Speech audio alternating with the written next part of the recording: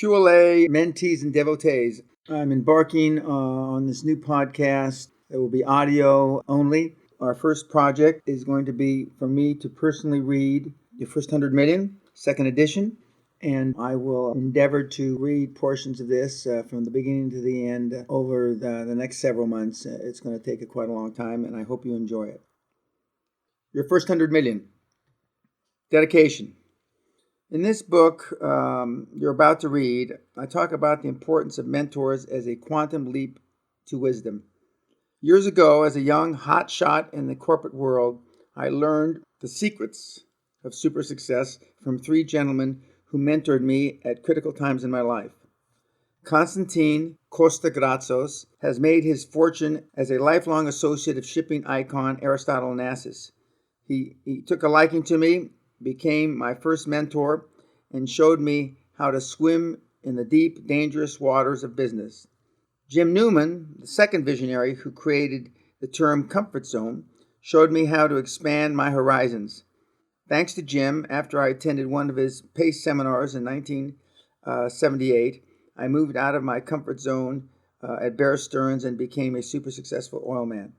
Jerry Ormond was already a legendary Texas oil man when I met him, yet he took the time to introduce me to fine points of the oil business and how to survive and prosper amid the chaos of a rough and tumble industry. Jerry, Jim, Costa, this book is gratefully dedicated to you. Prologue. The Price of Fear, the Reward of Courage. As this book goes to press, the financial world is free-falling through the worst economic crisis since the Great Depression. Men of wealth and presumed integrity in the financial world have committed treachery on the scale of uncounted billions of dollars, affecting millions of ordinary people around the globe. Bernie Madoff is the most despicable of these pirates in pinstripe, committing fraud of some $50 billion, deceiving even the closest associates and oldest friends. By March 2009, Bernie was in custody while lawyers bickered over the bones of his frozen estates, and he awaited his turn to plead guilty in court. So what, says his victims? Our life savings have vanished. We cannot change the past, only recover from it, and perhaps learn its crucial lessons. The first lesson is this: paralysis of fear can cost dearly, while the rewards of determined courage are incalculable. In the meantime, concealed amid the carnage of financial ruin, there are stocks that dare to offer the prospect of profit. B2C, our own investing group, for example, is engaged more in contravesting than investing, looking for stocks anywhere in the world that are undervalued, most paying dividends. We think this period of bear market is an excellent opportunity to reach boldly for the bargains that are out there. Our advice as you seek to venture into the heady white waters of business acquisitions, dream team building, and quantum leap expansion is to take courage, grasp chaos, force change, and follow the methodologies you're about to read. One day, sooner than you could have imagined, the financial nightmare of the first decade of this millennium will be a harsh but fading memory, and you'll have survived to be a super success you know you could be. Forward by Dr. Klaus Kleinfeld, former CEO of Siemens AG. Congratulations! You have chosen an extraordinary book that describes a step-by-step framework and methodology for building a super successful business from scratch while attaining the skill sets of a high-performance person. The precepts described in this book are straightforward yet very powerful. The author Daniel S. Peña has put into simple words how he achieved success at the highest level, starting with nothing more than a dream and a passion to succeed. I strongly recommend Your First 100 Million for those who have a dream, little or no capital, and desire a roadmap to build a significant net worth and achieve the life of a high-performance person. It is written in the style that will ingratiate you to the author because he tells it exactly like it is, with no varnish or hesitation. At times you may even be shocked by how he describes what it takes to be a high-performance person and achieve your dreams in today's rough and tumble, ever-changing business environment. He calls his precepts and methodology QLA, or Quantum Leap Advantage, and it's based on his almost 40-year personal worldwide track record of success. Over many years, Dan has become a very good friend. I know Dan's comments might often raise your eyebrow with his candor. However, you will truly enjoy hearing what it takes to succeed from someone who has really lived it. And you can tell this isn't theory because he gives you real examples from his life and those he has coached and mentored. Dan has operated in the same real world you do every day and succeeded against all odds. But more importantly, countless devotees have used QLA successfully and achieved their dreams and goals. Read this book, and I know it can be the first step towards the realization of your dreams and being a successful high-performance person. All the very best, Klaus Kleinfeld. Introduction.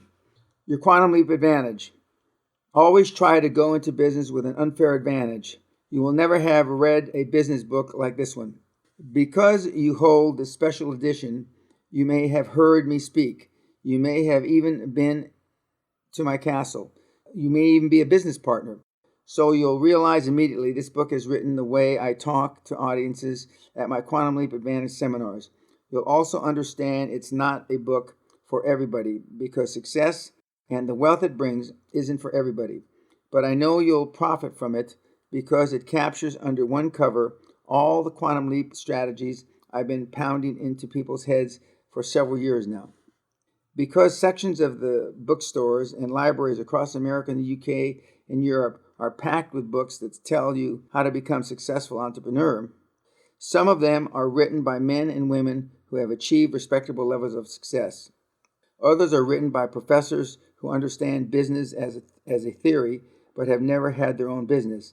These books typically take the reader through the step-by-step mechanics of starting, growing, and ultimately selling a business. Others are manuals that cover taking a company public, tax issues, raising capital, and other topics an entry-level entrepreneur needs to know. They include checklists, graphs, and formats for business plans and letters of intent. There are probably nuggets of how-to information in these books, but I found most of them to be as flat as lifeless as roadkill. But more to the point, none of these books tells you how to prepare your mind for being super successful. They skip over how to adjust your perspective just slightly so that you can take what I call a quantum leap, make millions of dollars, and do it over and over again. What if you had success to the secrets of a man who has the strength, skills, and self-confidence to make a quantum leap, one quantum leap after another, even make them simultaneously, and knows he will ultimately become a billionaire before he quits? What if you could receive, in his own words, the wisdom of the active multimillionaire, not one of those real estate rich morons or some silk-suited seminar mooches, but a man who took his own energy corporation from $820 investment to an incredible $400 million in market capitalization in just 8 years. That's what this book is all about.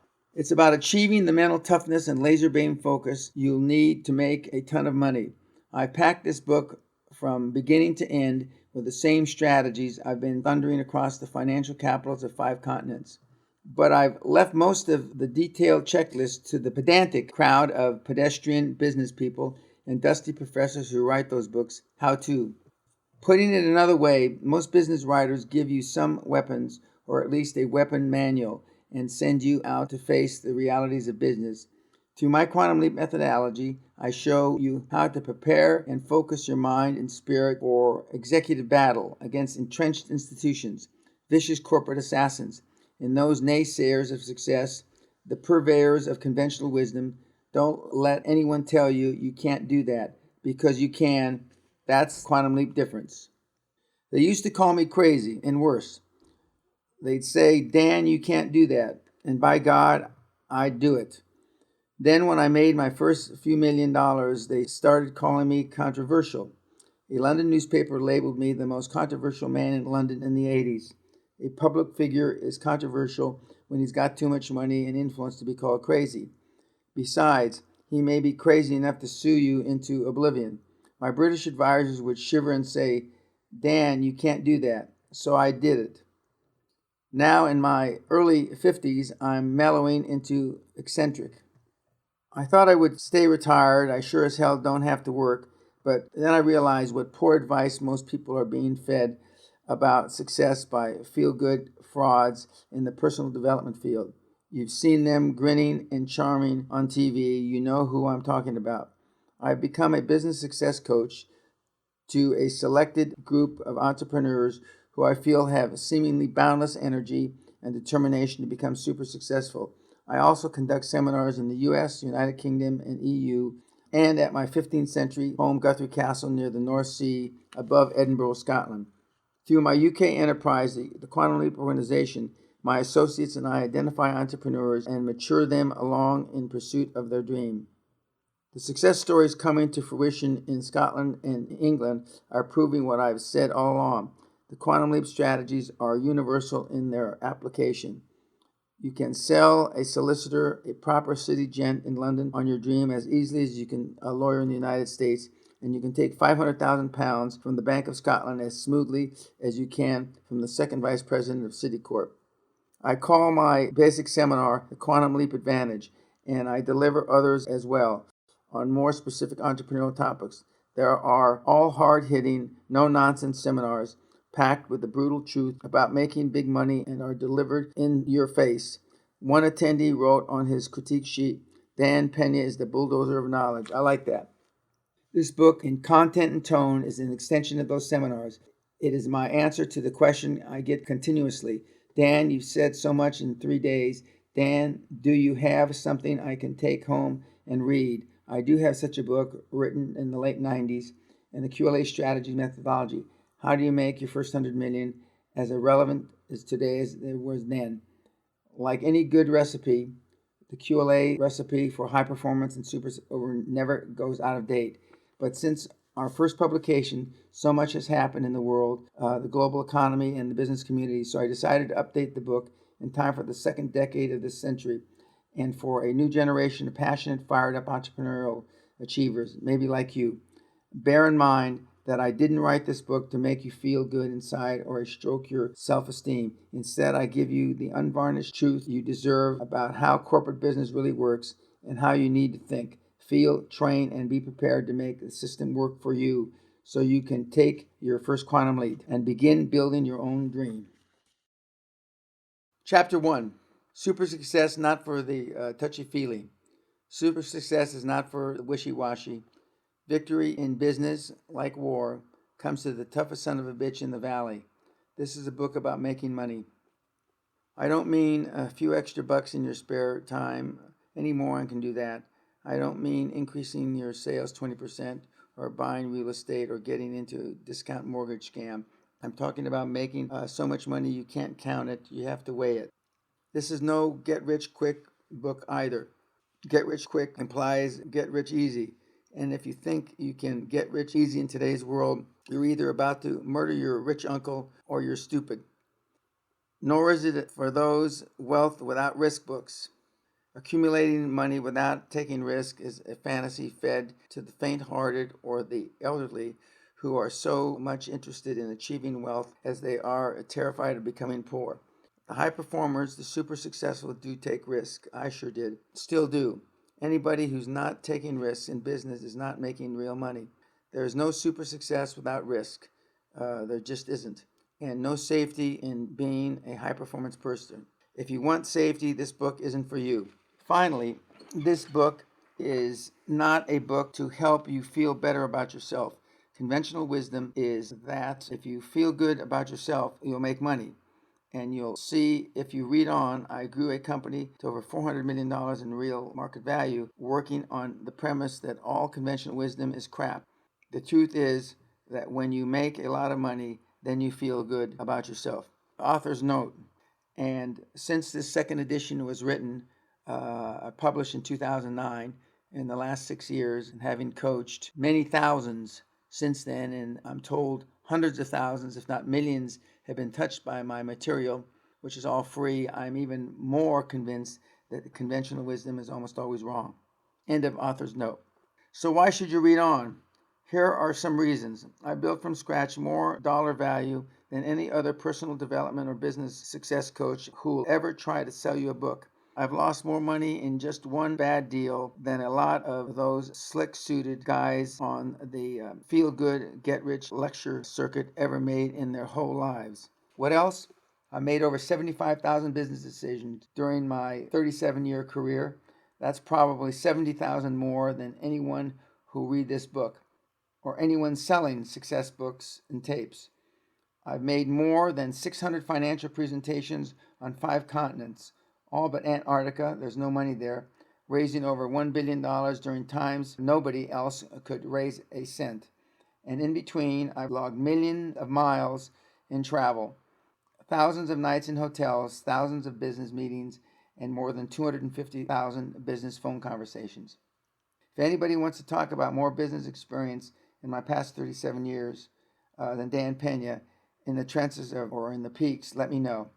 Author's note. It is now almost 45 years that I've been in business, and the business decisions, I stopped counting at about 85,000. I've been involved in many more than 600 financial presentations since then.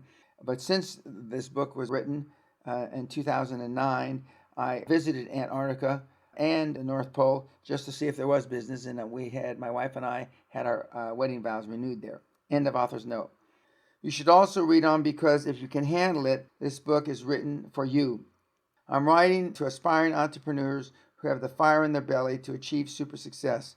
I'm talking to the owners of small or mid-sized businesses, people who are already successful and want more, and the CEOs, directors, and other top executives of companies who are now looking for geometric growth in a competitive, unforgiving marketplace. In short, this book is for serious players. But beyond the circle of capitalists, anyone who seeks a greater degree of success in their life can benefit from this book. To borrow from Joe Batten, the advertising legend and mentor to Ross Perot, whose accounts include the United States Army, I'm writing for you if you want to be all you can be. Now that you've bought me, I assume that you haven't browsed this far. Let me assure you that I've got more for you between these covers than you'll find in the entire library of Sutzi proverbs and platitudes, hence the cover price. Author's note, Joe Batten, I had the privilege of being his partner. Joe Batten, some 20 years ago, told me after he heard me speak the first time, Dan, if you stay at it, and it's hard to stay at it because it can be an unforgiving business, he was talking about coaching other people, you'll be one of the best, if not the best. End of author's note. When I retired the second time, a few years ago, I quickly got bored with doing nothing. I gradually became interested in sharing the brutal truths I had learned in the business world with others. After all, I had made tens of millions before I was 40. Why not pass along the benefit of years of experience to those who were on the cusp of success so that they could enjoy extraordinary business achievements of their own, and quite frankly, my ego demanded it. Author's note. 2 years ago, I tried to retire for a third time, and I actually had a retirement seminar, I believe it was April of 2013, at which Klaus Kleinfeld came and spoke to the seminar attendees here at Guthrie Castle. But during the graduation dinner, I knew that I couldn't quit, and so it is now October of 2015, and I'm still working harder than ever at seminars here at Guthrie Castle. End of author's note. The idea led me to make a commitment to be a business coach.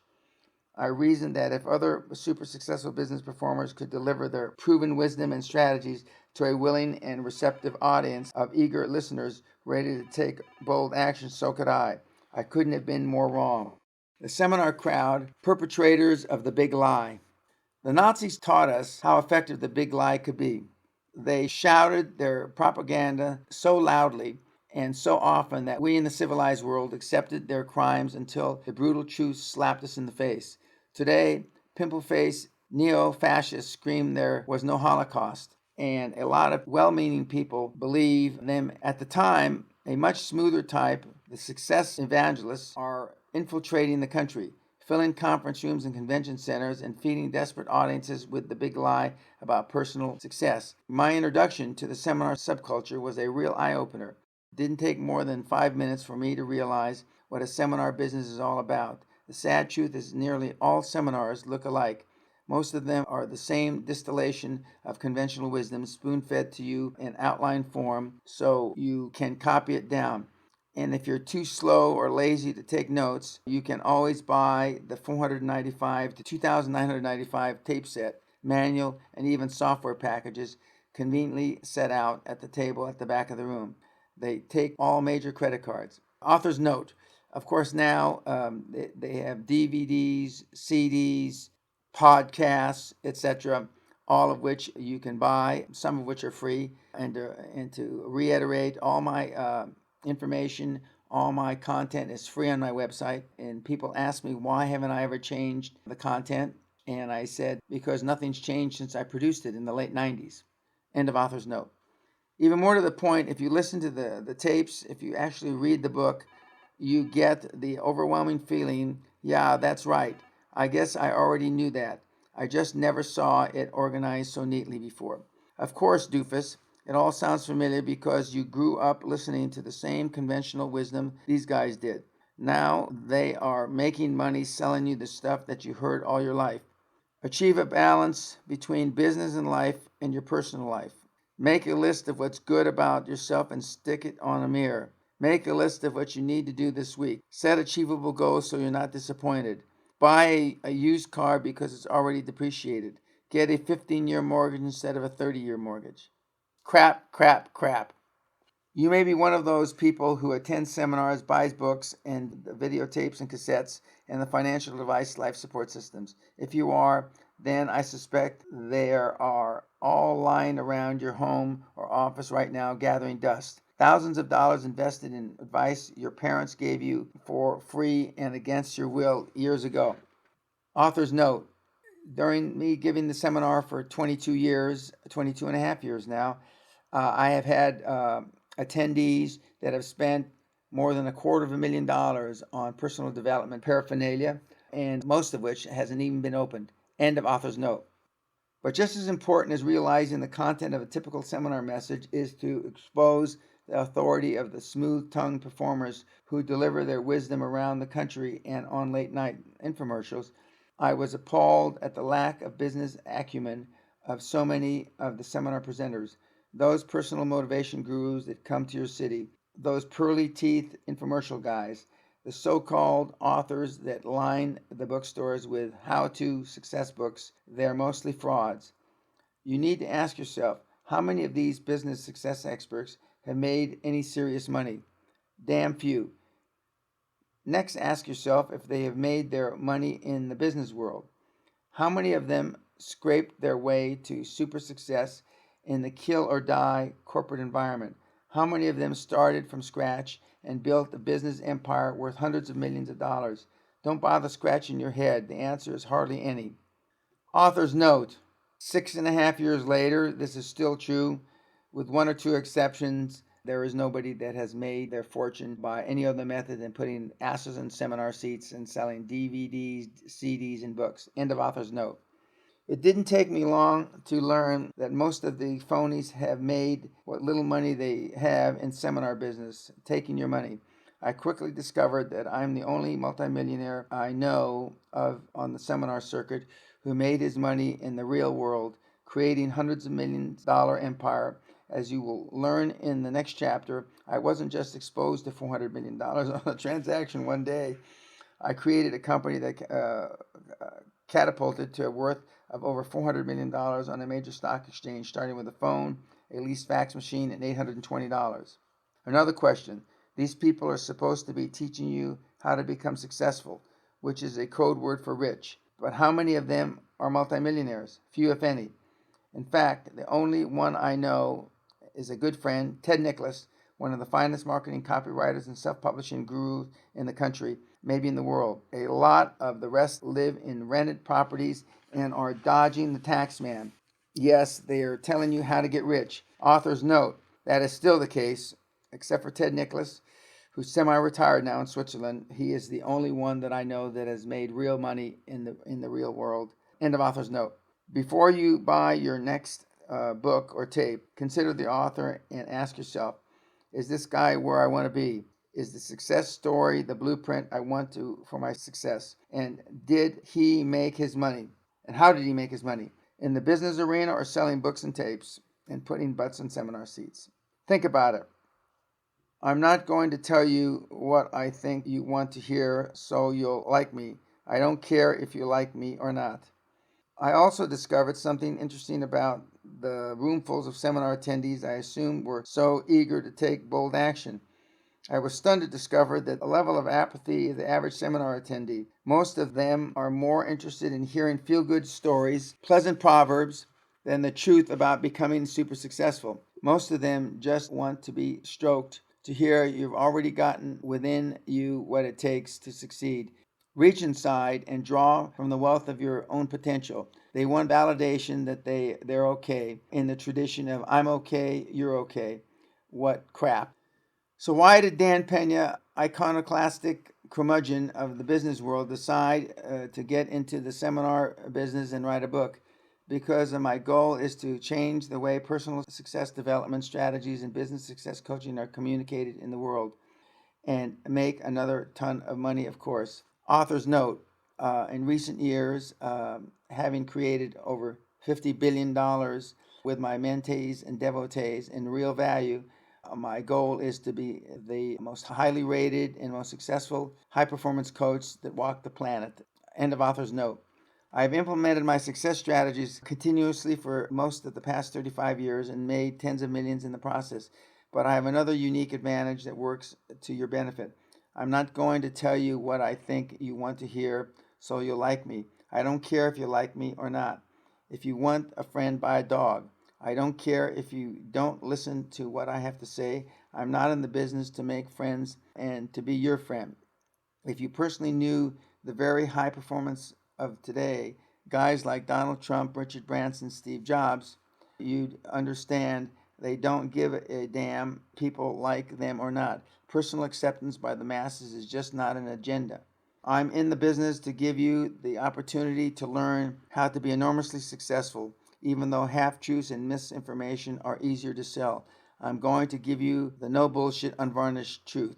Author's note. Donald Trump and Richard Branson are still at the top of their game.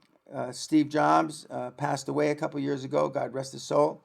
But it's even more evident that they don't really care what you think, especially with Donald Trump running for president in the United States. And as I read this book for this audio podcast, he's leading the polls in the Republican Party, and he may very well wind up running, being nominated by the Republican Party. End of author's note. When I first started lecturing, I talked to my audiences like I would talk to my staff, expletives and all. Half of those audiences, mostly women, would get up and leave the first 15 minutes. I didn't care because I was speaking with passion and true to life. This is the way super successful people talk in the glass towers of success, I told them, so get used to it. If they had seen the movie Wall Street, they had already heard a fairly representative dose of language used in the real world. They left anyway, and I was amazed to see their naivete. Author's note. The second edition of a movie like Wall Street, The Wolves of Wall Street, came out recently in the last couple of years, and it even reiterated more so how rough the Wall Street environment, although that was a bucket shop, and that's certainly not a Goldman Sachs, but the language and the actions of those people are not known or understood by most. End of author's note. My marketing advisor and the people who schedule seminars finally said to me, Dan, you got to tone it down. Some of these people are really interested in what you've got to say, but you're offending them with your language. So I toned myself down to become a kinder, gentler Dan. Authors know that may have been the case in 2009, but in 2015, I'm not toned down at all, although I don't physically touch anybody in the seminars by hitting them as I did in some seminars, or I'm alleged to have done in the 90s, but the language is rough, as evidenced by my YouTube episodes. End of author's note. Paying the price for super success. Now that I've given you an idea of where I'm coming from, let's talk about some of the basics of becoming a super successful. To begin with, it's not easy. Every worthwhile goal in life has what I call a pay price to action. To achieve the goal, you must take action that requires you to pay a price in some other area. It's a trade-off. The mooches in the seminar circuit tell you you can have it all. You can be a well-rounded parent, make a bundle of money, and be loved by all. That's crap. The truth is that you have to give up something to get something. Throughout this book, you've got to ask yourself, what are you willing to give up or trade off to get what you want? Author's note.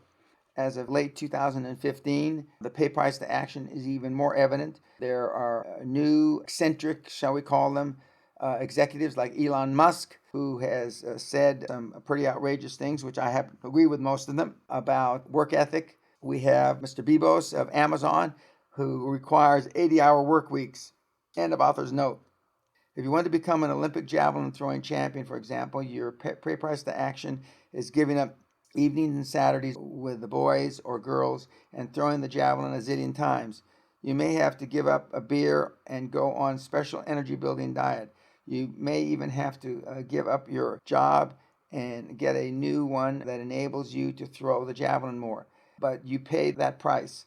You want to get to the Olympics, and you don't want to bring home a bronze or silver medal. You want a gold medal, and you're willing to pay the price. At the Beijing Olympics in 2008, one superstar emerged at Beijing National Aquatic Center, the famous water cube, a young man who exemplified paying the price. During the years of preparation, American swimmer Michael Phelps sacrificed the carefree life of other guys his age so that he could become a gold medal athlete. His motto was eat, sleep, swim.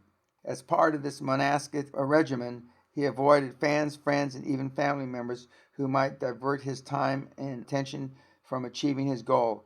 It was a price he was willing to pay to be the best. It is not generally known, but Phelps was meeting and overcoming challenges long before he ever heard of the Olympics. When he was a child, a few experts doubted whether he would be able to accomplish anything. Even in preschool, teachers complained that he couldn't stay quiet, sit still, or concentrate. Your son will never be able to focus on anything, one teacher told his parents. He was later diagnosed with ADHD, attention deficit hyper disorder. Author's note. I too suffer, if that's the right word, from ADHD, except at my age, they just said that I was a crazy kid. And as you get older, I've outgrown many of the symptoms, but I hopefully have retained the hyperactivity. End of author's note. Somewhere along the way, young Michael learned to focus. His typical 18-hour day prior to competition at Beijing 2008 began at 5 a.m. every morning. Every hour and minute was scheduled to reduce out-of-pool time. During the Olympics, to maximize TV viewership in the U.S., the preliminary competitions were held at night. The finals were held the next morning. Grueling day even for champions. Phelps dismissed talk of making schedules less strenuous. If you can't get up to a swim in the morning, don't go. The level of commitment leads to the next lesson. Super success, whether it's the Olympics or the boardroom, is not for everybody.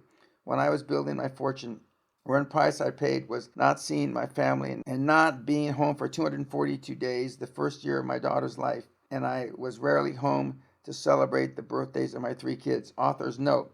My daughter just turned 29 and is successful as a manager with a Fortune 500 company, having received her master's degree about a year and a half ago from Northwestern University, and is doing well, although from time to time when she was younger, she did remind me of being gone 242 days. End of author's note. You may remember how Michael Phelps' commitment paid off. He won 8 gold medals in Beijing, eclipsing the record set by American swimming legend Mark Spitz at the Munich Olympiad in 1972. I wonder if Michael's childhood teachers and their other experts were watching. Author's note. In or about 1982, I had the pleasure of meeting Mark Spitz while in Israel, pitching the Israeli National Oil Company about a deal to drill for oil in Israel. End of author's note. The costly pay price to action may not be for you. It isn't for most people. That's why there are so few Ted Turners, Ross Perot's, and yes, Mary Kay Ashes in the world. But this is important. That's all right. Mark Zuckerberg followed the classic American success formula set by Bill Gates and other techno-whiz kids. Mark paid the price, spending more of his young years tinkering over a computer than he did being a typical teenager. The payoff, he redefined social networking for the 21st century and founded the enormously popular Facebook. The phenomenon now claims more than 70 million active users worldwide and gives Zuckerberg, a 23-year-old, very eligible bachelor, net worth of $1.5 billion. Yet I doubt whether he would recommend his path to super success for everyone. Author's note.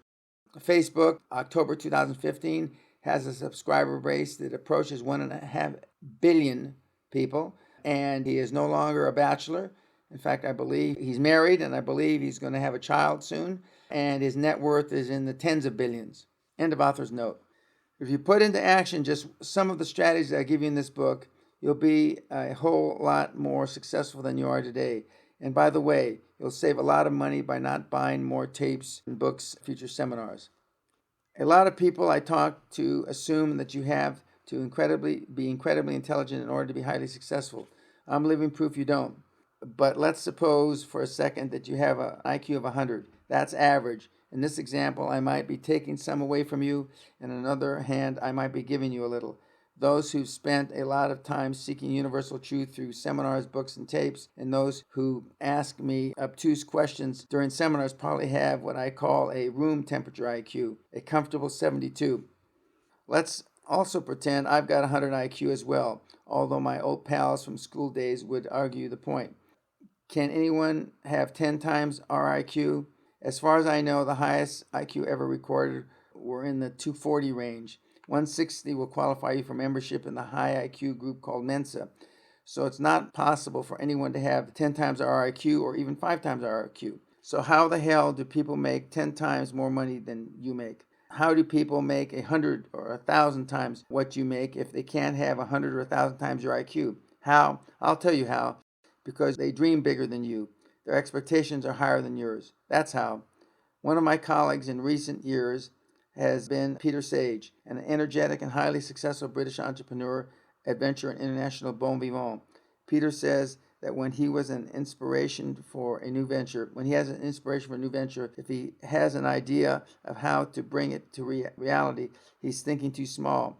Now, that's my kind of thinking. Author's note.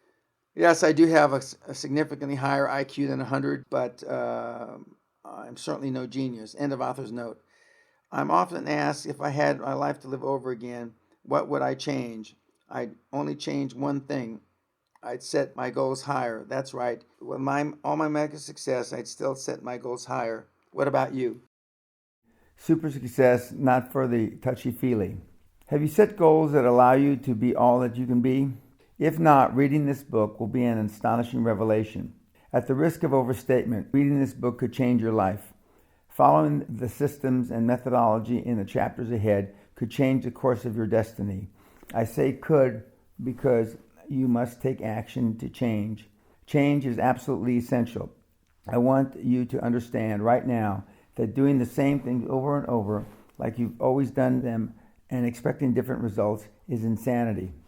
Author's note, having published the second edition in 2009, refreshing it from the first edition, I can say categorically that we have a 100% track record for changing lives.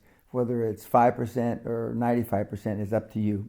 End of author's note. You see, these high-performance individuals like yourself achieve super success because they want it more than you.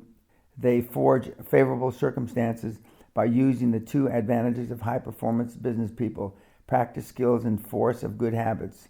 Or as Jim Ryan, the former world record holder in the mile, said, motivation gets you started, habits keep you going. Trust me on this, intelligence has nothing to do with it.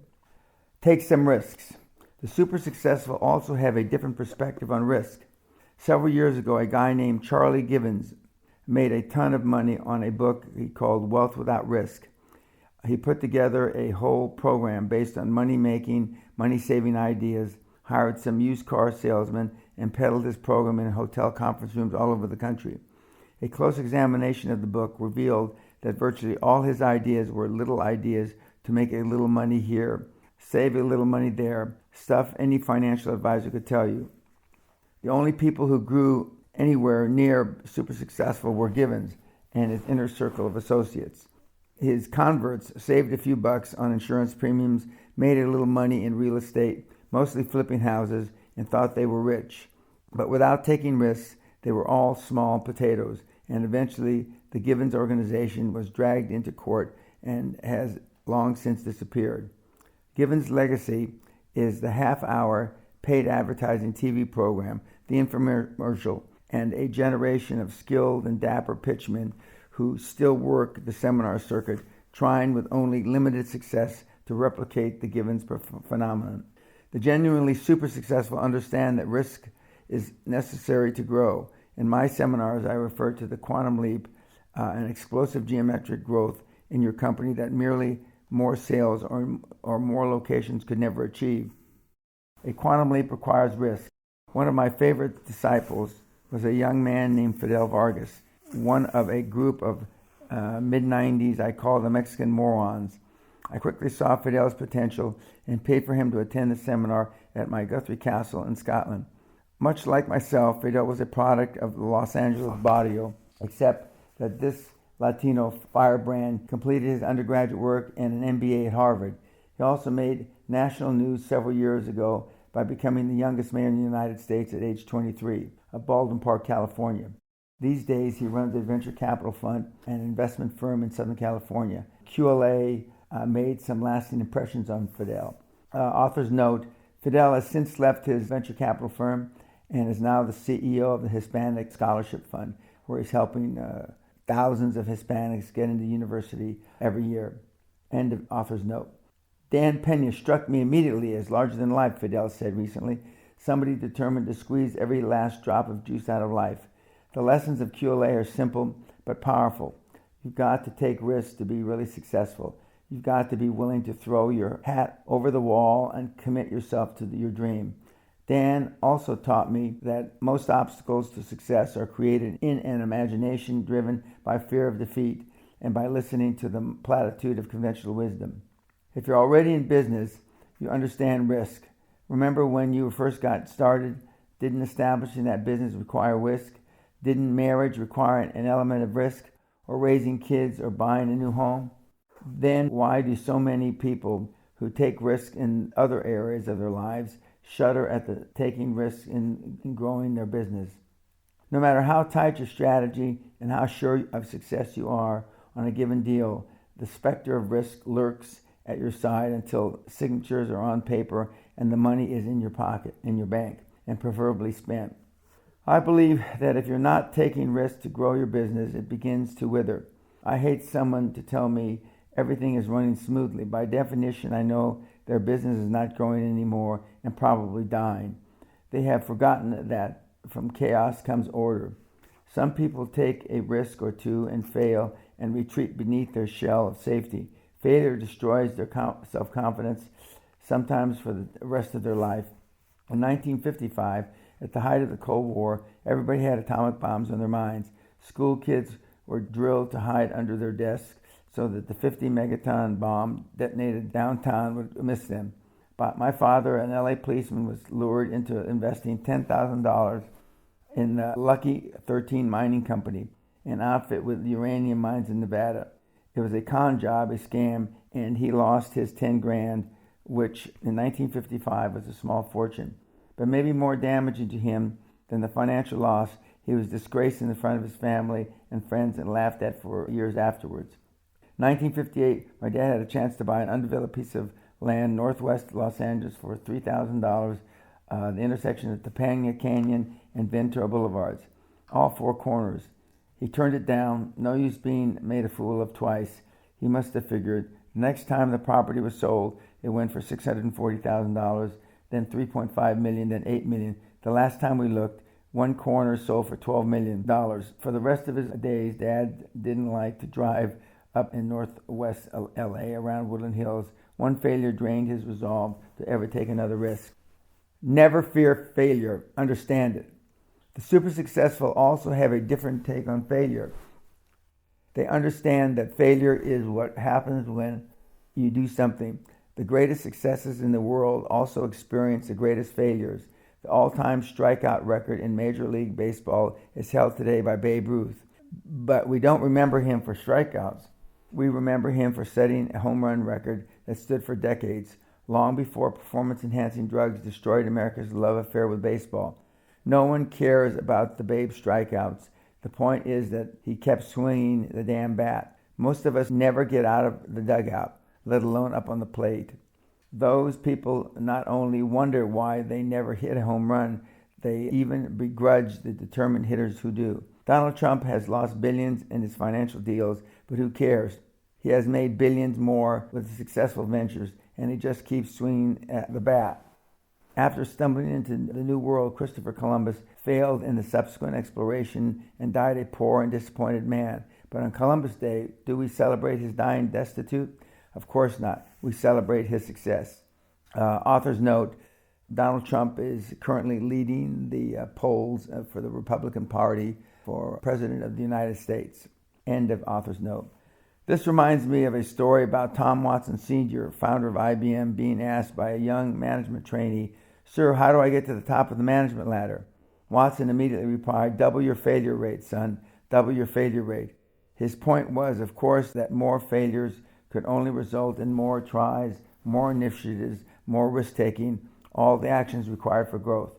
Most of Tom Edison's experiments failed miserably, thousands of them. He thought direct electrical current, DC, was the answer to lighting the world, and the alternating current, AC, was passing fad. He was wrong, and nobody cares. Instead, we're indebted to Edison's genius and his determination whenever we turn on a light bulb or hear recorded music or watch a movie. For the super successful, failure is a valuable lesson. It is a road not to take again, or at least under the same conditions. And then they move on. Failure is nothing more than testing. As Edison said, success is 99% perspiration and 1% inspiration. To the high-performance person, fear is false expectations appearing real.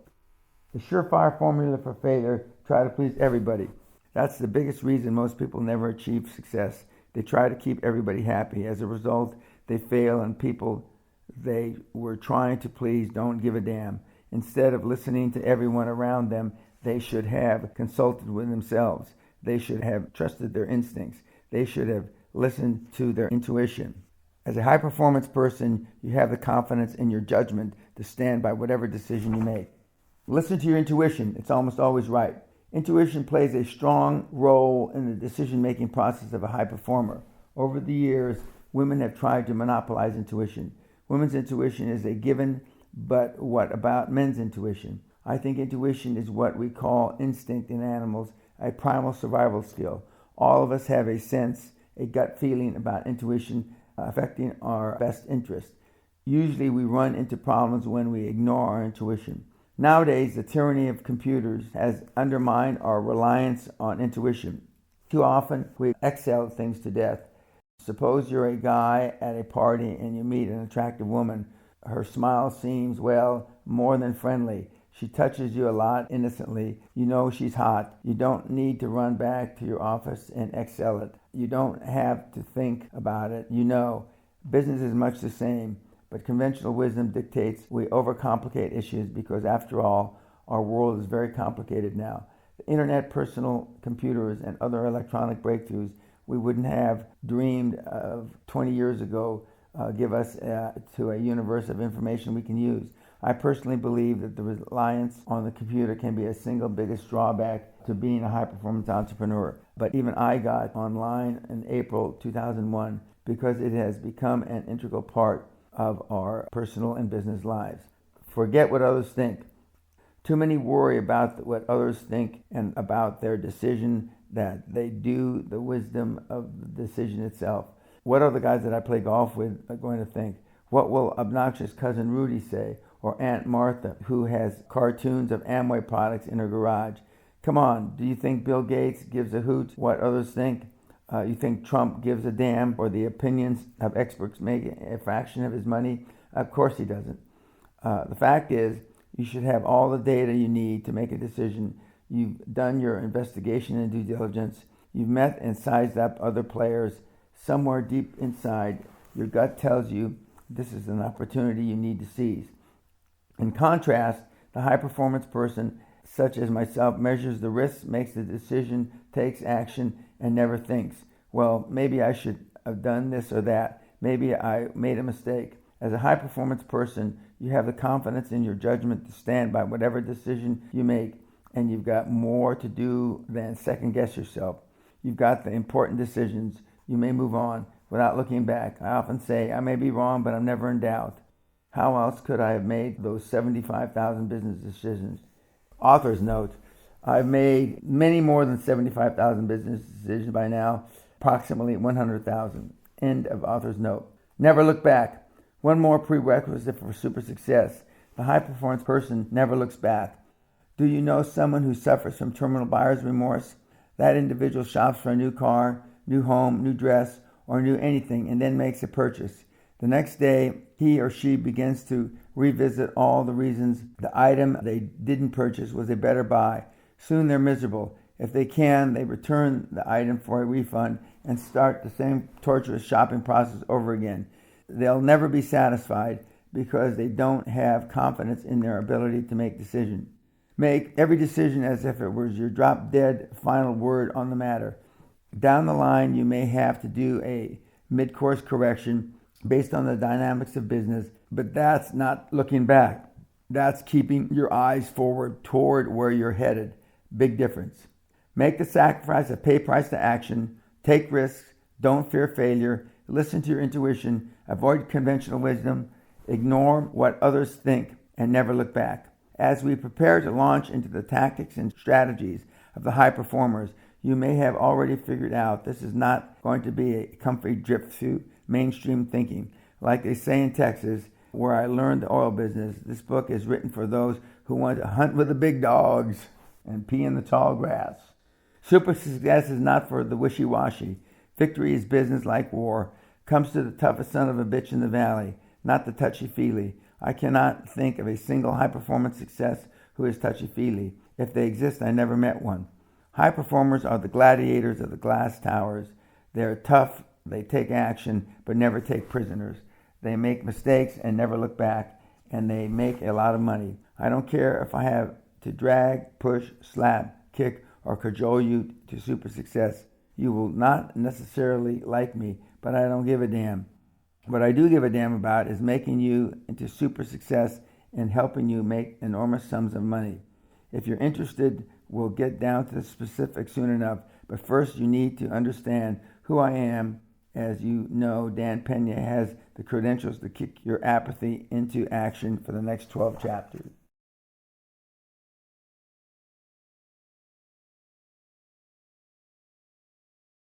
Chapter 2, The Barrio and the Castle. If you aren't prepared to die for your dreams, you aren't prepared to live for them. One of the differences between man and the lower animals is that we humans continue to evolve throughout our lives. We have the capacity to make mid-course corrections. We experience pivotal, life-changing events. Men, for example, can be changed forever by experience of war. Women are often transformed by the experience of childbirth. In this chapter, I want to trace the path of my own career and its pivotal points of change. When you understand the origins of my business strategies, you will see more clearly how you can apply them to your business. I was not always a laser beam focused, goal-driven, success-motivated individual I am today.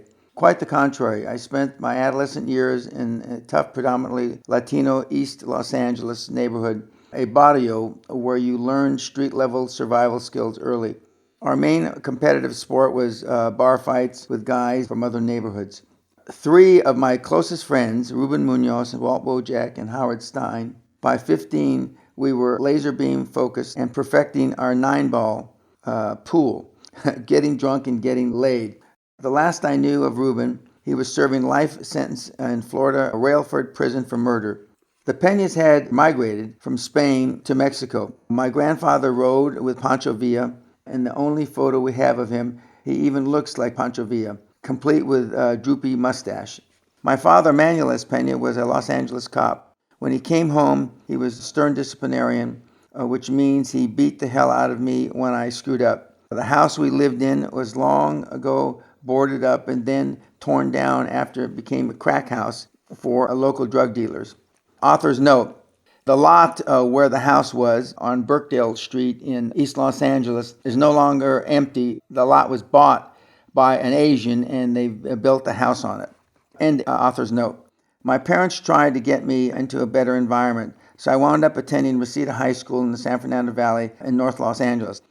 But the seeds of rebellion were already planted. I caused a lot of trouble during the times when I bothered to attend. In May 1963, about 3 weeks before graduation, the vice principal gave 3 of us our diplomas and told us never to set foot on campus again. They were afraid we'd disrupt graduation. Reuben, Walt, and I thought about it a while and then went back and threw our diplomas in his face. 3 weeks later, we disrupted graduation on schedule. Author's note: The real disruption of graduation was mostly me. I take credit for it, and there's nothing to be proud of in hindsight. End of author's note. In the fall, I entered San Fernando Valley State College. Today, it is California State University at Northridge. I soon flunked out and drifted through a couple of other colleges over the next 2 years. Finally, in June 1966, with no goals or ambitions, I enlisted in the United States Army. My father had been an enlisted man during World War II and an officer during the Korean War. He gave me some good advice. As long as you're going to be in the military, he said, be an officer. By December 1966, I was attending Officers Candidate School at Fort Benning, Georgia, and earned my second lieutenant bars on July 1st, 1967. Like so many Army Brown bars, in 1967, I could anticipate becoming an infantry platoon leader in Vietnam. Then, for some reason, long since buried in the Pentagon, I was suddenly transferred to Military Police Corps and shipped to Fort Gordon, Georgia. By October, I was on my way to Europe, attached to NATO as an officer in the 64th Military Police Company. For the next 2 years, at stations all over Germany, my responsibilities expanded beyond the usual MP duties. I found myself traveling back and forth through Checkpoint Charlie, involved in various intelligence assignments. I was heady stuff for a brash young lieutenant. I loved it. The military proved to be my first life-changing experience. I became part of an organization that depended on personal responsibility and discipline in order to become effective, just as it has done for countless other young men before and since. The military took an aimless kid and forged a rapidly maturing adult. Intelligence work led me into the guts of real-life geopolitics. I saw that there was no real friends in the arena of world diplomacy, only allies of convenience. No acts of benevolence, only strategies which advance one's best interest. The instinctive tactics of survival, which had served me so well in the barrio, were the same ones nations were using as instruments of policy. Later, when I entered the business world, I discovered that corporate America operated the same way. By that time, I had been well trained. I separated from the Army in late 1969 and returned to civilian life, determined to make up for the lost time. I enrolled at Cal State at Northridge and earned my degree in 2.5 years, averaging 20 semester units.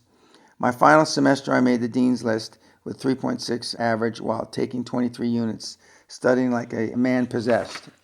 Begin the expectations of super success. I finally received my degree in business administration in January 1971, and while I worked on my master's degree in finance and waited to get into law school on a scholarship, I got a job with Land Consultants of America, a commercial real estate firm in Los Angeles. We were selling land to people interested in investing in California Dream. Kelly Norwood, the guy I worked for, said, "Dan, you should sell everybody who comes through the door." Hell, I didn't know any better, so I achieved 94.6% closing rate and felt badly about the other 5.4% who got away. The experience was an important lesson about expectations. I expected to sell everybody who walked in the door, so I almost did. But what if my boss had said, "Dan, real estate is tough. A new guy like you should expect to sell no more than 30%. My expectations for success would have been less 1/3 of my real potential. In April, my boss sent me to become sales manager of the San Diego office. The first thing I did was fire every mooch in the office. Then I recruited a sales force of Navy pilots who were getting out of the service at San Diego Naval Air Station. These were shit-hot fighter jocks, Top Guns who had earned their wings over the skies of Southeast Asia. They were assassins in every sense of the word, and I was their leader. I told them how easy it was to sell civilians on the California Dream. You ought to be able to sell everybody who walks in the door, I said. Then I proceeded to train my fired-up team of jocks, and I only had to shift their mindset marginally to turn them into real estate assassins. By the summer, I was making $10,000 a month in sales commission. So even with all this activity, I was flying back and forth to Los Angeles, where I was a commuting graduate student. In late 1971, I decided to start fishing with nets instead of poles, conducting real estate seminars. Instead of training just a few staff people, I was teaching roomfuls of hopeful real estate magnates how to peddle dirt and charging them for the privilege. By December 1971, I was driving my first Rolls Royce and had a Mercedes for a second car. I had long since dropped out of graduate school and forgotten my pursuit of a law degree. In early 1972, I was named Vice President of Life Was Beautiful. I started thinking about marriage and shopping for a big home in Lake Encino, a sort of quasi-Beverly Hills community in Los Angeles. Then the bottom fell out. I was about to board a plane to Switzerland on a land deal when I got a call at Los Angeles International Airport. Come to the office, the IRS has shut us down. I raced back to find our office sealed with yellow tapes like some sort of crime scene. My partners had decided to skip paying withholding taxes. There was an IRS investigation and I was cleared of wrongdoing, but was unemployed. I got a job in LA as a stockbroker at the firm of what would later become Payne Weber in the summer of 1972. I was sent to New York City. I got an apartment in Manhattan and spent invaluable time learning the financial business in the toughest, most unforgiving business environment in the world. Ideally, every individual pursuing success in the top of his or her industry should come to New York City and master their executive skills. Sinatra was right. If you can make it there, you can make it anywhere. I made it by all conventional definitions. For 5 years straight, I doubled my income. But it wasn't until 1976 I was transformed from a micro thinker to a macro thinker and began to redefine my own success. The one man who turned me around, Jim Newman, became one of my mentors, a concept we'll discuss later chapter. In 1977, I left Payne Weber to join the investment banking firm of Bear Stearns & Company in Los Angeles, where we served as investment bankers and financial advisors for large corporate and private clients across the U.S. and overseas. It was during this period I met the guy named Pat Kennedy. Pat was an oil trader. He made his money moving thousands of barrels of crude oil around in an uncertain oil market. I was intrigued.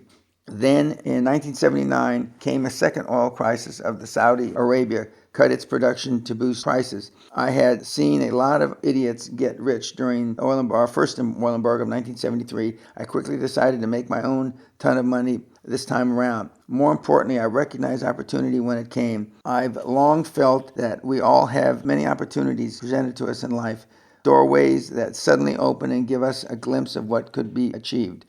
But because we are preconditioned and so fearful of failure, we stand there each time telling ourselves to let the doorway close, rationalizing our inability to take action. Then the doorway closes forever. Author's note: as I read this, we are again in a massive oil decline.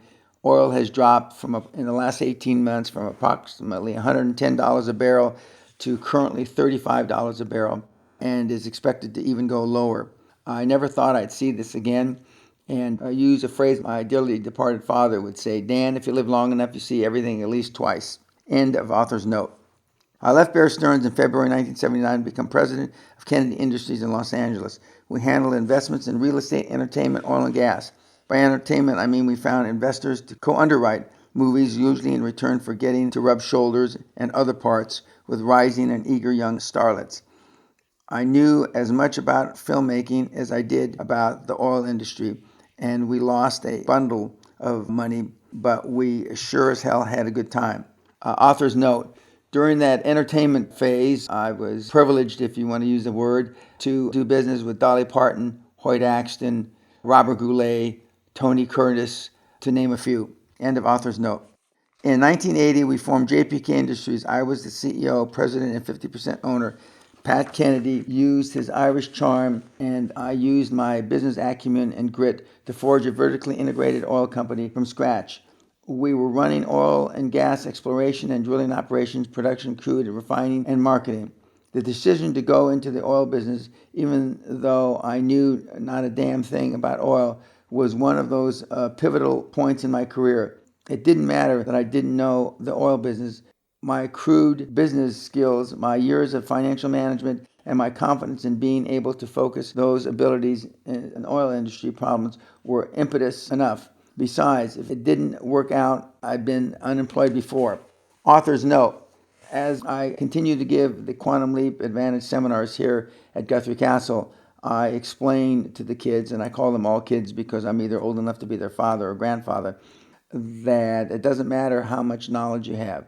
And that's what the dream team, the professionals that you'll bring onto your team, will allow you to do. You'll be able to do things that you really don't have a lot of knowledge about. End of author's note.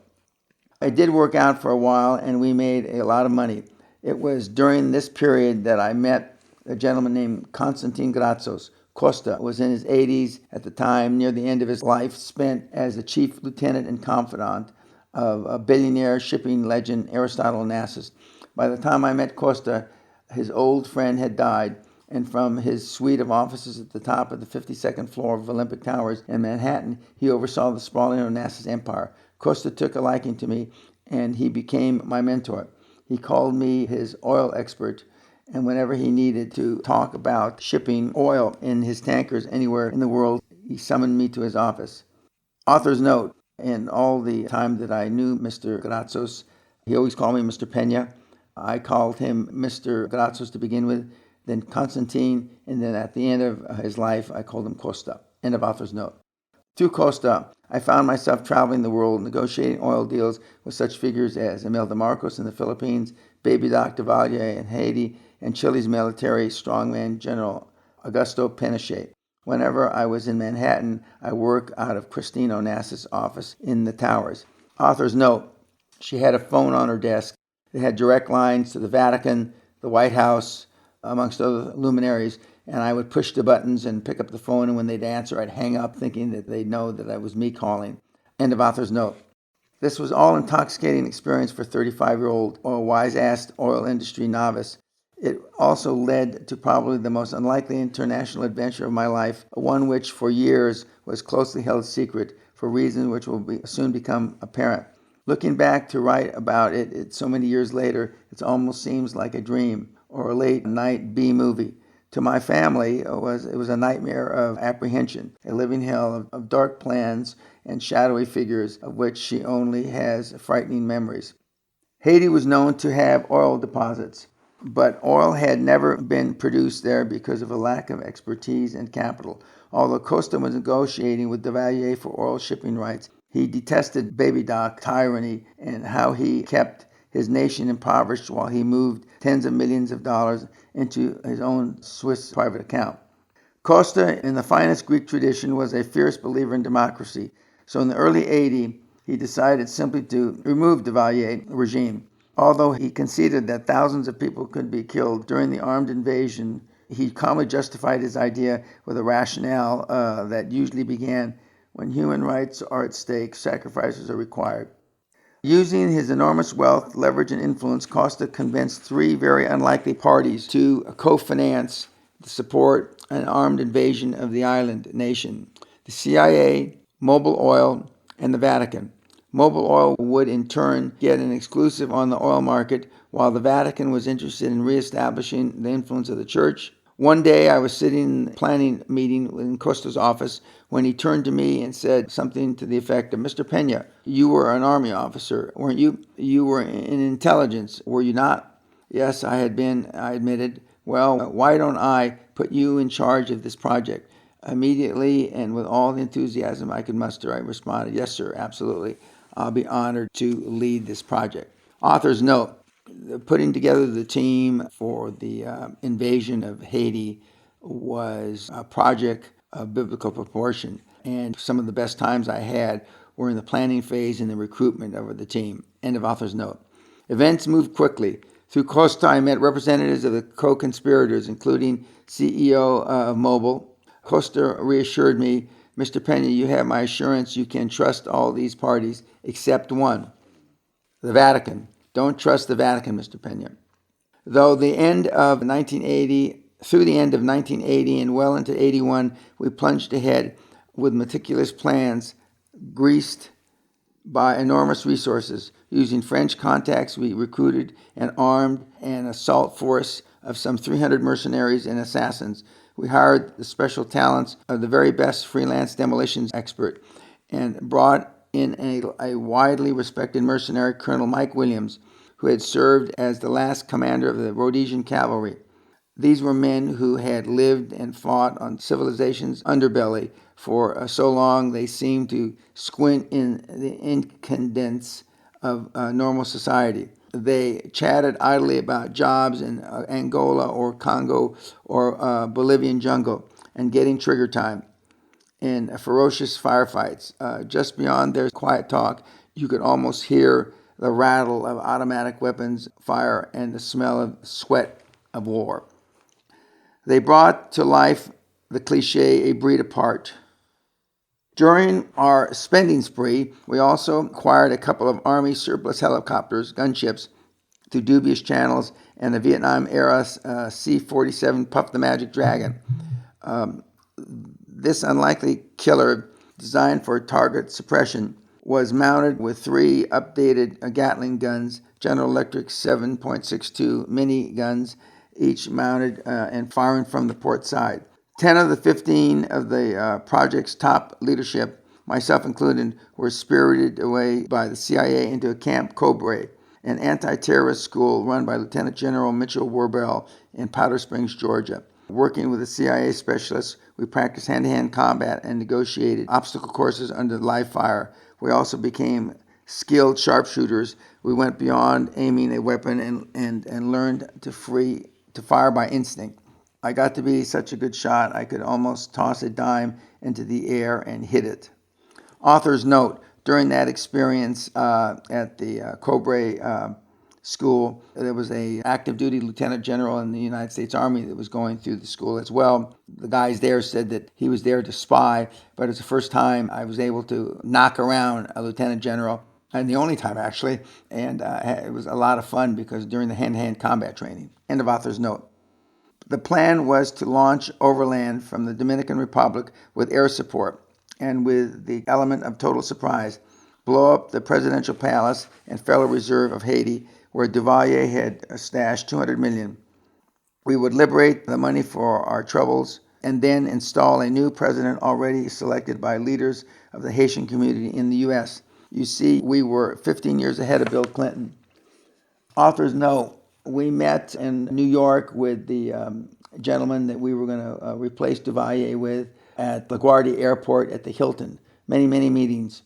End of author's note. Although we were only 300 strong, our battle plan called for expending 1 million rounds of ammunition during the first day of assault. Thousands, including the palace guard and most of Haiti's feared Tonton Macoute, would be terminated. It never even occurred to us that we might be killed as well. We were immortal in those days. In fact, I made sure I was slated to be aboard the first chopper to hit the ground in the palace grounds. In the meantime, our designated president-to-be was sitting in New York drawing up a hit list of his enemies. It grew from a dozen to hundreds, and the CIA was getting nervous that our plan was becoming less than a clean surgical strike. During the summer of '81, a climatic meeting was held in Olympic Towers, attended by our CIA contacts, our mercenary commanders, and other key players. Suddenly, the CIA guys announced they were shutting down the operation. Talk about chaos. Mercenaries jumped up, pulled their guns. The CIA guys jumped up and drew their guns. And my own former FBI bodyguard, Dave Reynolds, shoved me under the conference table. At that moment, Costa strolled in the room, glanced around, and said, "It looks like I got here just in time for the excitement." Author's note, the words that I wrote here several years ago in no way, shape, manner, or form can illustrate or depict the excitement that was in that room when the CIA said that they were pulling out of the deal and everybody else went fucking berserk. End of author's note. Once guns were reholstered and I came out of under the table, we accepted the fact that the CIA had pulled out of the deal.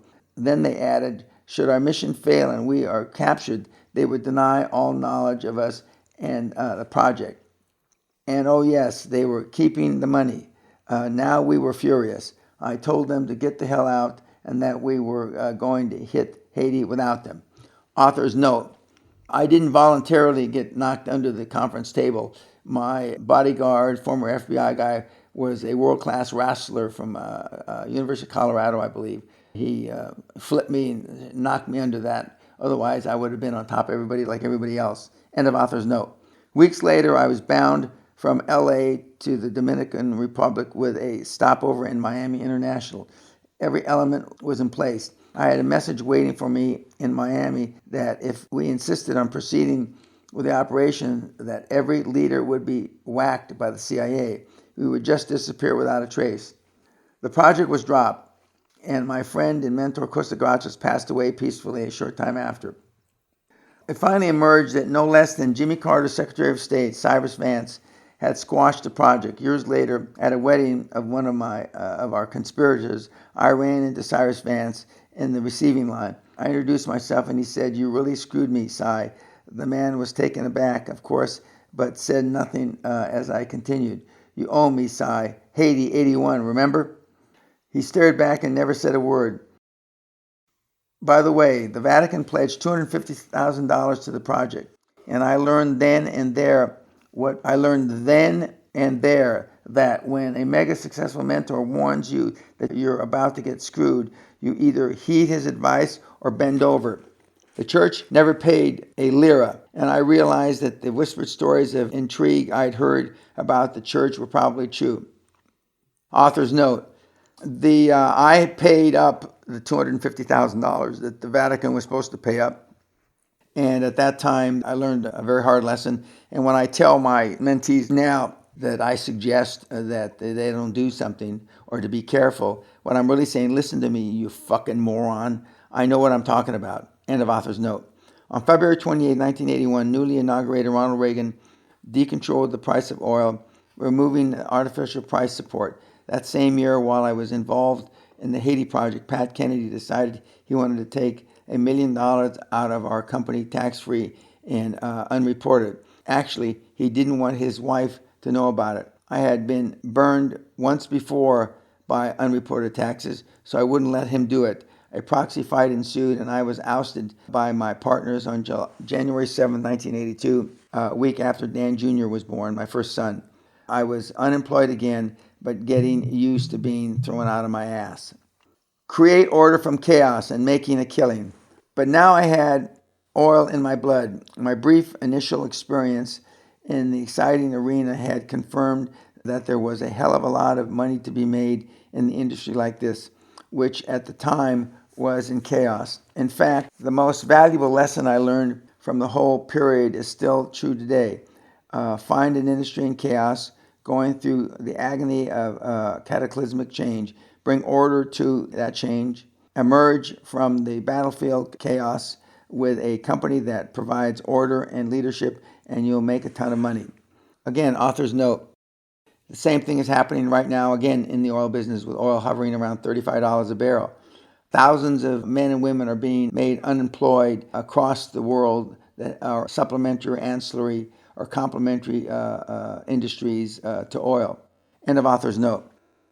Here's an example. A dozen years ago, the entire field of interactive communication was in absolute chaos.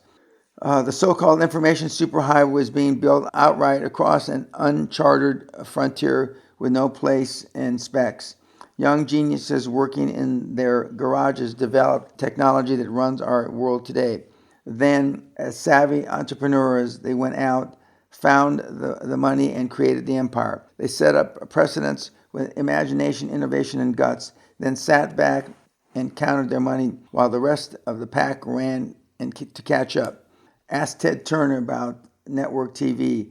Ask Bill Gates about universal software. Ask Netscape about web browsers. How many short years ago was it that Google was a theoretical number beloved by nerds, that Dell was a publisher of comic books, and Yahoo was something cowboys yelled during sex? With a growing network of contacts and sources in the oil industry, I decided to go into the business for myself. So on Friday, July 13th, 1982, I founded Great Western Development Corporation. At least I'd never be fired again. When you're looking to increase revenues quickly, who are the dumbest people to do business with? Why, the morons who buy those $750 ashtrays, of course, the United States government. I immediately contacted the Defense Fuel Center, the U.S. Department of Defense. The agency bids contracts every February and October to buy JP4 and JP5 jet fuel and diesel fuel. We started Great Western Development, GWDC, with $1,000. A friend of mine, Bob Anderson, a retired Texas oil man, former Secretary of the Navy, chipped in $180, and I paid the remaining $820 to bid an initial $20 million contract. I later paid Bob back his investment. I was working in my infant son's bedroom with a spare telephone and a leased fax machine. That was the total extent of GWDC, Great Western Development Corporation.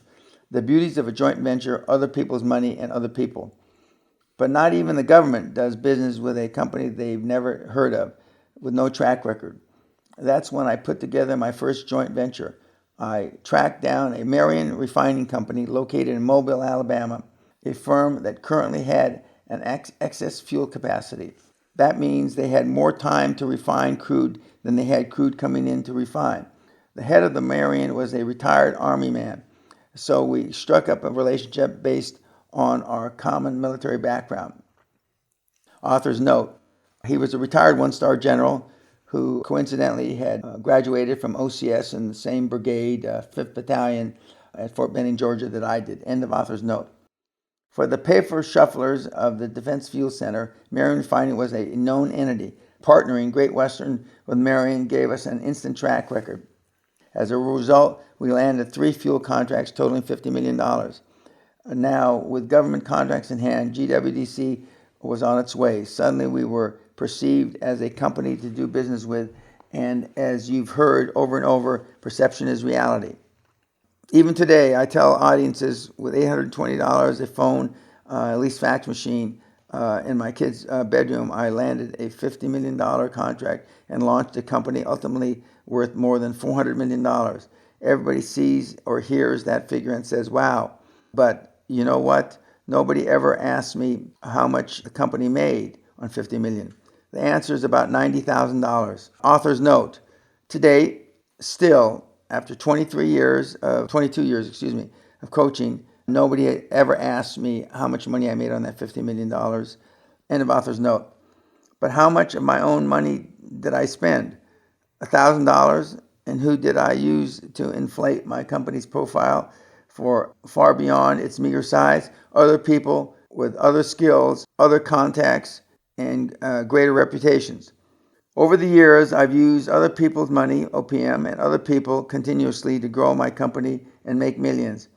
We'll talk about locating that money and those people in the future chapters. At the time I founded Great Western, I set 3 goals for myself. A, to grow the company to $2 billion in assets. B, to become one of the top 5 highest paid energy executives in the industry. And C, to make Great Western the 50th largest company in the country. Energy company. At the time, Pennzoil was ranked 50th. There were thousands of energy companies in those chaotic days. I achieved B and C. I fell 1.55 billion short of the first goal, measured in market capitalization value. But so what? And what if I had set my goal at 20 billion? Author's note, I talk about, people ask me if I had to do over again, what would I do?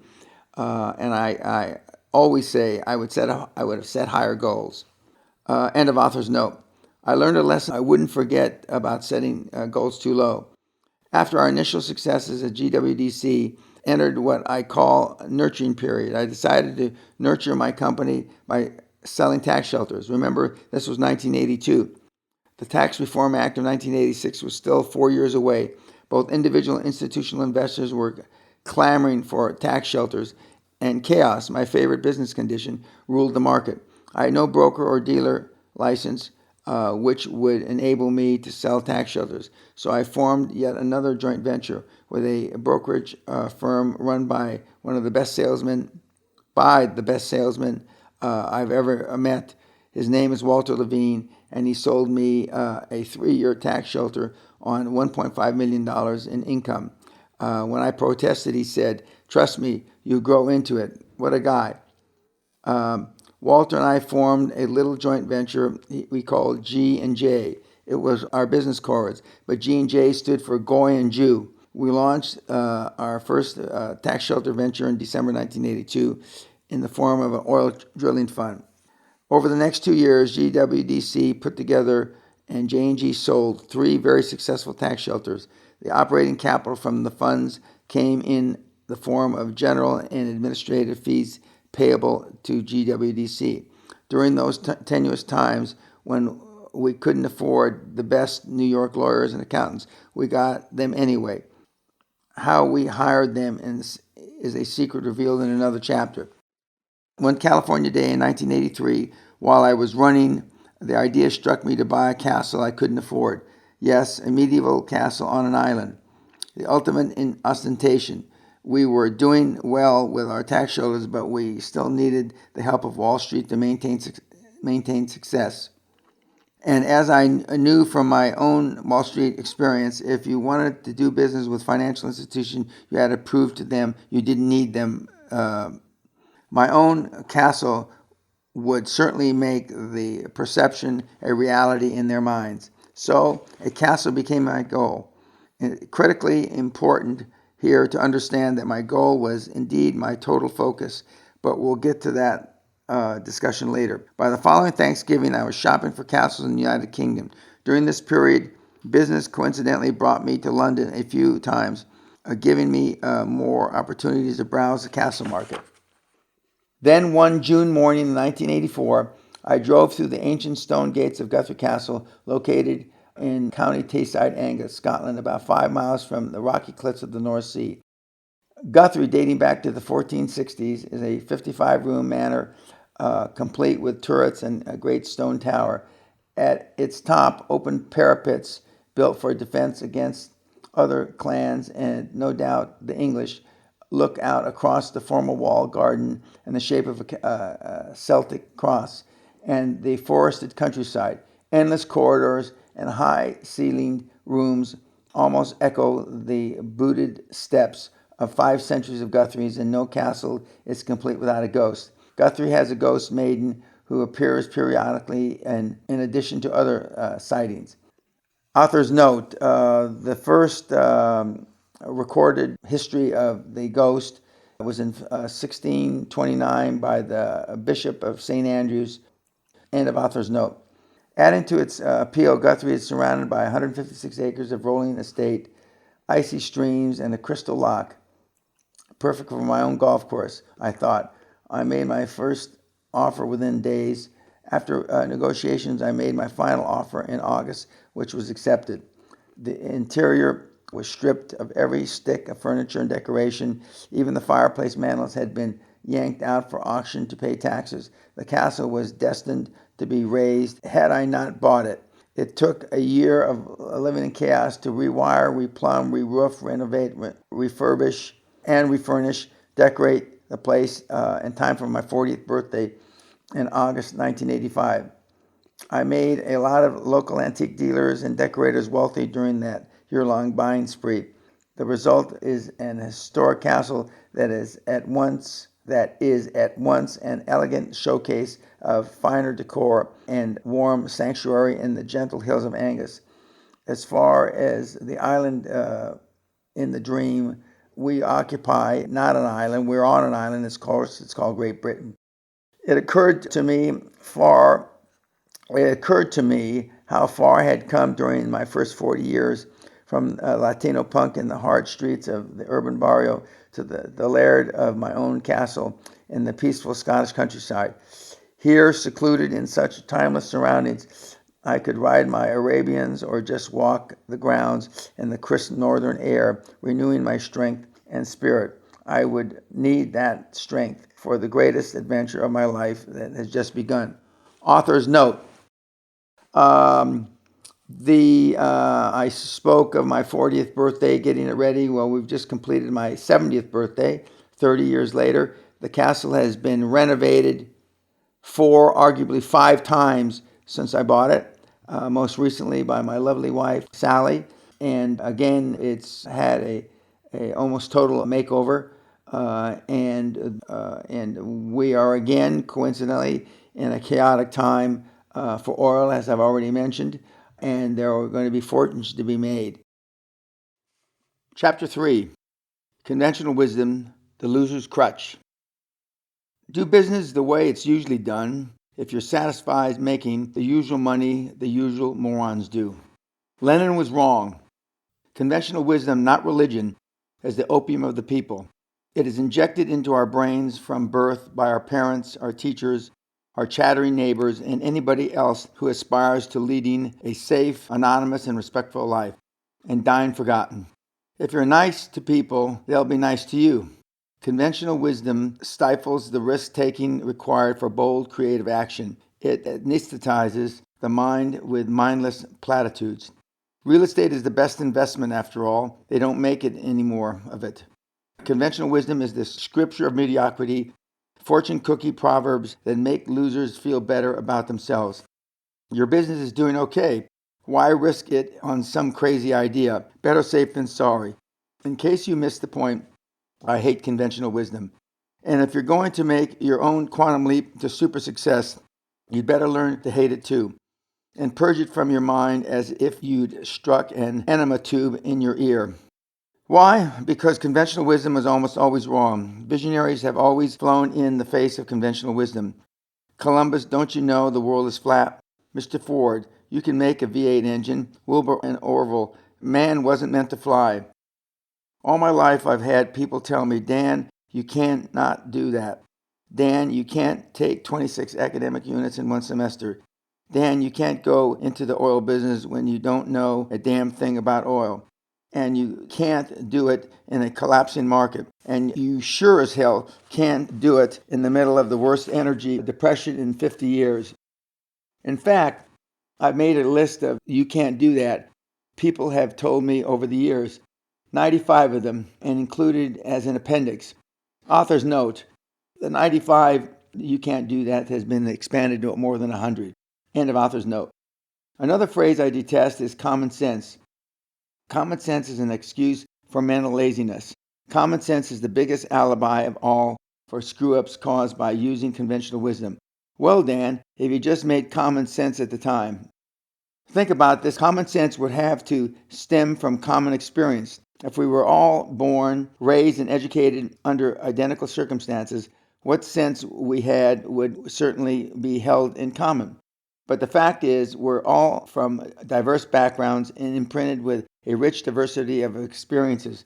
So how the hell do you suppose we all have common sense? There is no common sense. In this chapter, while I continue the Great Western story, you'll see how I constantly flew in the face of conventional wisdom. We'll also begin discussing my 7 steps for super success and how to create your personal foundation to build that success. Building your personal foundation. Before you can create and run a super successful company, you have to recreate yourself. You have to cleanse your mind of years of conventional wisdom, and in the voids that left, build a personal foundation based on all new rules. The first rule is an old one. There are no rules. Rules, by definition, are limiters, walls beyond which you don't allow yourself to venture. Rules, even your own, put you into a self-imposed box with 4 sides. To become super successful, you've got to think outside the box. Your own mind is the greatest limiting factor. There's where all the you can't do that crap will gather to smother your creativity and cloud your vision. If you're my age, you remember when the 4-minute mile was impossible. Nobody had ever done it. Then on May 6, 1954, an English runner, Roger Bannister, finished a mile in 3:59.4.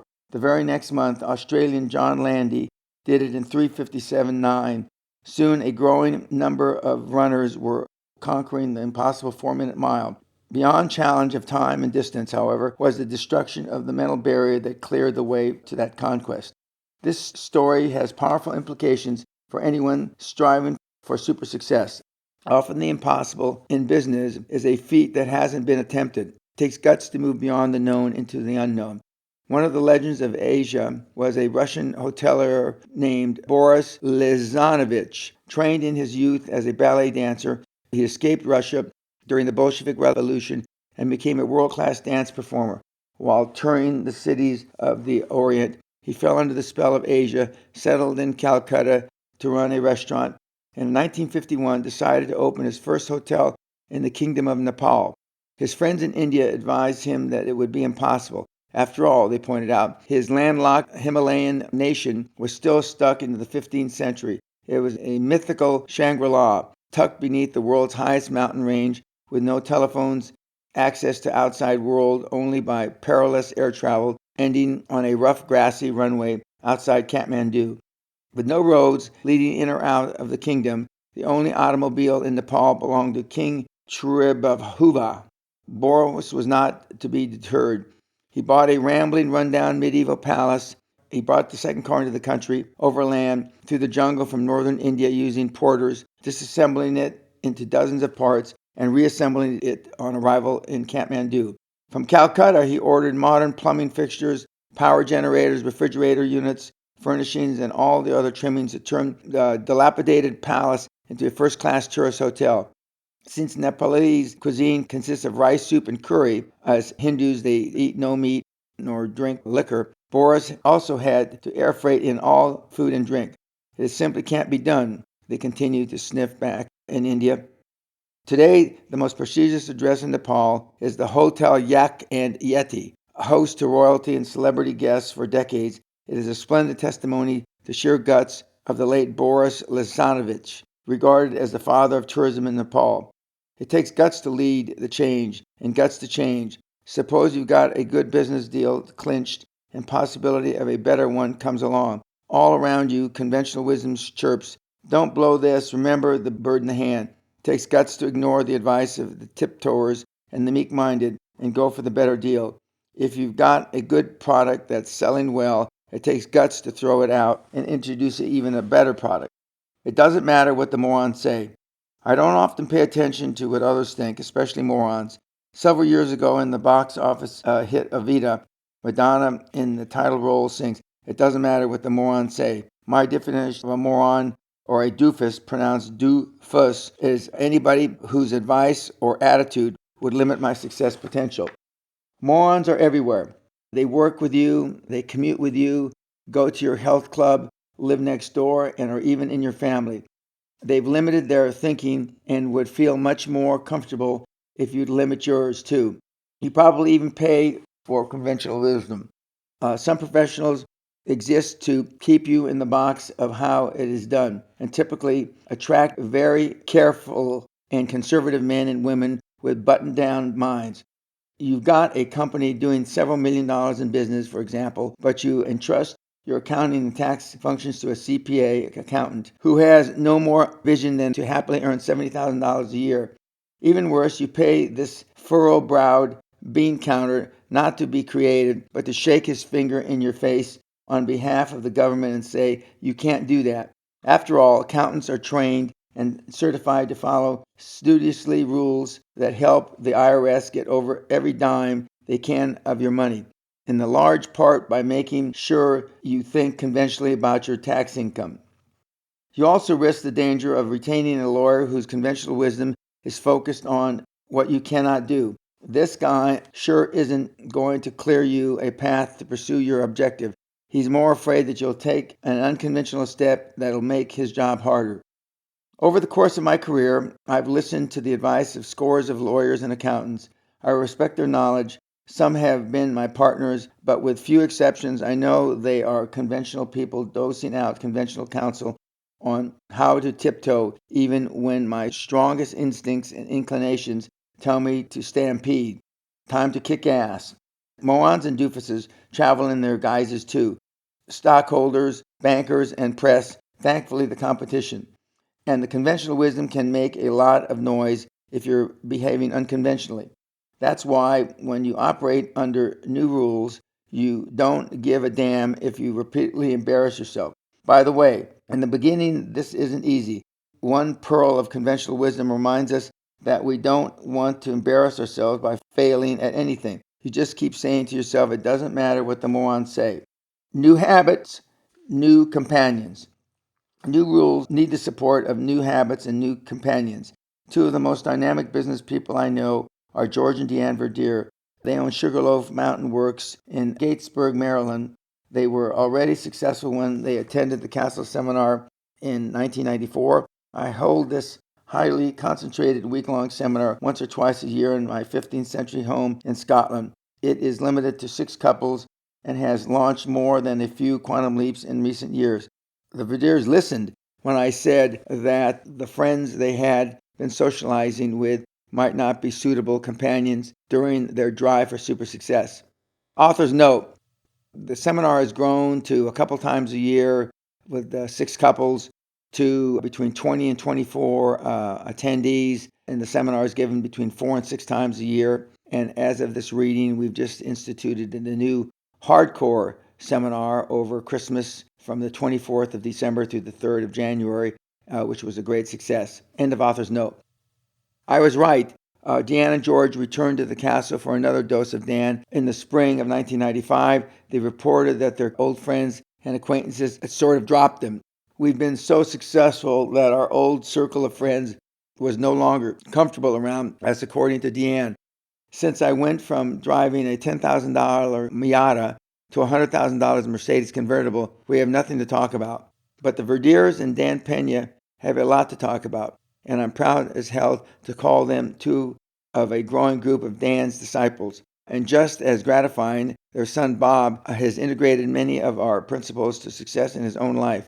As a youngster in his early teens, he was exposed to QLA during conversations I had with his parents. Then in 2000, Bob worked with me in a remote internship. Author's note, Bob is now approximately 35, about to have his first son, has worked on Wall Street since he graduated from university. So he's been there over 10 years, he's been very successful, and he is dedicated himself to investment banking, and his specialty is healthcare. End of author's note. Rarely do young people have a chance to step back, evaluate, and refocus the direction of their lives, said Bob. Dan challenged me to do just that and to develop habits and attitudes that foster success. He's not hesitant about pushing you outside your comfort zone, but he gives you the skills and the tools to think bigger and dream bigger than you might ever do otherwise. Dan has been a good friend and a major influence on my life. We still get together whenever our schedules permit for a drink and dinner. Bob Verdeer has been an investment banker with UBS Investment Bank in Manhattan for several years and today specializes in global healthcare. There's no doubt he's on the fast track on success. Author's note, Bob has subsequently left UBS Investment Bank and is now with, I believe, the Bank of Montreal Healthcare and Investment Banking Department, still based in Manhattan. End of author's note. I've always made a practice of hanging around individuals who were more successful than I. At the point in my career when I was just getting started, I joined a country club in Los Angeles that I could hardly afford so that I could enjoy expensive golf and free advice from men decades older than I was. Most of them looked like typical old farts in baggy pants, but they were retired CEOs and other top executives, men with fascinating success stories who loved giving back like a young buck like me the benefits of their experience on the course, and especially over the cold beer at the 19th hole. I absorbed a lot of these from these guys. They knew what new rules meant and had built their success scoffing at conventional wisdom. New habits begin with developing the habits of decision making. I've already said that I've made more than 75,000 business decisions in my life. I didn't say they were 5,000 correct decisions, but I acted decisively and based on the available information and gut instinct I had at the time. And I certainly didn't depend on pure logic. Logic doesn't consider the illogical actions or illogical humans. But worse, logic is a cut and dried mental process that usually reinforces conventional wisdom. Author's note, I have made way in excess of 100,000 business decisions now in the year beginning 2016, but have really stopped keeping track. End of author's note. Making important decisions. Let's talk about important decisions. You may have seen the movie Sophie's Choice. The choice that the lead character, played by Meryl Streep, had to make was between saving the life of her son or her daughter. Now that's a tough decision, but the day-to-day business, it's a good way to put decision-making in perspective. Ask yourself, will anybody die as a result of this decision? Whether you're deciding on whom to hire as a sales manager or how much office space you need, or which markets you're going to expand into, or the color of your office walls. Nobody's life is threatened if you make the wrong decision. It's just not a life and death thing. You may lose some money, you may experience some inconvenience, your mooch friends may scoff, but so what? The most so-called important decision you will ever make doesn't cause a ripple in the cosmos of time. The earth won't tremble in its orbit if you screw it up, and unless you're a brain surgeon or a cardiologist doing a bypass, nobody is going to die based on what you decide. the next time you find yourself or agonizing over a business decision, ask yourself, is it Sophie's choice? If the answer is no, make the decision.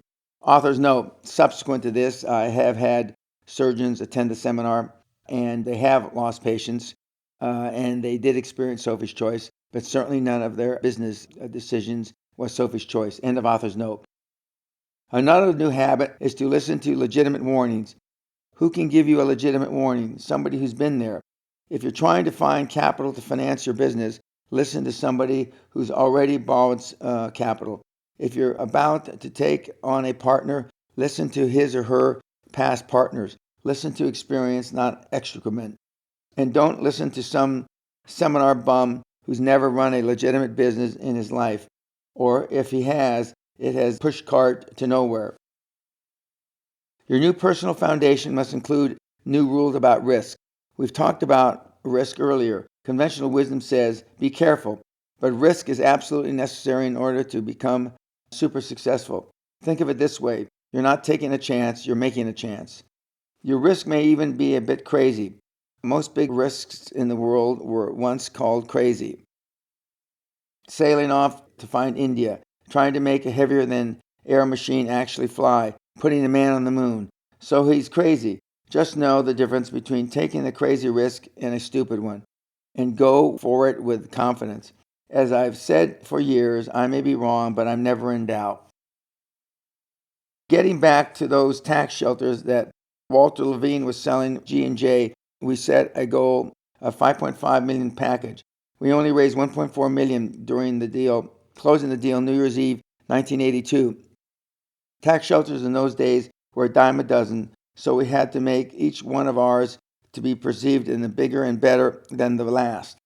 Our second drilling fund was $3.4 million, and our third in December 1983 raised $5.4 million. Our office in Palos Verdes, California, eventually continually expanding, so that by early 1984, we occupied 2,000 square feet of space with only 6 employees. These plush, spacious offices gave investors the perception a large, prosperous firm. Our research told us that the Denver-Julesburg DJ Basin in northeast Colorado held rich promise as an oil field.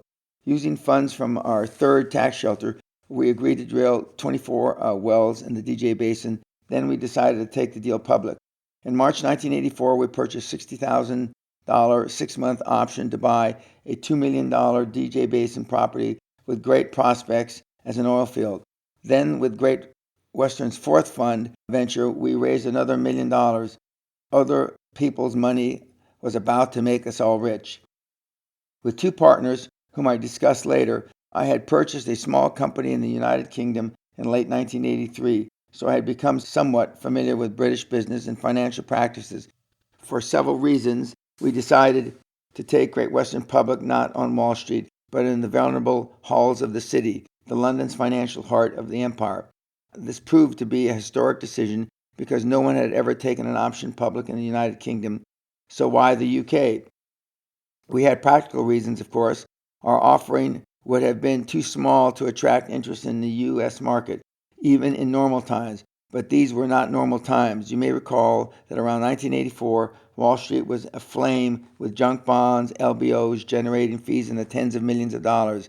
Fees for bankers, stockbrokers, accountants, and lawyers in the UK, therefore, were significantly lower. Interest in the oil market itself was at different levels on opposite sides of the Atlantic. While the U.S. oil market had been wrung dry and oil was old news, investors in the UK had only recently contracted oil fever. The first oil had been discovered in the North Sea in 1975, and the British were still enthusiastic. Author's note, the founder of the first well in the North Sea was Robert Dyke, who was a board member, and he went from the nickname of Dry Hole Dyke, after drilling some 80-plus dry holes in the North Sea, to father of the North Sea. End of author's note.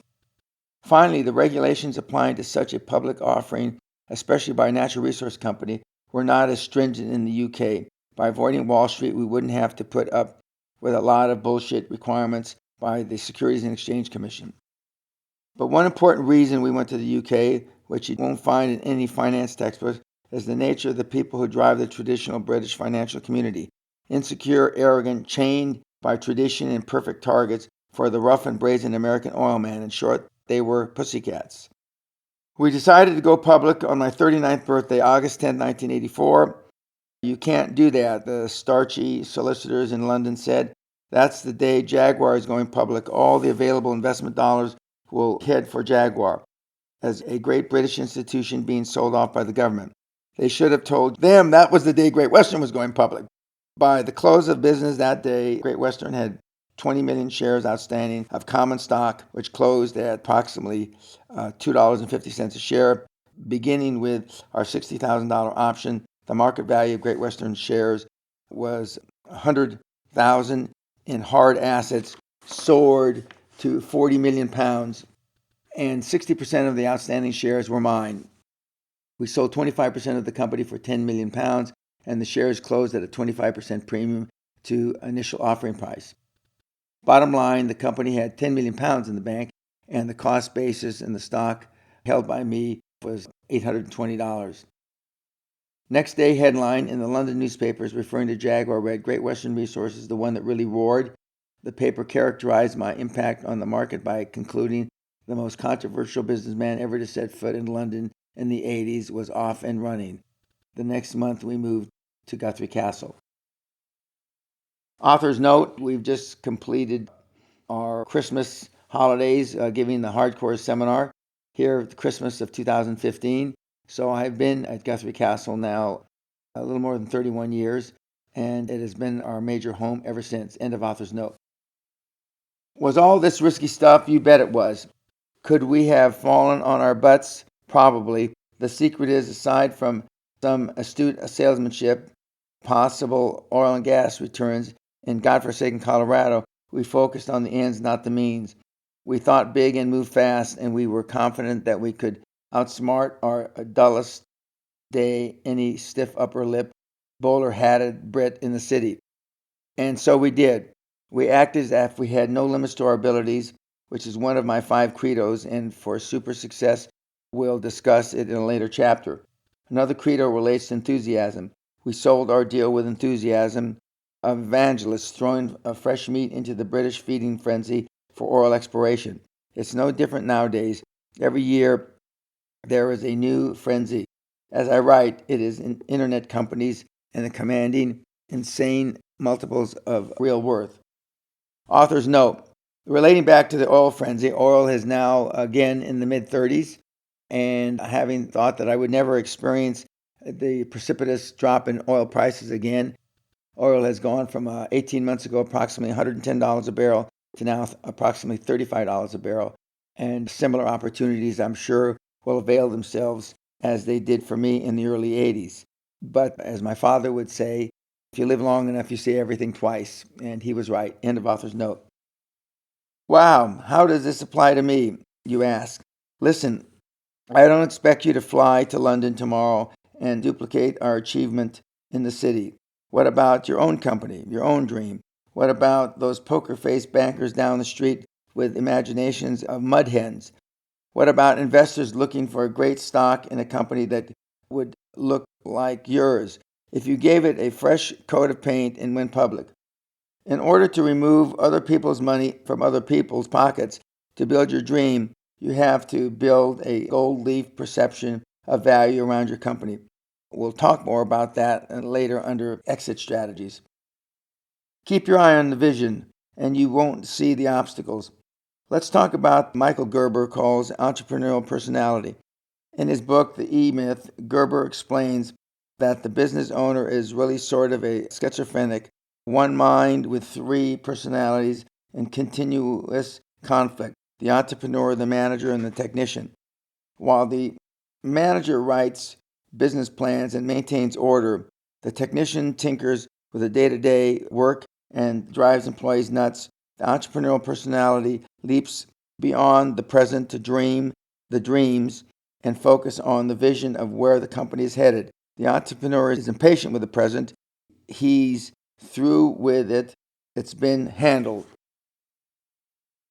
The entrepreneur clearly sees opportunities that are beyond the sight of his more myopic counterparts, and he understands that he must control both people and events in order to seize opportunities. Gerber says that the entrepreneur who is absorbed in his vision is also impatient with those around him, his associates, his friends, his family, even with his other two personalities, because they cannot see the vision and become excited by it. The persistent foot dragging is keeping him, the eager entrepreneur, from moving more quickly towards capturing the vision and making it his own.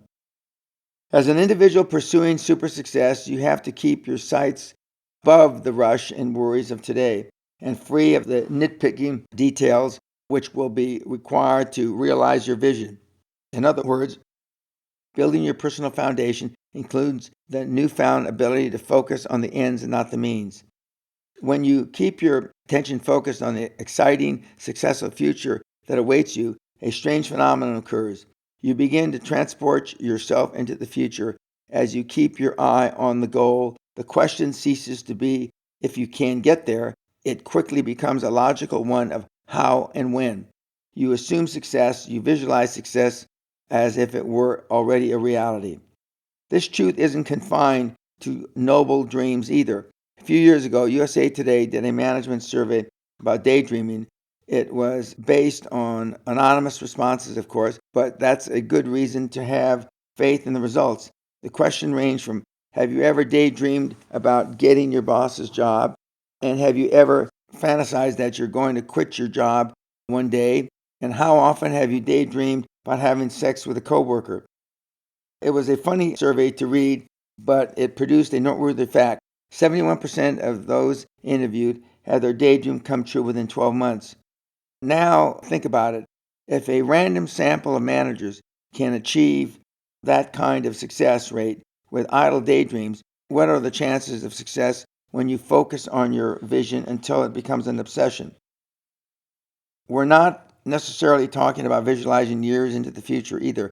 A salesman who has already visualized a successful sale because he walks into a customer's office is already concentrating on the sale that will be made, not if. Objections will become temporary barriers to leap around. Every no he gets becomes a yes, and the prospect just hasn't spoken yet. We can even visualize success occurring in the next minute. You've seen it happen in sports. The incredible putt on the 18th green, the home run in the 9th. It's 20 seconds to the final whistle of the Super Bowl. A quarterback dodges on rushing tons of defensive linemen, spots a receiver downfield, and then threads a football through the waving arms and crashing bodies to hit the receiver for the winning touchdown. How? Aside from years of practice for success, he has already visualized and completed the pass. It was a done deal before the ball left his fingertips. Hell, maybe it's only a mental trick. Who cares? I'm telling you it works over and over, and it has for centuries. Because the high-performance individual is impatient to get to the future, he's not afraid to take action. He'd rather do it right away instead of doing it absolutely right. Don't wait until every little detail is nailed down, until every variable is perfect. Eisenhower launched D-Day knowing full well the weather was lousy and the seas were rough, and expecting at least 50% chance of failure. But he played the best cards he had. He actually wrote an apology note and tucked it into his pocket to read to the world should the Allies get pushed off the beaches of Normandy into the sea. During World War II, arguably the best field general in the last century, George Patton kept his sights on Berlin and blew tank shells to anything that got in his way. He was impatient with meticulous planning and plotting of other generals. He said, a good plan executed right now is better than a perfect plan executed next week. Author's note. It's one of my favorite sayings, and I tell my mentees for more than 22 years now that almost everyone overplans and perfection equals paralysis. End of author's note. Back to the story. So there we are sitting on millions. Meanwhile, our drillers adjourned to the fabulous DJ Basin, where our illustrious engineers and geologists had told us that without a doubt there should be millions of barrels of oil under the wasteland. Perhaps. They drilled a hole. It was dry, but it wasn't what it should have been. They drilled a dozen more, nothing to speak of. Eventually, our high-priced experts reported that virtually the only gas and oil in the area was that they had brought with them in their trucks or in the hair of the British advisors. Actually, we might continue to strike oil, but not in the quantities needed to take the company public. We had the money to drill another 120 wells, but I thought, for what? It was at this point I called for a halt of the drilling operations. I had long thought the internal growth through operating profits would not give the company the exponential quantum success of external expansion. Even with moderate success, we would watch revenues ease up gradually, or we could acquire growth and watch our growth curve shoot straight up. We needed to bump up revenue. My vision for Great Western told me to go for the latter. That's because the name of the game in business is revenue, lots of revenue. You can control expenses, cut costs, all you want, and you'll realize nickel and dime improvements in profitability. In recent years, companies as large as IBM, General Motors, Starbucks, and large financial institutions have been busy downsizing or right-sizing to cut salary costs. They've instituted stringent cost controls, just-in-time inventory controls, and TQM, all to become more efficient and profitable. But these are desperate 11th-hour measures put in place because companies can't generate revenue. Sometimes seemingly very smart executives can get overly excited about tiny profit gains. I know I once heard a CEO of a box company in California brag to a seminar audience about a 1.8% profit margin his firm had attained for years, suddenly skyrocketing to 2%. Moron. I was next on the agenda. I stood up and said something to the effect that if this was what the best profit he could muster, he needed to take his gold watch and retire. As it later turned out, he got the short end of the stick when his company merged with another firm. I wonder why. So seeking the high revenue that our operations couldn't create and not being content to run Great Western defensively, I took up an aggressive offense. It was a hell of a mind mid-course correction. We began looking for companies we could acquire so that we could grow laterally in the oil business. This search had to begin quickly so that the poor financial performance of our non-oil producing drilling operations wouldn't clutter our financial statements. A high performer is passionate. Talking about quick, decisive action is a good place to bring up an element not often discussed in business admin class: passion. High performance, super successful people are passionate about their business, obsessed with the rising revenues and rapid growth. Like myself, these executives don't play not to lose, they play to win. There's a big difference. Even successful business people who make it big often begin to play not to lose. They lose their nerve because they are not sure if their first win was an accident or a luck of timing. They're afraid they can't repeat the success, so they fold into the defensive mode to hang on to what they've made. That's not passion. That's just shutting your eyes, ducking your head, and hoping to survive. But the truth is, they're already dead. I call it sitting on your assets. In the late 70s, Steve Jobs co-founded Apple Inc. The company had brought affordable personal computing to the public years before the IBM PC. After losing a power struggle with his board, in 1985, Jobs was removed as CEO from the company he founded. But he would not be defeated and his passion would not be crushed. 2 years later, he founded Pixar Animation Studios and remained CEO of the company until the acquisition by Walt Disney in 2006. Meanwhile, Jobs had returned to become CEO of Apple in 1997, a position he still held in 2008. In 2007, Jobs was named Fortune's magazine's most powerful businessman. Author's note, Steve Jobs went to his maker, I believe, in 2012 and was successful and is still considered one of the great entrepreneurs and business minds of the last 100 years. End of author's note. The wellspring of passion varies with the individual. Some successful people, such as Jobs, are passionate about computer technology. Others revel in manipulating the stock market or developing joint ventures. or setting the standard for high performance achievement in a given industry. I take particular delight in growing a company by quantum leaps, then selling it at a very zenith of its performance for tons of money. I don't care that what kind of company it is, as long as I believe from all available evidence that it has the potential to skyrocket in value. At any given time, I may own equity in a textile company, an auditing firm, a real estate organization. It doesn't matter as long as it's legal. A few years ago, I had a Colombian businessman come to the castle and offer me millions to make their cartel operate more efficiently. I was flattered, but I politely declined. The source of your individual passion stems from your own personality. But whether you love dealing in the manufacture of hard goods, or buying or selling real estate, or the prospect of striking oil in a remote windswept field, you'd better be driven by the relentless fire of hot passion. Passion comes with a caveat, of course. Paula Nelson agrees in her book, Guide to Getting Rich, the passion equals profit, but warns excited entrepreneurs not to invest in personal fancy simply because they happen to love it. If you're enthralled with the idea of property in Northern California, she says, buy a lot and build a cabin if you want, but don't expect to turn acres of frozen wilderness into a profitable venture. When you're passionate about business, it becomes your mistress. You think about it day in and day out. You think about it even when you're at home, when you're traveling, when you're lying in bed at night, hell, even while you're making love. You have to give up other pursuits, hobbies, and pleasures because your business beckons like a seductress. You have to leave your family to entertain themselves. Drop friends who don't understand your passion. Forget to eat. Forget to go home. If you drink, you keep a bottle at the office.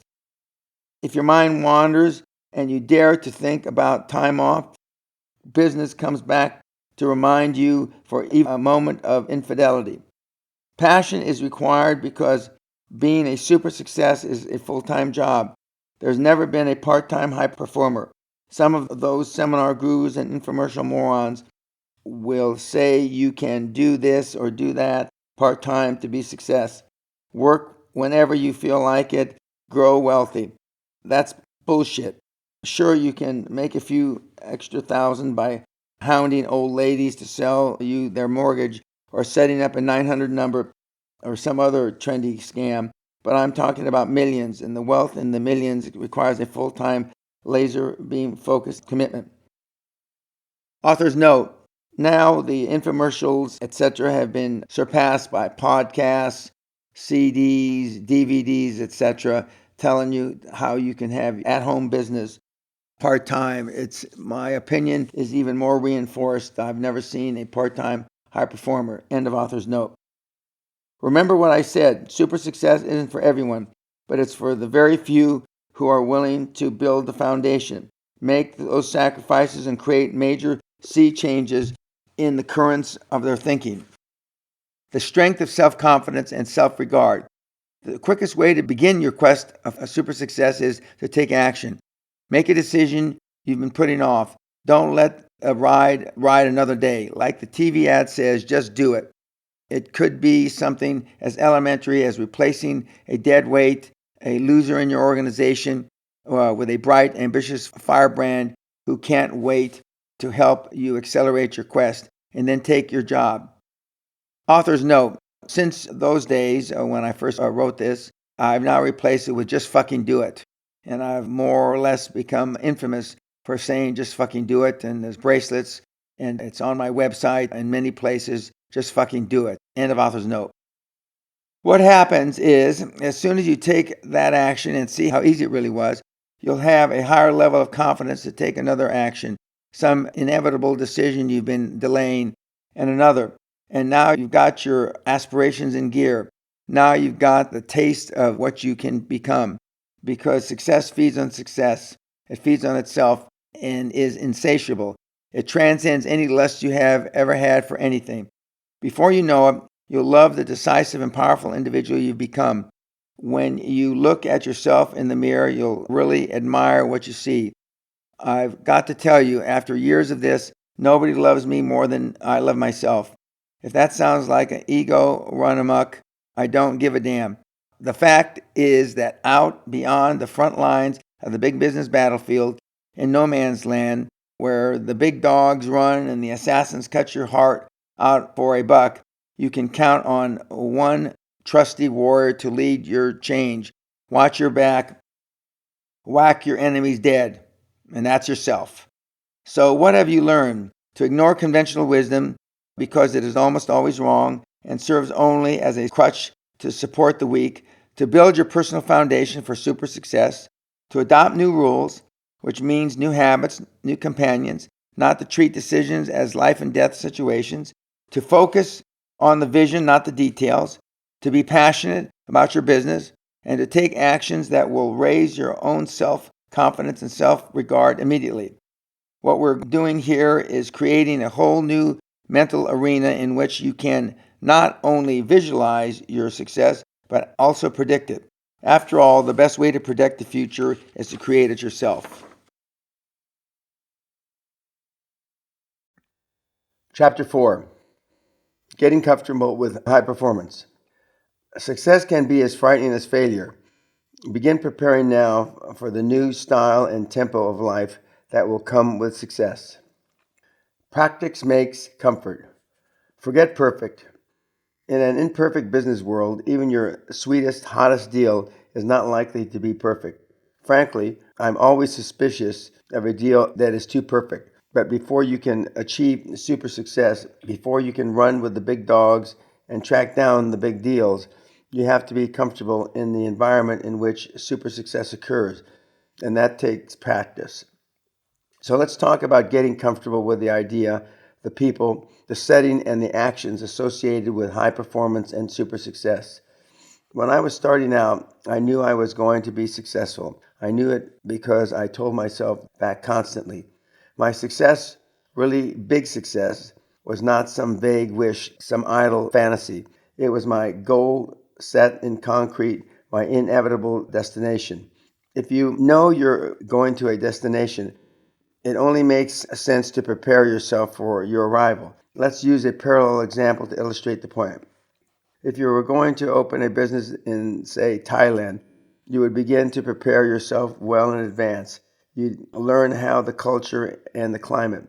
You'd study business conditions and the nature of the economy. You'd probably take language lessons and practice speaking some basic Thai. You'd find some Thai people and talk to them. You'd no doubt visit Thailand, getting every insight you could into how Thais think and what they value and how they do business. In other words, you'd be practicing your new life so that once you arrive, you'd be as comfortable as you'd always been there. Super success is the very way, a different place with a different life that will be totally new to you. Your business will make different demands on your time and skills. You'll be moving in different circles of friends and associates with different interests than those of the present company you keep. So you need to begin getting comfortable with all these differences now. Expand your comfort zone. I mentioned Jim Newman in an earlier chapter. Jim, founder of PACE, was a brilliant man, a behavioral scientist whose message and motivation have had a profound impact on my life. In fact, for 20 years before his death in 1997, Jim was my mentor to me, a topic I'll discuss later. Jim originated the concept of comfort zone, a term which is now part of our language.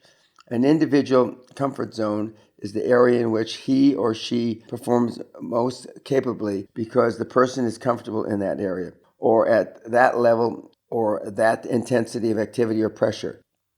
One's comfort zone is not fixed forever, like a locked thermostat. You can expand your comfort zone by pushing its limits, by having experiences beyond its perimeter. The problem with many people, mostly the doofuses who tell you that you can't do this or that, is that they stay encased in a limited time zone they've created just to continue to breathe. Most Americans, for example, live in the same state, work at the same job, have the same friends, and take the same vacations all their lives. Their comfort zone is like a coffin in which they live until they die. Since I knew my destination was to become a stratospheric success, I began preparing early. As I mentioned earlier, I joined a club I couldn't afford in order to hang out with retired CEOs who talked about the deals and intrigues of their careers. I bought a Rolls Royce and a Mercedes to see how it felt traveling in style like a super successful person. I drove around expensive neighborhoods looking at the homes, mansions, really, that I knew one day I could afford. Because I realized that perception was reality, I bought the finest suits from the best tailors so that every first impression I made when I walked into an office was one of high-performance individual who was comfortable with success. In other words, I practiced being successful with as much determination as a world-class athlete practices his skills. It's true, like a moth to the flame, money gravitates to those who know how to handle it with class. Beginning a high-performance super success is a learned behavior. When I was around high performers such as Costa Grachos, I observed how they acted and reacted to the pressures and problems of business. I watched them stay cool under fire or go into a rage if more dramatic action was appropriate. Just as importantly, I listened very carefully to what they told me about the practices and politics of super success because I knew they had been there. And when my time came, I was determined to be just as comfortable as they were in performing under incredible tension, in making hard, far-reaching decisions, in committing millions and ultimately hundreds of millions of dollars with a signature, or in handling high-wire negotiations without a net, without a blink. I saw how they earned their penthouse towers, stretch limos, and exclusive clubs, and I wanted to be comfortable with this side of super success as well. What are the alternatives to expanding your comfort zone? Boredom, anxiety, even fear, and the certain death of any growth potential for your company and most assuredly you. Have you ever seen fear in the eyes of an opponent or enemy? It could have been in a boxing ring or on the football field or even on the battlefield. You're face to face and you see his eyes flinch and dart around in terror and you say to yourself, I've got this son of a bitch. He's dead meat. In the boardroom, those eyes, those sweating palms, that second of hesitation tell an adversary to go for the kill. The doofus is setting with us, but he's not one of us. Rip his lungs out. Author's note. I say with a little chuckle in my voice that this is probably one of the best things that I ever learned from Costa Grachos and some of my other senior colleagues about when you see a hesitation, you go for the kill. End of author's note. Even the trappings of super success can be intimidating. Have you ever seen some moron walk into a fine hotel or a gracious, well-appointed home and gawk around him? Golly, nice place you got here, he might say. This guy is an embarrassment because he's clearly out of his comfort zone. Here's my favorite comfort zone illustration. If I were to lay 10-foot long 2x12 plank on the floor and put a pile of $1,000 bills at the other end and told you if you walked across the plank you could have the stack of money, you'd scamper across in a second, wouldn't you? What if I took the plank up to the 3rd floor and stuck it out the window and over an adjoining building? Would you still cross over and pick up your money? Maybe. You might crawl over very carefully on your hands and knees. What if I took the plank to the 27th floor and stretched it across the narrow alley to a nearby building? Hey, that's a long way down, you might say. You think I'm crazy? No, you're just out of your comfort zone. But suppose your darling child was over in the other building, and I dosed her with a gasoline and struck a match and told you to come out over that plank 27 stories up. You'd probably be right over with little hesitation because of instinctive parental love. The super successful operate in a different atmosphere than most. They're way up there, 100 stories high, in rare thin air, and they are quite comfortable. That's what you have to be able to do. Conduct business on the high plank without a blink of fear. And one way to do this is constantly to expose yourself to situations that by definition make you uncomfortable. You have to expand your comfort zone. Another and easier way to begin getting comfortable with high performance is through visualization. Clarify your vision. One of the best clarifiers is the written word. If you talk about an idea or a plan to a dozen people in the same room, you create a dozen impressions of your plan. But if you write it down, one plan exists for a dozen readers.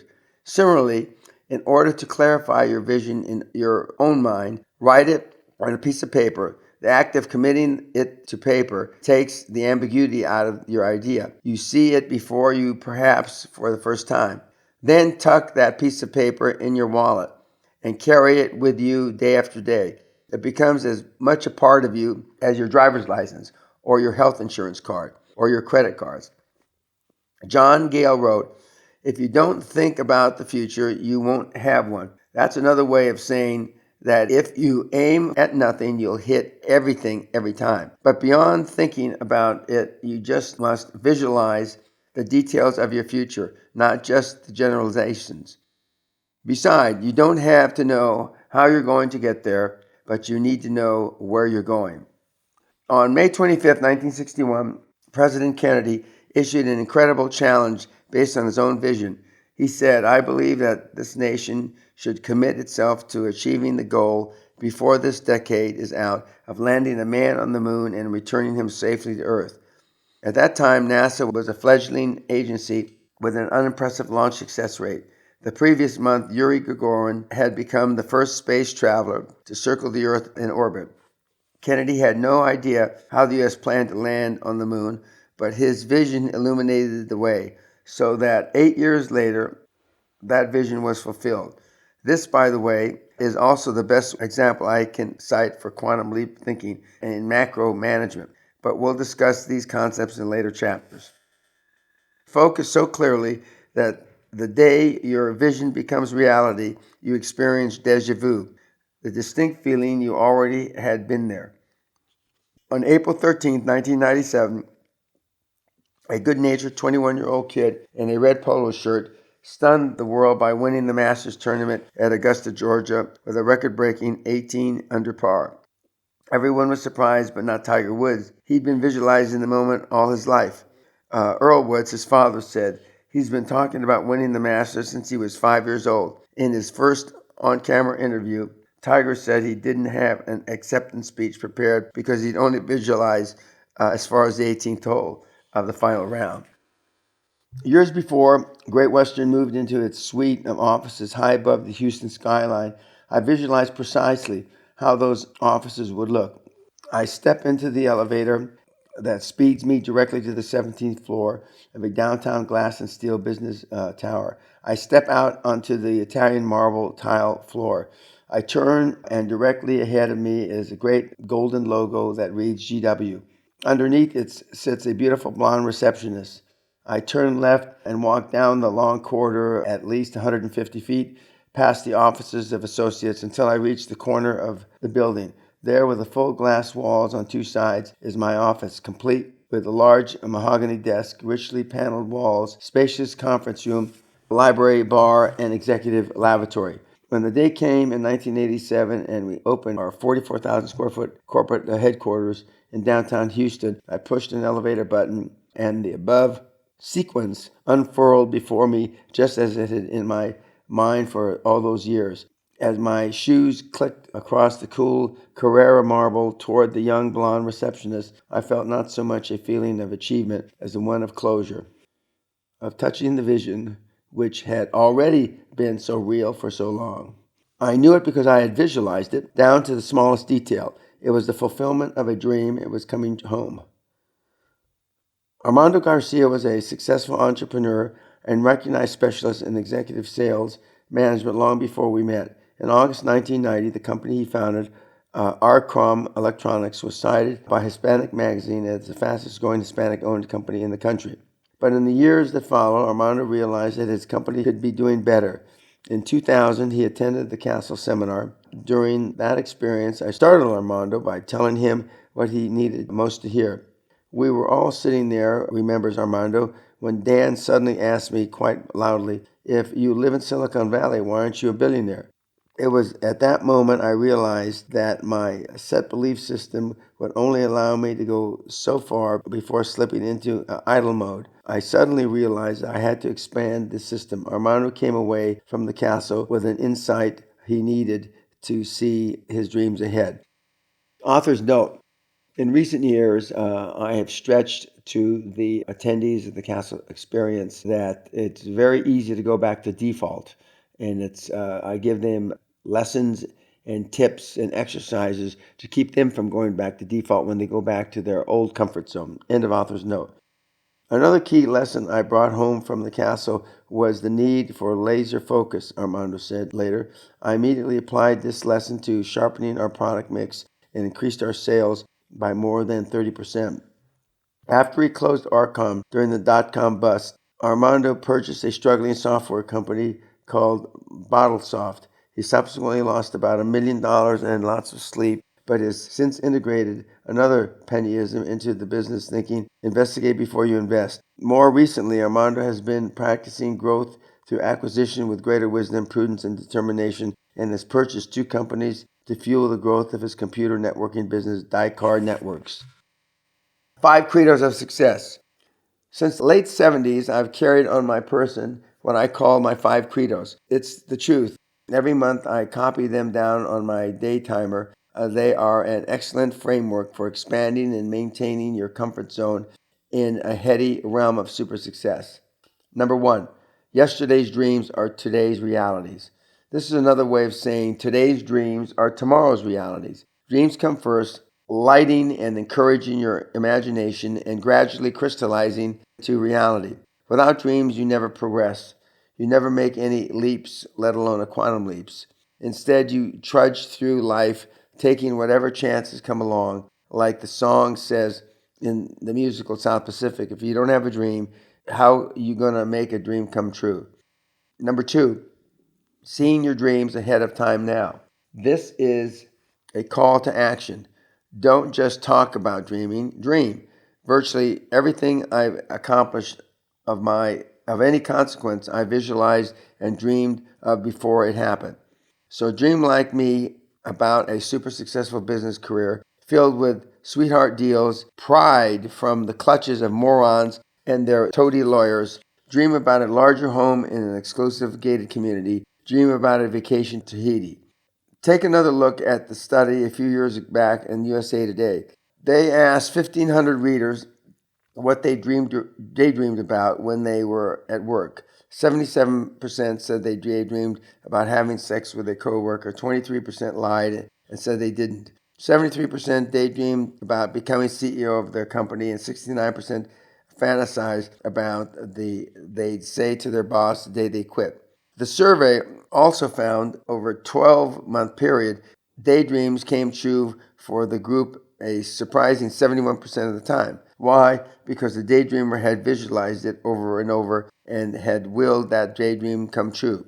So take time to dream now so your daydreams have a chance of becoming fruition.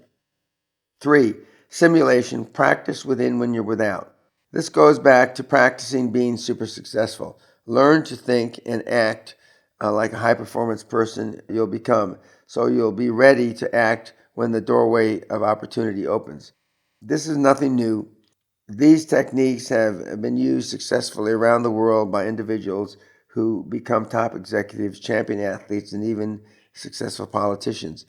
It's also been said that Bill Clinton practiced being president from the moment he met JFK at the White House as a high school student. Remember, I didn't say practice makes perfect. Who knows how long Hillary practiced? If your goal is to become chairman of the board, start by chairing a committee or activity. Whether it is in your civic club or church, volunteer to assume the responsibilities of position. Practice being the chairperson until you're finally appointed or elected.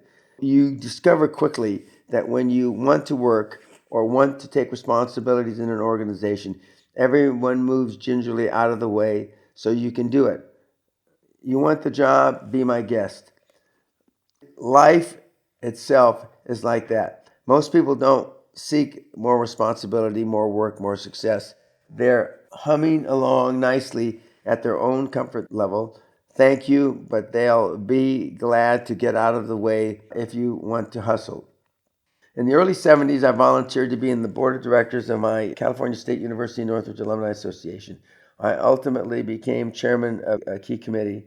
The experience of stepping up to the plate and practicing leadership and success was invaluable later in my career. 4. Act as if there are no limits to your abilities. Once you draw the line and say, even to yourself, that's all I can do, after all, I'm only human, you have set artificial, arbitrary limits on yourself. Why sell yourself short? So many times I've pursued a course of action long after my associates have given up, and every time I've achieved more than I would have if I had just dropped when it seemed prudent to stop. Even now, as I write this book, I am planning a mega project which had been written off by everybody years ago. In fact, I plan to write another book devoted to can't do projects and call it You Can Do That.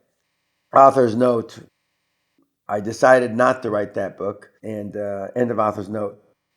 This credo reminds me of an interview I was giving to the Financial Times in London, arguably the best financial newspaper in the world. I was asked how Great Western had been able to buck the energy depression to become the fastest growing energy company in the United States. I fired back without hesitation. We at Great Western created positive occurrences in our minds and acted as if we had no limits to our abilities. The reporter shrugged his shoulders and in the subsequent article reported me as saying Great Western has no limits. Our stock price jumped 15% the next day. You see, when you act as if you have no limits to your abilities, it becomes a self-fulfilling prophecy. And remember, and like a moth to the flame, money gravitates to those who now know how to handle this class. Author's note: as I read this book again for my devotees and mentees, oil has broken $30 a barrel and sits in the $26, $27 range, and the financial markets are in collapse. I never thought I'd live to see the same type of collapse in oil price as I lived through in the 80s. End of the author's note. 5. Enthusiasm comes from the Greek word ethos, which means God within. Regardless of your beliefs, you have the ability to draw special power from deep within when you harness enthusiasm. Enthusiasm generates the passion, energy, and determination to succeed that are absolutely necessary to achieve high performance. You can't borrow enthusiasm. Your enthusiasm can't come from deep inside your business partner or your spouse. You must generate your own fire and carry its flame yourself. Ask yourself the question: have you ever known a successful person who wasn't enthusiastic? Remember, a man can succeed at almost anything for which he has unlimited enthusiasm. One of my most enthusiastic individuals I know is a Canadian named Andrew Reid. Andrew is a born adventurer and sportsman. In the early 90s, associated with the world's largest outdoor adventure company, he conducted executives into mountains and up the rivers in Canada. Always ready for the challenge, Andrew and his colleagues pulled together a dragon boat team in the summer of 2000, and just 3 weeks later captured gold in the 500-meter European Dragon Boat Championships. As Andrew sees it, every day is a race day. With that level of excitement, that quest for adventure driving his life, Andrew became one of the most successful graduates of the Castle Seminar. He writes, within a few months of taking the QLA, I had tripled my access to funding, made much bolder choices around growth, and helped turn my racing team into one of the fastest in the country. Today, Andrew is the biggest fish and CEO of Big Fish Interactive, one of Canada's fastest growing training and consulting firms. Aside from being super successful, Andrew is having the time of his life. Here is a part of a letter I recently received from him. I'm having a blast these days as I'm the high performance coach of several directors at international finance firms here in Canada. These days, I receive special invites to executive events to share my message for the positive competitive change. My approach has been training on entrepreneurial thinking at these finance companies. The past is over. Time for the new thinking model or just new behavior. The QLA program is a strong influence on these new thinking models. Having fun in this very interesting time, and the word is getting out. Today, Andrew is the biggest fish, the CEO of Big Fish Interactive, one of Canada's fastest growing training consulting companies. Author's note: a few years ago, I and my wife, Sally, flew to attend his wedding on an island. off the west coast of Canada, and subsequent to that, a couple years ago, he had his first baby. End of author's note. Mastermind networks, a synergy or silliness.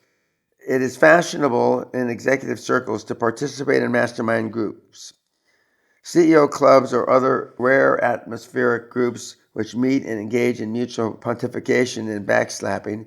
Many executives I know have become involved in these networks with varying degrees of success, but no super successful individual I can think of has become involved. That may be because the really top performers, the Murdoch, Branson, Trump, Gates, are a species of lone hunters.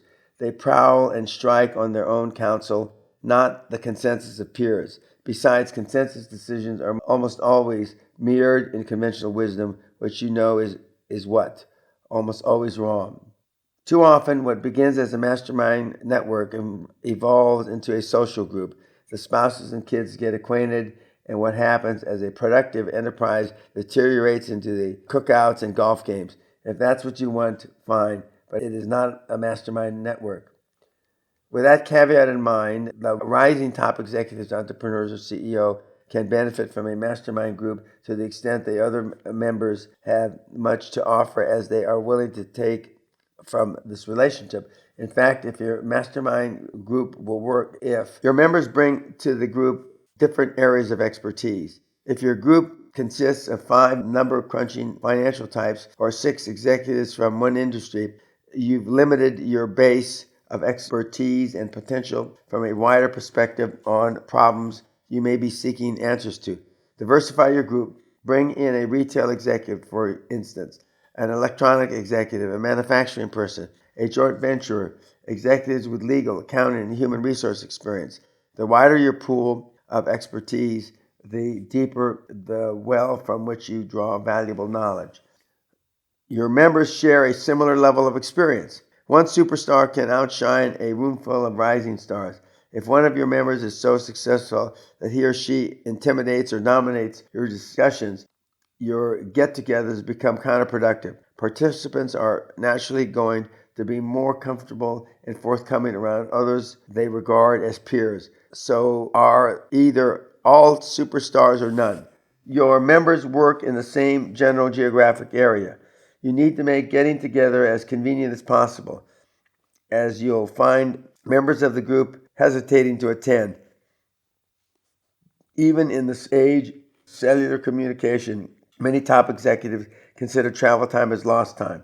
Next, your members demonstrate a similar commitment. If one of your group frequently seems to be too busy, that's probably a code for, I just haven't got the time you want me to invest in this thing. Don't saddle yourself and the committed members with having to carry on an individual who is essentially dead weight in the group. Replace that individual. Next, don't select or gravitate towards one individual becoming chairperson of your group. In the ideal network, everyone is equal, with a responsibility for coordinating meetings and rotating as necessary. Your members must exhibit more traits of success than your own peers and contemporaries. Seek out the acknowledged achievers, the up-and-comers in your industry, firebrands who are hungry for success and who have ideas and energy to contribute to the network. If, ideally, you can bring together a select group of individuals who are including their own foundations of super success, every meeting can be an electrifying, synergistic experience. And exit the group if your growth process falters. No relationship endures forever, especially among a group of dynamic peoples such as you hope to attract. Interests wane, agendas change. When the nature of the group or the character of the meetings no longer seems to be in your best interest or worth your time and effort, get out. Probably no explanation will be necessary, but if you feel one is necessary, all you have to say is, I'm not going anymore. Mentors, a quantum leap in wisdom. The value of a mentor is perhaps the most universally acknowledged truth in the business world. A mentor, of course, is an individual who's been there, who's traveled the road you're embarking on, and sees the potholes and detours from the other side. A Chilean poet wrote, "He who has not been down the road does well to heed the traveler." Good advice. Yet very few aspiring entrepreneurs or executives ever solicit a mentor relationship. I've discussed this topic with countless senior executives, retired CEOs, and others who have experienced represents a storehouse of acquired knowledge and wisdom. Virtually none of them have ever been contacted about the possibility of becoming a mentor. Too often, perhaps, executives feel they would be imposing on the potential mentor. But the fact is that most successful seniors are only too glad to pass along their experience to younger people seeking the road of success. All it takes is a phone call, an introduction, and maybe an invitation to lunch, which you pay for. In a case, it needs to be said, after all, men and women of this stature are forever picking up the bill, and you want to experience with you completely painless. I've had 3 mentors during my career. Each one came along at the most opportune time for their special expertise to impact my life. The benefits I derived from their advice and counsel dramatically affected my life and propelled me toward super success. And I'll appreciate them and their contribution to what Dan Peña became to my dying day. I've already mentioned Jim Newman, the founder of PACE organization. In 1976, I had been a stockbroker for 4 years. I was 30-ish, making big money, and my career was stalled. I had skyrocketed in real estate and tasted enormous success by the time I was 25, but now seemed to be spinning my wheels, lacking the traction to leap forward. I had heard of Jim Newman's PACE organization. His message was endorsed by an impressive list of high-profile executive, politicians, celebrities, and even such personal achievement gurus as Dennis Waitley, author of The Psychology of Winning. So I thought, what the hell? The PACE seminar was another of those pivotal points in my life.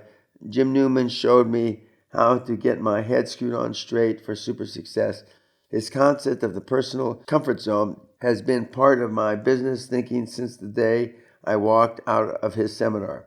One extraordinary mental exercise I use in negotiations is to determine the other party's comfort zone, i.e., what would they accept out of this deal in order to become comfortable with the consummation. When I find the perimeters to that zone, I picture it as a box. Inside that box are any number of deal possibilities. I could give the other party everything they want to my detriment and place an offer square in the center of their comfort zone. That would be stupid for me to do, of course, but it would make them very happy. Some business people, so eager to clinch a deal, aim for the center of the other guy's comfort zone and give away the damn store. I've done it myself back when doing a deal right now was more important than the terms of the deal. Instead, I usually place an offer at the uppermost limit of the other guy's comfort zone, at the very edge of what I feel he will accept. It works every time. He gets what he is comfortable with, and I get what I want. But even more important than a powerful negotiating skill, Jim Newman taught me how to expand my comfort zone so that I could move ahead rapidly and with solid direction toward my super success. I realized with clarity that regardless of my income, I had been sitting on dead center for years, not crystallizing the dreams I had dreamed for the rest of my life. It was shortly after the seminar that I joined Bear Stearns, where I found greater opportunity to expand my horizons. And after attending PACE Alumni Seminar in late 78, I left Bear Stearns to become an oil man and would propel me to super success in a life of the rich and famous. I've often returned to Jim's methodologies over the years. I recommend very few people in the personal and financial development business, but he is one. He was truly a grand master teacher of motivation, and I'm proud today I'm out of Jim Newman's PACE stable of mega successful. Until his passing, Jim lived in the semi-retirement hills of North Hollywood, occasionally holding a seminar or consulting with selected corporate clients. I cherished his friendship.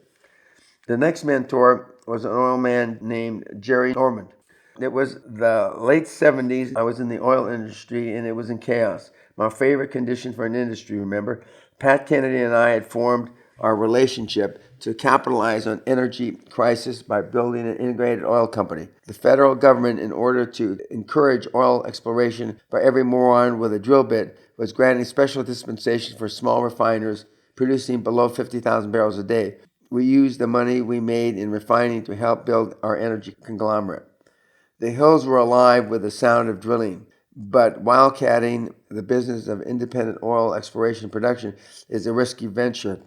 Just like the gold rush days of the late 19th century, there was precious few glory holes and a shitload of dry holes. Probably 95% of wildcatters went belly up after dropping all their capital, and anybody else's they could lay their hands on down dry holes in the middle of nowhere. The big oil companies were making tons of money, of course. They jacked up the price of oil with the usual bullshit excuse of supply and demand, and generated the funds to drill more holes than termites. If the big companies were the battleship of the oil industry, the legions of wildcatters were the PT boats buzzing in and out, trying to turn a quick profit on the scraps and droppings that an ExxonMobil couldn't give a damn about. As a novice oil man with visions of becoming an oil tycoon, I was introduced to Jerry Ormond, founder and chairman and CEO of Ormond Industries, Dallas. Jerry could have been a prototype for Jack Ewing. His daddy was an oil driller, and he roughnecked in the oil fields from the time he was a teenager. By the time I met him, Jerry had operated rigs in Kuwait and Saudi Arabia, and out of an office in London, negotiated oil contracts across Africa from Egypt to Libya to Congo. Even more important, his company prospered during a period of plummeting oil prices. Although he was a world-class player in the global oil industry, Jerry took the time to guide me through the intricacies of the oil industry.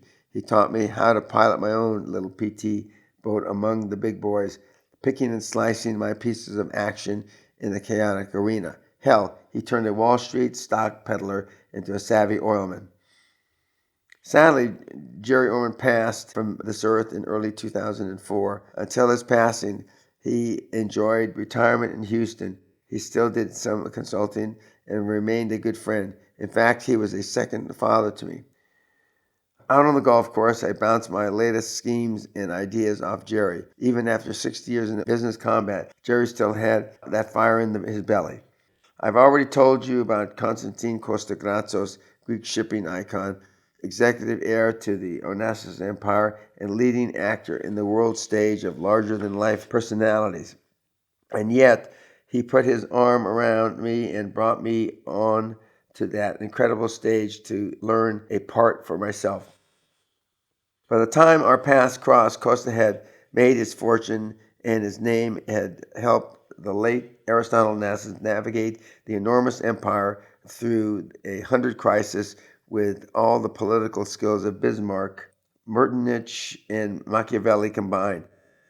After having succeeded and thrived in a world of assassins, he defined his friends by willingness to offer him three things: friendship in trouble, courage in battle, wisdom in rage. Costa died in 1981, but to this day I often think of him and the genuine kindness he showed me. His presence seems to stand beside me at every negotiating table and at the point of every hard decision. Often I ask myself, what would Costa say? The answer to my question is the answer to my problem. I told you what Aristotle and I did in this situation. I can hear him growl.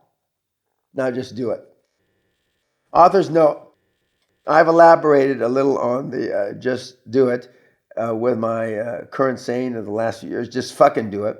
But it was a derivative of something that I learned for Costa, and he implemented with great Aristotle Onassis. End of author's note. I recommend several requisites for selecting a mentor. Choose an individual significantly more successful than you are, a person who has been there, done that, and can shed the wisdom of vastly more experience on your present problems and situation. Seek a senior person who you generally like and respect. Those are two different requirements. We all know people we respect for their success, but don't like as individuals. A close camaraderie can only develop through personal amicability. Your mentor should have achieved success in the same field or endeavor as your own, although this is not mandatory. Often, the lessons you learn from your mentor deal with human relationships, decision-making, and financial strategies which transcend specific industry problems. You and your mentor should share common interests beyond the business milieu. Some of the best advice I ever got was on the golf course. Mutual interests and pleasures provide a relaxed environment for you and your mentor to unwind and explore ideas. Minds often work most productively together when you allow them free run of a tennis game or out-of-the-office activity. Andrew Reed summed up the advantage of having a strong mentor. He concluded, "You can't be the best, you're not learning from the best." Putting that thought in the terms of his own life, Andrew said, "During the QLA course, I knew I had met the legitimate mentor who had been there and done that. With dance techniques, I found the tools to make my reality as big as my dreams. The best way to become a bigger fish is to be trained by one, and sometimes that resource is found in a castle." In summation, then, get comfortable with super success before you achieve it by practicing to expand your comfort zone. Clarify your vision without focusing on how you'll bring the vision to reality. Instead, focus on the details of how the reality will look and feel. And step towards clarification. Write down your vision and carry it with you so that it becomes part of your being. Consider participating in the Mastermind Network if you feel it meets acceptable criteria and you can benefit. Then ultimately, don't hesitate to exit the group if your own growth process stops. Finally, seek out a mentor. Some of the greatest minds in the business world are available and would be delighted to become mentors if you pick up the phone. Author's note: my feelings about mastermind groups have even got more strong. You don't see hardly any high-performance people that participate in them. Eagles fly alone. End of author's note. Now that we've talked about how you can condition your own mind and prepare it for super success, let's turn to how you prepare others to see the same successful person you do when you look in the mirror. Your First 100 Million, second edition, chapter 5, Building Perception to Become Reality. Super success begins with your masterful illusion that it already exists. Never underestimate the power of illusion. Not only does it help create what you'd like for the people to believe, it helps you create what they must believe for you to achieve your goals. We live in a brutal world made more tolerable by the illusion of reality. For centuries, as an example, the true nature of war was masked in the grand illusion of colorful parades, splendid uniforms, and flying flags. The warnings of those who returned from war, who quietly described its horror, were lost in the trumpet strains of marching tunes. Only late in this century, when TV news brought the carnage of battle home around dinner time, did the general public finally realize that all the glory and grandeur was illusion. Author's note: this reality, this stark reality that's been brought even more to the public in recent years with the recent war in the Middle East and almost countless tragedies. End of author's note. Illusion is one of the skills of leadership. In the epic movie Patton, the fiery general played by the late George C. Scott becomes frustrated at being unable to break through German lines to relieve the siege of Bastogne. Suddenly, he roars in anger at his staff, "We're going to attack all night. We're going to attack tomorrow morning. If we're not victorious, let no man come back alive." No one moves, no one speaks as Patton strides past them through the stunned silence.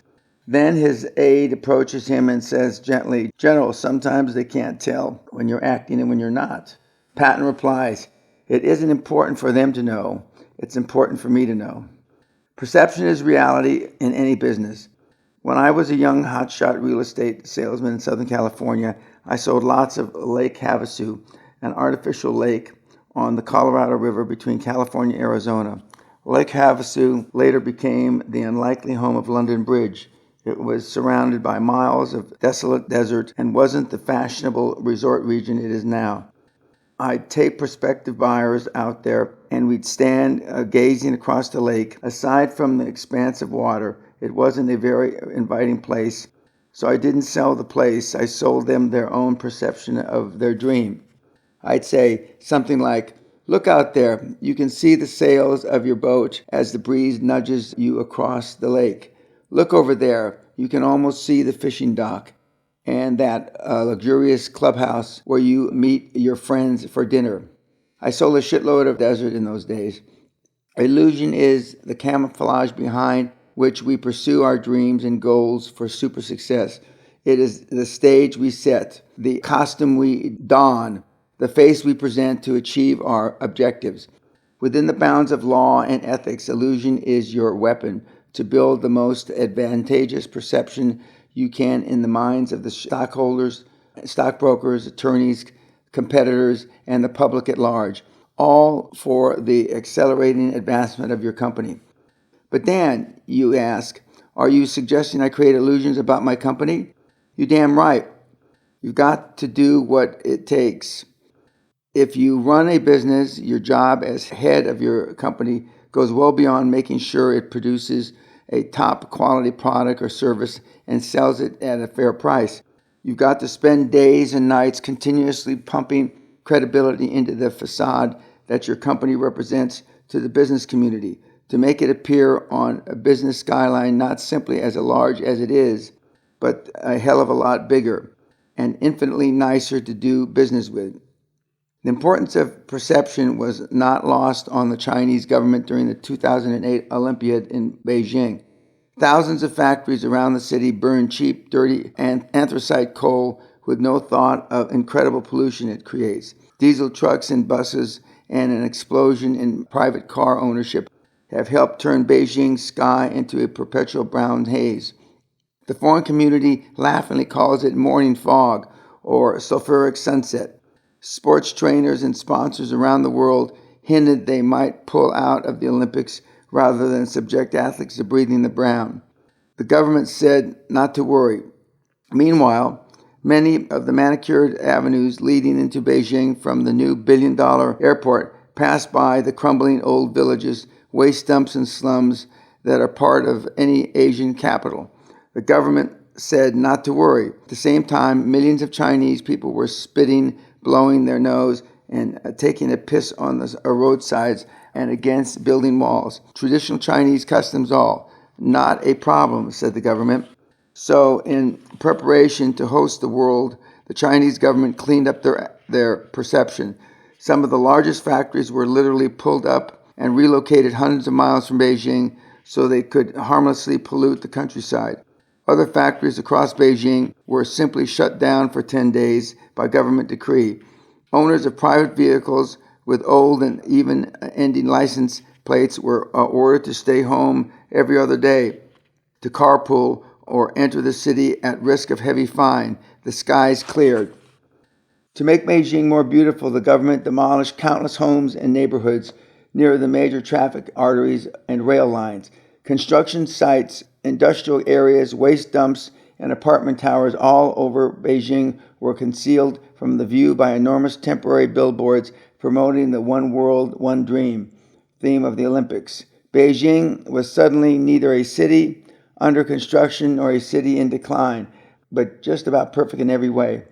In China, if the government tells you not to spit and where to shit, you listen.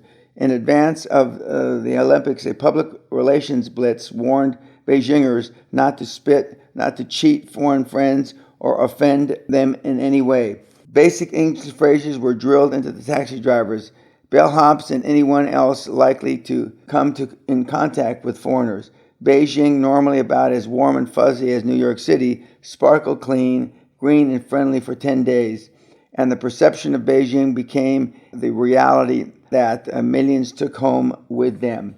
Authors note, having visited the Olympics, not the Olympics, but Beijing shortly before the Beijing Olympics, it was unbelievably clean and pristine, just as I described when this was written.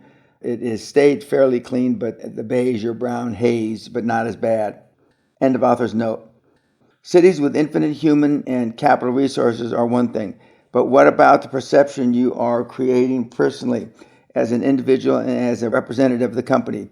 For starters, you only have one opportunity to establish a powerful initial perception of yourself. The cliche is correct. You don't get a second chance to make a first impression. Suppose you had a young person call you for an interview appointment. 15 minutes after the appointed time, he shows up in jeans and a bad boy t-shirt. His hair should be on his sister's head. He's got an earring, a menagerie of tattoos, and an attitude. Now, this kid could have just graduated from Harvard Business School, but you couldn't care less. You've judged him by his appearance, and he's out of there. You don't give a damn, and that is what would have been politically correct for you seriously to consider this bum, just to show what an open-minded guy you are. As far as I'm concerned, political correctness is an idea made up by psychobabblers to make habitual winners and a full-time victims feel better. But what the hell do I know? I'm just a money-enabled white man. Author's note: having just publicly endorsed Donald Trump for president in the last couple of weeks, and having been beating my chest on my various podcasts, saying that political correctness is a manifestation of the lack of self-esteem, this is more set in concrete and has been validated more in recent years than ever before. End of author's note. The point is, the kid created the instant perception of a goofy, worthless doofus, which was real enough for you to believe in.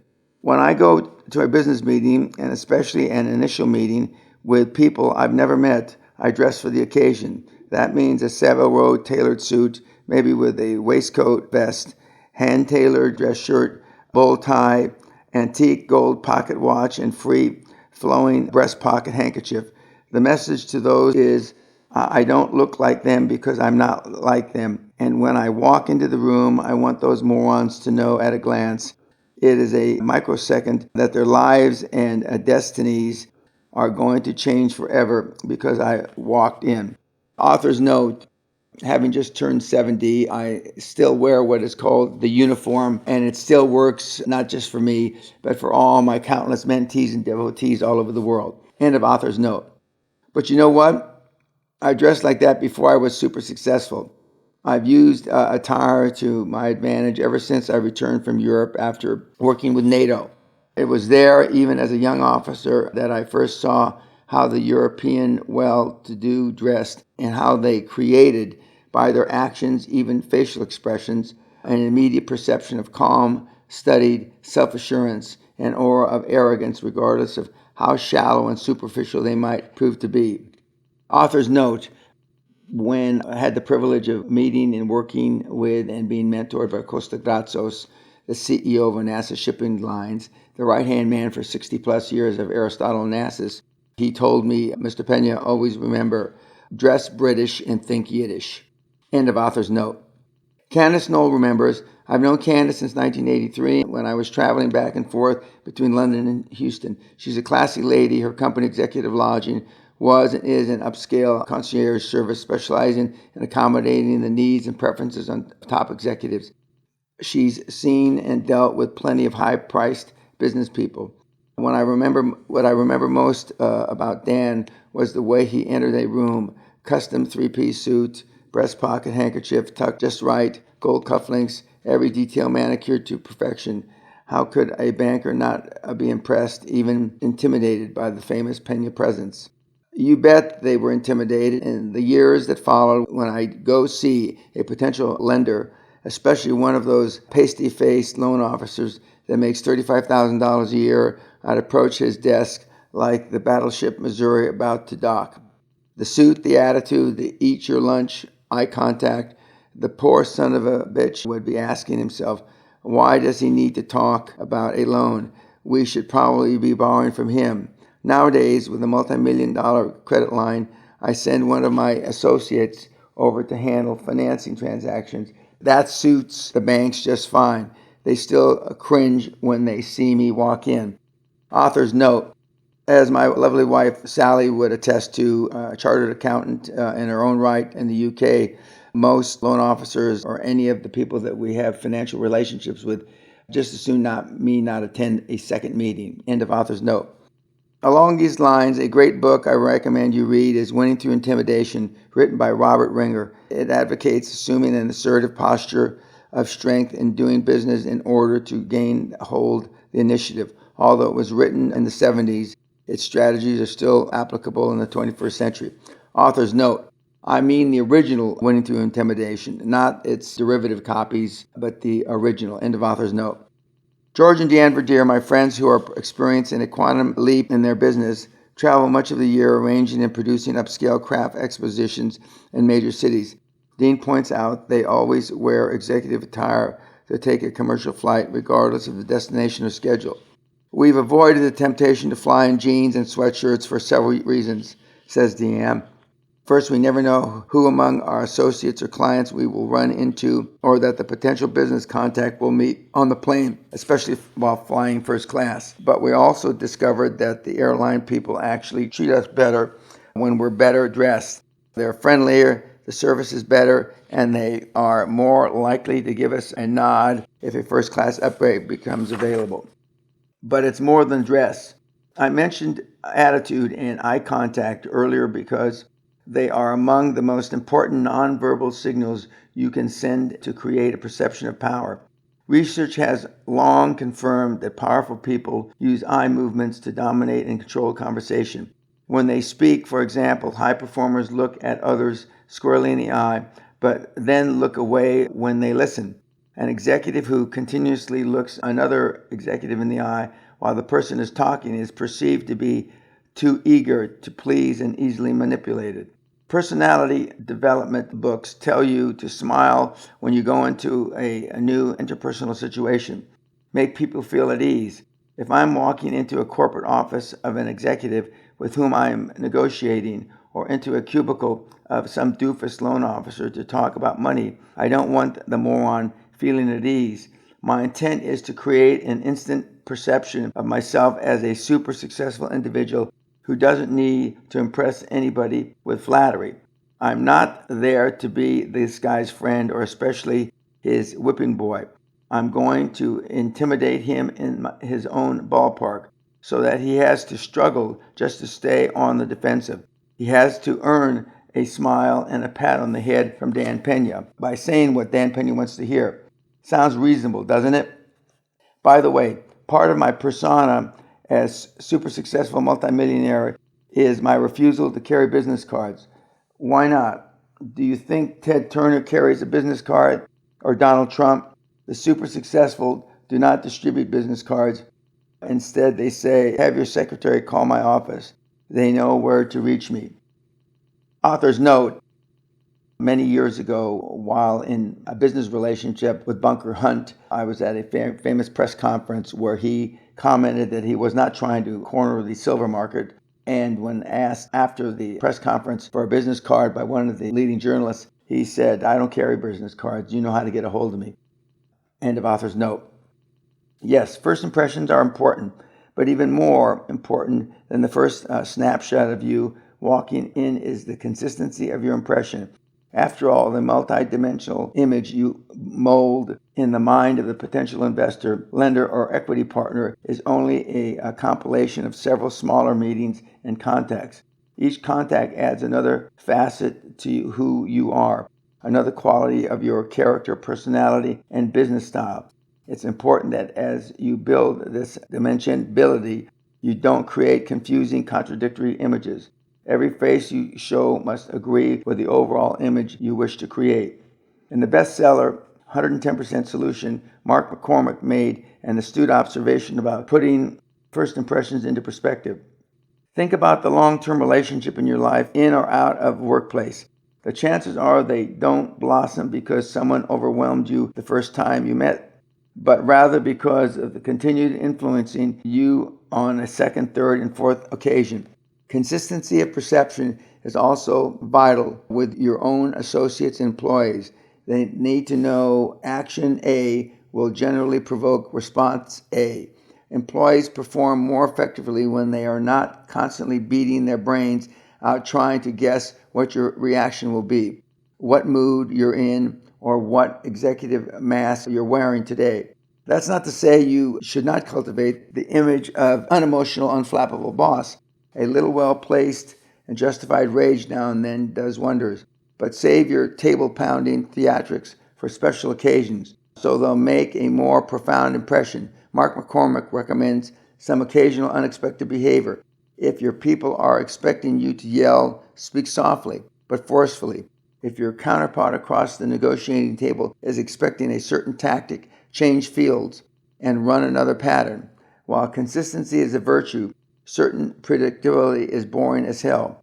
As far as corporate perceptions, some moderately successful corporations maintain an image much like the punk kid I described above. At one Florida marketing firm, the boss comes in the office in a sweatsuit. The employees wear jeans or shorts, and the atmosphere is more like a factory floor than an executive office. All day long, the air is filled with chaos, sophomoric screaming and cursing to the extent their business neighbors have come over to complain. What kind of perception does this create for walk-in clients expecting professional behavior? Or even suppliers who talk about the company to the competitors? The owner, a perennial wise guy, will never change, and his company will never become super successful.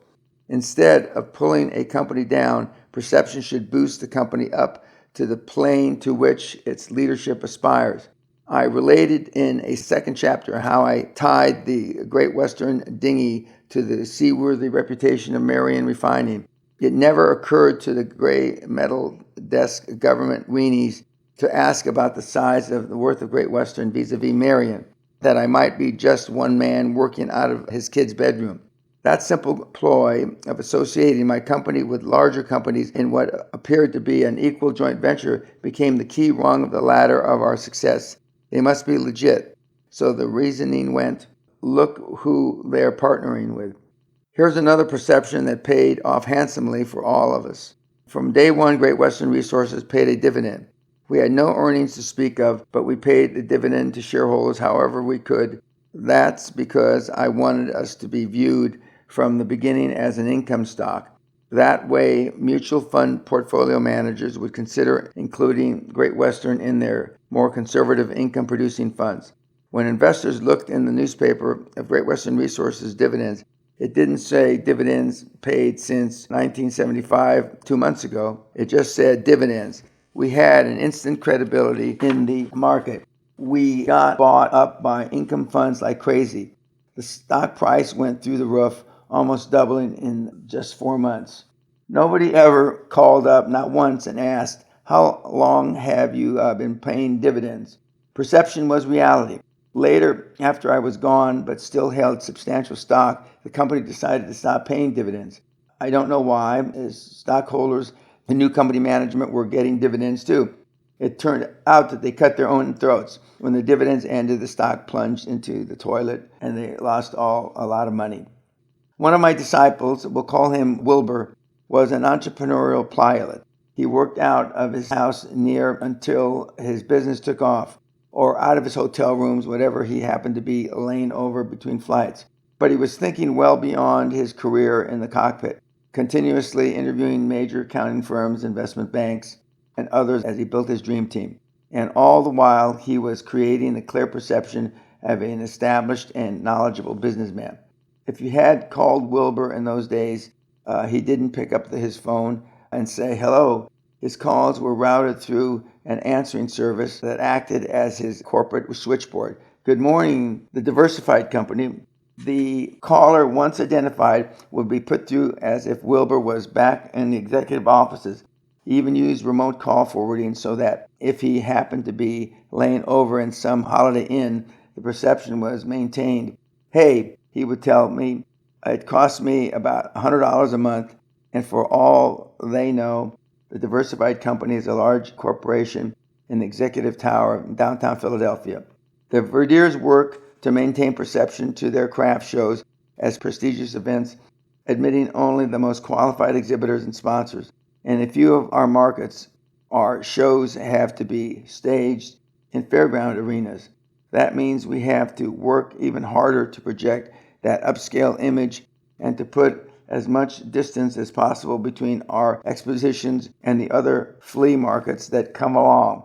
As our shows have grown in popularity and reputation, we've had to be more and more particular about who we accept to sponsor them in each city. As part of maintaining our quality perception, we limit our sponsors to such respectable entities as newspapers, radio stations, which appeal to our demographics, no rap, no rock, banks, and soft drink companies. George Verdier points out these perceptions will only endure for so long in order to produce a successful and profitable event. He and Deanne must build a perception of their show's quality in given markets long before the show ever opens. Once we open, image gives way to quality of our performance, and we replace our carefully constructed perception with reality and reputations. If you can't follow through, all the perception in the world is a house of cards. Early on in the development of Great Western Resources, it grew increasingly clear that if any company and I were going anywhere, we both had to look as if we were already there. I knew that our business partners, investors, and financial community in general had to see me now as I planned to become in the future, or we wouldn't even have a future. I needed a quick transfusion of perception, one so dramatic that it was virtually inarguable. So, as I mentioned earlier, that's when I decided to buy the castle I could hardly afford. It was an expensive project and a huge task, emotionally and logistically, to relocate from a major U.S. city to rural Scotland.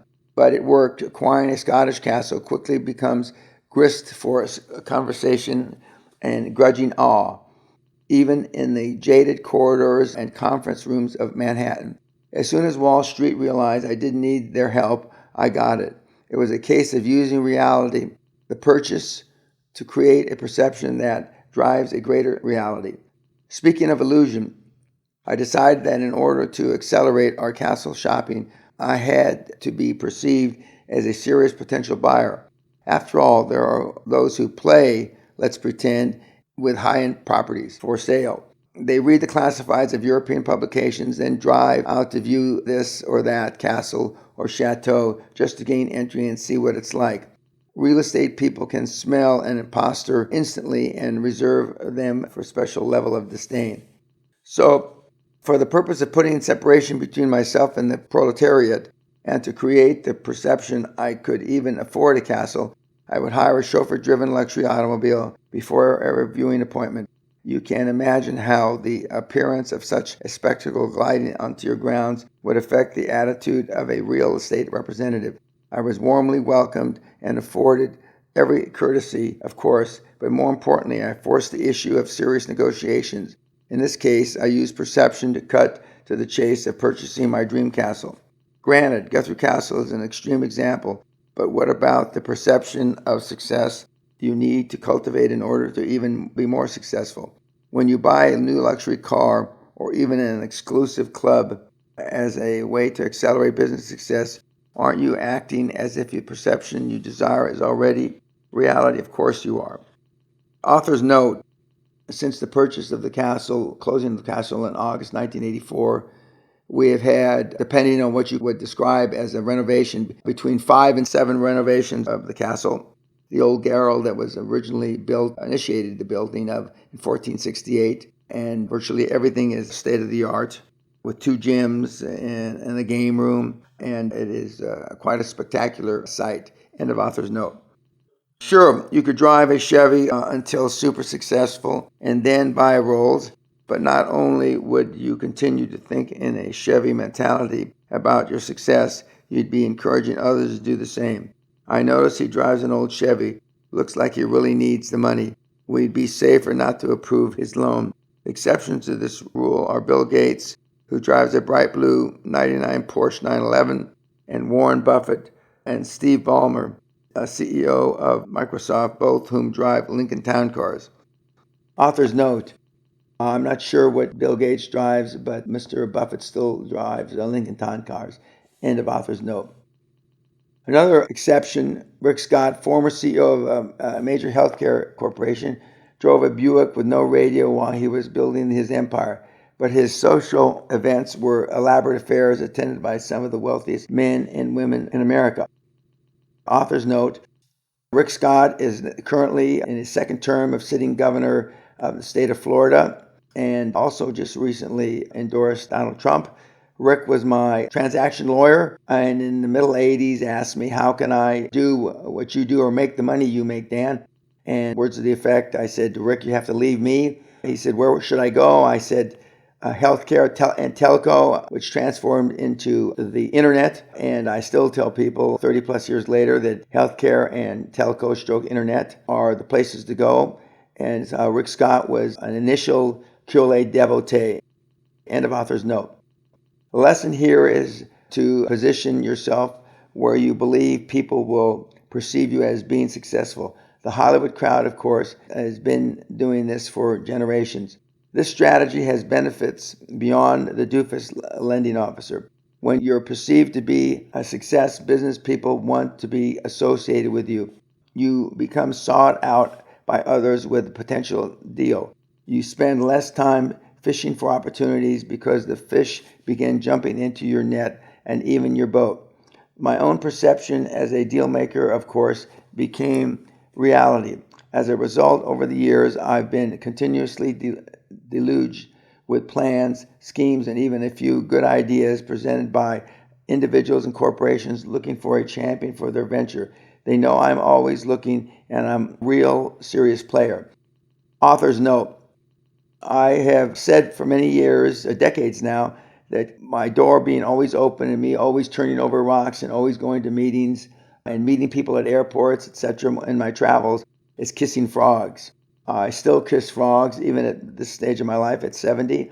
I still see people in cities as I travel around because I'm forever looking for the possibility of that great transaction. End of author's note. Using perceptions to create realities is not limited to image building for up-and-coming companies or individuals. It permeates every phase of business corporations. A successful company needs to pump up its image at strategic times throughout its corporate life. When you're preparing for an initial public offering, IPO, you want brokers and purchasers alike to perceive an enormously shrewd, dynamic, and aggressive company poised for skyrocketing success. You want editorial columns in the Wall Street Journal and your top executives to be seen as the most exclusive circles, exuding acumen, confidence, and comfort about taking their company public. You want stockbrokers and potential buyers talking hungrily about you at lunch, licking their lips for your stock long before the day that you go public. Remember, the perception of the stock isn't based on any face value, but the demand that has been generated for the stock. If you do it right, the result on the day of the offering, as it was with us in London on that August 10th, will be that of selling shares at spiraling prices to eager investors quite willing to pay those prices. Author's note: I may have mentioned it, but on the day that we went public in August the 10th, 1984, my 39th birthday, was also the day that Mrs. Thatcher's, one of her major privatizations, that of Jaguar, was going public. And I was advised by virtually all concerned that we shouldn't go public on the same day because all the institutional money was going into the Jaguar flotation. And I persevered and sold many of the shares myself to the investment public, and the headlines read, the one that really roared, Great Western up 20%, and I believe Jaguar down 20%. End of author's note.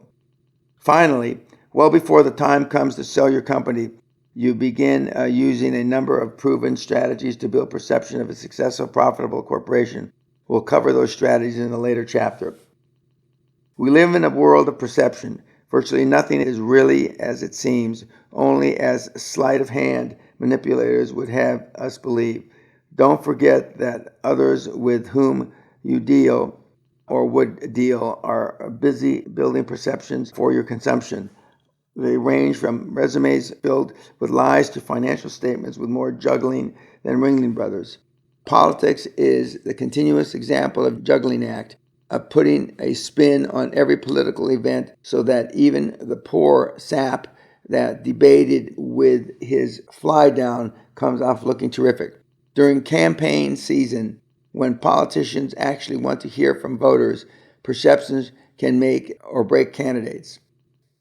Author's note: during this month's coming to the election here in 2016, Donald Trump has stood the Republican Party and politics in general on its head with not believing in political correctness and showing perception is reality. End of author's note. For years, Hillary Clinton has been perceived by much of the public as cold, calculating, and ambitious.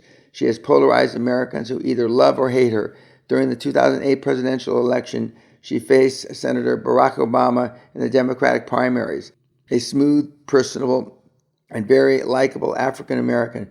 As a result, this dapper, affable black man with virtually no experience but strong in vague and lofty rhetoric was preferred by Democratic primary voters to a woman with several years of experience as a senator from New York, a Washington insider whose husband Bill was a former president. These two contrasting perceptions, not their stands on political issues, swayed primary voters to nominate Obama over perhaps the best American woman in the world. Author's note: Mrs. Clinton is now coming up against a similar situation with Senator Bernie Sanders, a independent, one-time communist, now socialist, and has lost many of the primaries, and it stands to a good chance of perhaps having to go to a contested bid in the Democratic convention herself. End of author's note. That's why wherever you're called on to believe a perception, it's absolutely vital for you to look beyond the illusion others would have you take as reality. In the ideal world, everyone would be forthright and honest in presenting themselves and their corporate entities, warts and all. But until that ideal comes along, perception will be the reality others accept about you. So it's up to you to craft that reality to your fullest advantage. Fortunately, you need not to do it alone. You can gather around you resources, some very skilled individuals in many disciplines. The dream team we discuss in the next chapter. Author's note: the QLA model methodologies, one of the cornerstones is the dream team, and it was almost 3 years ago as I read this, and it is today. End of author's note.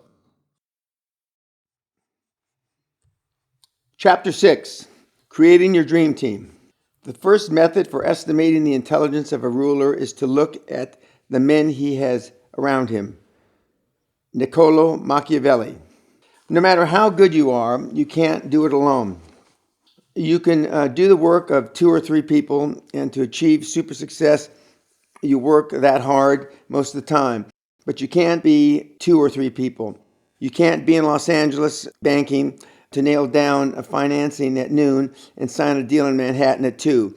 The most determined, passionate, vision-driven, high performer does not have the expertise, energy, or hours in the day to carry out every action, check every figure, and to review every contract generated by a company assuming a growth position. Your company, your entrepreneurial creation, is understandably a source of pride. Nobody else loves it, frets over it, and perceives your vision for it like you do. Nevertheless, the time comes when you must give up some, in fact, a significant portion of that creation to others in order for it to become what you dream for it. You must relinquish pride of authorship to the hands of others inside and outside your company. Pride of authorship has been the death of countless otherwise promising companies because its founding father wouldn't let go. Let's follow the parental parallel for a moment. You have a darling daughter you help bring into the world. Your highest ambition is to nurture that little girl, shape and form every phase of her young life so that she blossoms into an intelligent, happy, and successful woman. But you can't do it alone. Along the way, you have to entrust her to school teachers, piano teachers, camp counselors, and drama coaches. With luck, you'll achieve your ambition for her, but to do that, you have to share control with her, with other people, carefully selected specialists. Your entrepreneurial relationship with your company is much the same. You have to hire and retain experts in finance, accounting, and tax law to help give your enterprise the direction and counsel you can't give.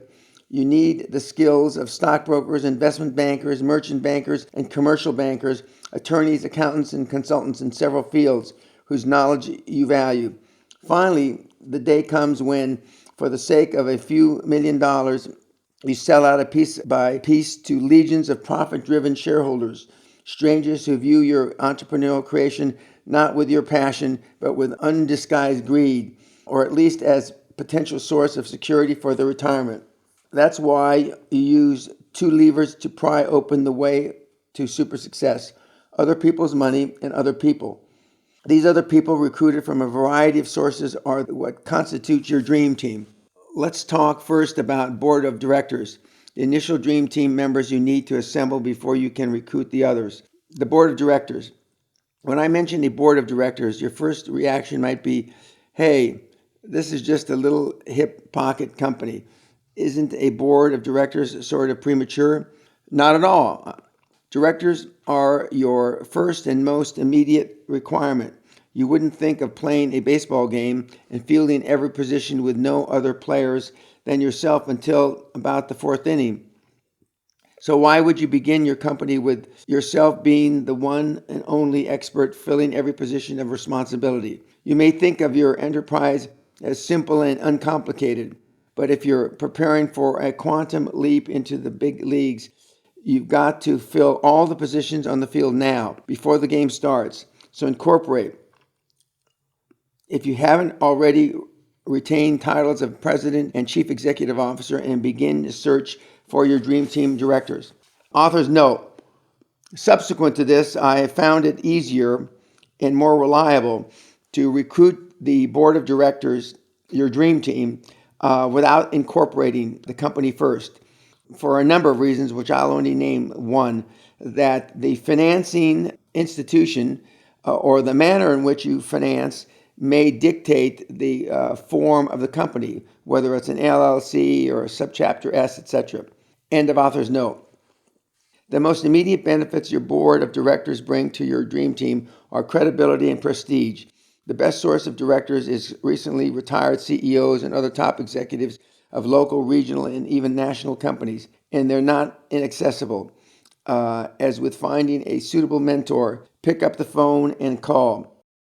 Explain your situation and direction in which you're moving and how you have some fantastic ideas on consolidating the cottage industry or whatever your goal may be. Express your desire to have the individual add his or her knowledge, experience, and prestige to your company.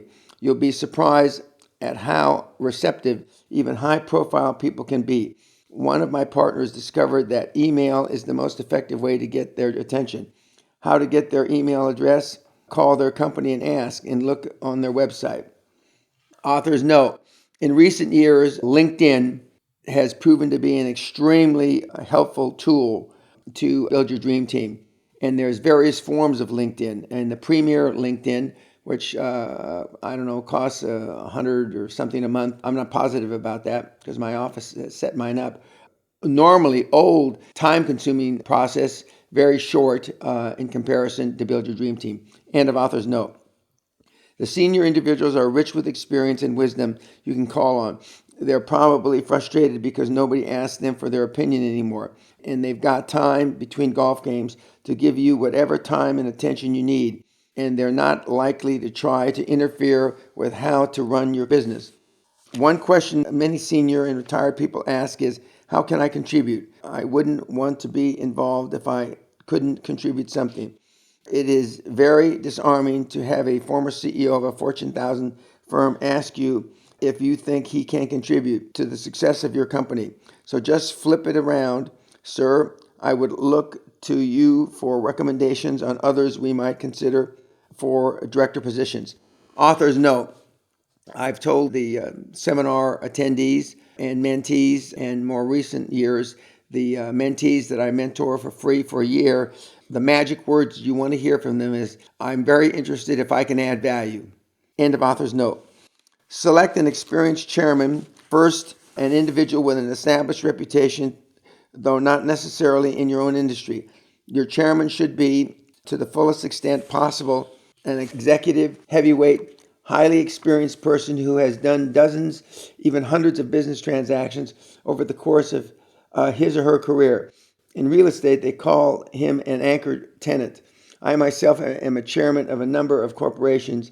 In every instance was brought in because no matter what comes up for any of these fledgling companies, I've been there and done that. The rest of your board position should be filled with individuals from varying backgrounds who share one common quality. They all have more business and financial experience and acumen than you. Your board ideally should include a financial person, an accounting specialist, and one or two other individuals who have already achieved what you're trying to achieve in your field of endeavor, particularly in growing a company geometrically through acquisition. Your accounting expert might be a former regional manager of a Big Four accounting firm. Your financial-based director might be a retired investment banker.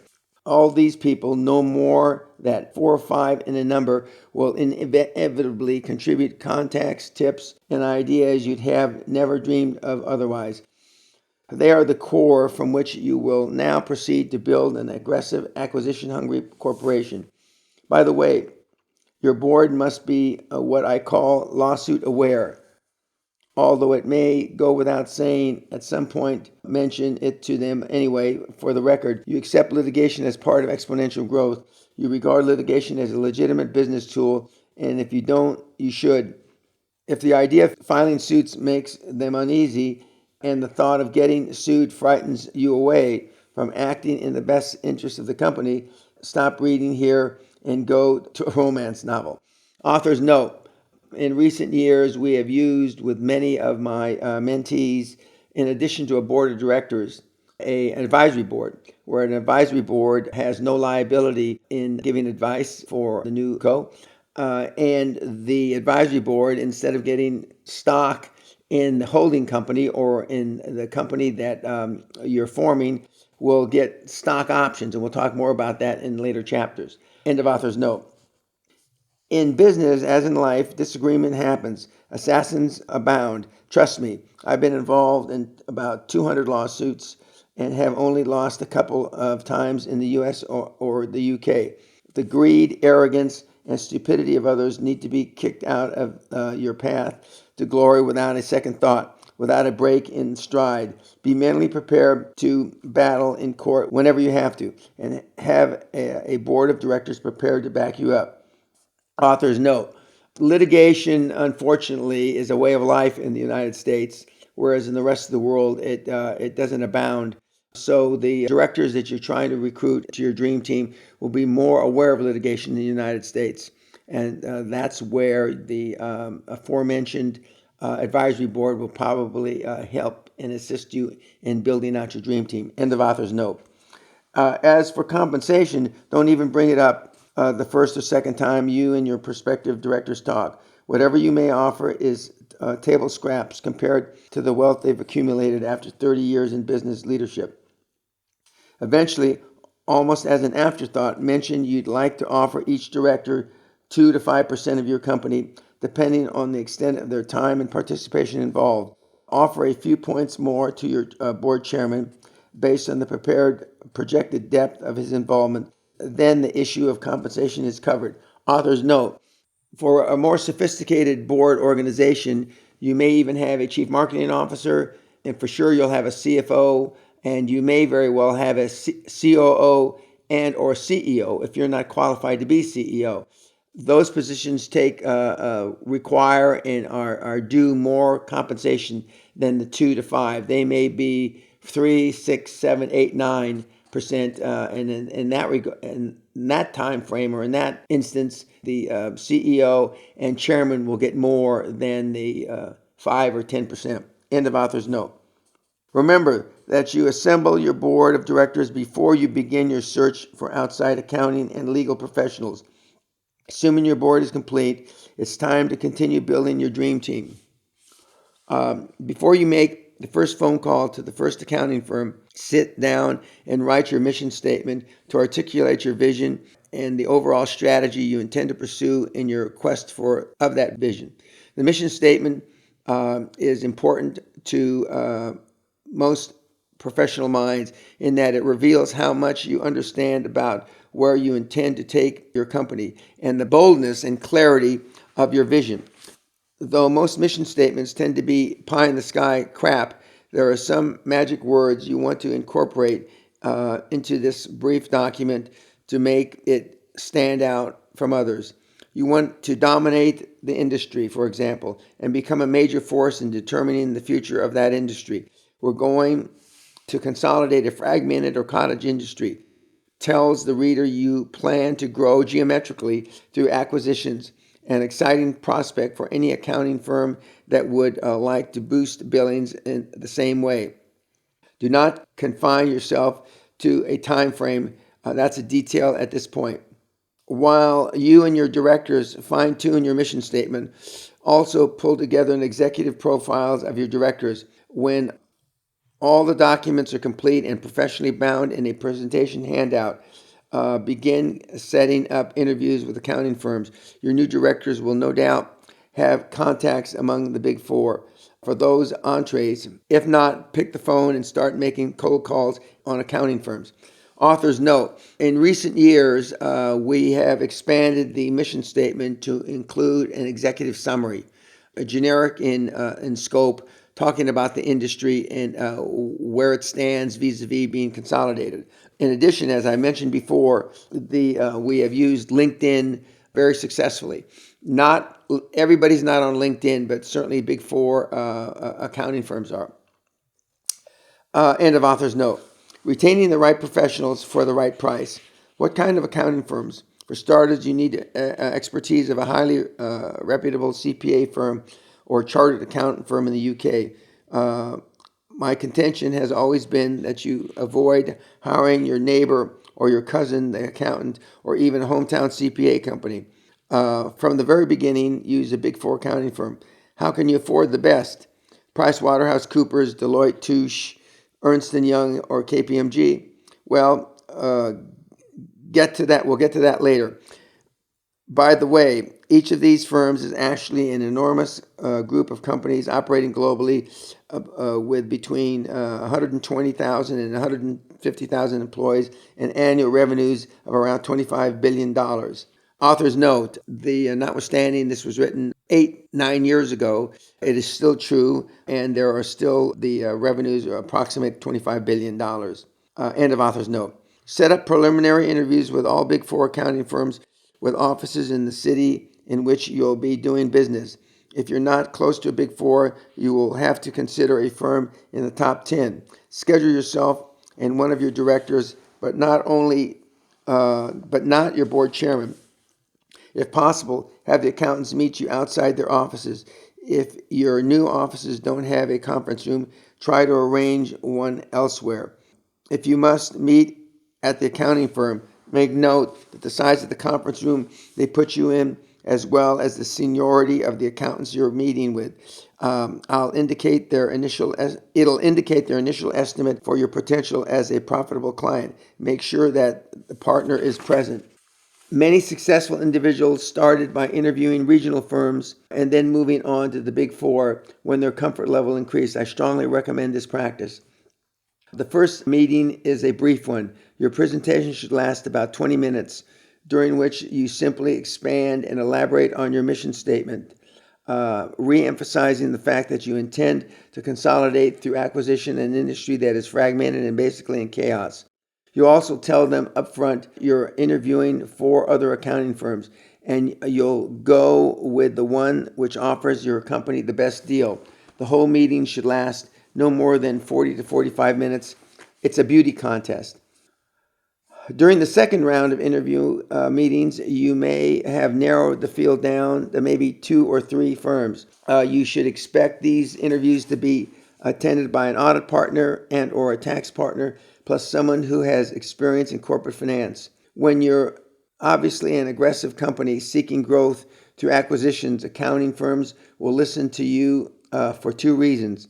First, they envision their own geometric billings growth riding on top of yours. Second, a company in an acquisition mode is less likely to change accountants once their accounting firm picks up the rhythm of the company, understands its vision, pace, and tempo.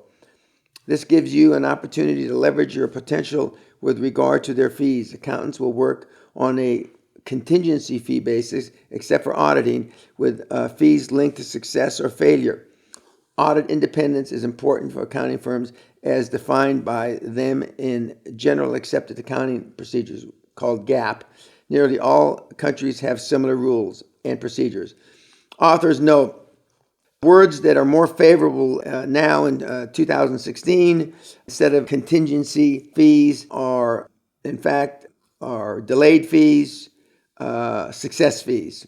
End of author's note. So you talk to accountants about value-added fees and success-oriented fees. Underline these terms. They are very important phrases for you to use. Recently, I made presentations to a number of accounting firms. In every instance, the partners immediately responded to those terms. Big Four partner suggested they will bill only 50% of their hourly rate until we made a successful acquisition, then 100%, and then play catch-up until they made up their balance. Another big firm said they would wait for 6 months after our first transaction to begin full billing. The point is that accountants are flexible as long as the aura of professional independence is respected. Authors note, there's other combinations that the Big Four or smaller regional firms will use, pushing out fees as much as a year with no payment, and paying a premium of up to 130 or 150% upon successful transaction. End of author's note. At each of your second meetings, accounting partners will be selling to you. You should expect them to respond to your previous presentation and be prepared to discuss your specific needs and expectations of them as a Big Four firm.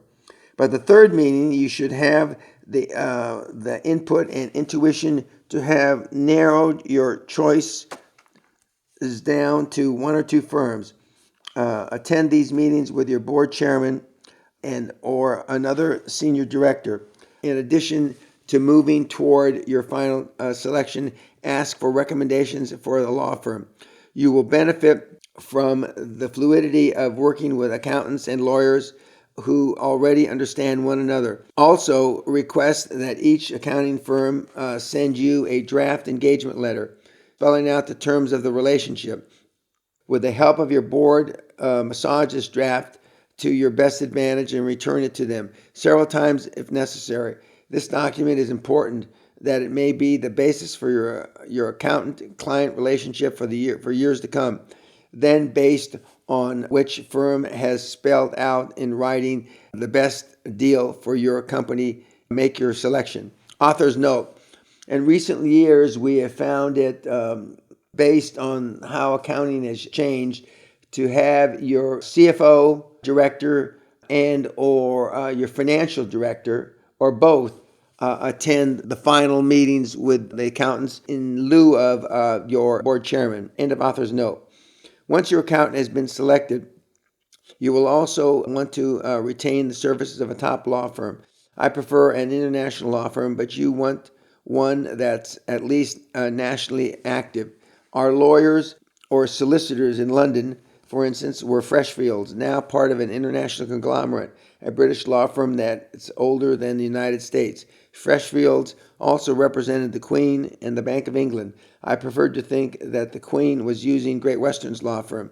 They were pretty damn prestigious. Conventional wisdom in London had advised us these chaps would hardly consider representing you Americans, I should think. But they did, of course, and at the time when our lawyers spoke, the advice or opinion people listened.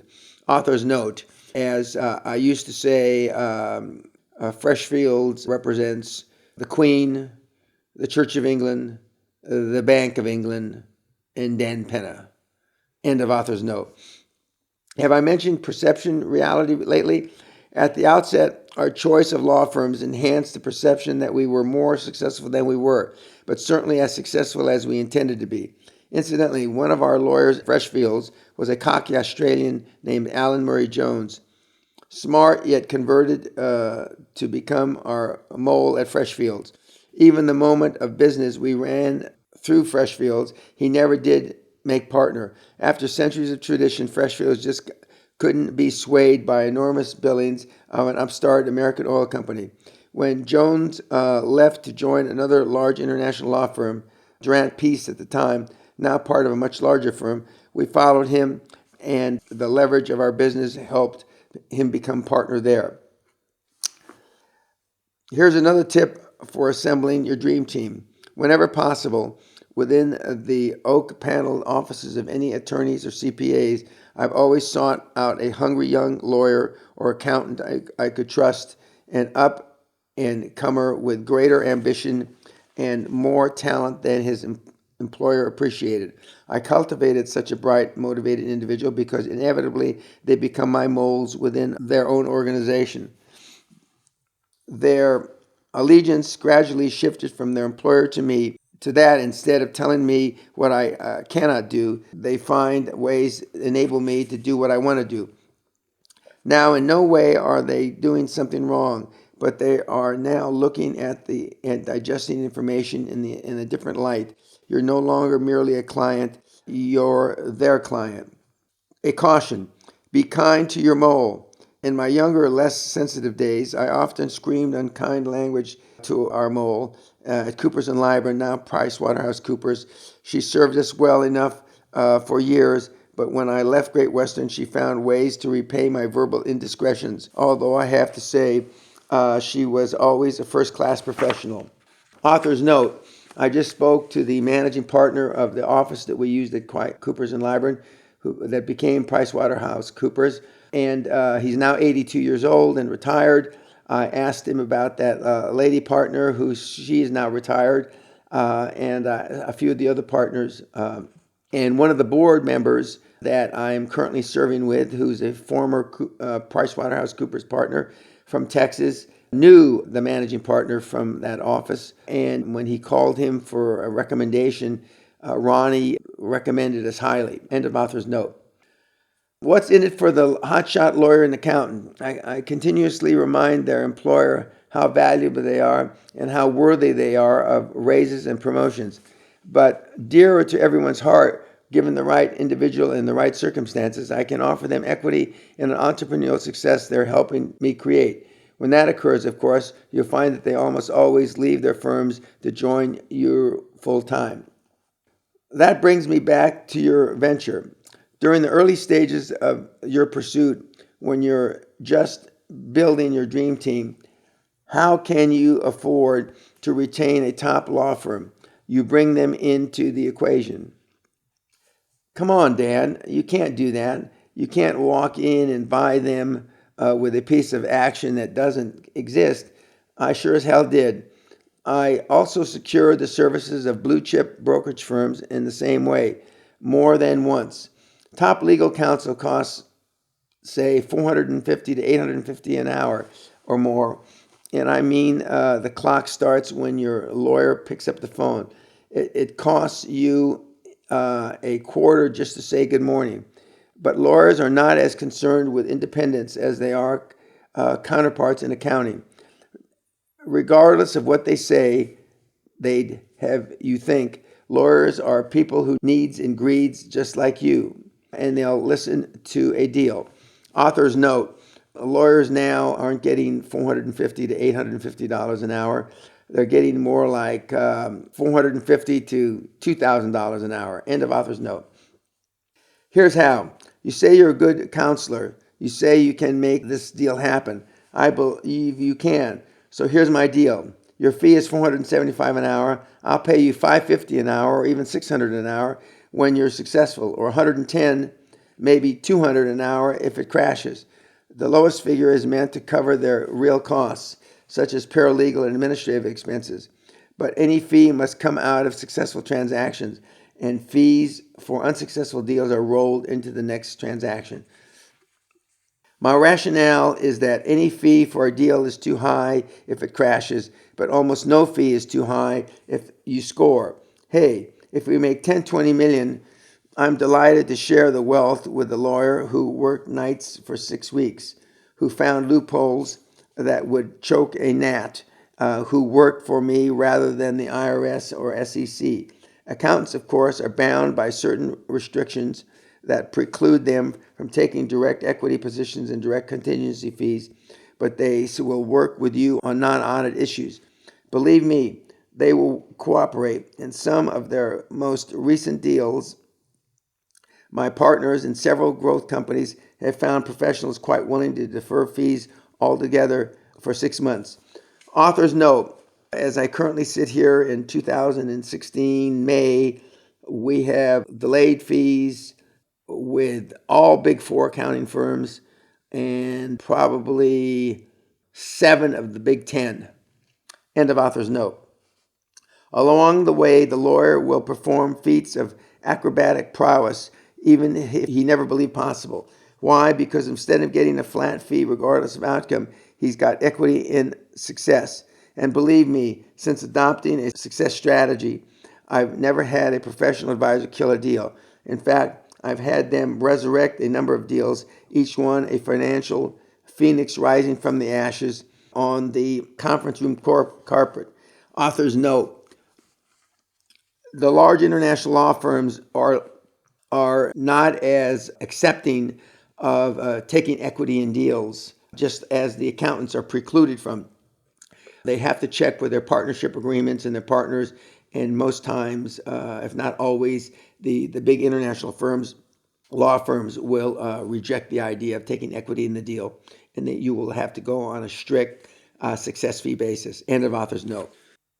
So you've got an experienced and influential board of directors, a Big Four accounting firm, and a top, perhaps international law firm on your dream team.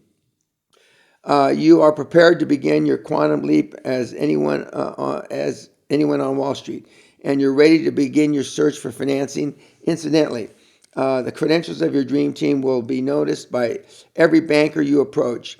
They know that Ernst & Young and PricewaterhouseCoopers won't accept a client without doing thorough due diligence. With the light of powerhouses such as these behind you, you cast a hell of a shadow in the offices of banking institutions. Author's note, just not commercial banks, although we'll discuss that in later chapters, but all financing institutions. End of author's note. Part 2, continuation of Chapter 6, Creating Your Dream Team. Partners and staff. As your enterprise gathers momentum, the next person you'll likely to seek out is a partner, a co-parent for your venture. This should be an individual whose skills, talents, and temperament complement your own and fill critical gaps in your own range of strengths. After all, you don't want another you. You want someone you're not in as many areas as possible. Mark McCormick, writing in 110% Solution, pointed out that the individuals perform beyond their normal capacities when they are teamed with a partner who is better than they are. In sports competition, we quite often see a tennis player or a golfer stretch their potential to keep pace with a higher-ranked player. McCormick believed that choosing a superior partner is an instinct we have in childhood. The smaller playground team captain automatically chooses the biggest kid for his team. As we grow up, however, we become aware that our own performance is being judged and compared against others. Self-interest makes us seek weaker partners who make us look stronger by comparison. McCormick wrote, rather than the big kid who can help elevate our performance, as if to reinforce such thinking, conventional wisdom dictates that you find a partner that won't show you up or even make you look like a fool. Author's note, since I wrote this about 7 or 8 years ago, it has become even more obvious to me that most businesses that are partnerships, and even with employees, pick people that they feel more comfortable with.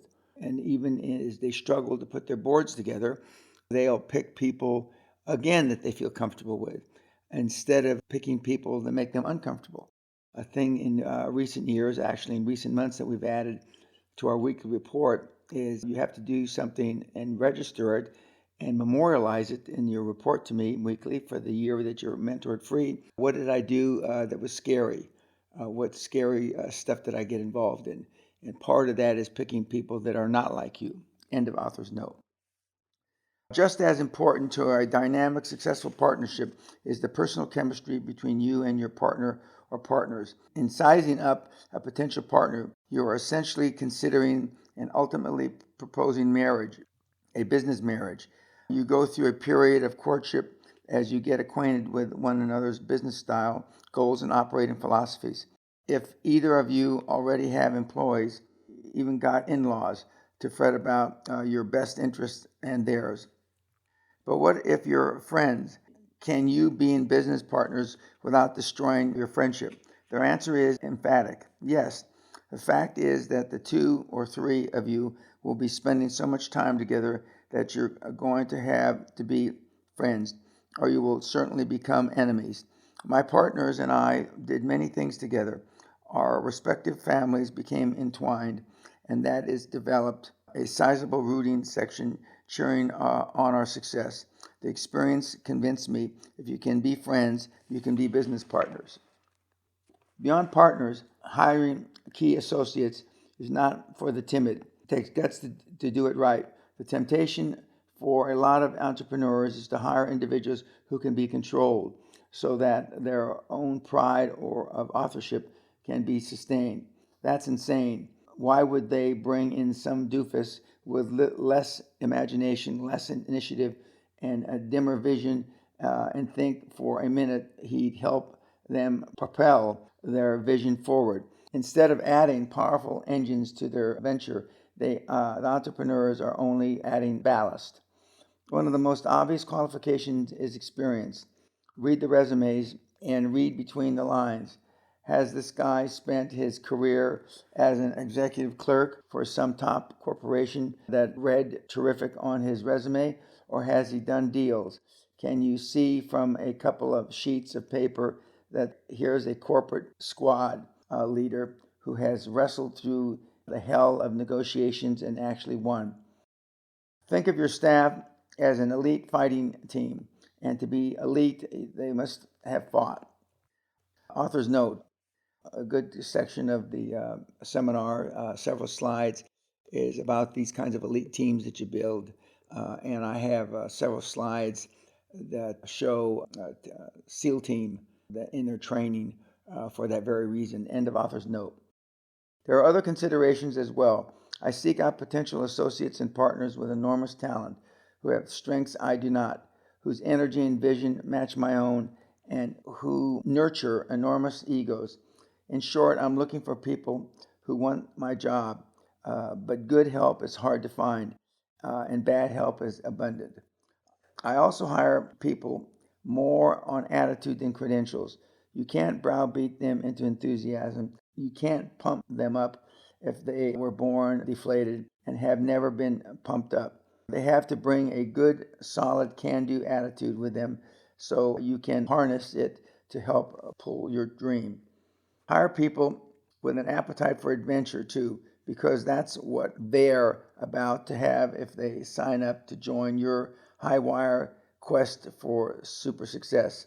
When you begin looking for associates and staff personnel, you talk to a lot of qualified, certified people who prefer the security and the predictability of a status quo. They value their safety and security and lead neatly patterned lives. And they're boring as hell. In my mind, they're already dead, lying around waiting for the undertaker. But for every 15 to 20 of these losers, you discover one man, woman, one uncut jewel who salivates at the prospect of helping you explore and conquer new territory. You're the chance they've been waiting for, and you can bet they'll forsake everything for a chance to join your adventure. Another key factor to be considered is bringing in associates is personality. Like the weather, we can't change personality, but we can talk about it. Growing an idea into a marketable company requires enormous mental and physical energy and a focused commitment of personal time and resources that you cannot allow to be sidetracked by conflicting personalities. Your key personnel simply must have the interpersonal chemistry to get along. If not, their ego and personal agendas will divert the energies you need of them toward widening the chasm between them, and your dream team will give you nightmares.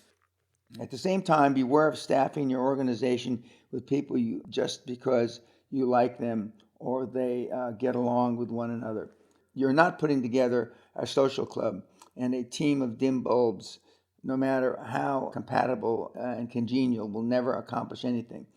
I want to hire people who can surprise me. Nothing pleases a high performer more than an employee or partner to have an idea first. Remember, the high performer values the idea, the inspiration, the solution far more than the pride of authorship. Personally, I'm delighted whenever one of my partners surprises me with a spark of genius.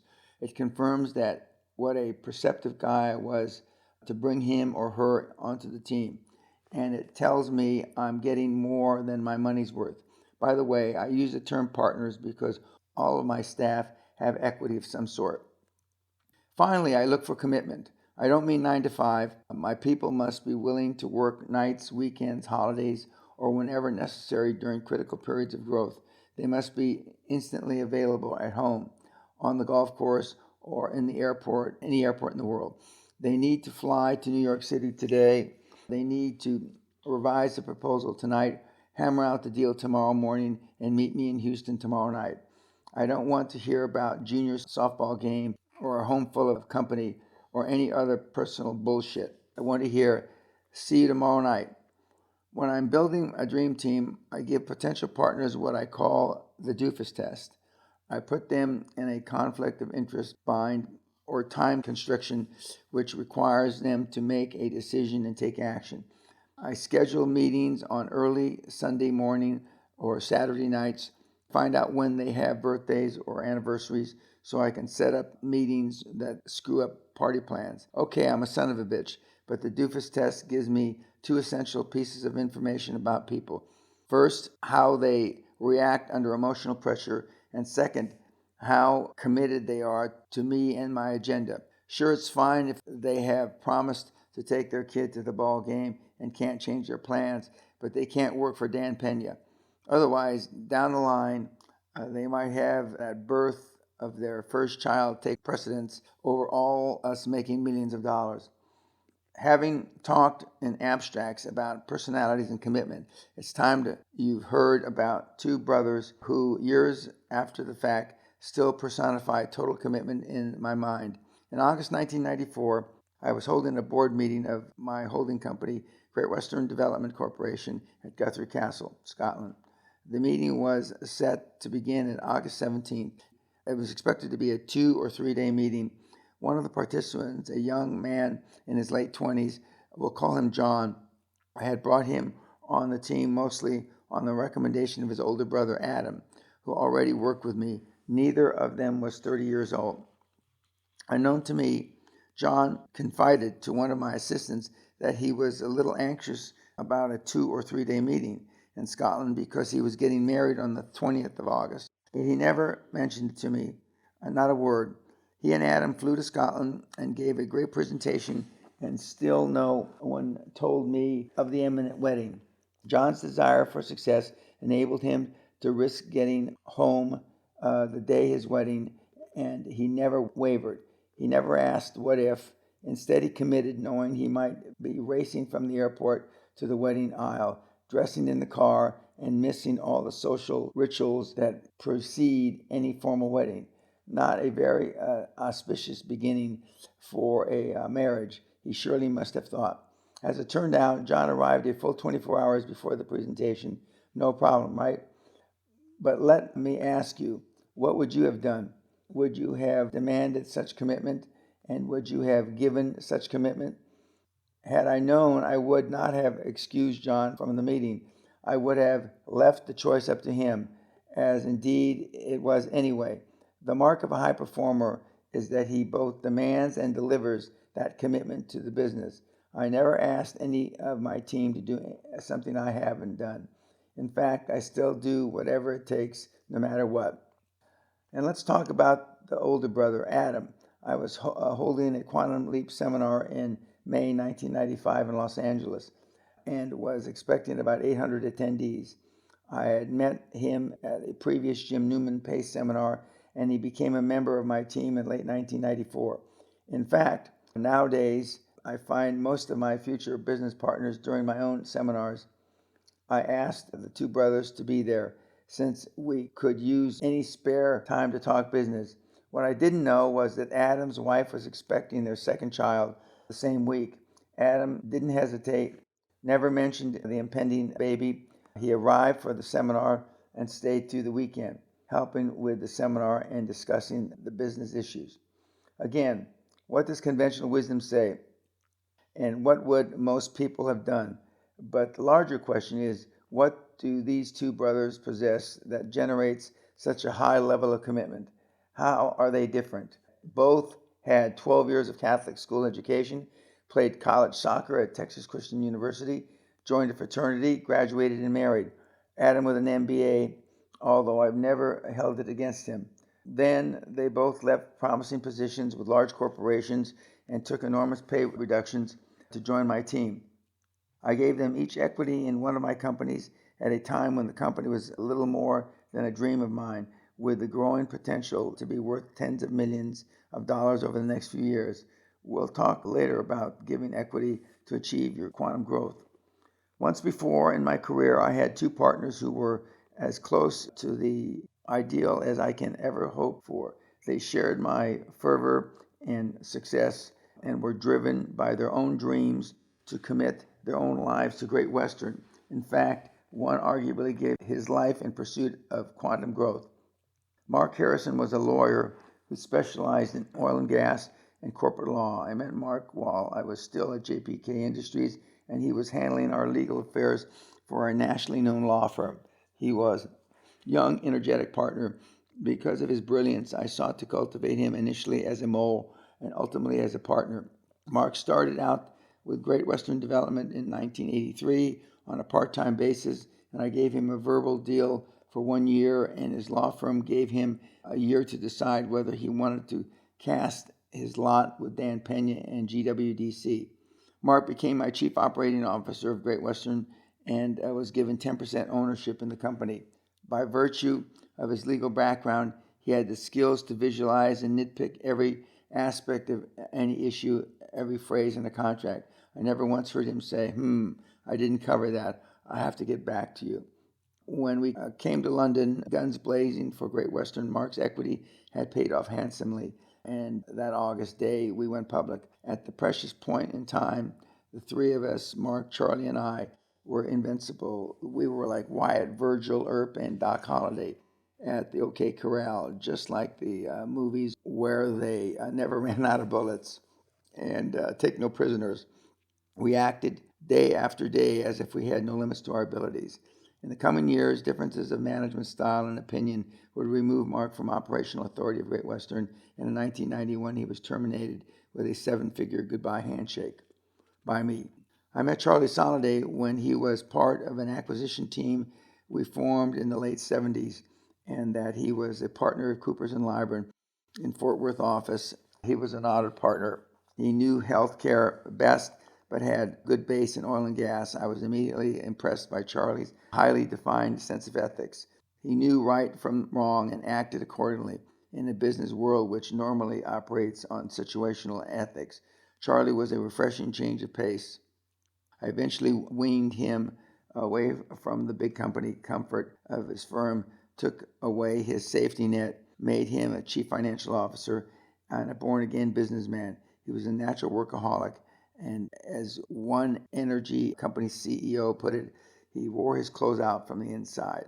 Charlie was fine, total competent CFO, but more important to me was the fact that he was a dreamer, one who could use his talents and technical skills to make his dreams become realities. He was also a great people person and the best numbers man I ever saw. But his value to me at GW lay in his wisdom. I sought his counsel. I trusted his judgment and his loyalty. I knew without a doubt in the heat of the corporate battle, Charlie would follow me, follow my lead, and cover my back no matter what. I knew if I went into a corporate gunfight, he wouldn't leave me to suffer, but put me out of my misery, grab the flag, and run. Like Mark, Charlie was in for equity, 10% ownership. But for the first 5 months, I couldn't even pay him. He and his family moved to Los Angeles and lived in a Holiday Inn and then rented a small house in case he ever got home at all. So many times we would analyze, evaluate, and plan our strategies far into the night. Then he would sleep at my place, sharing a couch with my two Great Danes, fly off into the early morning to another meeting across the continent and see his family whenever he could. From the time we decided to take GW public in March 1984, through 2 major acquisitions and several smaller ones, by the end of 1986, Charlie and Mark and I blazed like a comet across the financial skies. The second acquisition was of the U.S. subsidiary of a foreign multi-billion-dollar natural resource company and involved coal mines and gas and oil properties across the country. It was a long, tough negotiation. I'll get into that later, but by the time the deal was closed in December 1986, we were all exhausted. Our ship had come in, and it was loaded with money for all 3 of us, jackpot. All the dreams, the work, the pressure, and doing without a normal life with family, friends, and sleep had paid off. My dream team had come through for me. We were wealthy beyond dreams of most mortals. Invincible. I went home to Guthrie Castle, my own Camelot, to heal wounds and savor our victory. We were, as the Roman legions, invictus. We were not conquered. The next month, Charlie died of a heart attack at 40, just inside the threshold of his greatest super success. It was over. John Lennon said, "Life is what happens when you're making plans." Dan Peña says, "Man plans, God laughs." My life was changed forever. It took almost 3 years to recover from an acquisition 8 to 10 times our size and Charlie's death. No matter who you recruit for your dream team and how gifted and committed they are, they're going to need leadership. Even more to the point, they're going to want leadership, and you're the leader. It's no wonder reports say that almost 70% of the Fortune 500 CEOs have military backgrounds. The toughest thing about being a leader is that you're always alone in the lead position. Leadership is a towering peak with standing room for one. Sure, you can turn and get advice from this or that team member, but there's only one captain, one driver, one pilot in the cockpit. You can save your company from mistakes the others may make, but the others can't save the company from you. The guy who said, "It's lonely at the top," had surely been there. I often tell my business partners they must learn to be alone without being lonely. You're only a leader if you have followers. You can buy quasi-loyalty with money, and we'll talk about compensation shortly, but you can't make people follow you. They have to want to. Another misconception about leadership is that too many entrepreneurs think of leadership as a static condition. They sit in a position of leadership and assume that by definition they're leading. Any CEO who is not moving his or her company forward is not leading. The word leadership implies action. Leading is convincing others to move, to follow you as you proceed forward in a predetermined direction. If you're not moving, or if you seem to be moving erratically as you've lost your way, your associates and employees immediately perceive that they've lost their leadership and begin to lead themselves in whatever direction they like. And I can assure you it won't be the right direction. World history has proven time after time people much prefer to follow a madman with a clearly defined purpose than a nice guy with no apparent goals. And high-performance people are often perceived as madmen. Conventional business people consider them to be loose cannons, eccentrics, even buffoons. Sometimes the most loyal employees, stretched on the bone-breaking rack of demands beyond all known capacities, are exasperated by working for a high performer. But they don't quit. Great entrepreneurial madmen include Branson, Ted Turner, Donald Trump, Rupert Murdoch. Howard Hughes was a madman long before he went crazy. Author's note. More recently, Bill Gates, Steve Jobs were also considered madmen. And right now, as I read this, Donald Trump is at the Republican convention, and he will be inaugurated as the nominee to run for president in the next day or two. End of author's note.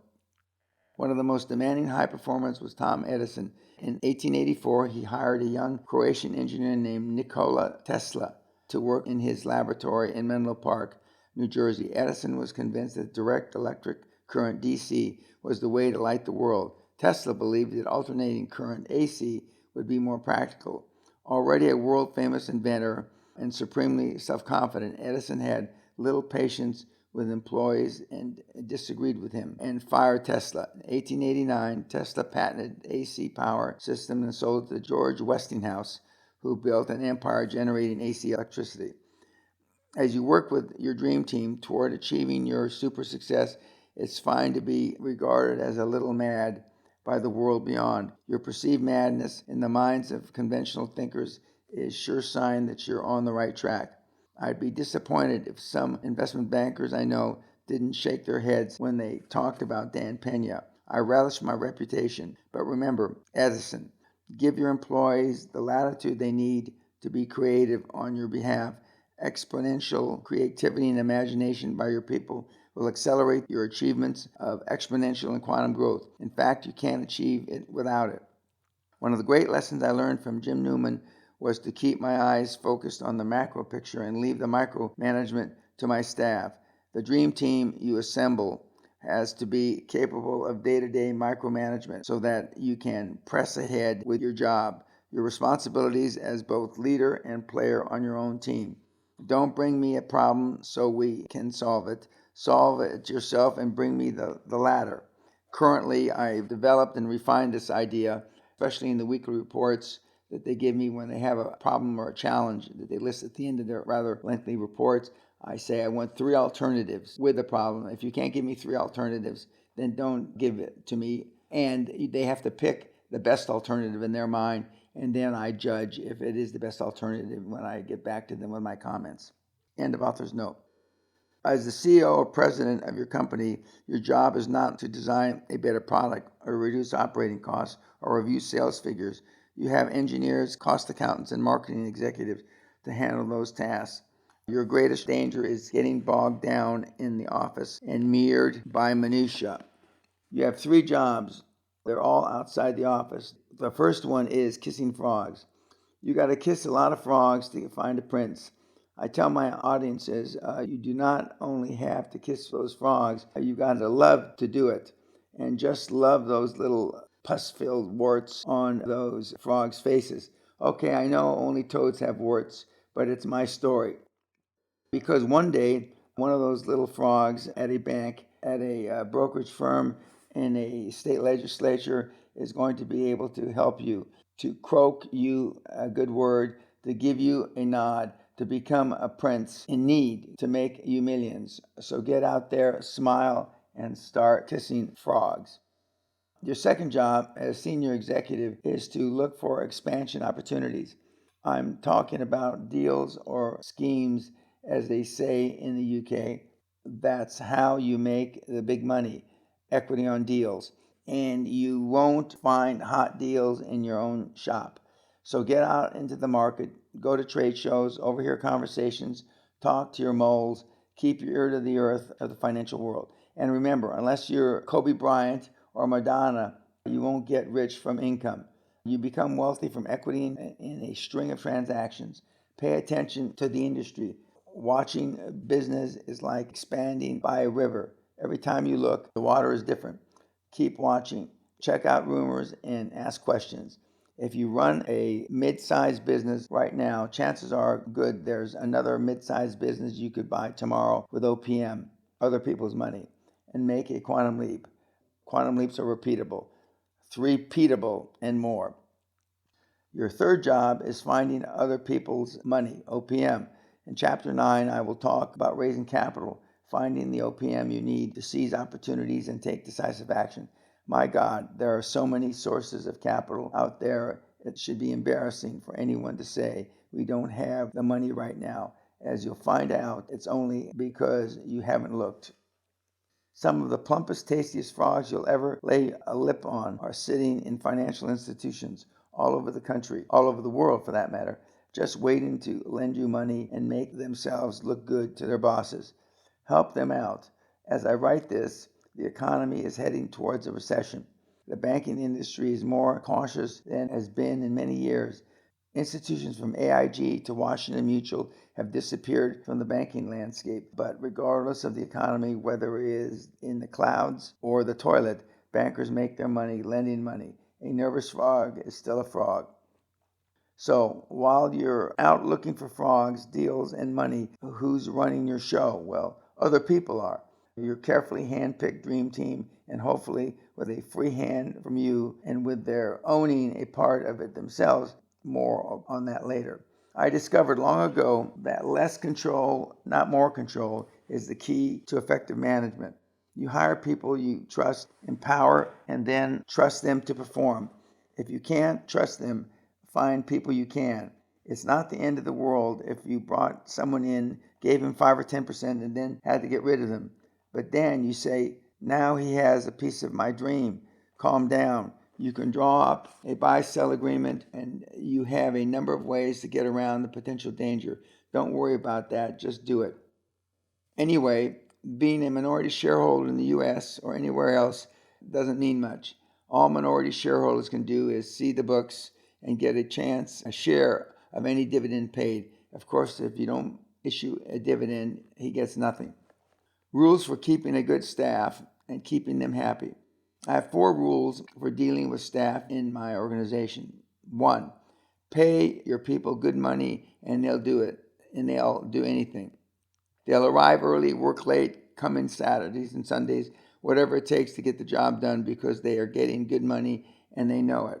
You start by paying them the best salaries in the market. Employees continuously compare their salaries with friends at other companies, and you want your employees to win every time. Give Christmas bonuses, new account bonuses, birthday bonuses, whatever you can to assure your people they've got a sweet job worth working hard to keep. Some bosses periodically hand out unexpected appreciation bonuses. Strolling from the desk to desk with checks, I personally tie compensation to deals and profitability. Plus, you'll recall all my people are equity partners. At Great Western, my people knew that paychecks were tied to income, so they continuously thought of ways to make money. They all worked hard, and the enthusiasm was incredible. I previously referred to an extraordinary Brit named Peter Sage. Peter was a spectacular achiever long before we met, owning 4 companies by the time he was 20. Today, he's a globally active entrepreneur, a highly sought motivational speaker, and a high-end real estate investor. A few years ago, he decided to reward his staff of 22 and his mother with a Christmas party. Fair enough.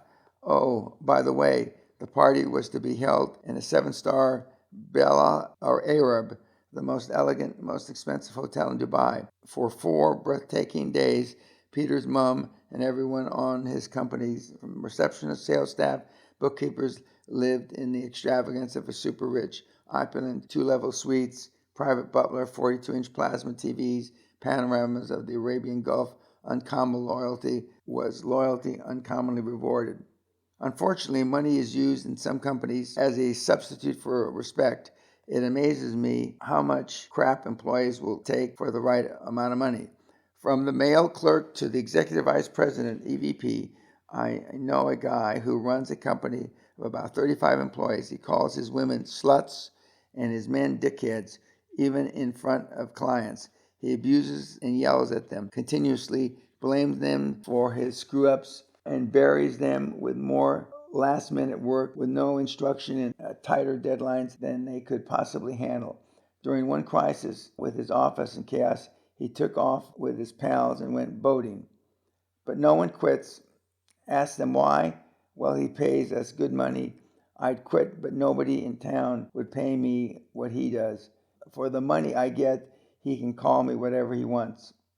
Of course, I'm not advocating that kind of treatment for any employee. In fact, I did just the opposite. I paid them well and treated them with respect. But the point is that employees place 3 things at the top of the priority list: money, money, money. Above pleasant working conditions, above packages, above health club memberships. Employees don't want to be your extended family, even in the 21st century. They want to get paid as much as they can haul down the elevator in a wheelbarrow. And when you add respect and recognition the results are tremendous. Then you've got their loyalty forever. As Napoleon Hill said in his classic Think and Grow Rich, after some 20 years of interviewing 500 richest men in the world, the financial motive must prevail. Above all, it was true 80, 90 years ago, and it's true now. Authors note the financial model still prevails, but back to Peter Sage. Peter Sage is still an entrepreneur, but he has now extended his worldwide speaking and motivational talks, and he's a mini-me, and he runs around the world. I am proud to say that I had something to do with his training. End of author's note. Number 2, never reprimand. This is a pretty element stuff, but most employers forget it in the heat of crisis. The cliche, criticize in private, praise in public, but occasionally well-placed rage notwithstanding, I try not to even criticize my people in private. Sure, Dan, I can hear them now. Instead, after I've cooled down enough so I won't rip their heads off, I invite them in, close the door, and in the gentlest fatherly voice, ask them questions about their mistake that almost cost me my castle. What was your reasoning behind taking this action? What happened as a result of this action that was not in our best interest? Or what action would you take next time, given the same circumstances? The next time is the operative phrase. Next time tells them you respect their basic judgment and intelligence enough that there will be a next time. Since my company doesn't normally employ absolute morons, I make the reasonable assumption that A, this person has redeemable qualities that make him or her worthy of continued life and employment, and B, he or she is intelligent enough to learn from the fiasco they've just caused by screwing up royally. But more importantly, if employees know they'll be reprimanded for mistakes and especially humiliated, they'll never venture out of where they can make mistakes. They will never get out of their own box. They will never expand their comfort zone. Bill Gates pays bonuses for making mistakes. It's true. Gates does this to encourage creativity and imagination. He knows good people will make honest mistakes, and he doesn't want them to become apprehensive and timid about making decisions. Besides, I found that one of the biggest reasons for employee mistakes is lack of information. Employees don't make decisions the same way as the CEO because they don't have the same information. The days the closed executive office doors are past. Corporate paternalism is dead, killed by email and ease of information flow up and down the hierarchy. We no longer judge the discretion of an executive, even the CFO, by how much information he or she can keep from the rest of the company. Today, we live and work in an information age with staff who has the sophistication to receive and process information about their company and act intelligently based on the input. The smart CEO uses the ability to decontrol his organization to let responsibility trickle down to competent people eager to accept that responsibility. 3, train one or more employees for your job or your jobs, which are to kiss frogs, find deals, and raise capital. You want to train others to do what you do, so together you can get to more frogs, ferret out more potential deals, and get in from more lenders. It is essential that you bring your people into the sense of ownership by doing what a CEO or owner is doing. They'll work harder, longer, and with more commitment when you allow them to help steer the future and not just its present. 4, never make decisions for your employees. Once you give them the information they need, allow them to make their own decisions. At the same time, give them the responsibility and the authority to implement their own actions. Give them chances to make mistakes from which they can learn. Your employees must grow as your company grows. It is far preferable to have the same number of enthusiastic, capable employees handling more jobs than it is to hire, say, 7 more people to handle 7 new tasks. How you present new challenges will determine how quickly they learn. You can tell them how to do the job and they'll forget. You can show them how to do it and they may still forget. But if you involve them in the process, they'll understand, remember, and grow. One interesting example of how employees grow to fulfill the expectations you have of them is in spending limits. When I increased spending authority in the mid-level managers, spending actually decreased. to begin to consider every expenditure as a personal one and monitor costs more closely and more conscientiously than ever. And when I removed the limits totally, the expenses went down even more. Along those same lines, I've found from my own experience that you want every employee to think of themselves as an independent contractor. Virtually every job can be businessed or turned into a business run by an employee. A floor supervisor at the Ritz-Carlton can easily think of himself or herself as the CEO of the fourth floor. With this kind of attitude, capable people work smarter and with more pride. Look at the Saturn story. Every auto worker at Saturn plant thinks like a CEO of some area of subassembly. There is no better example of empowerment to work in an American industry. When it's time to say goodbye, regardless of the health and vibrancy of the relationship with a partner or associate, conditions, circumstances, and requirements change. Personalities change, and although you and your partners or senior executives may stay together for a lifetime, the time may come when you need to get rid of somebody, even someone you've been through hell with. Incident or a pattern of behavior confirms that it's a company's best interest to terminate someone who helped accelerate your super success. Getting rid of people is one of the hardest jobs for a senior manager or executive. Call it early retirement, work furlough, downsizing, or right-sizing. It's no fun for anybody. And don't think it's any easier just because you don't like someone personally. If you're good technically, if they're super competent, if they can work magic with numbers or negotiations, they're going to be hard to replace. On the other hand, don't delay the inevitable. Harvey Mackey was right in Swim with the Sharks when he said, it isn't the people you fire that make your life miserable, it's the people you don't. The individual who needs to be fired is almost begging to be fired, but is still around, often performs counterproductively just to see how much you'll take. However unpleasant the act of firing may be, as long as you put it off, you expend energy in the continuous test of wills. An about to be fired employee is like a corpse lying in the hallway. Somehow, everyone in the office knows when their associates has become superfluous and tiptoes around the cadaver. And the stronger the body lies there for apparently no reason, taking calls and drinking coffee, the greater the impact of the office morale. Get rid of such a person before it is obvious, even to the temps you need to, but haven't. But however you approach terminations, remember this rule. When you get rid of somebody, never give them a hook which to get back into your organization.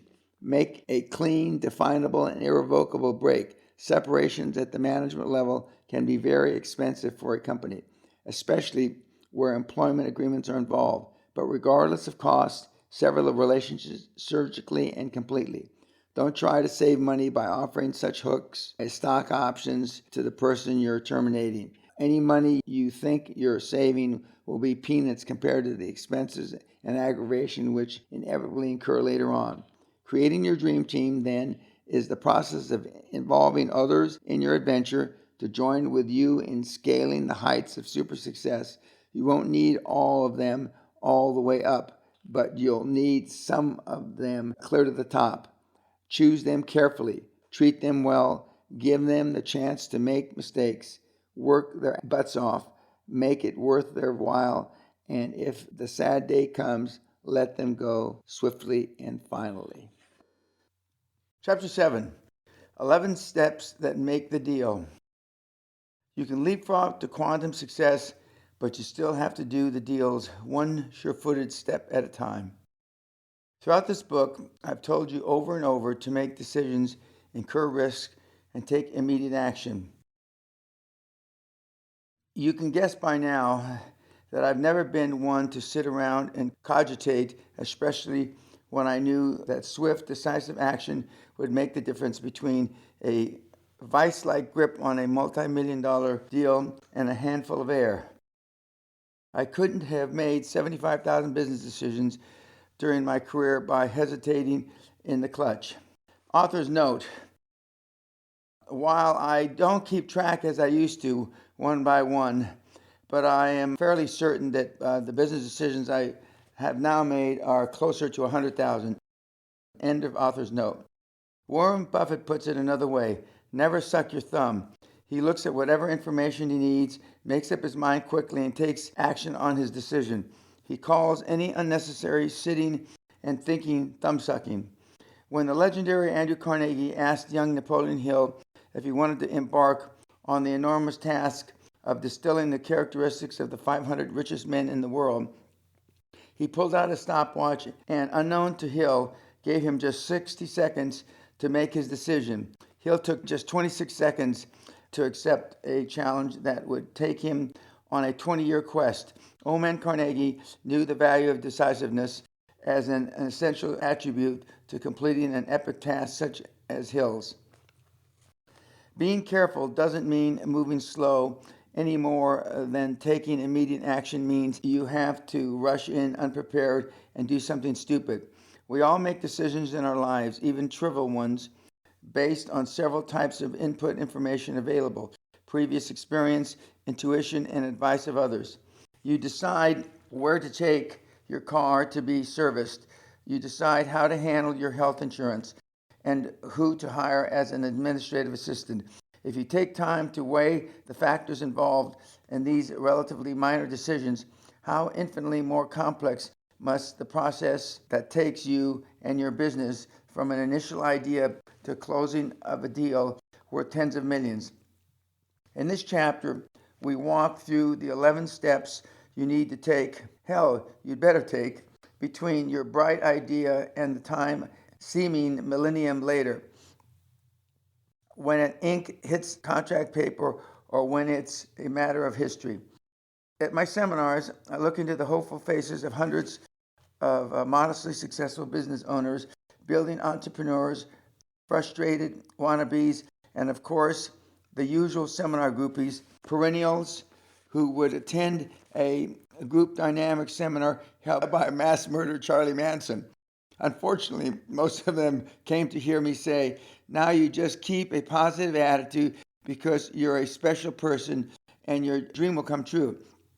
But you know me well enough now to realize they'll never ever hear that feely good crap from Dan Peña. Not because I wish it weren't true. Hell, I wish it was. But life is like a balancing scale.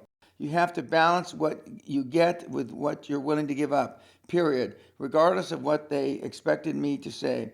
Most, if not all of them, come into the seminar with at least the germ of an idea for making money. At the close of every seminar, I solicit their ideas by inviting them to send me a one-page fax that explains their deal. Not one word more, or I shit can it. And over time, I'm deluged with ideas. Some of them are even good ideas. Author's note: I don't stare into the abyss or the eyes of hundreds anymore.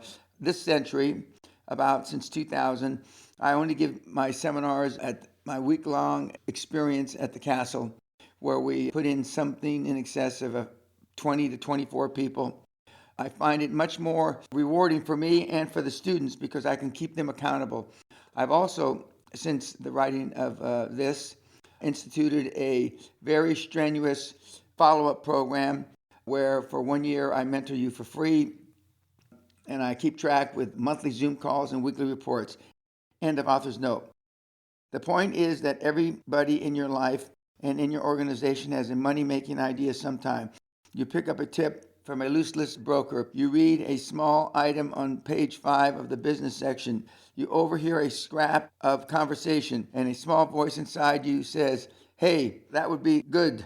For our purposes, a deal is an equity transaction that generates income. It could be public stock offering or an acquisition of another company. Since I've made so many tons of money buying and selling equity, I'll use acquisition as an example. This is a side note on the page. Fly first class, you're not going to find a deal in row 38 sitting behind Joe Lugnut and his family. The biggest deal in my life at Great Western Resources began with a chance conversation on a commercial flight from Houston to Denver in the late summer of 1986, Charlie Soliday, my chief financial officer, happened to sit next to an executive of MAPCO, a large multinational energy corporation based in Kentucky. Occasionally, some moron will ask, "Why do you always fly first class?" That's a lot to pay for free drinks and silverware. Of course, with as much as I travel, I upgrade with frequent flyer miles, but in case you haven't heard, top executives fly first class so they can strike up conversations with other executives, and conversations can lead to deals, and that lead to more deals and more revenue. You're not going to find a deal in the row 38 sitting beside Joe Lugnuck and his family. Author's note: with recent change in tax laws, most of top executives fly first class, basically only with frequent flyer miles, or they upgrade themselves. End of author's note. So this energy executive, confident and relaxed, confided to Charlie he was working on a project to acquire the assets of a Canadian energy company's U.S. subsidiary, a firm called Bow Valley USA. The banks, including Citicorp Canada, were squeezing Bow Valley's multi-billion-dollar parent company for repayment of loans, so it was planning to liquidate assets to pay down the debt load. As usual, Charlie was paying attention. He recognized that this guy, in a moment of accidental indiscretion, had inadvertently opened a window of potential benefit for Great Western. To appreciate the significance of what was happening here, you need to understand where the oil industry was in the summer of '86. Due to the worldwide oversupplies, the oil recession was deepening by the day. The spot price of oil had dropped from $28 a barrel in January to less than $10 by June. That seems like an eternity ago, with the present day price around $125 a barrel. Great Western stock had plummeted from £3, or about $3.50 on the London Stock Exchange in December 1984, to about 50 pence, or 80 cents by late June of '86. Even the monetary exchange of dollars to pounds worked against this. Author's note: having thought that I'd never see the price of oil plummet like that again, currently the price of oil is approximately $45 a barrel, having hit as low as approximately $25 a barrel earlier this year in 2016, down from $120 a barrel approximately 2 years ago in summer 2014. End of author's note. Every company in the oil industry was digging in, assuming the fetal position and covering its head to wait out the recession. That was fine with me. I had decided that Great Western was not going to participate in the recession. I knew this was the perfect time to make the quantum leap we'd been waiting for. If we could just find the right acquisition out there in the bone-filled desert of distressed energy companies. I knew the financing was there for the right deal. I knew that we could move quickly across the terrain in our search because nobody else was out there looking to expand. They were all quivering under their boardroom tables. We had already looked at a lot of possible deals, but so far nothing quite right had come along until Charlie met his talkative new friend. So as soon as he landed in Denver, Charlie called me in the office in Houston and reported what he'd heard. Mark and I immediately sat down and began to kick around ideas and postulate some possible strategies for somehow getting a piece of what might be a major opportunity for quantum growth that Charlie had uncovered. What we were doing was taking step one. Step one, identify the idea. This is absolutely the first thing you have to do. Define and clarify exactly what you want to do or the deal you want to develop. Not only do you and your partners have to agree on this basic strategy of the idea, you have to agree that it may be feasible and will benefit the company. Just as important, if it proves to be feasible, you will have the desire to do it. In many cases, the major benefit of an idea is not so much profit-driven as it is a vehicle to move you closer to your long-range vision of your company.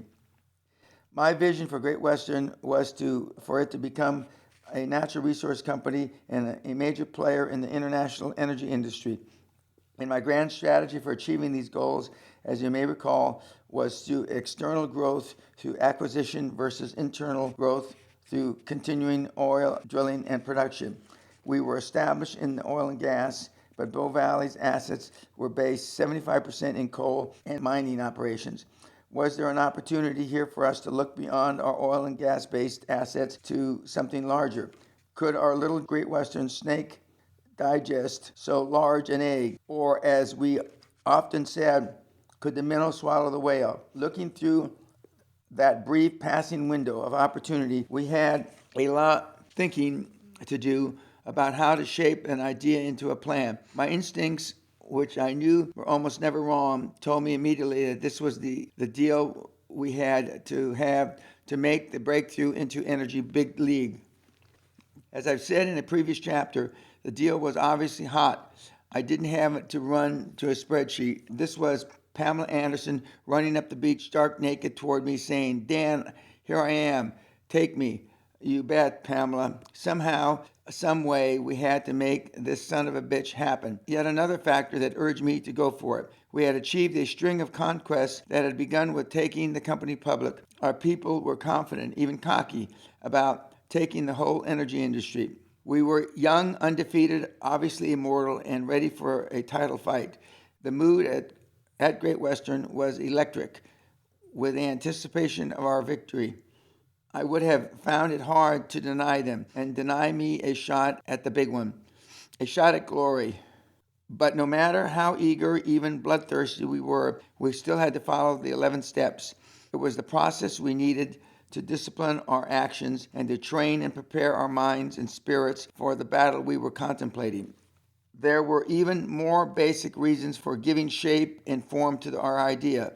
If you rush past step 1, you and your partners may well be hurtling down different paths of thought, pursuing different objectives until it's too late to regroup and re-strategize. Just like getting overrun by the enemy in battle, it's nearly impossible to recover your original positions. Another reason to identify the idea is that you'll need to communicate it to others in your organization. You may be working nights and weekends to bring it to fruition, and at times like this, virtually everybody is working nights. In addition, of course, you'll have to commit your idea to paper with crystal precision to investment bankers, brokerage firms.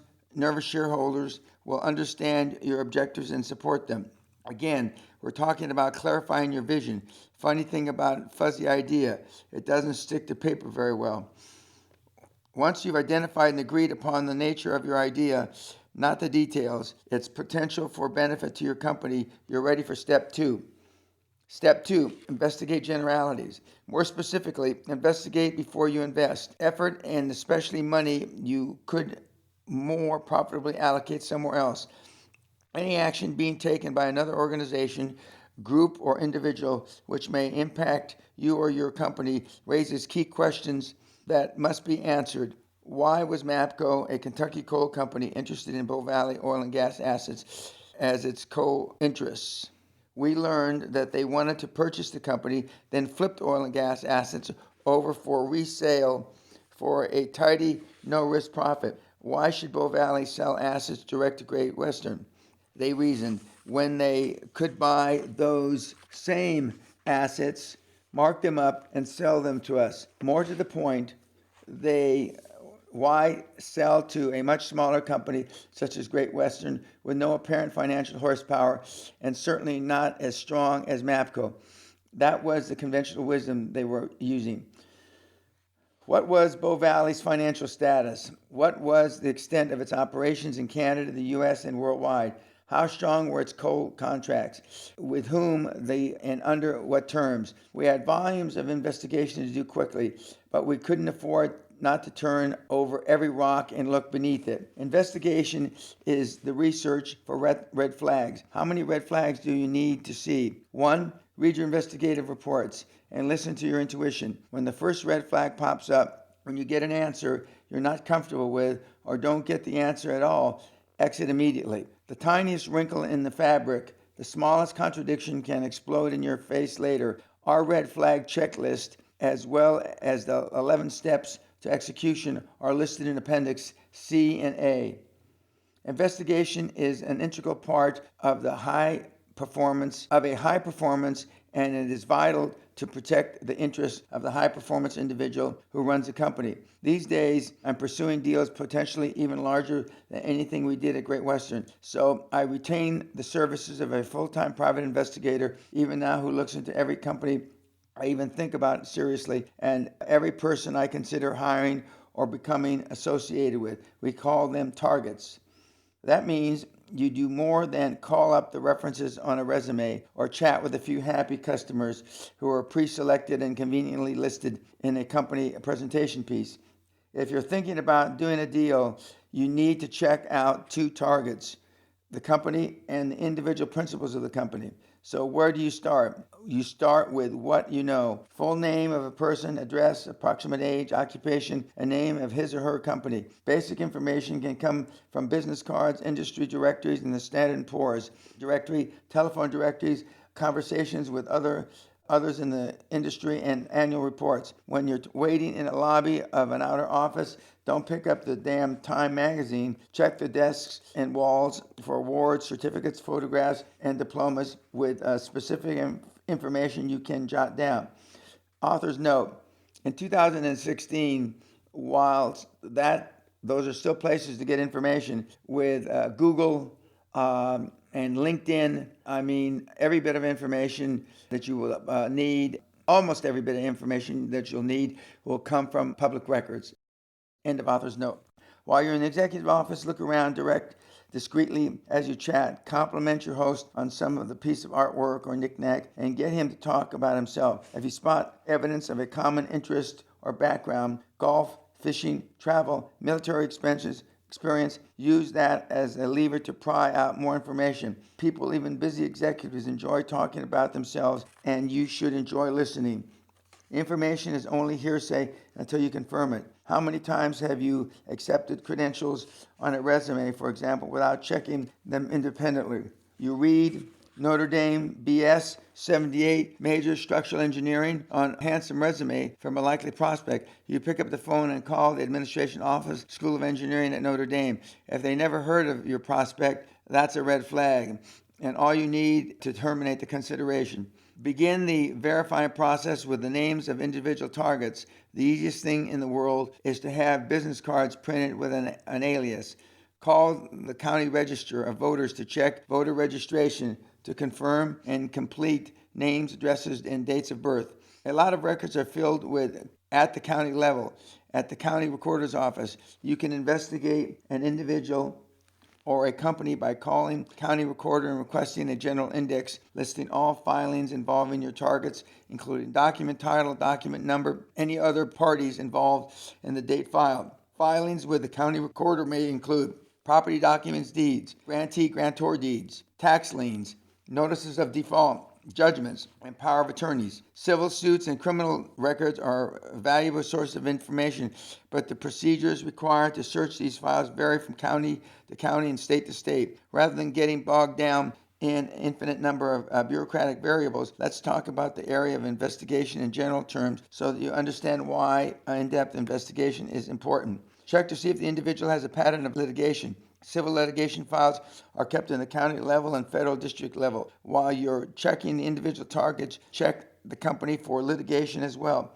You might find civil suits over breach of contract or debt payment defaults. Anybody can be sued for anything, of course, but as the principal of the target company or the company itself has record of breaching contract suits, you need to know before you make the decision. Check to see what law firms they use while you're at it. A high-profile law firm means they are sued and sue often. That's often combative and are willing to pay top dollar to enter and win a suit. That's good to know up front.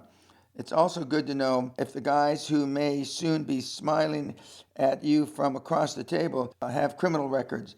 Check them out long before you sit down at the table. You may not realize it, but criminal conviction information is available in many county and state levels as well as the federal level.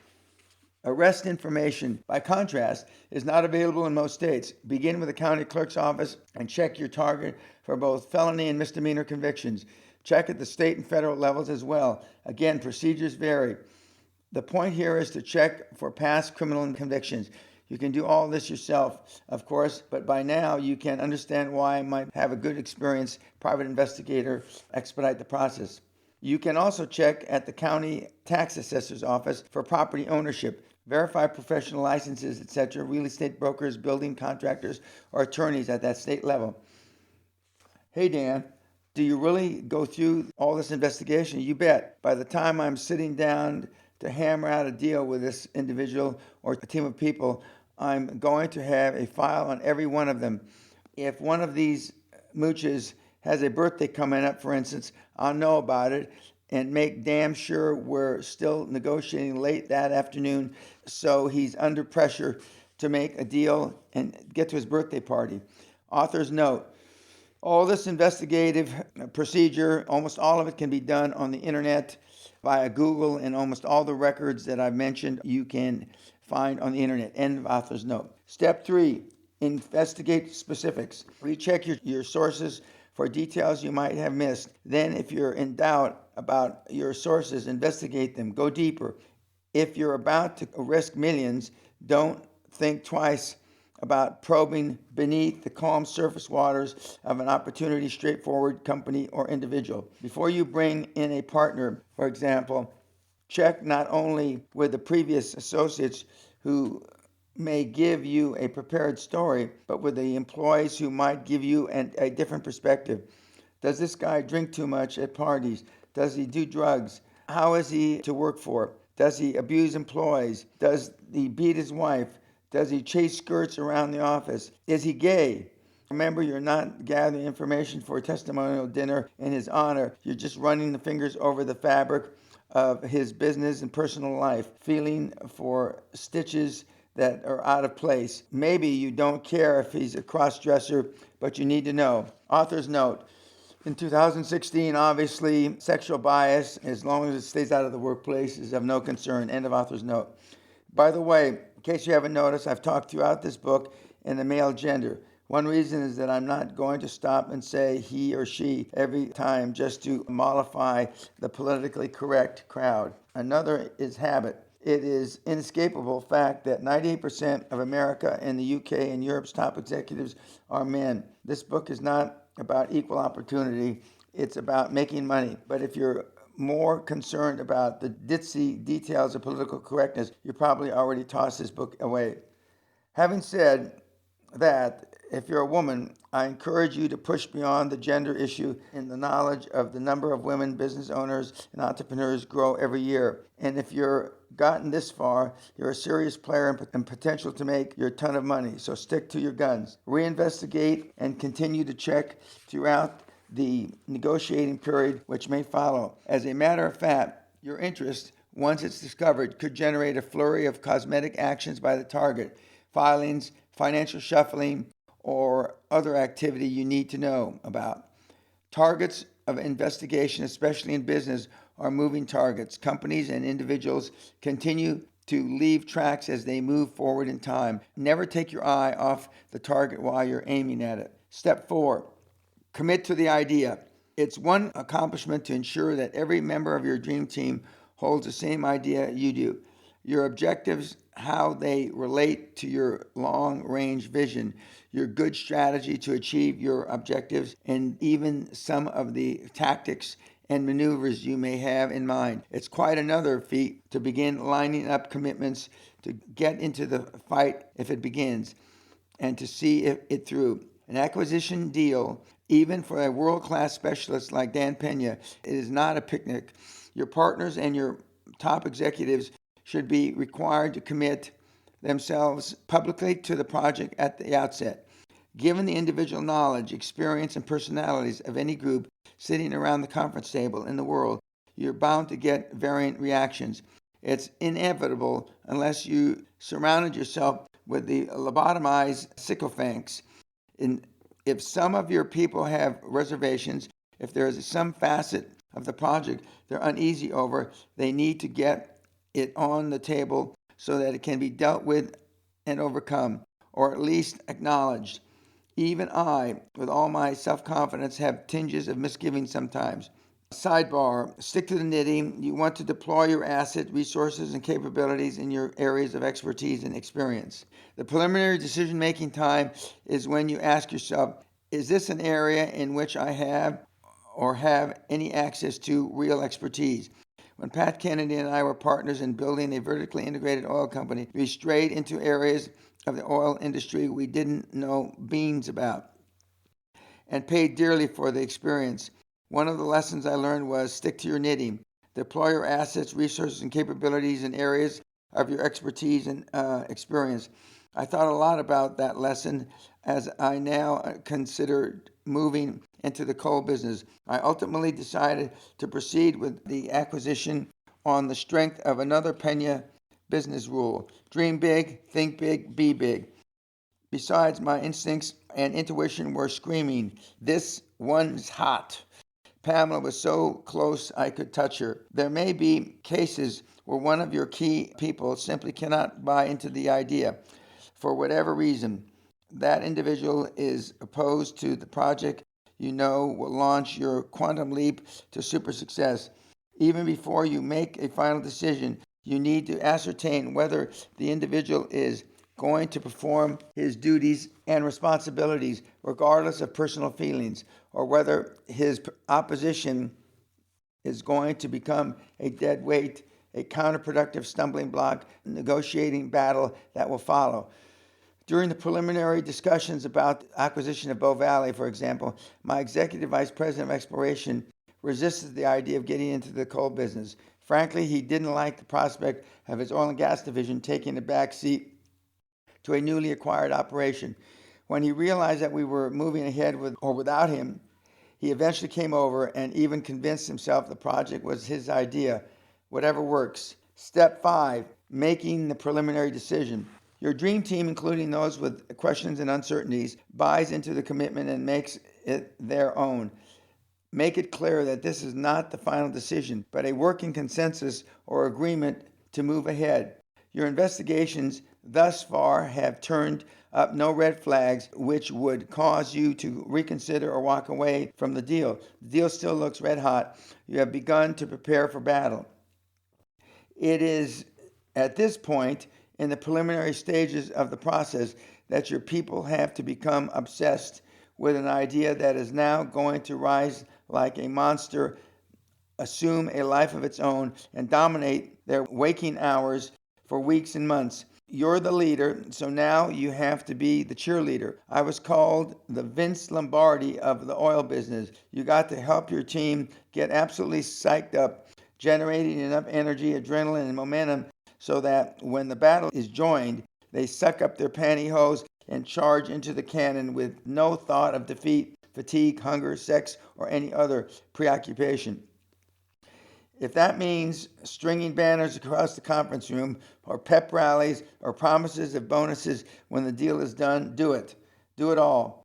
But ignite that obsession so that your people, from your partners to the mail clerk, know it's not business as usual. You're on war footing, and like MacArthur said, there's no substitute for victory.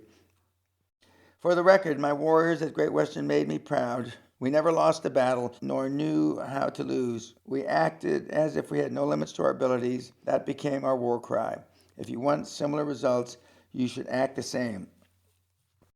Step 6, continue the investigation.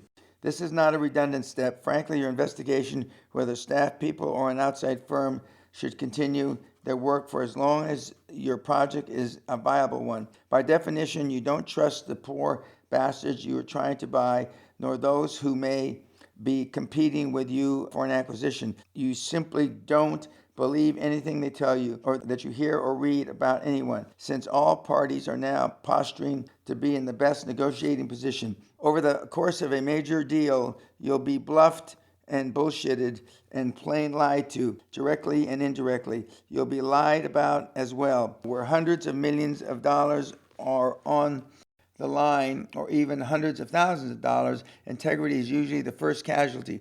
Make sure it's not yours. If it sounds cutthroat, I've made my point. It is. Author's note: as I've said from the beginning of my career and from the beginning of my coaching career in 1993, if it's honest, legal, moral, and ethical, and you're not hurting anybody's feelings on purpose, we'll do it. End of author's note. As you can see by now, those 11 steps are not necessarily sequential. In many cases, they run parallel. Investigation never stops. Affirmations of your goal should be continuous. Your pep talks, your obvious enthusiasm, your total commitment, all service to replenish the emotional drain on everyone in your organization for as long as it takes, even unto death. to consummate your deal, or in our case, for the minnow to swallow the whale. Step 7, formulate your plan. There comes a time in your planning and talking when you have to draw the line in the conference room carpet. Every indicator, every director, every partner may say go, but you have to push the button or pull the trigger. Once you're convinced you can do the deal, you can almost feel your toes digging in, muscles tightening to make that quantum leap. You may have to persuade, cajole, beg, scream, and bully, whatever it takes to make all the partners step over the line in final commitment. Chances are, however, you've chosen partners with the same clear vision and sense of mission you have. So at some point in strategizing, everybody sort of looks at each other and knows in his gut, God, we're going for it. You put your heads together, load your guns, and count to 3 and come out smoking. Come out smoking like Butch Cassidy and the Sundance Kid. It's a magical moment, but that fusion of minds, spirit, and souls is a rush you'll continue to search forever. Author's note. In recent years, we've adjusted Butch Cassidy and Sundance Kid analogy to rush towards a gunfire and kill everything there. Of course, it's metaphor. End of author's note. And before it's all over, you'll be going to need all the magic you can get. Once you've recommitted and your company is committed, it's up to you to keep initial momentum at fever pitch, regardless of the roadblocks, snags, and ambushes you run into. You never, by word or groan, express a doubt. As I've said before, I may be wrong, but I'm never in doubt. Even the slightest negative reaction can rip like wildfire through your company's morale. During the periods of high company stress, employees who are working hard as hell for you need the constant reassurance that everything's going to be all right. Like little kangaroos, they want to stay in the warm pouch. Give them that pouch. I learned this lesson the hard way. During the heat of negotiations over Bow Valley, USA, I made a usual commitment to one of my associates to the effect it was looking pretty touch and go right now. Then I flew off somewhere on business. My associates mentioned my comment to his wife. She ran into another wife over the health club and told her by the time I got back, I had all but Harry Carey in the hallways. The word was out that the CEO himself were going to lose this deal. We're going down to defeat. I stomped through the offices, stomped out the fire, and relearned a lesson I already knew. Share hope, share a dream, but never share a doubt. At this point, you begin to formulate your action plan. This is the blueprint that keeps you pointing in the general direction you want to be headed as you travel through the process of the deal. The first step of your action plan is define your desired outcome. What do you want? What do you need to get out of the deal? The answer is not something vague like a lot of money or a bigger share of the market. Have your pencil-necked analysts run several what-if scenarios that spit out your worst-case optimum and best-case results. Number and write down the elements of your desired outcomes. Start with whiteboard in your conference room in front of your decision makers. Make hard copies and distribute them to associates and staff. All those who are going to be busting their chops for the next several weeks or months need to know what you want come out of the nights and weekends that you're asking them to sacrifice. Step 2 in your action plan is define your pay price to action. Remember, your pay price to action is how much you're willing to pay to forfeit in order to achieve growth. Even the sweetest deal, unless you're a purse snatcher, requires that you give up something in order to gain something. If you don't decide in advance how far you're willing to go, how large a price you're willing to pay, the momentum of the events later in the heat of negotiation could well push you into giving away the store. Define your parameters now and stick with them. Step 8. Establish your critical path. By this time in your action plan, you and your other decision makers need to chart the critical path, the sequence of events which must fall into the place for you to achieve success. You also need to set up an instrument by which to measure your progress and toward success. How in the hell can you know where you're at any given time if you don't know where you're supposed to be. Like a construction manager or a project engineer, for example, you develop a flow chart, an optimum timeline for securing the bridge financing, nailing down loan guarantees, starting face-to-face negotiations. You need measurement because it gives you a sense of discipline and order. And often battle is joined when the smoke of a corporate combat obscures your field.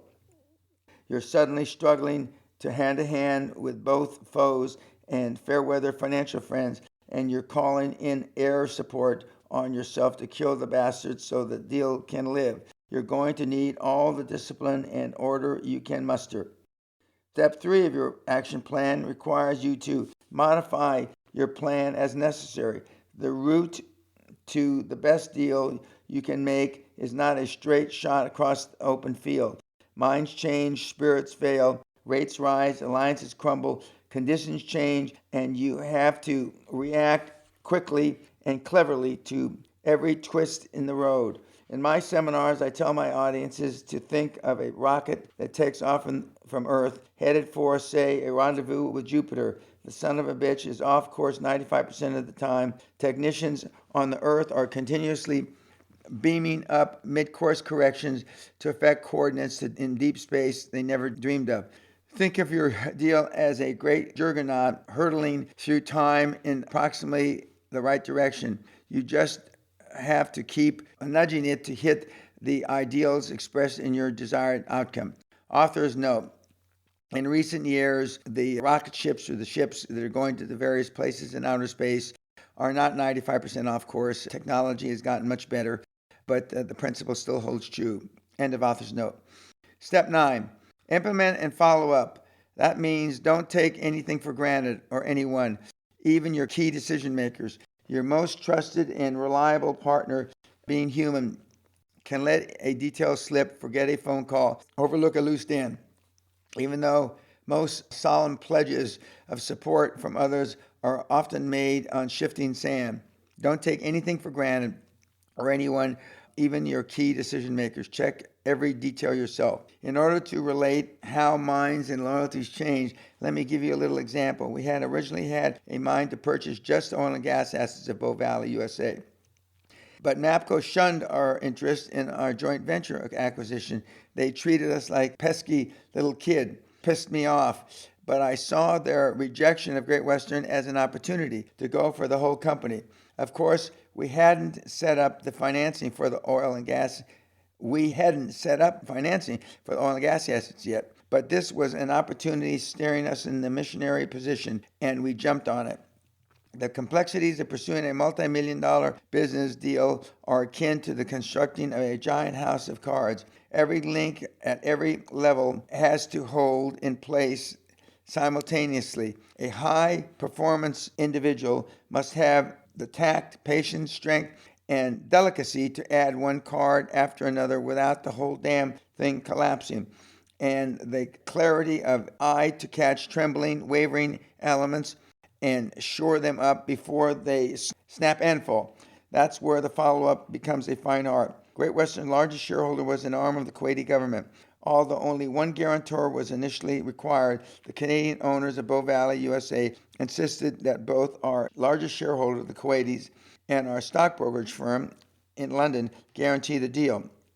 The Kuwaitis had reluctantly agreed to guarantee the entire transaction, but suddenly they were backing away from their agreement because they didn't want their name disclosed in the documents. Meanwhile, our brokerage firm in London was going through senior personnel changes, and allies in the deal replaced by other company personnel we weren't so familiar with. I flew to London to steady up our friends, and negotiations began in Los Angeles, handled for us by Mark. Why Los Angeles and not our office in Denver, or better yet, our office in Houston or London? Because Mark's wife was about to have a baby in LA. Nice gesture, bad mistake. Finally, just as I got the guarantees and Charlie got the bridge financing in New York, negotiations for the parent company, Bow Valley USA, closed their briefcases and walked out on Mark in Los Angeles. They were actually heading for LA airport while I was holding the board meeting in London to secure approval for the deal. The final outcome of what was becoming intercontinental fiasco is not so important here as the fact that I had constantly follow up almost hour by hour on events in New York, London, where the Kuwaitis were, and Los Angeles. Step 9 says you never ever take the smallest detail for granted. The greatest victory for final, the closest ally for loyal. Many in the millions turns good men, companies, and countries into snakes and weasels. Greed turns men into beasts and beasts into men. You've implemented all the process, investigated yet again, followed up, and checked every commitment for leaks, and you're ready to begin. Step 10, execute. Bombay's doors are open. Your supporting elements of financing and guarantees are in place. Hopefully by the time you sit down in the boardroom across from your adversaries to begin negotiations. At this point, more than any other, you have to lead from the front.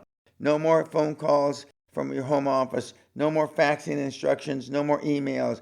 Your intimidating presence, your scrawling face, your hardened, blood-splattered determination must stand in person, laser beam focused before the enemy across the table. If execution still isn't feasible, one or more of your previous 9 steps was a misstep. That's why you need step 11, review and reevaluate. Return to review every detail on steps 1 through 10. Tighten the bolts of every phase. Chances are you'll run across some glitch, some uncrossed T or undotted I from the weeks or months ago, which now prevents you from taking this execution step. 6 days had passed since the team from Canada had packed up and left Mark in LA. Our Kuwaiti associates had lost face and were fuming. Foreign tax issues had arisen. Now the Canadian government ostensibly had to approve any deal. My executive VP of exploration was running through the corridors of Great Western saying, "I told you so." Even our own auditors had recomputed real taxable income before and after the proposed acquisition, completely changing our projected rate of return. The whole deal was disappearing down the crapper. Conventional wisdom pronounced it dead. Imagine what Dan Peña had to say about that. Author's note, I said fuck probably 100 times. End of author's note. During those 6 days of hell, I took direct command of the littered battlefield and began offensive of threatened injunctions, motions, and filings in New York, California, and Canada. I promised to sue every moron on the Canadian board of directors, their mothers, and their unborn children. I spent more than $100,000 at legal fees in 48 hours. And on the 7th day it worked. Pouting Canadians in Great Western with key advisors led by Dan Peña convened in one room around a 40-foot conference table. Our team of 6 good stood against their team of 20. Our lead transitional lawyer was Rick Scott, one of my first disciples, who went on to found a $20 billion healthcare corporation at one time, the largest in the world. And author's note, I pleasantly say, Rick Scott is the second term governor of the state of Florida, which will be a swing state in the current election between Clinton and Trump. And eventually, at a closing, he said, Dan, I need to make money like you. What can I do? And I said, you got to leave me, Rick. He asked me, what should you do? And I said, healthcare and telecommunications, which meant internet as well. And he took the advice of healthcare, and the rest is history. End of author's note. We had met their demand to hold talks at their lawyer's office, but I took control. I stood, looked every Canadian in the eye, and told them that we would either breathe life back into this deal or crash the son of a bitch out of existence. And nobody leaves this room until one or the other has occurred. We had trash cans in the corners of the room to serve as urinals, period. And so it began. From the outset, no figure, no projections provided by Valley parent company was taken at face value. Our accountants, Coopers and Lybrand, had combed through the financials, and the Canadians were required to provide us. And by the time that we sat down, we had a clearer physical picture of Bow Valley, USA, than its own parent company. Author's note, Coopers and Lybrand has since become PricewaterhouseCoopers, and they've served me very well. And Charlie Soliday was a former partner of Coopers and Lybrand. End of author's note. Bitter arguments erupted like gunfire at the slightest provocation. As an example, their books showed net operating loss $10 million to $12 million, on which we figured to pay maybe 50 cents on the dollar. It was built into our purchase price. Then they announced the new NOL, estimated at 50 to 60 million, and demanded the same 50-cent payment. That was insane, out of the question. To agree to such a demand would jack the purchase price far beyond our ability to pay and collapse our tediously constructed house of cards. We raged in disagreement. Our attorney advised us, don't roll on this, damn, don't cave in, screw 'em, let's walk.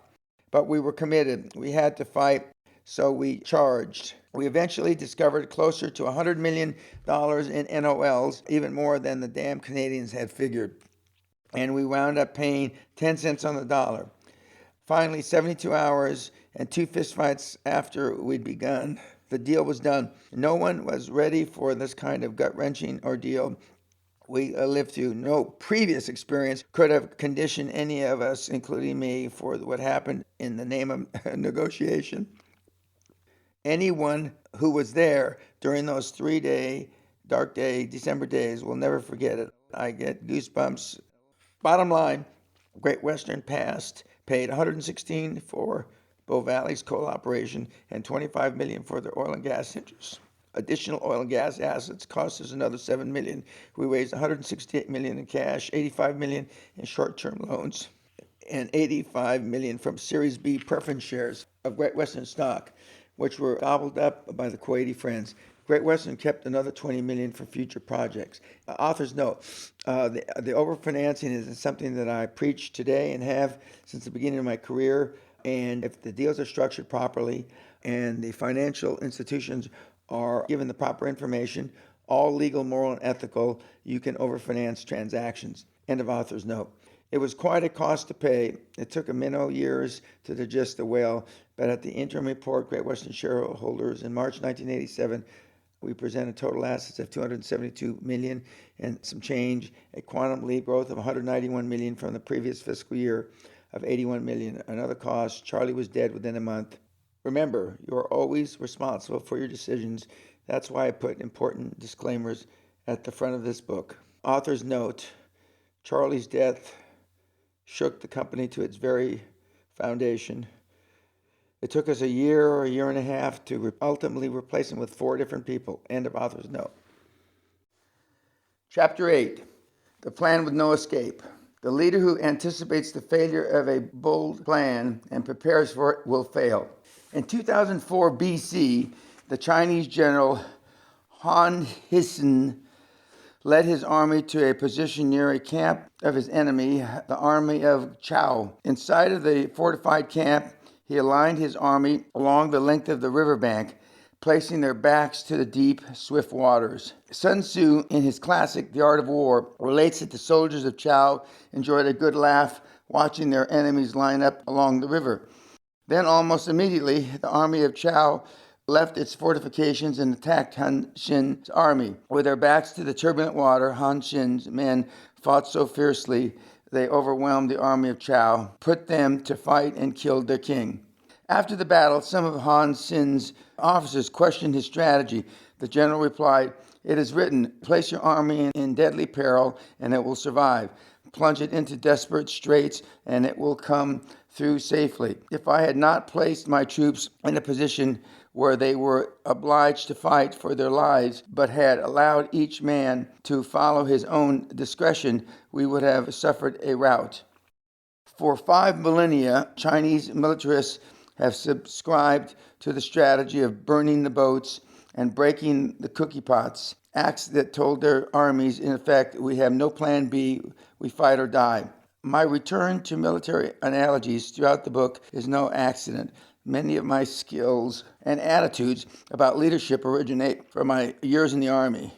At the same time, of course, I know a lot of tough-minded, high performers who never saw inside of a military base. I believe strongly in the need for discipline, which military training instills in individuals. Without personal discipline, we are little more than animals.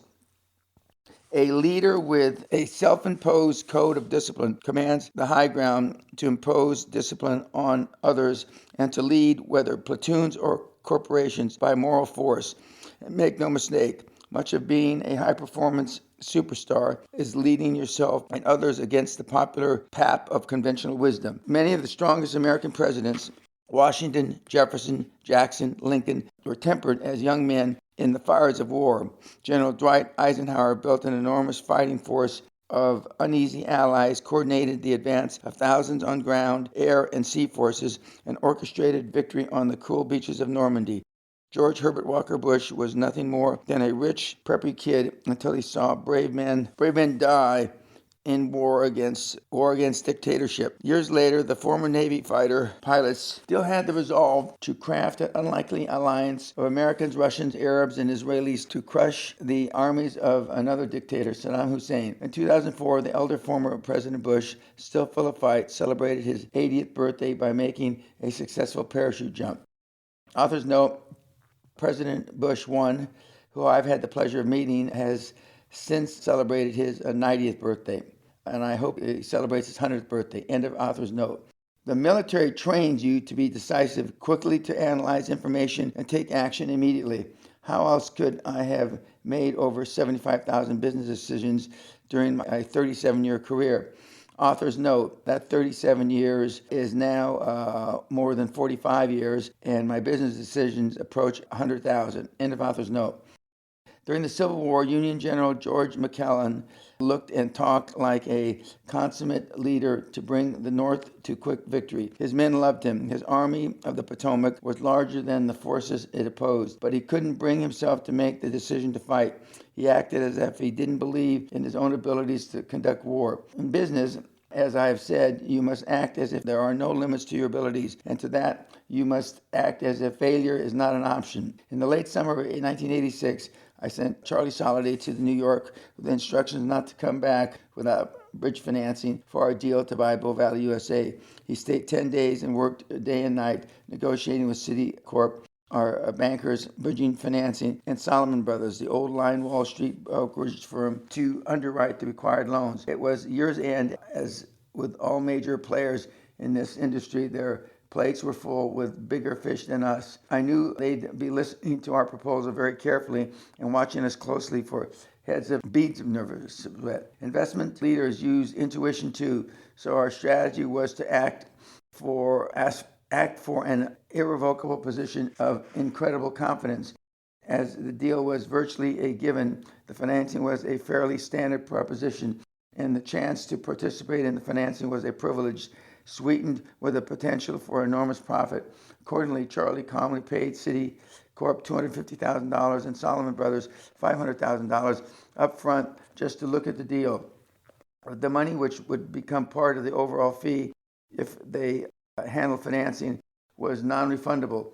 Even in the 80s, $750,000 was an impressive sum and represented a huge portion of the cash for Great Western to lay out. Considering we only had about $1 million total in cash, and admittedly, this was a radical departure from the way I usually handle fees, but in desperate times, you got to do what you got to do. Imagine how those buttoned-down bankers, conservative by nature, perceived our level of confidence. Charlie had just pushed them to the table by handing them $250,000 in advance. Over at Salomon Brothers, meanwhile, we had gotten our attention as well. I can see them wide-eyed, rubbing their little palms greedily, saying this would be a hell of a deal for Peña to plunk down $500,000 in advance. We better take a look at it, at this cold deal. Look at the fat fee we might be missing now. Plus all those fees down the road. They must have been salivating on their pinstripes. But Charlie pushed even harder, acting as if he had no limits to his abilities. He told the bankers if they didn't act in 10 days, he was taking the deal to our bankers in the UK. 10 days, bye, boys, or kiss it goodbye. But our backs were to the river. We had no backup. Our bank in the UK, Sammy Montague, had already turned us down. We were fighting tooth and nail for the survival of this deal. Bluff worked, and we got the financing, $85 million in short-term loans from Citicorp, underwritten by a takeout commitment by Salomon Brothers, with bonds to be issued by early '87. The lesson is that you've got to plan for and expect success. This means no backup plans, no ripcords, no fail safes, or you will fail. The finest high wire acrobats working without a net. The only faint hearts are in the audience. In our opening tale, the Chinese commander knew that armies fight best on desperate ground with no alternative. The hungriest salesman closes the hardest. Facing death, the concerned animal is the fiercest. Returning to the wisdom of Sun Tzu, the ancient strategist advises advancing generals not to press a desperate foe too hard or block a retreating enemy, for he will fight to the death against any attempt to bar his way and is too dangerous an opponent. Look for ways to make your people dangerous opponents when the stakes get high by creating for them and yourself a level of atmosphere of risk. This goes back to your comfort level for taking risks. No matter how many risks you take and how often, they're still scary. The only risks that aren't a little scary are the ones not worth taking. If you're experiencing no anxiety or occasional fear as you grow your business, the so-called risks you're taking are probably not worthy of you. Let's talk about dealing with fear. Fear and pain are related, and they're both signals that you cross the line beyond which your mind or body is not comfortable. Just as blister creates pain, risk creates fear. They're both natural, primal responses. The trick is to become comfortable in the presence of those responses. The athlete who learns to win regardless of pain has raised his or her comfort level to deal with the pain. Author's note, in recent years, I've used the analogy that the QLA mentees have to become comfortable with being uncomfortable. End of author's note. There's a story about T.E. Lawrence, known to history as Lawrence of Arabia. He and another British officer stationed in the Saudi desert talking about pain. Lawrence walked over to the candle to demonstrate his disdain for physical pain. He held his open palm over the flame until flesh reddened, then removed it. The other officer was astounded. "Doesn't that hurt terribly?" he asked. "The point is that it hurts," replied Lawrence. "The point is that you don't mind if it hurts." As a high performer, you must do the same with fear caused by risk. The fear never goes away. You just deal with it and become comfortable in its presence. Does Dan Peña still feel a tinge of fear? Sure, but is he ready when it's time to fish or cut bait? Damn right. I've told people for years I was born ready. Author's note. As I read this in fall of 2016, having just turned 71, I still surprise people the amount of pain that I can endure, both physical and mental. End of author's note. But the reality is that I've trained myself by exposing myself to thousands and thousands of uncomfortable, even perilous situations, so I would be comfortable with my abilities when the testing time came. I'm not unique. High-performance individuals flourish in an atmosphere of conflict, crises, and trouble. In fact, progress often masquerades as trouble. As an aside, I avoid and detest the bastardization of the word challenge and opportunity as synonymous or euphemisms for trouble or problem. When some cheery-faced office moron chirps, "We've got a challenge to meet," I want to throw up. Did the captain of the Titanic waiting in the seawater discuss challenges and opportunities with the crew? Did Custer turn to his troopers at the Little Bighorn and say, "Man, with regard to arrows, we have a challenge this morning"? If you're in big trouble, have the respect for your executive staff to say so without having surrogate, "It is a challenge." We'll all talk more about conflict in a moment, but now let's examine the relationship of strategy and structure in a high-performance environment. I'm not talking about sharing doubts here. Keep your doubts to yourself. I'm talking about big problems that need stating up front, the solutions to be found. Strategy and structure, and which comes first? In the knowledge that unforeseen problems will arise to screw up the best laid corporate plans, let's discuss the utilization of two separate elements of company organization: Structure and strategy. Structure describes the organized makeup of a firm's being, the form and nature of its existence. Evidence of structure includes such elements as the ubiquitous organizational chart and the chain of command, executive committees, individual job descriptions, typists, and posted in every cubicle, and the way things have always been done mentally. Structure requires no human thought to continue to exist. On a day-to-day basis, structure is a permanent framework within which every project, every potential for new revenue, every lurch forward must be filtered. Structure is immovable and inert. It becomes over time a temple of conventional wisdom and an impediment to quick, decisive action. A structure that may once have facilitated strategic planning and implementation now hinders and discourages it. And the larger the company, the more complex and intimidating the structure. In recent years, such corporate giants as Sears, GM, IBM have become classic examples of this truth. And of course, the federal government plodding through the paperwork and bureaucratic bullshit is the granddaddy of them all. Authors note, companies that have not replaced Sears, GM, and IBM, but have been added to the list are such as Microsoft, Google, and I predict even someday Facebook. End of author's note. Having said all that, we need to remember that structure itself is not inherently bad. Indeed, it is absolutely necessary in some form so that a company maintains a semblance of orderly operation.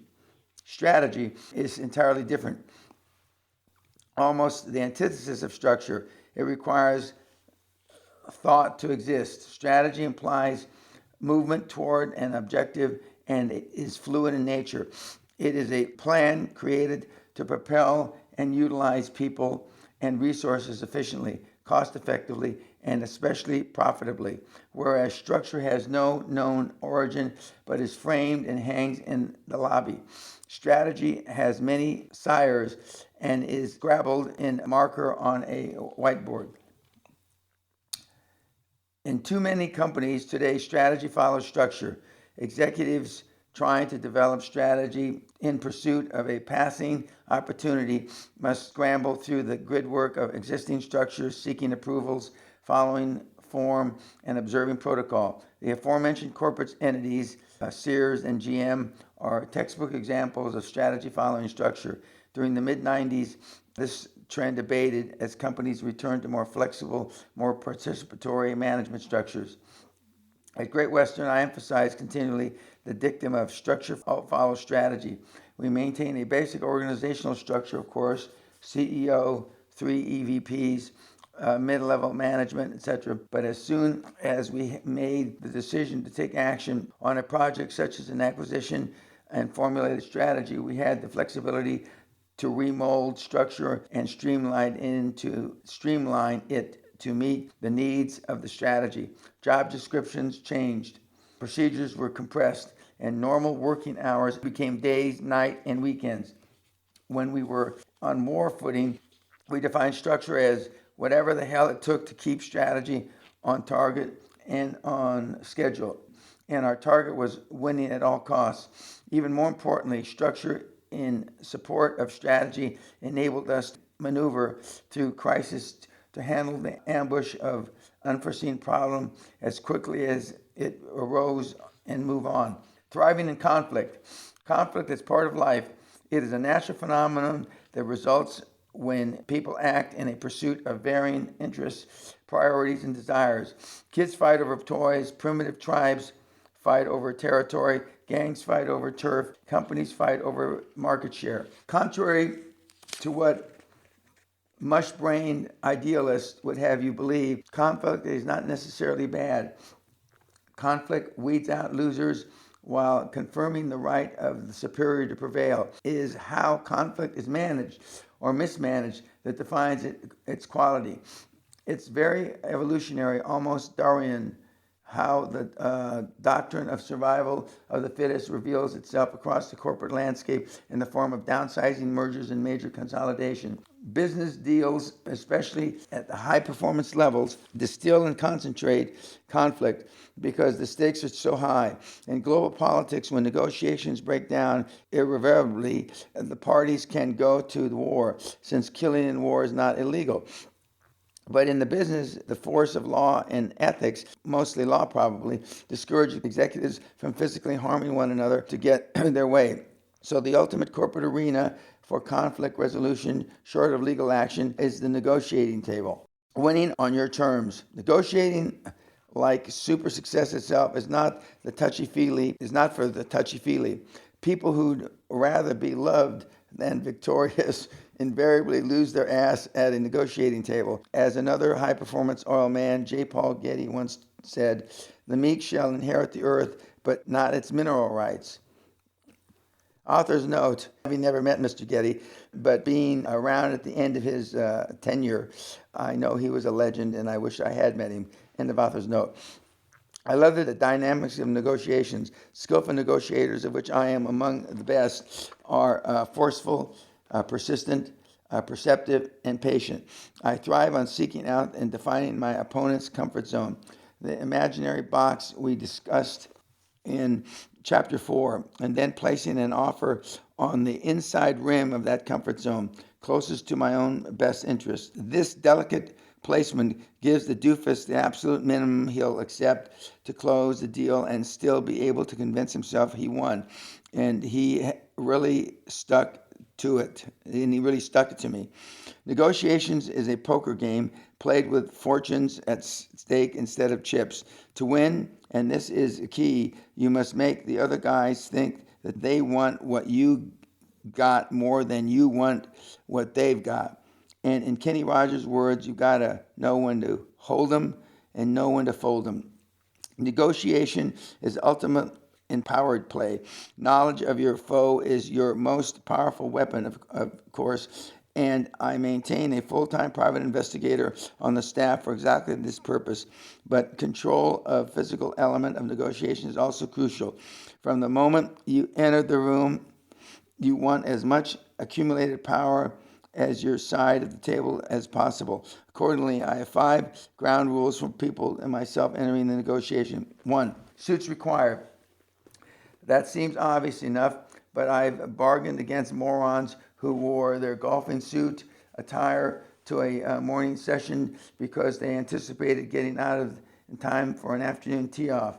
You think Dan Peña adjusted his negotiating strategy to make sure that there was no golf that day until he had Dan's deal on Dan's terms? You bet. But beyond that, your custom business suit and power tie, even at 6 on a Sunday morning or 10 Sunday night, tells your counterpart that you came for business and a negotiation is your absolute top priority. A clown in a sports shirt tells me that he's got something else on his mind. 2, my place. Like any other contact sport, negotiations favor the home team. In my conference room, the familiar furnishings, the familiar feel of the chair beneath me, even the lingering aura of past victories won there, all contribute to my power level. By contrast, my adversaries are on unfamiliar ground. They are dependent on me and my staff for coffee and other amenities, and to tell them where the restrooms are. If I decide to tell them, when you're getting ready to hammer a negotiating opponent, before he realizes it, there's no place like home. 3, my contract. Always volunteer to draw up the contract. I'll go ahead and have my people draw up the contract. It's no problem. It seems innocuous enough to offer the courtesy of handling this detail, but now everyone will be beginning with your contract, the language your dream team lawyer has carefully, cleverly written to earn his equity. And you get a first and a longer look at what it says and how it reads. Enter negotiations with a perfect instrument from your perspective. So the burden is on the other side to find and recognize terminology and clauses not to your advantage. 4, nobody leaves until the deal is done. You tell your counterparts in advance that you expect the deal to be signed at the end of the upcoming negotiation meeting, and for them to make whatever preparation required for a non-stop marathon. In fact, memo them to that effect. They'll agree because from the comfort of your own offices, they can't envision this type of meeting you're already mentally preparing for. 5, everyone necessary for the final definitive decision must be present at the meeting, or there's no meeting. It's like a salesman who must have the buying committee present in order to close a sale. If one executive is not able to attend the important negotiation where millions of dollars are at stake, one of two dynamics are occurring. The other party does not want to make a final decision and put ink to paper before the doors are unlocked, or a key player is revealing an attitude problem and by the absence is saying, I don't like this deal, I don't like you, and reserve the right to veto every decision and negate all the work invested in both parties. Either way, it's a negative force which must be resolved before serious negotiations can begin. With all the ground rules met, the other team arrives at, say, 9 o'clock in the morning. You greet them with friendly formality, offer coffee, and escort them to where you want them to sit. Then you buzz your assistant and instruct that no one accepting calls. You ask all present to turn off their cell phones, iPods, and other sources of interruption. You get up, go over to the conference room door and lock it, saying, I know this is important for you as it is for us. Don't want to be disturbed, do we? How can they disagree? At the same time, message or memo about remaining in negotiations until the deal is consummated is starting to sink in. He means it. You have to make some allowance for potty breaks. After all, you did give them coffee. That's why the conference room of high performance companies have adjoining restrooms. But the point is that you expect no one to leave, not for another meeting, nor a golf at 3, or even for meals. When you thoughtfully order in handling the meeting in this way, you're exerting total power over these unsuspecting doofuses. Your place, your contract, your rules. The most successful negotiation is the win-win deal. That doesn't mean necessarily that both sides win, although this could be the case, as an apparent win-win means that each side believes he got enough of what he sought to declare victory. Of course, there is no real win-win situation. The illusionary phenomenon is a product of today's feel-good rhetoric dribbled from the lips of intellectual cream puffs who've never been there and done it. Negotiating styles range across a fascinating spectrum. We Americans, for the most part, except for Dan Peña, have a basic need to be accepted and maintains a low-key, patience-driven style. Most executives have been conditioned to be comfortable with a genuine win-win that results in everyone's parting filled with satisfaction and mutual respect, if not joy and love of all humanity. Because perception is reality, this occurs in theory, but rarely in reality. The other end of the spectrum is to stay brutal, abusive, and inflexible. Such negotiations frankly work on the premise, we win and take everything, you lose and get nothing. During the Cold War, U.S. negotiators played hopelessly by win-win rules against Soviet negotiators who wouldn't budge an inch. The Soviets were absolutists, meaning they would settle for nothing but absolutely everything. Their negotiations with fellow countrymen in Chechnya in 1995 and 1996 consisted of leveling whole cities and killing entire populations. This dichotomy of negotiating styles has always worked to our disadvantage and gave rise to the saying, before Vietnam, we never lost a war, nor won a peace. Today's equivalent are despots who rule China, North Korea, and Venezuela, Syria, and Iran, absolutists who only respect power and the will to use it. Iran will not accept Israel's right to exist until Israeli bombs reduce their nuclear facilities to a hole in the sand. If then, I am not a despot, but I don't mind being perceived as one in a negotiation with those starting with the usual win-win crap. Have someone on your team record the proceedings, or at least take thorough notes especially on the details of the deal as they're hammered out. At the end of negotiations, or even at the end of the lengthy session, have those notes typed and printed out in hard copies for the two chief negotiators. It's amazing how people forget little negotiated points, especially concessions they've made in the heat of the moment. So memorialize your deal as your notes reflect, and leave a little space in the bottom of each page for you and the other negotiator to initial. Initialing such a memo shouldn't be a problem if verbal agreement has already been achieved. Say something like, "This is pretty standard. We always do it this to protect both parties. Hell, sometimes I forget things myself." And read the memo first before you hand a copy to your counterpart, as if checking your accuracy. Then you initial your copy first and demonstrate your good faith. But then, what happens if they send you a contract later in which minor details have been changed? Send it back. They're testing to see how your resolve weighs against the desire to get the deal done and with no further delay. Send it back immediately. You might even attach a copy of the memo they initialed at the conference table, highlighting the item they tried to renege on or adjust. Don't let them weasel out on 1 percentage point, not 1 digit or dollar. Sometimes even your most adroit negotiating, your cleverest ploy will not dislodge a position taken by your opponent. If you can't agree to the point in the deal, say no. The proposal is unacceptable to us as it stands. If you can't work with us to solve the impasse, we'll have to break off negotiations. They'll call you on it by replying something like, "At this point in the proceedings, we're not prepared to compromise on this particular issue, but we can talk about it some more at a later date." So without a word, you gather your papers, put them into your briefcase, and slam your briefcase shut. Your associates mechanically do the same. Then you look at their senior man in the eye and say, "You can reach me through my office." You and your associates stand up and walk out.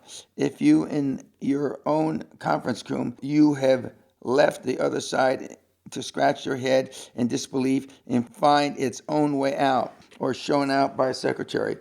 If the meeting happens to be at their offices or their attorney's office, the worst place, it's even cleaner for you to just execute your walk out. Just remember, when you get outside, keep walking and never look back. They're watching you from the windows. Then you disappear from their day, giving them time and space to reflect on the stupid intransigence. The point is, don't be afraid to walk out. A dramatic exit is a killer because it's always unexpected.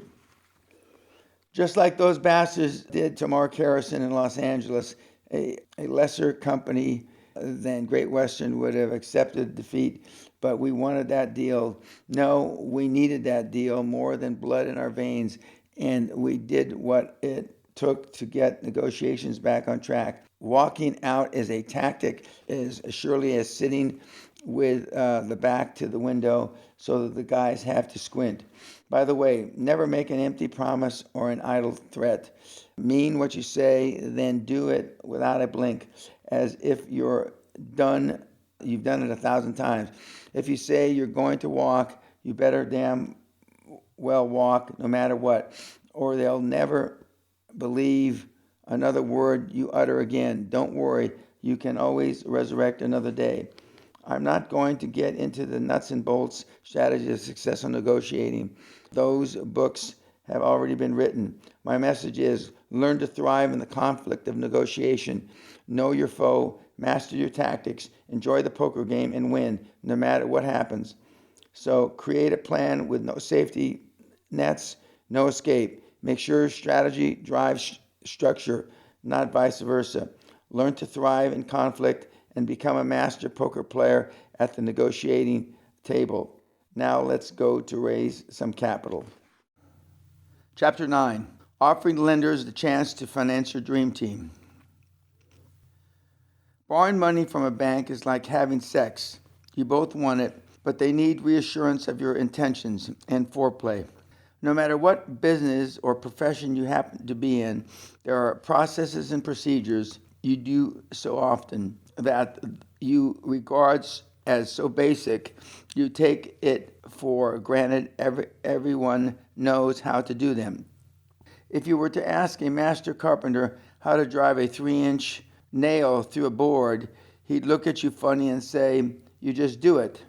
I feel the same way about raising capital. I would almost sleepwalk into a bank and walk out with several $1,000,000. It is so basic to what I do that I didn't realize it was a secret. I conduct Quantum Leap Advantage seminars at my home, Guthrie Castle, Scotland. This extraordinary week-long castle experience for business owners and entrepreneurs at my storybook home is beyond compare. At the conclusion of every seminar, I ask attendees to complete critique sheets and to offer suggestions with regard to seminar content, delivery, and overall value. In reviewing these critique sheets, I realized that a significant number of the respondents were asking, in one way or another, the same question: how do I get the money? I was astounded. I assumed that when seminar attendees began thinking like high-performance individuals and applied strategies of high performers, they would instinctively know how to find and secure the capital they needed to take action. Author's note: in recent years, I have started doing podcasts, and I have many on my site free, and one of them is called "How Do You Get the Fucking Money?" End author's note. Two simple facts emerge from these critiques. First, most potentially super successful people are still held back by a residue of fear about asking for money. They still approach even the idea of talking to a lender with a trembling lip, sweaty palms, and pounding heart. If the idea of walking into a banker's office strikes mortal fear in you, let's put this in perspective right now and move on. Not long ago, a news article called "What Kills Us" listed the statistics for the most frequent causes of death. Heart disease is the number one killer, followed by cancer, then stroke, and lung disease. But not one death has ever been attributed to rejection by a banker, or indeed the rejection of any deal. Presenting a deal is not Sophie's choice, so get over it. The second fact I learned was that the techniques of dealing successfully with bankers remain a mystery. Even some of the fieriest proteges were hesitating before the barricades of uncertainty, artificial barriers I had trampled to splinters so long ago I'd forgotten about it.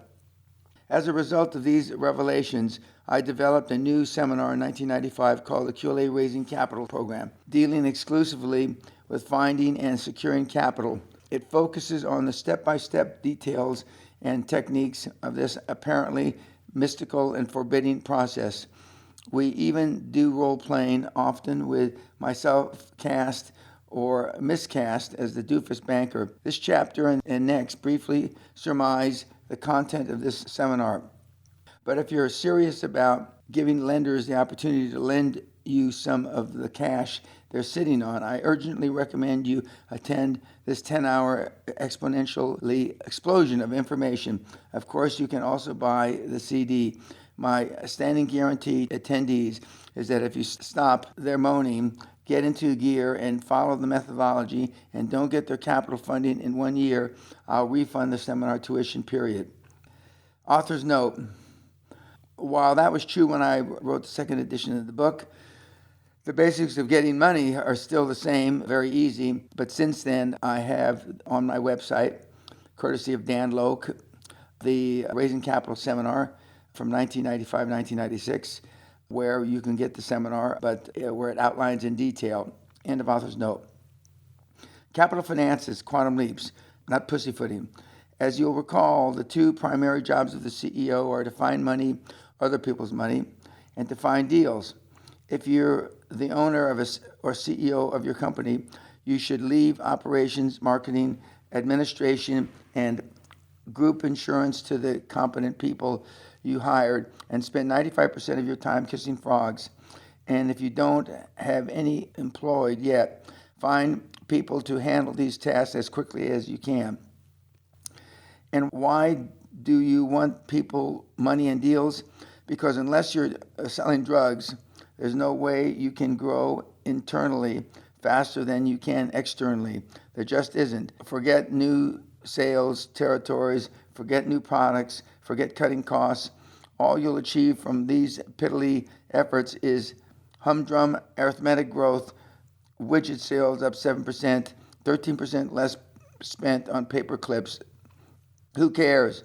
You want to grow your business exponentially in quantum leaps as fast as humanly possible. While arithmetic growth means 1 plus 1 equals 2, 2 plus 1 equals 3, etc., exponential growth means 1 times 10 equals 10, 10 times 10 equals 100, 10 times 100 equals 1,000. Isn't that a little more exciting? There's an old Chinese proverb, you don't leap a chasm in 2 bounds. For high-performance business people, that translates to you don't pussyfoot yourself to quantum growth. After you've practiced for success, flushed conventional wisdom, visualized your dream, and incorporated new rules, and started running toward the chasm between you and quantum success, you're probably going to need more money than you've got to finance your leap. Besides, not even the most obliging banker is likely to lend you money just to get your feet wet. Your wholehearted, enthusiastic commitment is as important to him as it is to you. He wants to be assured you're going to use your loan to create revenue, so both of you benefit from the transaction. Locating your financial partner. No matter where you live, you have a choice of financial institutions to consider when you begin thinking about borrowing capital. Banks, savings and loans, venture capitalists, finance companies, and other sources. Since banks fund about 60% of the business ventures, we'll discuss banks first. You'll recall I said that quantum leap strategies can be universally applied. The fact is, many of my capital raising skills were developed in the United Kingdom, then perfected in the U.S. I know British lending institutions better than most Brits. That's why I remind my British audiences how many banking offices there are in the UK to approach for capital. China's HSBC alone has some 1,800 offices throughout the United Kingdom, approximately as many as Barclays and more than Standard Chartered Bank. Lloyd's Trustee Savings Bank, who took over HBOS, Halifax Bank of Scotland, already had more than 2,000 offices if you're in the UK. Don't tell me you can't find a bank to pitch. Author's note, since this writing of the second edition, there have been additional foreign banks that have moved to the UK. There's also been additional consolidations, but there are still in London alone, London proper, over 400 banks. End of author's note. Wherever you are, look in the phone book, read the business section of your newspaper. A lot of major metropolitan newspapers publish quarterly a list of banks which are looking for borrowers. Call the business desk of your newspaper and secure a copy of the most recent edition at report. Ranging further afield, such magazines as Entrepreneur and Inc. periodically publish a state-by-state list of financial institutions that seek to publicize their desire to lend capital. So you shouldn't necessarily limit your search for financing to your local market or even your state. In fact, I would strongly recommend you go outside your local market, no matter where you are. Of course, those banks aggressively using traditional advertising have money to get on the street. Those banks advertising on the internet also have money to lend. Author's note, since the publishing of the second edition of this book and the advent of a more detail-oriented internet-based platforms like Google, it is relatively easy to find financial institutions of all sorts. End of author's note. In seminar after seminar, I have the latest special newspaper section of magazine edition with all these listings in the air, and ask to see the hands of those business owners and entrepreneurs who have used any of the publications to seek capital. I get maybe one hand or no hands. It's like these listings were published on Mars. I raise hell with the audience and tell them that even today, I get an active file on banking news and regularly appears in the Wall Street Journal, the New York Times, the Financial Times of London, and other major publications. If they are serious about finding capital, they should pay attention to the wealth of information that institutions are disseminating, and so should you. So using all resources available, make a list of banks, which begins with the first mega bank headquartered in the tallest skyscraper in your state and ends with a community corner bank down to the strip mall and by the tattoo parlor. Then you do some homework to find out who the managers are of your most likely prospects and who the lending officers are. Go down the list, call each bank and ask. The names of these bank officers are not a state secret. Stop by and ask the reception or even the security guard.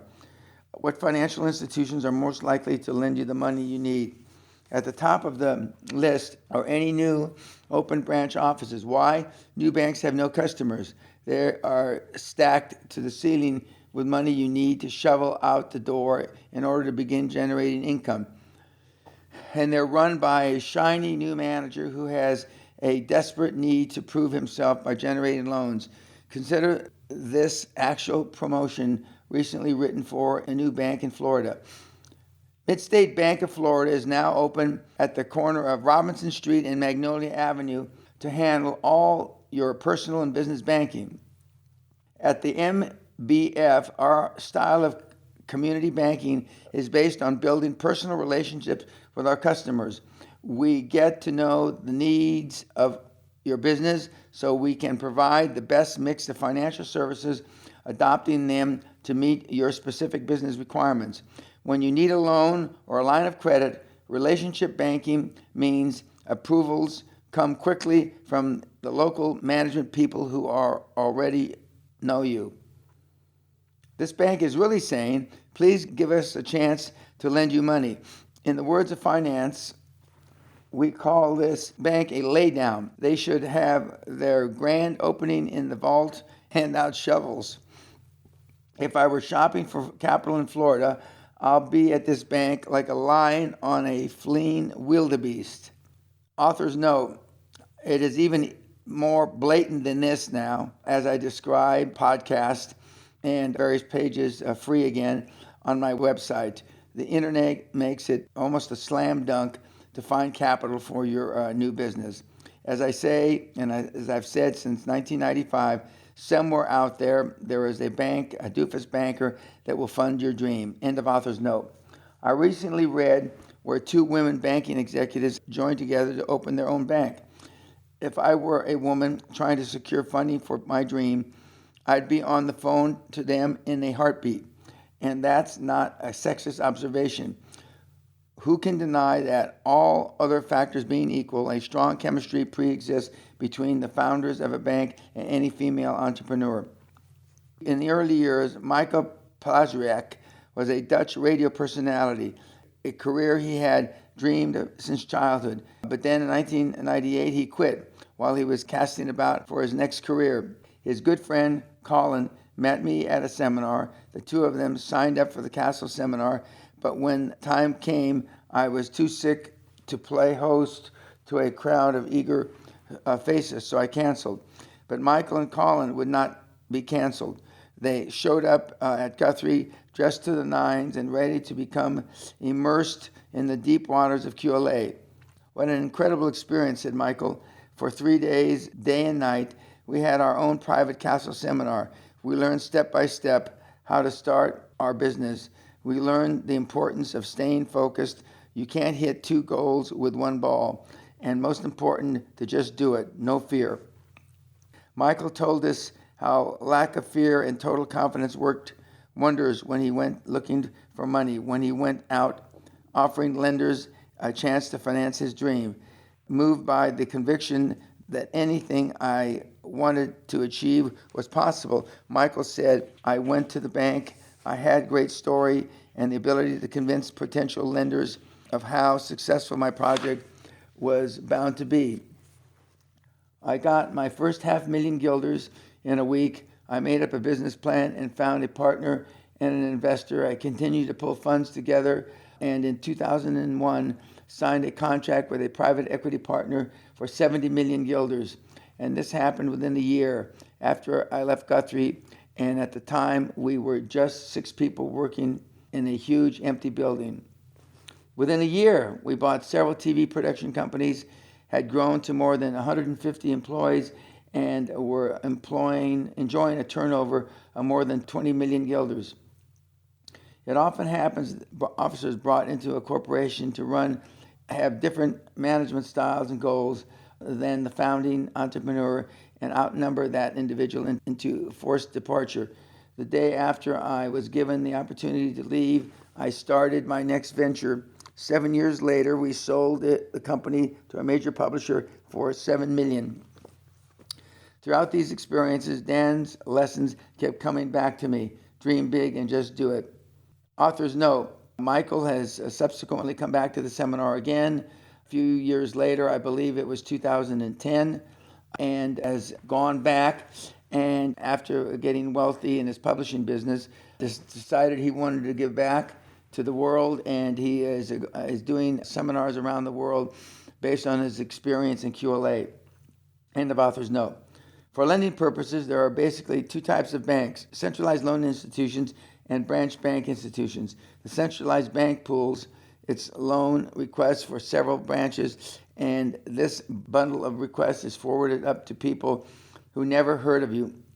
Your deal will be weighed objectively in competition with all other requests, and regardless of its merits as a splendid opportunity, it's likely to get lost among more promising deals backed with a stronger collateral and other advantages. Instead, you want to approach a branch bank institution with local lending approval power. Like Midstate Bank in Florida, this is likely to be a community bank or a hometown bank run by neighbors in the banking business.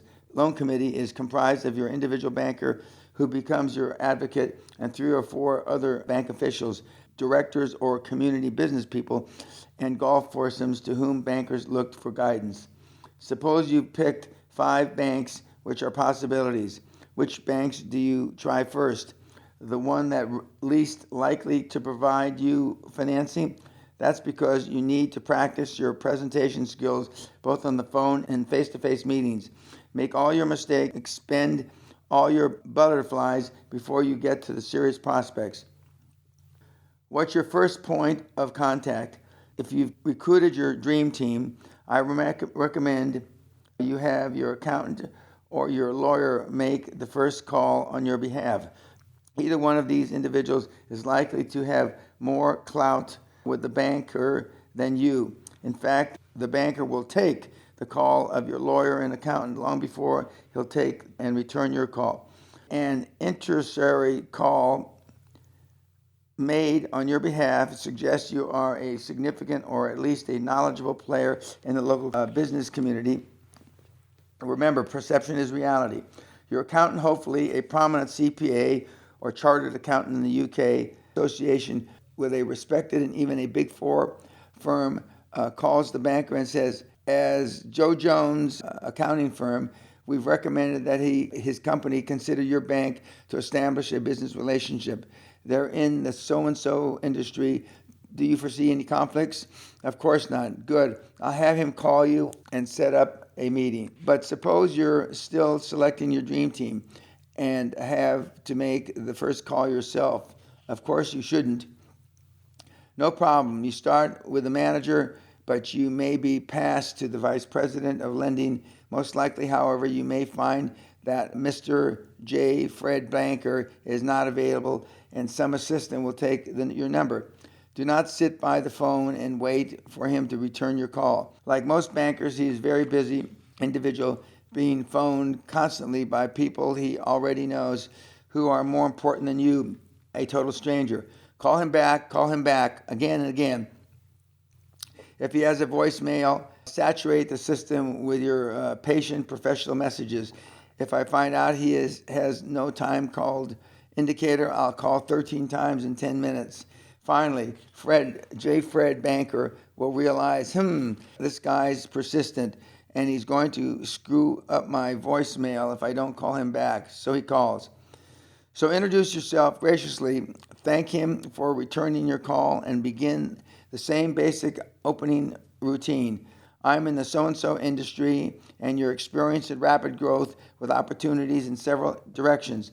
I'm looking to establish a financial relationship for my business, and I'm in the process of interviewing several banks which have been recommended. But rather than go into details over the phone, I'd like to set up an appointment to meet and talk personally. When would be the best time for me to come by? Author's note. Since writing this, and for the second edition, kids, and I call you all kids because I'm old enough to be your father or grandfather, have perfected this system through LinkedIn and have actually gotten entire dream teams on the phone, including accountants and lawyers, and even the initial relationships with banks. It's a new generation, and the internet can't be overlooked. End of author's note. Notice you didn't say, I need to borrow some money and need it by next Thursday. Bankers, you see, are very much into relationship banking. They want to know who you are, see your face, and understand what the hell you do, and begin forming a judgment as to whether you'll be able to pay back any capital they may ultimately lend you. Personal chemistry, not the numbers, is absolutely key, both for you and Fred Banker. By the way, it's part of your strategy that you inform Fred you're interviewing banks. This puts him on notice that as far as you are concerned, you're the one doing the selecting. You're in control of hiring a bank. Maybe his to handle your affairs. It also tells him you're talking to his competitors, and if you are a significant account for him, he's going to have to earn it. Doesn't that approach beat the hell out of how you always thought it would be, crawling on your knees to grovel for a loan? So, in order to begin developing your mutually beneficial relationship, you might suggest lunch. Bankers always pick up the tab. It's part of their training. I've been dealing with bankers for over 35 years, and I've never had to buy a banker lunch except in Scotland. It's even better if you can arrange for one banker to see you having lunch with another banker. Author's note. I've now been dealing with banks more than 45 years, and the picking up tabs by bankers are still in force, but it's hard to get a Scottish banker to pick up the tab for anything. End of author's note. Your first meeting is to get acquainted, for each of you to see what the other looks like and sounds like, so the bonding process between you can, you hope, begin. Your initial presentation of your project should still be general and last no more than 5 to 10 minutes. You also have two other things to do during that meeting. Listen and ask questions. As you discuss your ideas, give the banker a chance to react to what you're presenting him. After all, he had a lot of dreams come over his desk, some dissolving into smoke, others becoming realities. This guy can probably offer some suggestions and ideas you can incorporate into your thinking, help you sharpen your focus, and even give a better presentation to the next banker you talk to. His advice is free and it's based on experience, so listen to him. Most wannabe borrowers sit in the front of a banker with no idea of what to ask beyond, "Can you help me?" They don't understand that they should be in the interview mode, asking questions to clarify just what this bank is all about and if it's the best bank to fund your project. In Britain, that means you got to know the difference between, say, the Royal Bank of Scotland Group and Lloyd's TSB. Let's talk about some questions you need to ask each other with whom you have a meeting and why each question is important. 1. What is your personal lending limit? Secured and unsecured. Every bank manager and loan officer has a credit limit that he or she can approve without having to check with a superior. Ask this question on the phone before your first meeting. You may be talking to the wrong person. And don't let them hedge around with relationship double talk. Bullshit. Specific number. If they tell you it's $50,000, you're going to probably need about $48,000. If it's $400,000, your requirement will coincidentally be about $350,000. But if you determine that this person does not have the authority to approve as much as you may need, move beyond him immediately. Number 2, who do I have to go to for an approval on the next level of financing? When JFred tells you who the official is at the next approval level, that's the person you want to meet. Don't waste your time making presentations to the wrong people. While you're asking about lending limits, inquire about the credit limits of the bank itself. When you ask a banker about his employer's unsecured credit limit, usually 1% of assets, he begins to think that you're in terms of maximums. Number 3, are you a centralized loan institution that pools the loan requests or a branch-based lender? We've already said you're looking for a branch-based lender and why. Number 4, is your bank presently in a lending mode or in a downsizing mode? This is a code for have you made some bad loans in the recent past to the extent that the government is watching your lending practices very closely. It's not classified information, and your banker will respect you for knowing to ask the question. If he says something like, well, we're in a holding process right now, that's his coded response for, we're in a death spiral right now. Do you have any openings for a former banker? Before you escape, you may want to buy his lunch. 5, what type of ventures do you like to make loans on? Some institutions focus on telecommunications, others on healthcare or international trade. If you're reopening, purchasing, or expanding a chain of hardware stores, for example, you want a bank which had a comfortable lending record to retail ventures. If you're in the retail liquor business or want to expand your chain of gentlemen clubs, you need to be aware that some banks, as a matter of policy, try to avoid vice industries. The thought of a $20 million deposit, however, might change that policy. 6, what was the last deal your bank turned down and why? Another unexpected question, but get your banker to tell you about the deal, even hypothetically, as he relates to you a case of what he was not looking for. You gain a new insight into what he is looking for in a lending relationship. 7, what was the last $5 million deal you did? You might not ask this question to a VP at UBS, Bank of America, or Barclays, but for some likely lenders in your community, this is a significant question. You're asking your banker, in effect, to demonstrate his comfort level and skills at maneuvering both of you through the multi-million-dollar lending process. 8, can your institution take me to the next level of the quantum leap? How much are their assets? Once again, as a rule of thumb, banks can lend 1% of total assets unsecured and 2% to 3% of total assets secured. Author's note, these numbers may have changed, but they are good for a general rule. End of author's note. Number 9, what is your bank's policy on asset lending versus cash flow lending? By now, JFred Banker is sitting up in his chair regarding you with a degree of awe. You're already sounding more sophisticated than 95% of the morons he talks to about loans. In asset lending, the loan limit is determined by the loan-to-value of asset. Take 50% as an example. If you've got approximately $100,000 in tangible assets, the bank will lend you $50,000. Many banks these days steer clear of asset lending because of the past loan defaults have forced them to become reluctant property owners. You should look for an asset-based collateralization loan, since most banks will bend over backwards to work with you in a pinch rather than take possession of your chain of dry cleaners or pet stores. Cash flow lending, a basis lending parameters on percentages of existing cash flow revenues, less operational expenses, cash costs, and taxes, typically between 50 and 65% of cash flow without smoke and mirrors.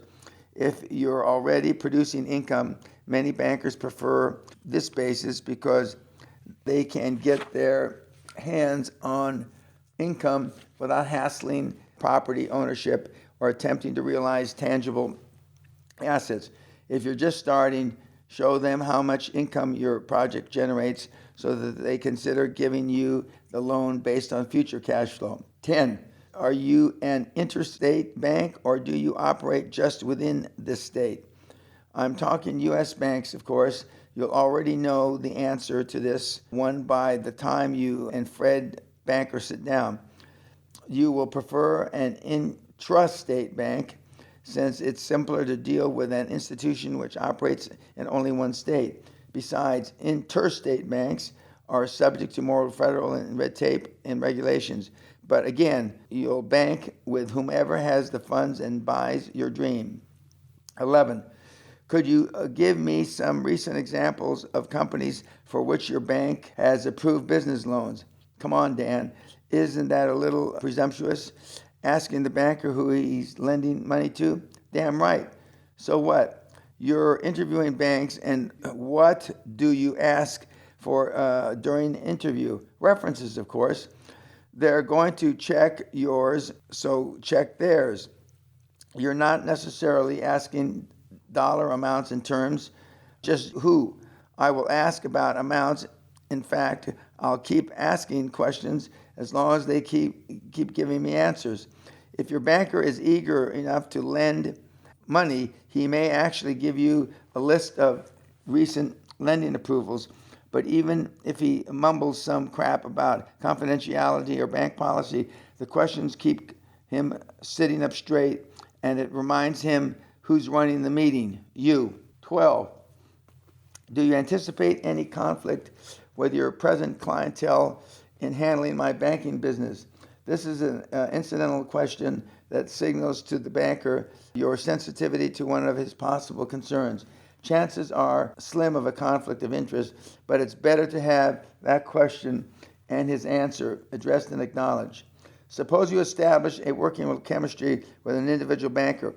You meet for lunch periodically, you play golf, you mature the relationship for months or years, and then he takes a position with another bank.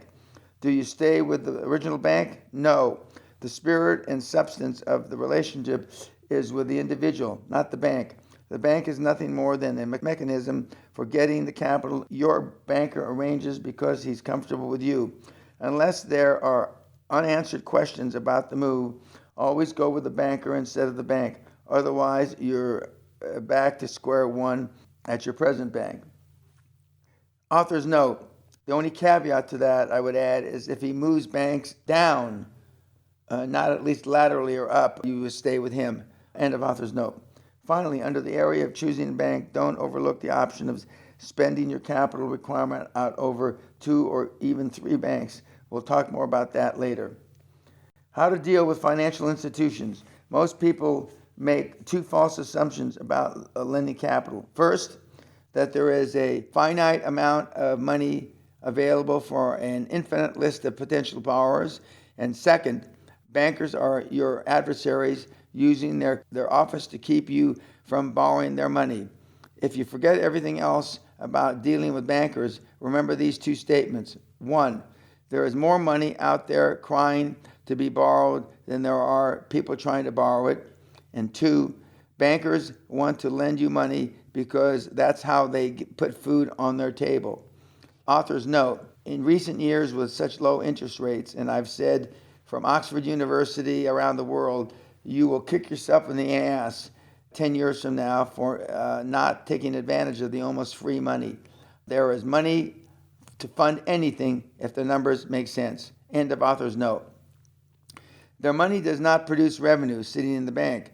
That means if they are even halfway convinced of the viability of your dream, they'll give you the benefit of the doubt. No wonder most banks, regardless of what they'd have you believe, they are laydowns, especially with the right romancing. An associate of mine at Clydesdale Bank told me in early 97 they were $788 million underloaned. That's a lot of dosh gathering dust. Bring me a deal, he pleaded. And if the numbers stack up, the money's yours. British entrepreneurs should look across the channel as well, where they have access to an enormous wealth of funding sources to an economically burgeoning Europe. European banks are flush with capital. The fine points of how to deal with your financial institution begin to surface during the selection phase we've just discussed. The operating premise is that you want to develop rapport, understanding, and chemistry with the banker from the first words he hears you speak and from the first time he lays eyes on you. That's why you practice what you're going to say before you blurt it out to the banker. And that's why you dress like the sort of business executive that a banker feels comfortable talking to and being seen with in the restaurant where he buys you lunch. Remember our discussion about comfort zones. Bankers have comfort zones too. Want to put yourself smack in the middle of theirs. Author's note: with the recent vote of Brexit, with the UK leaving the European Union some 6 months ago, I made the comment it would have very little major effects other than in a few areas. One of the areas was currency, and that dollar would be looked to for currency because of the strength, and the pound would drop against it. It is currently down about 20% against the dollar at about 120 or 122 per dollar. The second thing I said is with the advent of oil dropping from August of 2014 at $120 a barrel to currently in the high 40s a barrel, that it would affect prices in prime real estate, especially Mayfair. If it didn't drop the prices in Mayfair, it would certainly flatten them out because a majority of financing and purchasing of property in central London has been coming from the oil-rich countries in the Middle East and Russia. And both of those countries, both of those areas are hurting terribly. Both of those things have happened. And if property prices in Mayfair go down or stay flat, it will restrict construction not only in Mayfair, but probably throughout central Britain. And it may very well affect commercial real estate prices. End of author's note. Let's talk about what you say first. Words have meanings. Words are both weapons and tools. Remember interviews and what it signals to the banker. If you haven't guessed it by now, bankers like to hear words like relationship, partnership, long-term, mutually beneficial. When you're communicating to a banker, you don't ever need money. To a refined and a sensitive banker, that's pretty coarse. Instead, you have capital requirements. You don't call your accountant a CPA or say my chartered accountant. Everyone assumes that you have a CPA or equivalent. But if you use that term, it sounds like you are impressed you have one. Use the word accountant in all parts of the world. These are details no one would ever tell you but me. Delivery skills will come with practice. After I've been doing this a while, I made financial presentations to a large English institution that, in my estimation, went particularly well. I did charts, graphs, complete dog and pony show. One of my little techniques for strengthening my performance is the opportunity arises to ask how I could improve my presentation. After the presentation, as common custom in England, the head of the institution walked me to the elevator. In this instance, it was Lord Baring of the old Baring Brothers Merchant Bank. I was feeling good about what I had just done, but I asked the gentleman as I pressed the elevator button, how could I improve my presentation? The doors opened and he said nothing as I stepped in.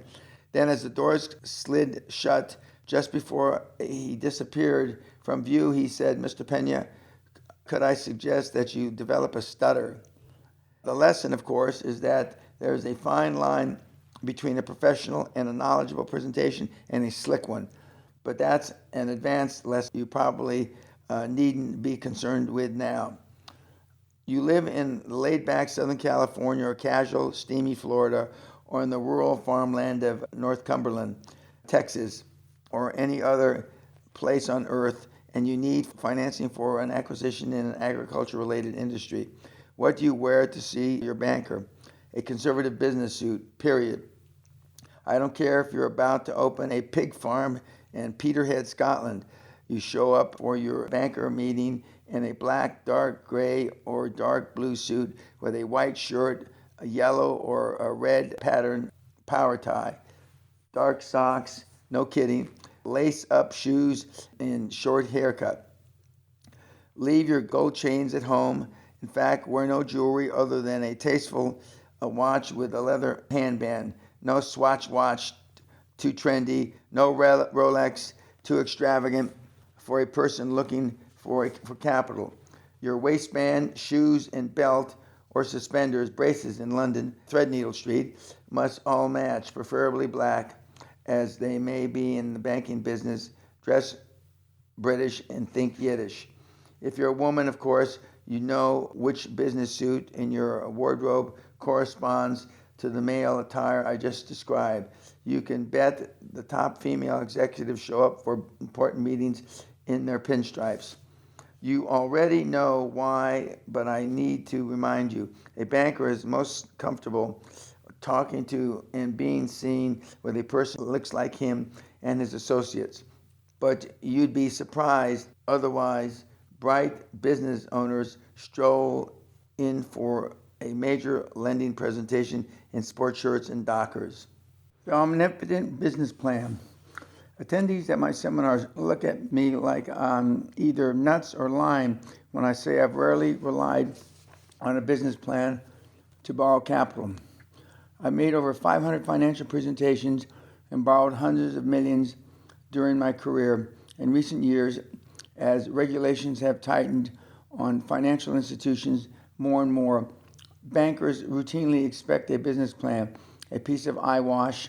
I often wonder if anybody at any lending institutions ever reads through. There are already books and software on the shelf describing the step-by-step textbook procedure for putting together business plans.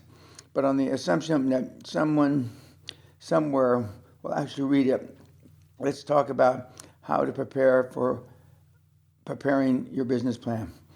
Most fretful borrowers go to their first bank meeting with a business plan in their briefcase or under their arm so they can produce it immediately after the initial handshake. Wrong.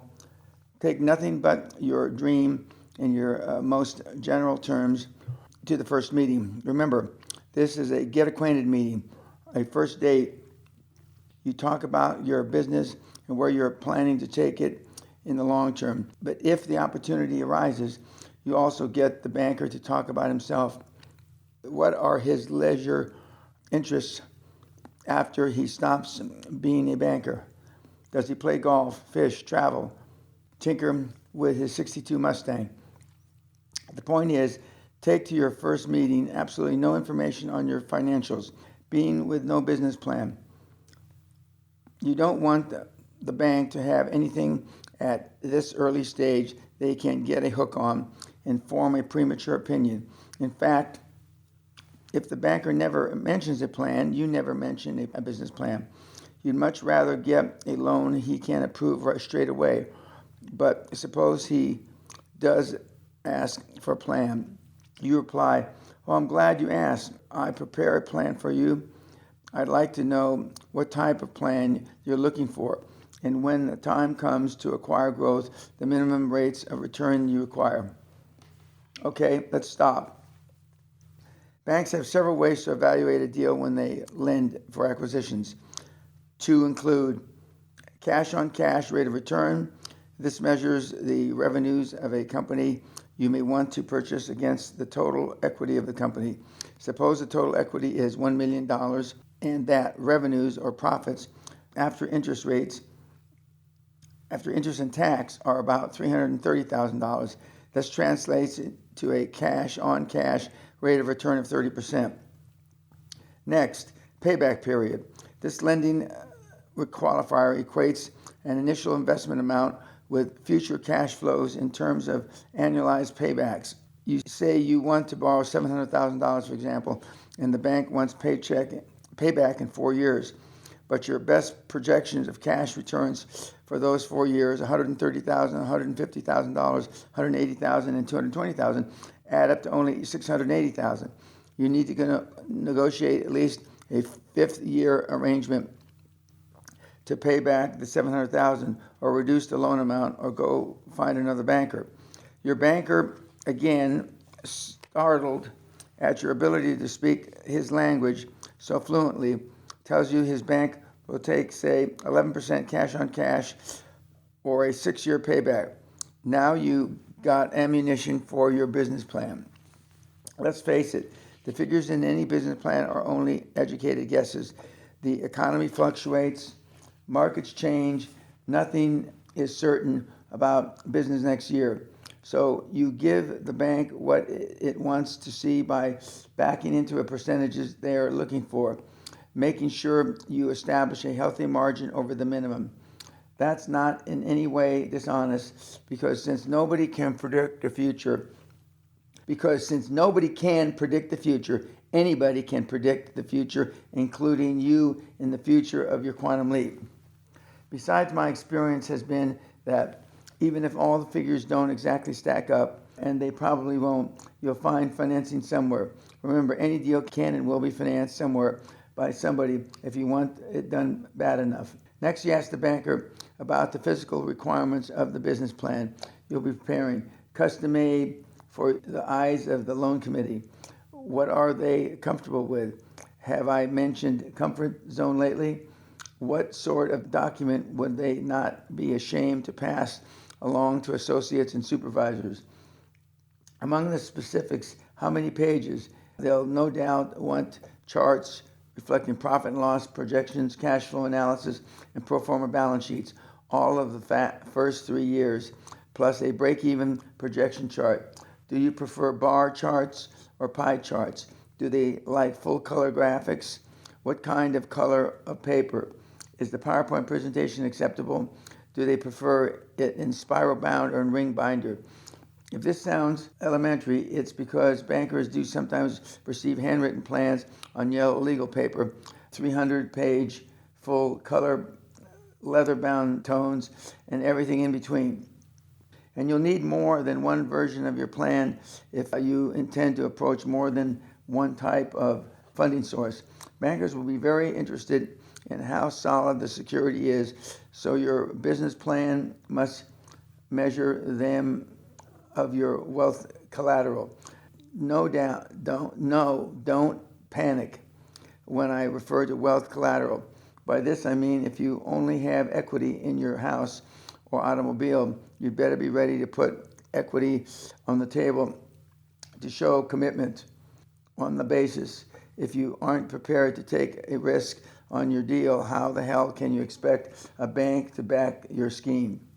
The venture capitalist, on the other hand, is more concerned with the nature of and the extent of the risk involved. So a second version should address these concerns.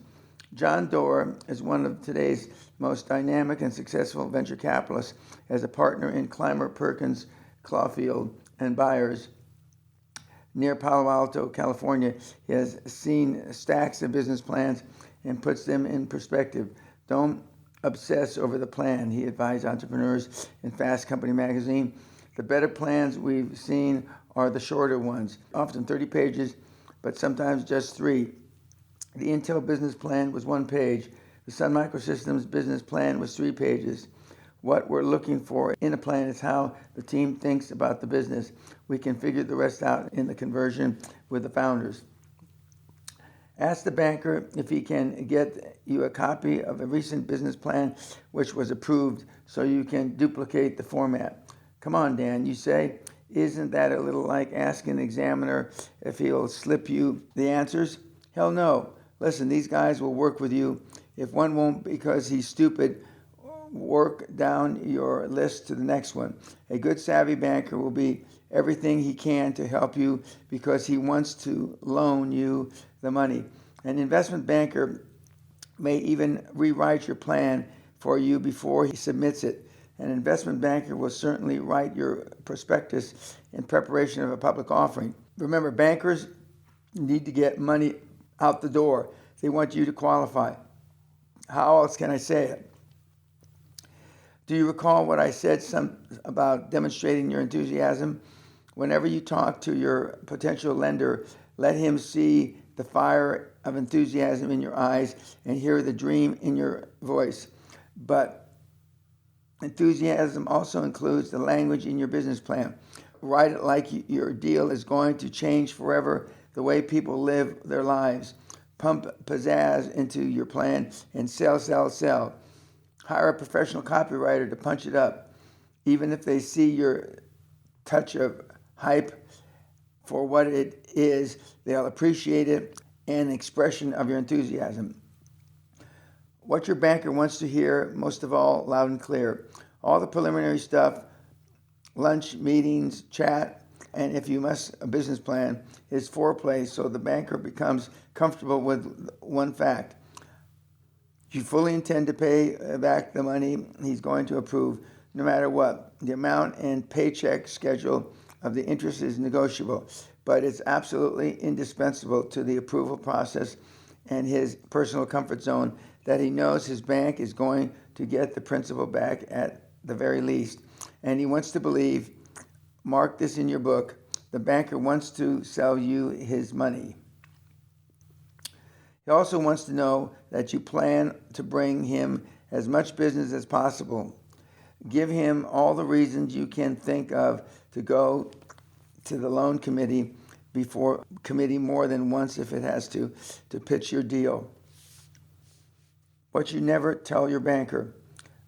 If you are unsure about more element in your plan, if you have a seed of doubt that it won't work, never mention those doubts to your banker.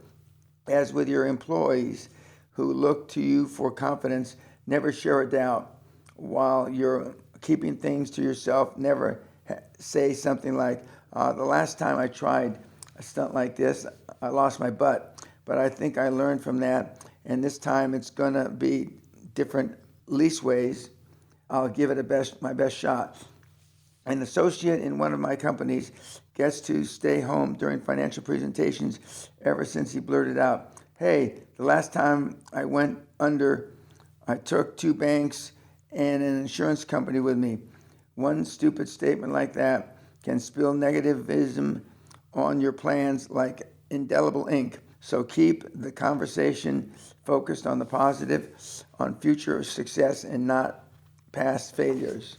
You have a couple or 3 meetings with a promising bank, and the requirements become more and more specific. They may want to look at your recent financial statements.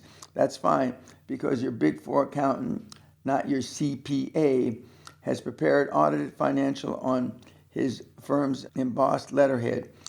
It's an impressive document before the banker even picks it up.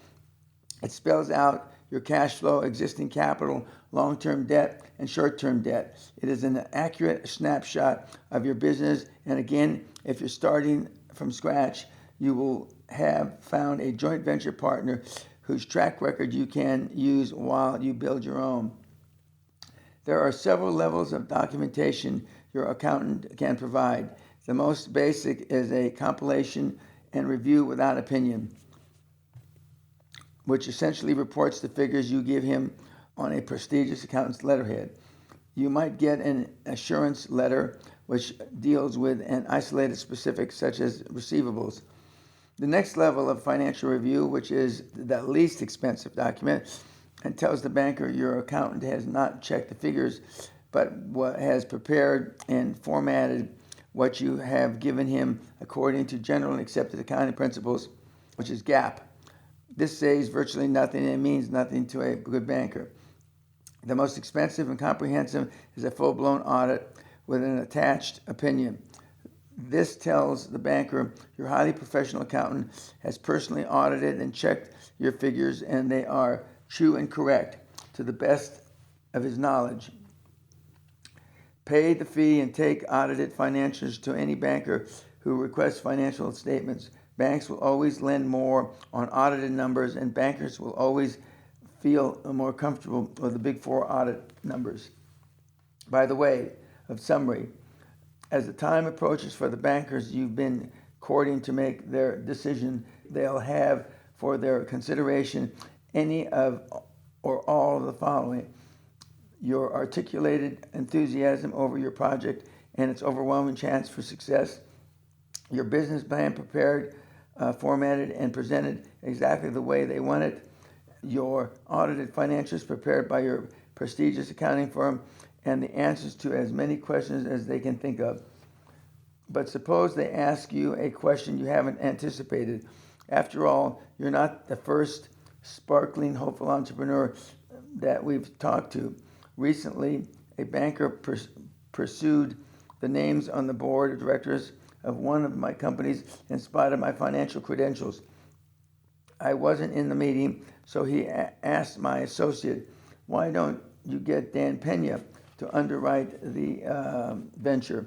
Without missing a beat, the associate replied, "Of course Mr. Peña could write a check for this whole project, but he's already generously agreed to give us his time, and we'd rather have Mr. Peña's time than his money."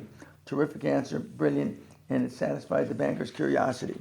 The rule of thumb, however, is that if you don't have an answer, never try to bullshit your way through it. Chances are that they are asking some questions they already know the answers to, just to check your BS level. Simply say, "That's a good question, and frankly, right now, I don't have an answer, but I can seriously get you one." And you dutifully make a mental note and on your notepad. Finally, what happens if you get turned down? What do? I'll tell you what I've done in the past. I scream, "What? How can you violate the trust of your shareholders by refusing to participate in a deal so obviously in the best interest of your institution?" And it has worked, but I probably have a little more leverage to scream than you do. The reason you've been turned down may well be that somewhere along the way, one of your selling points fell through the cracks. And no really means no. You haven't given us sufficient data to approve your concept. You haven't covered every base and done your job adequately. Your response should be, what element do you feel you're missing from the proposal equation? Where do you have a problem? A breakdown in communication is often the simplest of reasons why a deal falls through. When Great Western was negotiating to purchase Bow Valley for $135 million, the deal stalled for some reason. The president of Bow Valley wouldn't return my calls. I finally got hold of him and asked him, "What the hell's going on?" He said they needed 139 to close the deal. Damn, is that all? I thought, after all the financial gymnastics we'd been through, another $4 million was nothing. I threw it in the pot and the deal was on again. So ask, there's a legitimate reason you've been turned down, and you're not out of line to ask what the reason is. It could well be something you can easily fix. Here's a great success story to avoid wind up this chapter. Barbara Body was founder of an employee benefits consulting firm headquartered in Brookfield, Wisconsin. Barbara came to the Castle seminar in May 1995, and following August, attended my Quantum Leap Advantage Capital seminar in Los Angeles. Her company was a growth mode, looking for acquisitions. After her first dose of Dan, she went back and formulated her dream team. Later in the year, she decided to approach a bank with which she had not previously worked to see if she could get a loan. She invited the president of the bank to come to her office to talk about the beginnings of a relationship. Here's what happened in Barbara's own words. We spent an hour establishing a relationship. That means we talked about business generally, and the banker became comfortable in the realization that I was a knowledgeable, responsible business person with a good business. I didn't give him a business plan. I didn't give him anything. Just like Dan said, I offered the guy an opportunity to grow with us. I asked him what his personal lending limit was. He told me he could approve $800,000 unsecured, which would be no problem. And if I needed more, he was confident his board would take his recommendation for more funding. Containing my delight, I told him that $800,000 was all I needed for now. Besides, collateral was such a hassle with that paperwork. He agreed. We shook hands, and he said he'd send one of his lending officers around the next week with the papers to sign. That was it. All I could think of was Dan Peña was right. I used his method, asked his questions, and $800,000 for growing my business floated across my desk. Bankers are not gods, regardless of what some of them would have you believe. They're people with human needs, representing an institution with corporate policies and guidelines which have a great deal of diligency. Make your banker your partner, your co-conspirator in helping you realize your dream. If you're prepared, if you're knowledgeable and professional, and court your banker step by step into what promises to become a long-term mutually profitable relationship, it will suddenly seem he's working for you instead of the employer. Now let's move on to some more so-called secrets of raising capital to launch your quantum leap. Chapter 10, More Capital Ideas for Financing Your Deal. The business community offers a universe of funding sources, but not one will ever come to you.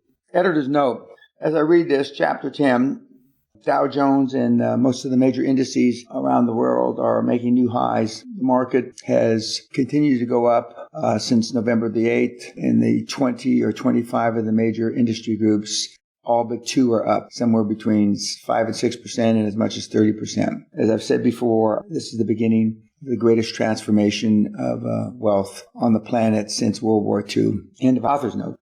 As I write this, the nation is in the depths of the worst economic crisis since the Great Depression. Many of our largest banking institutions, unable to collect mortgage payments resulting from bad loans, have floundered or have been taken over by other banks right now because banks don't trust other banks to repay the loans to them. Lending from all sources is in jeopardy. Author's note again, when I wrote this in 2009-ish, we were in the midst of a great financial collapse. But we came out of it in the wrong way, in my opinion, by not allowing banks to go out of business. End of author's note. Nevertheless, the borrowing strategies and tactics I set forth in this and the previous chapter are as valid as ever. I encourage you to make presentations, to present yourself to shell-shocked lenders as a confident entrepreneur determined to ride out the crisis and prosper. You may be surprised.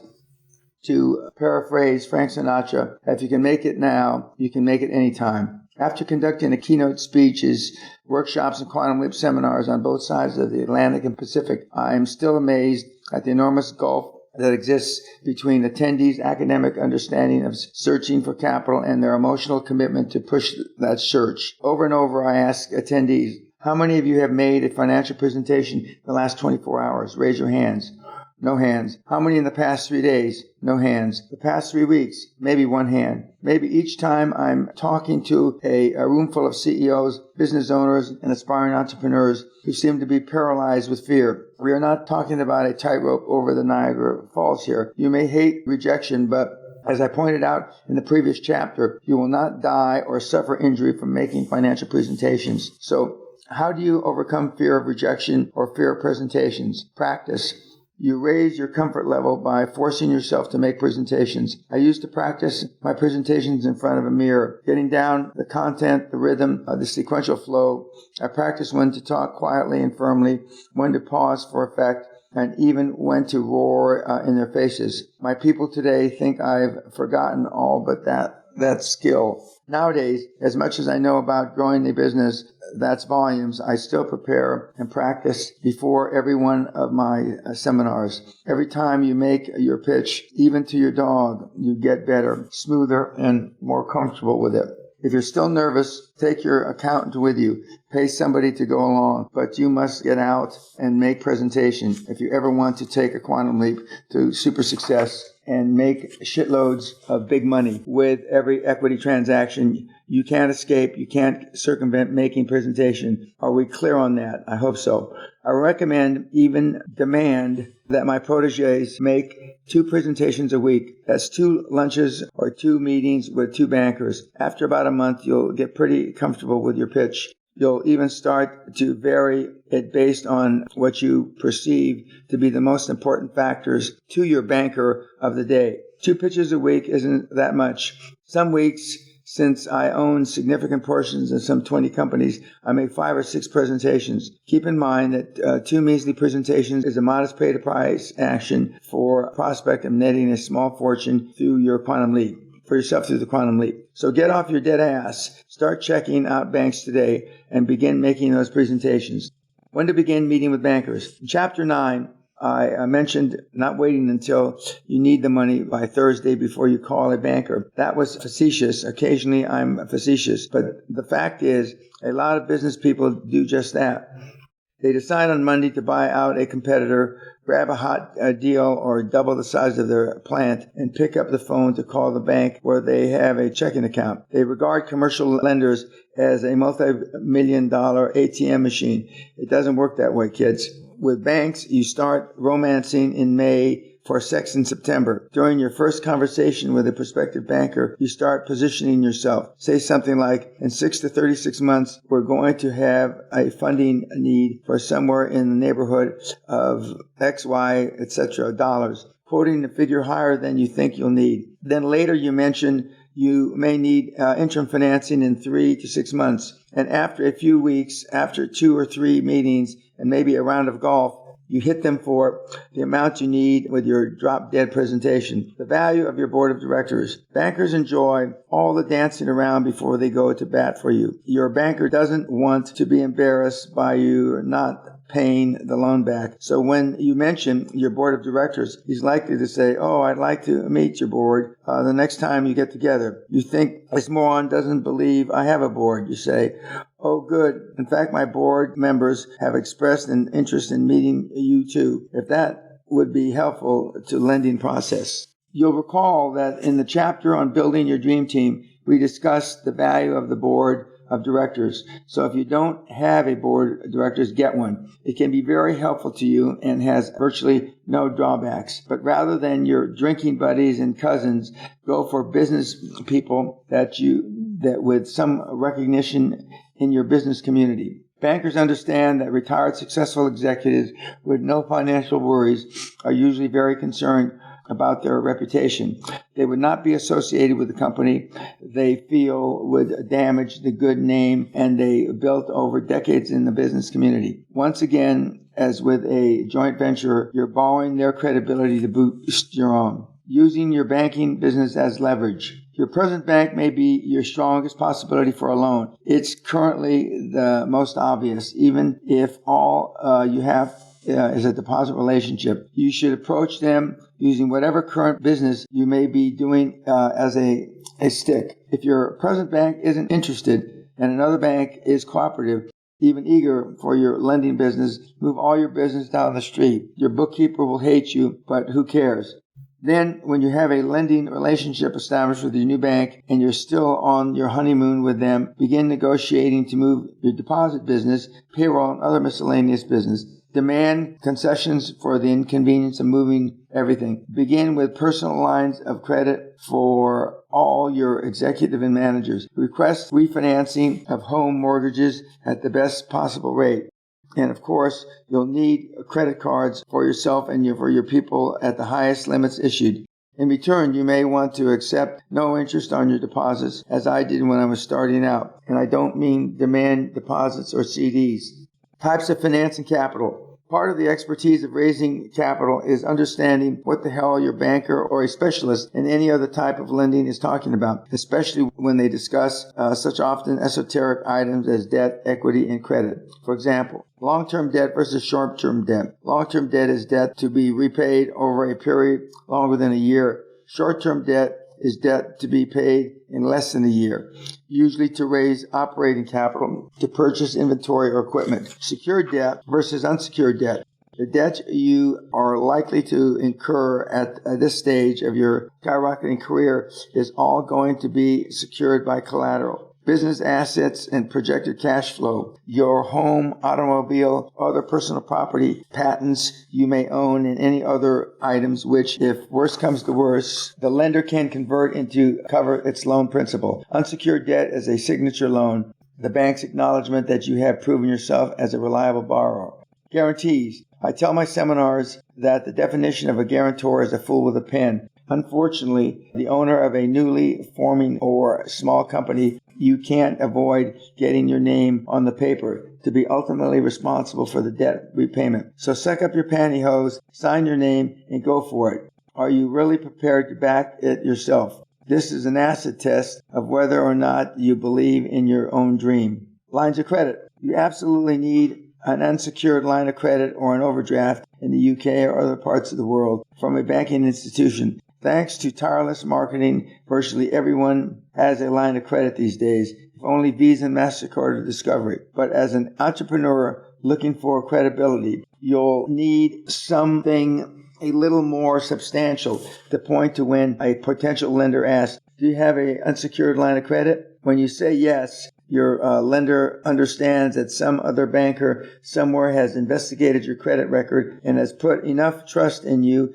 to give you unsecured credit. It doesn't matter what amount, but if you have to say no, your lender is likely to sigh and say, well, you'll need a secured line of credit. And one more asset in your life and business becomes collateral. In today's skittish lending market, this is especially true. Start with your own bank, even if only people you know there are in the drive-in window tellers. They should be able to give you a small line of unsecured credit. If they won't, get a new bank. While we're talking lines of credit and business banking, suppose you need to raise your line of credit. Your banker says no. You reply, well, we need a good relationship here, but your bank doesn't fit the profile of the sort of bank we want to be partners with during our period of high growth. You just don't fit our pistol anymore. I think it's time to withdraw. Your banker may say then, oh, how much of a credit line do you need? But if he still doesn't budge, you must leave and find another bank. This reminds me of a story about one of my disciples, Dr. Boakari, who is an alumnus of one of my 3-day Quantum Leap Advantage seminars. He's a plastic surgeon doing quite well these days in Dubai. When he was setting up his practice, he wanted his own operating room adjacent to his offices. He went to the bank for a loan. They refused him. He went to the second bank and was also turned down. The third bank he approached agreed to finance his operating room, so he switched all the banking to that bank. Dr. Bakari experience demonstrates 2 points. First, he understood that he made the rules, not the banks. And second, even a plastic surgeon who is not primarily a businessman has to go to certain lengths, however inconvenient, to achieve his quantum leap.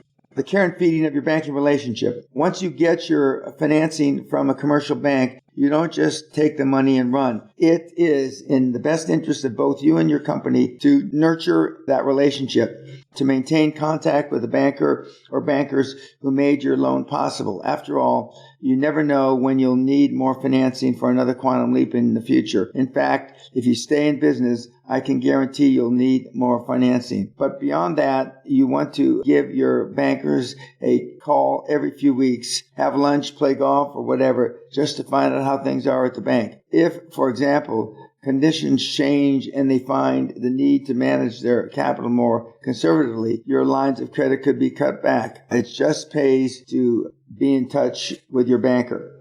I also recommend that you take out a loan and roll it from bank to bank. Borrow, say, $50,000 from Bank A, then 3 months later, borrow $52,500 from Bank B and pay off Bank A. 4 or 5 months later, borrow $53,750 from Bank C and pay it off of Bank B. This rotation of your loan, and in fact, the act of paying it off, will give you a track record as a reliable borrower with several banks. Borrow the original amount from Bank A for whatever purpose you may need the capital. Tell Bank B, C, and D, etc., you're considering consolidating debt, which will be in the truth. Some business owners worry about bank fees. Let's face it, bankers will smile and say, we'll just charge you within the normal range. Then stick it to you with fees as large and as often as they can. Bank fees are one of life's mysteries and certainly one of the necessary evils. But if that's what you're worried about, you're not entrepreneurial material and need to put this book away. Bank fees are simply not important in the great scheme of things, as long as they have plenty of money all the time. As I told my banker in the Bank of Scotland, I really don't care if I pay 1 or 3 points over LIBOR, their term for prime rate, as long as I have the money when I want it. I've said before that a deal is either hot or not. If your deal is so lukewarm or even cold that the odd percentage point is make or break, then you need to find another deal, right? Receivable financing. We've talked about asset lending and cash flow lending as two types of collateral financing. If for one reason and you can't get these or any type of financing, and as newly emerging entrepreneur, you might not try for the so-called receivable financing. This is borrowing money against the receivables your customers owe. Some banks will do receivable financing. With receivable financing, you will normally maintain the credit relationship by collecting in the receivables yourself. Receivable financing is sometimes referred to as factoring and is usually available from another third-party lender, such as finance companies, which lend you the money you need or part of it at interest rates just under what's allowed by usury laws. Most banks will not enter into factoring relationship. The advantages of factoring are the finance company becomes responsible for collecting the receivables they buy and for the bookkeeping involved. Also, banks take it into consideration that another party has contracted with you to handle collections, so they become more comfortable in partially financing your entire required amount. Remember, the main difference between receivable financing and factoring is that with factoring, you will normally give up control of the paper. There are about 6 paper classifications of clients who might apply for reasonable financing, A through F. While IBM might be an A paper borrower, you'll no doubt be an F paper borrower. It's an expensive proposition, but as I've said, sometimes you got to do what you got to do. Debt financing versus equity financing. We've been talking about various ways of financing your quantum leap through incurring debt. Of the 3 ways to grow your business, allocation of revenues, debt, and equity financing, the chances are overwhelming you won't be able to accrue the revenues you'll need to finance a quantum leap.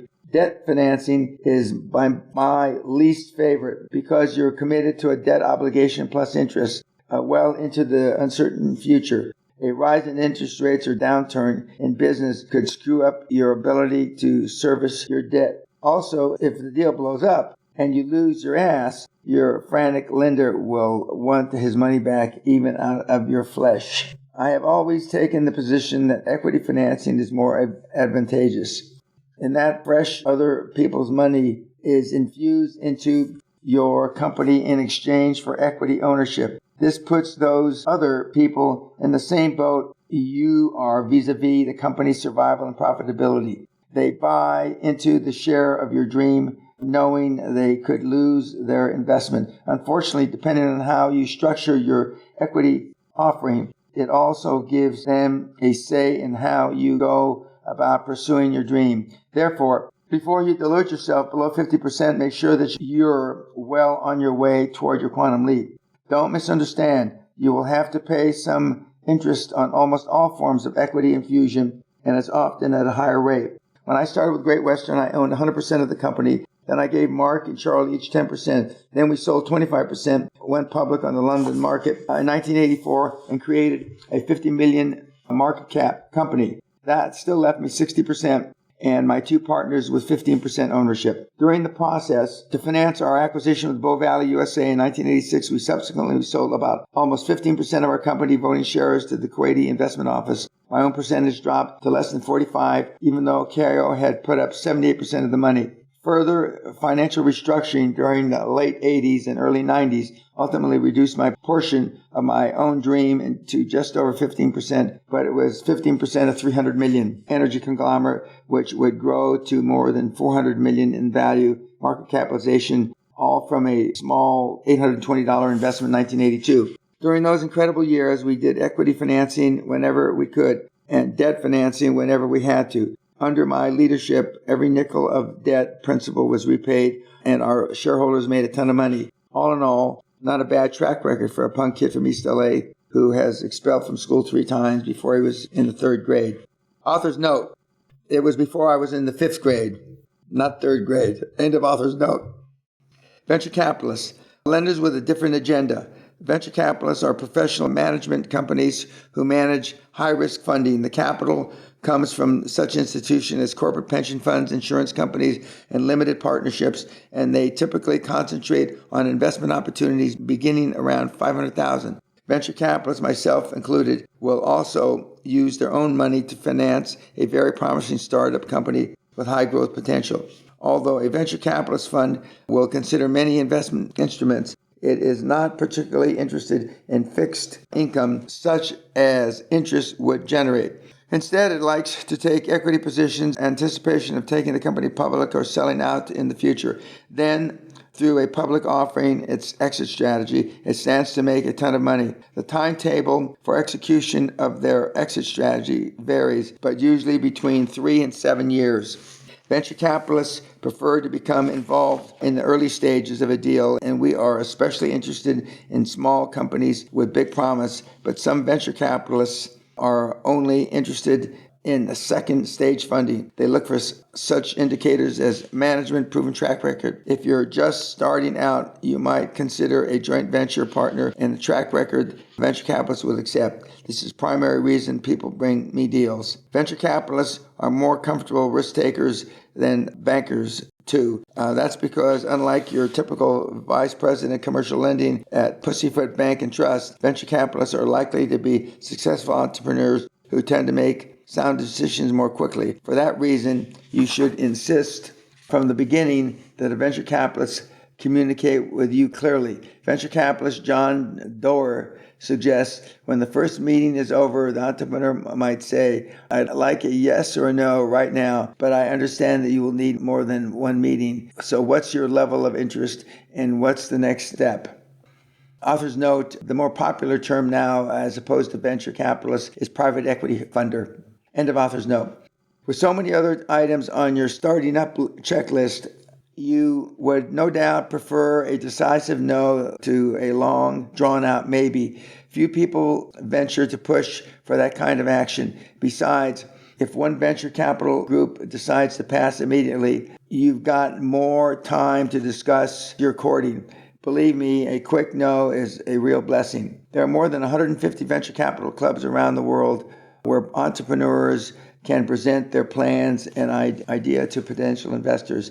As a typical monthly meeting, an entrepreneur may stand up and explain his need for $150,000 or $500,000 to make a quantum leap, although he probably doesn't call it that. At the same meeting, a venture capitalist may get up and say he represents a group of investors with $5 million to invest in one or several projects.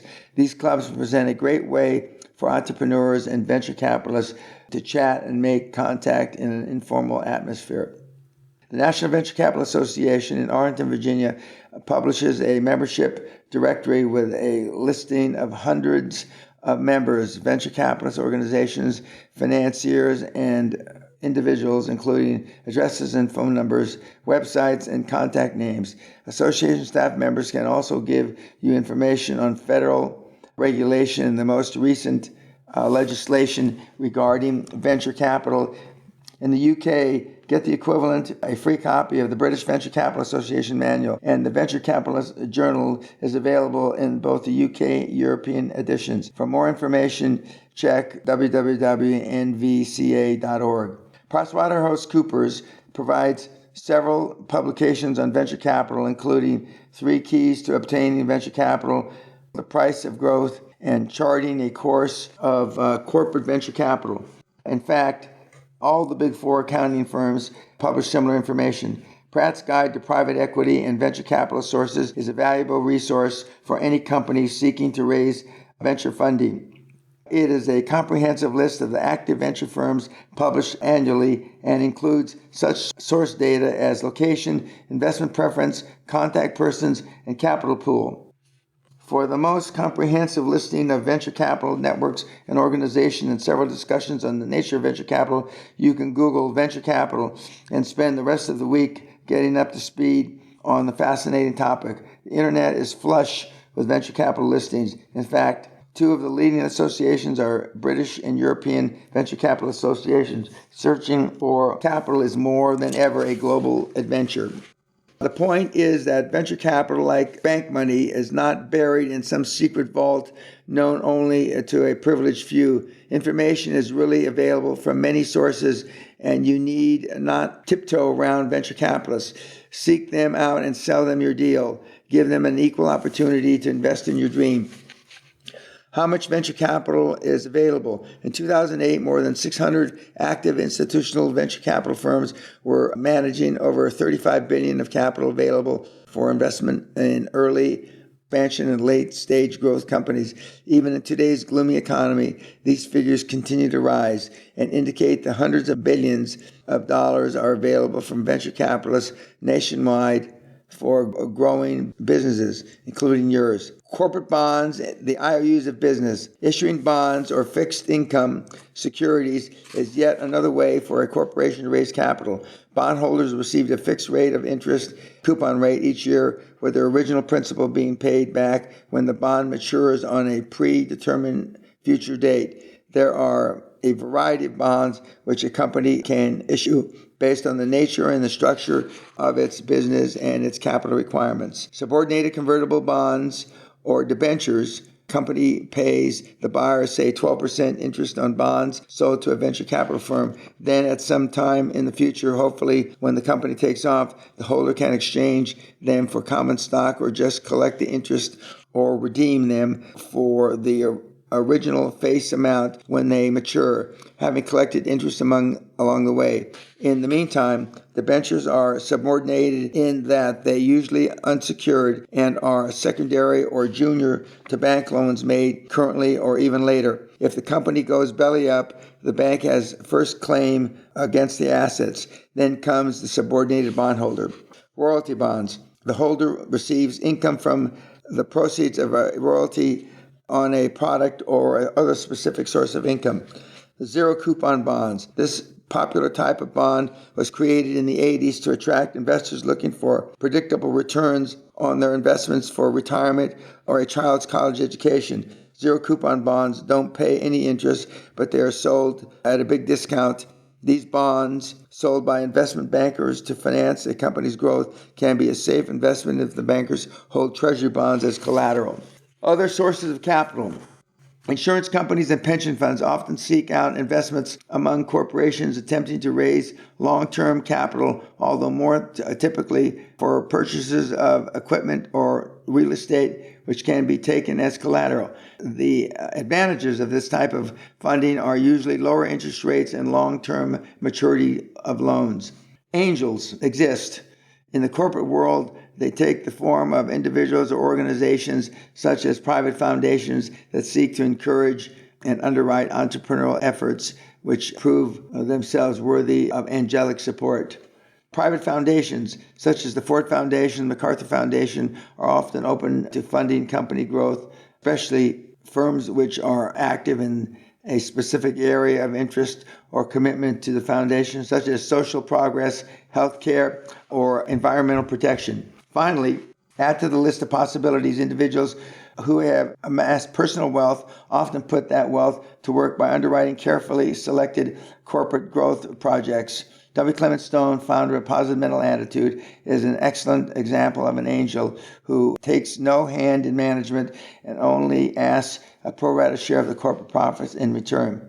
Warren Buffett, the legendary investor, is a frequent angel, although he might argue the term per se. I recently read where if you had invested $10,000 with one of his original Buffett partnerships in 1956 and then 9 years later and reinvested in the Berkshire Hathaway stock, you'd have earned well over $100 million by 1995 and upwards of $270 million today after all fees were paid. If he isn't an angel, I don't know who. No one. Author's note. My experience in almost 50 years in the real world is that there really are no such thing as angel investors. End of author's note. Public versus private funding. Taking your company public is one of the great and all heady experiences of the free enterprise system. The day we watched Great Western shares make its debut on the London Stock Exchange was August 10th, 1984, was my 39th birthday, and is memorably engraved in my mind as an experience I hope to duplicate again in my lifetime. Going public is risky, expensive, costly in fees and other expenses, typically 10 to 20% or more of your entire offering or total capital raise, depending on where you go public. But to you as a founder who has probably made substantial investment to grow your company enough to go public, your percentage in return in relation to net worth value of the company can be incredible. A stock share might score a 10 or a 12 price-to-earnings ratio, which means it sells at a 10 to 12 times the company's net after-tax profit. During a small initial public offering, this ration may well skyrocket to 30 or 40 times company's earnings. At Great Western, we turned our initial investment of $60,000 option on the mineral rights to $50 million. Even today, it's hard to imagine making that much money that quickly without a mask and a gun. It triggers an adrenaline rush with emotion high that cannot be duplicated. As with any other business option, there are disadvantages to going public. All confidentiality is forfeited. Your business transaction, financial records, and even marketing method must be open to the scrutiny of the government, regulators, suppliers, stockholders, prospective stockholders, and even competitors. A public company also subjects itself to internal accountability, particularly the transactions between the company and its officers or directors. Government regulators are forever sniffing around for a conflict of interest, inside dealing the special favors which, if not legal, would be construed to not be in the best interest of shareholders. Another disadvantage, and a supreme irony, is that you get the financing to reach your dream, you simultaneously lose control of that dream. As in the example of Great Western Resources, during the course of the IPO and subsequent offerings, every time we made a public offering, my own share in my company was substantially reduced.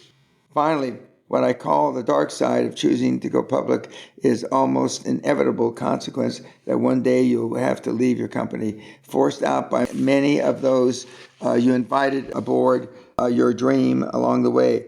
The fact is that the days of the entrepreneur with his public company are limited. He may be a genius at envisioning, searing, and breathing life into the dream, but unless he also has patience and skills to be a management genius and a great leader, an entrepreneur will sooner or later recognize the approach of his own departure. The bright side of the dark side, he leaves with the pockets stuffed full of lots of money, and he can begin accelerating adventure again anytime he pleases. The Gulf War 1991 was my Waterloo. I was ultimately removed as a head of Great Western when my Kuwaiti friends, preoccupied with the invasion and other internal strife, subsequently transferred their loyalties and their voting power to a faction in the company that felt my own time had passed. Although we had to go to court to settle the issue, Great Western Resources paid me handsomely with a golden parachute in the millions, plus a startup subsidiary in the textile business, and I was the largest individual Great Western shareholder until the sale in January 1997. Questions I'm always asked about raising money.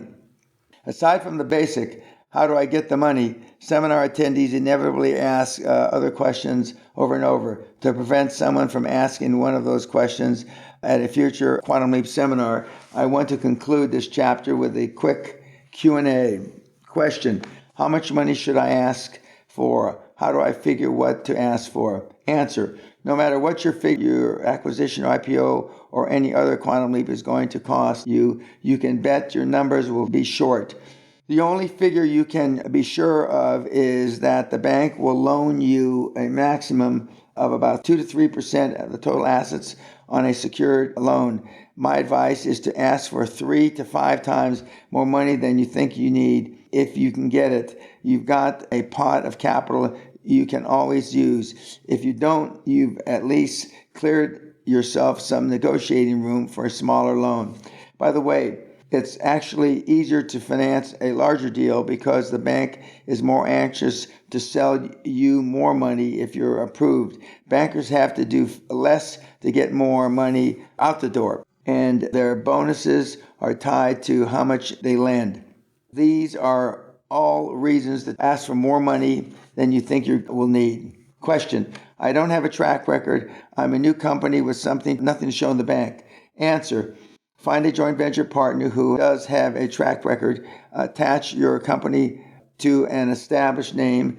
You'll recall that nobody at the Defense Fuel Service Center had heard of GWDC, but they had done business with Marion Refining Company, put together a board of directors which includes prominent and successful business people who can lend their reputation to yours. Borrow credibility so you can borrow money. Question: how many financial presentations should I make?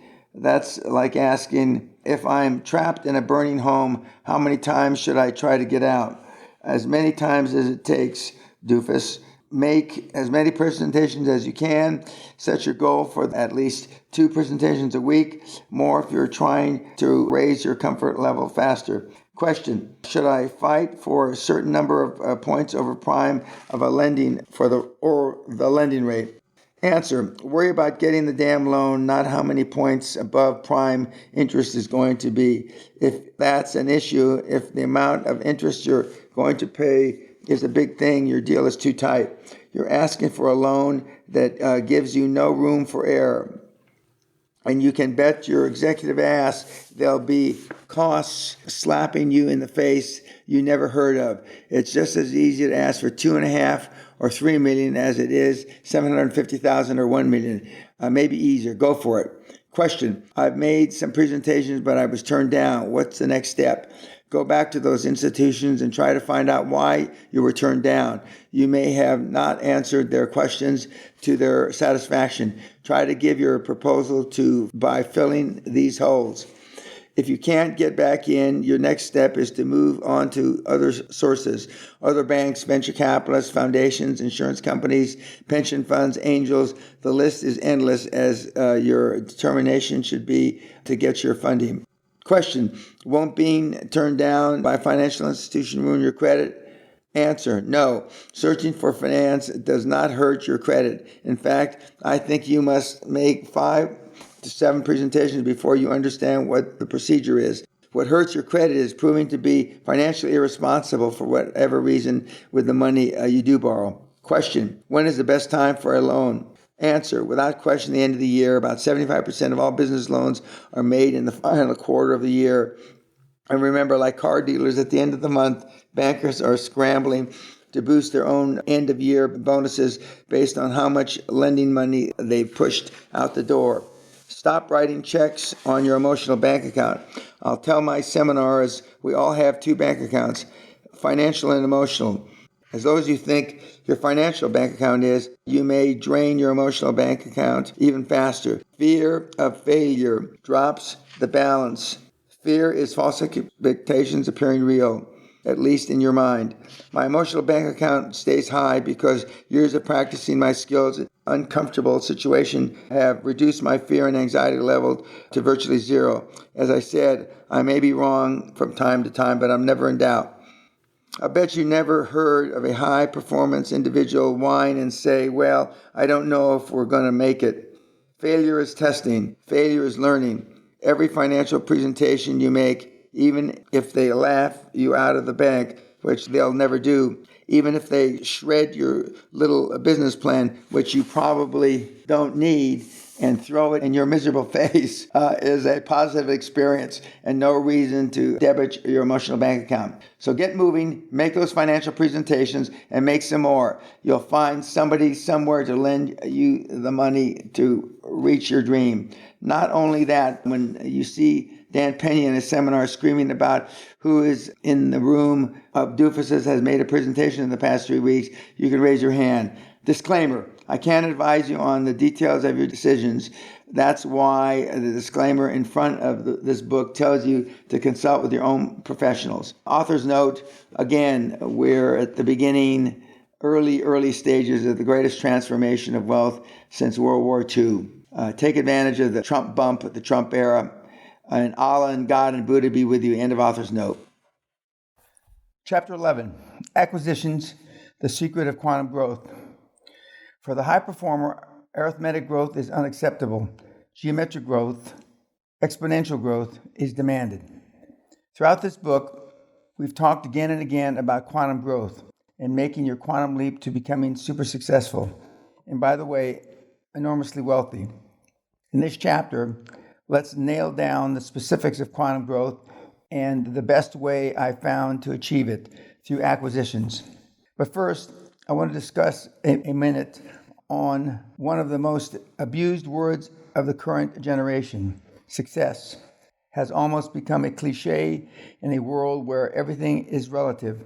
The feel-good mooches in the seminar circus will assure you with a straight face that you are a success if you feel better about yourself, if you've achieved harmony. Hell, these days you can be successful if you're happy shoveling horse dung, or if you achieve contentment living under an overpass.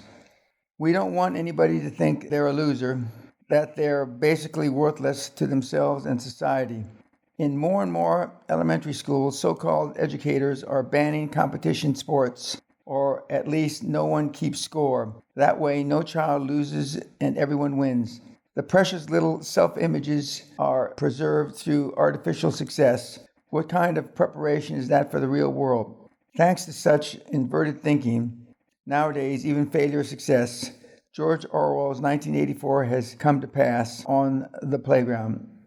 Editor's note, in this day and age, in 2017, almost the summer, this is even more prevalent than it ever was when I wrote this several years ago. Now there is no first, second, and third place. Now there is just one medal or ribbon for participation. End of editor's note. In the 90s, a snake oil artist on a seminar circuit who charged $7,000 a head for taking all your assets away so you can learn to live with nature in abject poverty. And the morons bought it. It should be illegal to be that stupid. So let's get back to reality. The only success in life, and especially in business, is that which you can quantify into measure. Otherwise, you're playing word games. I define success in terms of the most universally accepted qualifier of all: money, cash. Nobody argues with cash. Money talks and bullshit walks. If you're making quantum leaps and pulling down millions in personal wealth, and a lot of people are doing it, you are without question successful.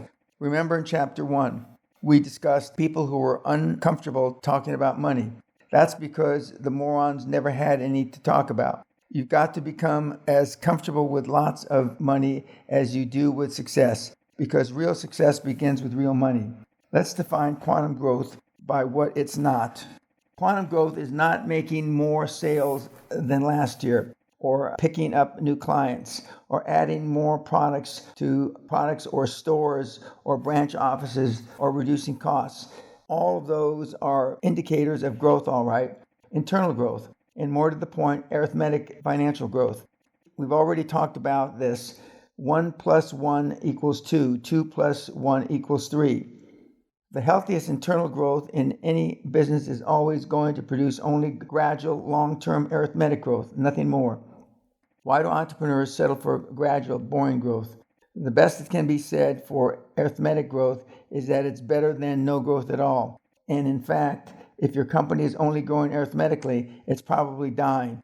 But why does an entrepreneur, an uncommon individual who once had a bold vision to build a company and worked days and nights to see this vision come to life, why does this same person now accept the humdrum growth of 4% better sales than last year, or a 2.5% higher profit margin?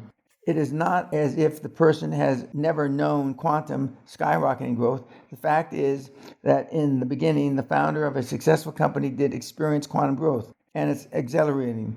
He no doubt spiraled from zero to enormous success, maybe growth in the hundreds of thousands of dollars in the first year of business. And business was new business. All money was new money. The growth curve shot almost straight up and soared across the chart like a comet. Then inevitably the company settled into a routine. The entrepreneur became a manager and not mirrored in sales figures, group insurance and payroll. The growth curve flattened out. The comet fizzled, and once bold adventurer accepted it all as part of owning a business. After all, the other companies in his industry were doing about the same, so everyone was successful. Actually, everyone was satiated. This became part of the less than all you can be herd. Their expectations settled into average. Average, God, how I hate the word. If I continued to drill wells in Wyoming in 1984 with all the capital we got from the public offering and pumped out a respectable number of barrels of oil, our engineers had projected Great Western would have grown internally, gradually, arithmetically. Our Great Western shareholders in the UK, still clutching their prospectuses and getting their dividend checks, would have been happy as pigs in shit. Look, we made 12% on our investment. Those noisy Yanks are a bit of all right, after all. But punching hundreds of holes in Wyoming was not where I wanted to take my company, myself and my shareholders. My vision was light years beyond theirs. I knew that quantum growth, kind of warp speed, financial performance I wanted, would only be achieved through external growth. And as I said, external growth is only possible through the series of equity transactions. Let's examine the difference between what we'll call a product transaction and an equity transaction. Product transaction is essentially an even trade. The product produced by an almost even trade of goods for money is negligible. We use the term profit margin because the damn profit may be a barely visible sliver of the whole transaction. So salespeople have to do a zillion product transactions to generate substantial profit. An equity transaction, by contrast, creates value. A board of directors decides to sell equity to raise capital. It votes into existence 500,000 shares of common stock for a public offering. When shares sell, value has been created from nothing but the perception of value. Investors, in fact, are buying not a product but a future value that may exist. It's sort of like buying thin air and paying cash up front for it. The downside, of course, is that the company cannot go on diluting its ownership indefinitely. If you're not willing to risk everything you own, don't try to buy a business.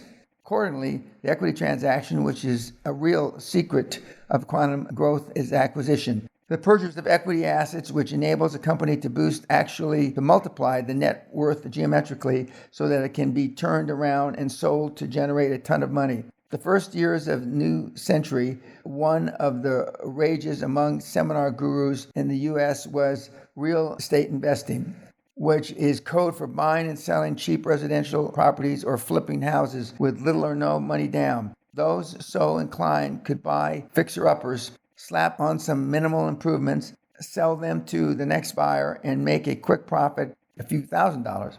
Then around 2004, the prices of residential real estate began to skyrocket out of sight. You remember how it was? Greedy investors, large and small, bought houses as their value ballooned beyond all reason. Banks joined in by offering subprime interest rates to buyers whose avarice outran their common sense. Then, bust. In the rest of the first decade of the 21st century, the real estate market stagnated. Home values tumbled, so those inflated home deals that seemed too good to be true turned out just that. There were more for sale signs than trees in some markets. In 2008, the big lenders who had been so cavalier with their loans went down the tubes. Bear Stearns, Fannie Mae, and Freddie Mac, only to be rescued by the federal government with taxpayers' money. AIG was saved by the intervention of the Federal Reserve, who agreed to lend up to $85 billion to AIG in return for 80% stake in the company. Thankfully, that was an election year, and Congress vowed financial relief for all the ignorant morons who lost their ass and their home to the landmines of subprime mortgages. But even in the best of times, these types of investments are only the beginning, not ends in themselves. Flipping houses are the poor man's equity transaction. How infinitely more lucrative is the equity transaction in which a company is acquired for, say, $5 million of other people's money, OPM, pumped and prettied up and sold for 10 or 12 million. The perils of the leap. If you're contemplating your first business transaction, you need to approach your venture knowing in advance the 3 greatest personal hazards you face. Having the will and determination to clear these hurdles, as you recall from our first 4 chapters, it is what becoming a super successful high performer is all about. Here are the 3 hazards. Number 1, the depth of personal commitment required. Your acquisition deal must take precedence over normal personal considerations. You have to make a total commitment of time and energy. Buying a business, especially the first business, is a full-time proposition. If you are trying to hold a job at the same time, you'll either have to quit the job or give up making your quantum leap through acquisition. You'll be spending days and nights figuring, refiguring, analyzing, and strategizing, and then doing it all over again. Because if you do a half-assed job of the planning and calculating, Every step and every nitpicking detail, you're likely to fail. All this means no days off, no vacations, constant travel, and continuous meetings. Remember my doofus test, which put a prospective associate under pressure? When you're working on acquisition, your whole life is a doofus test. You sleep on your couch, eat at your desk, work on your bed. Your lawn goes to hell.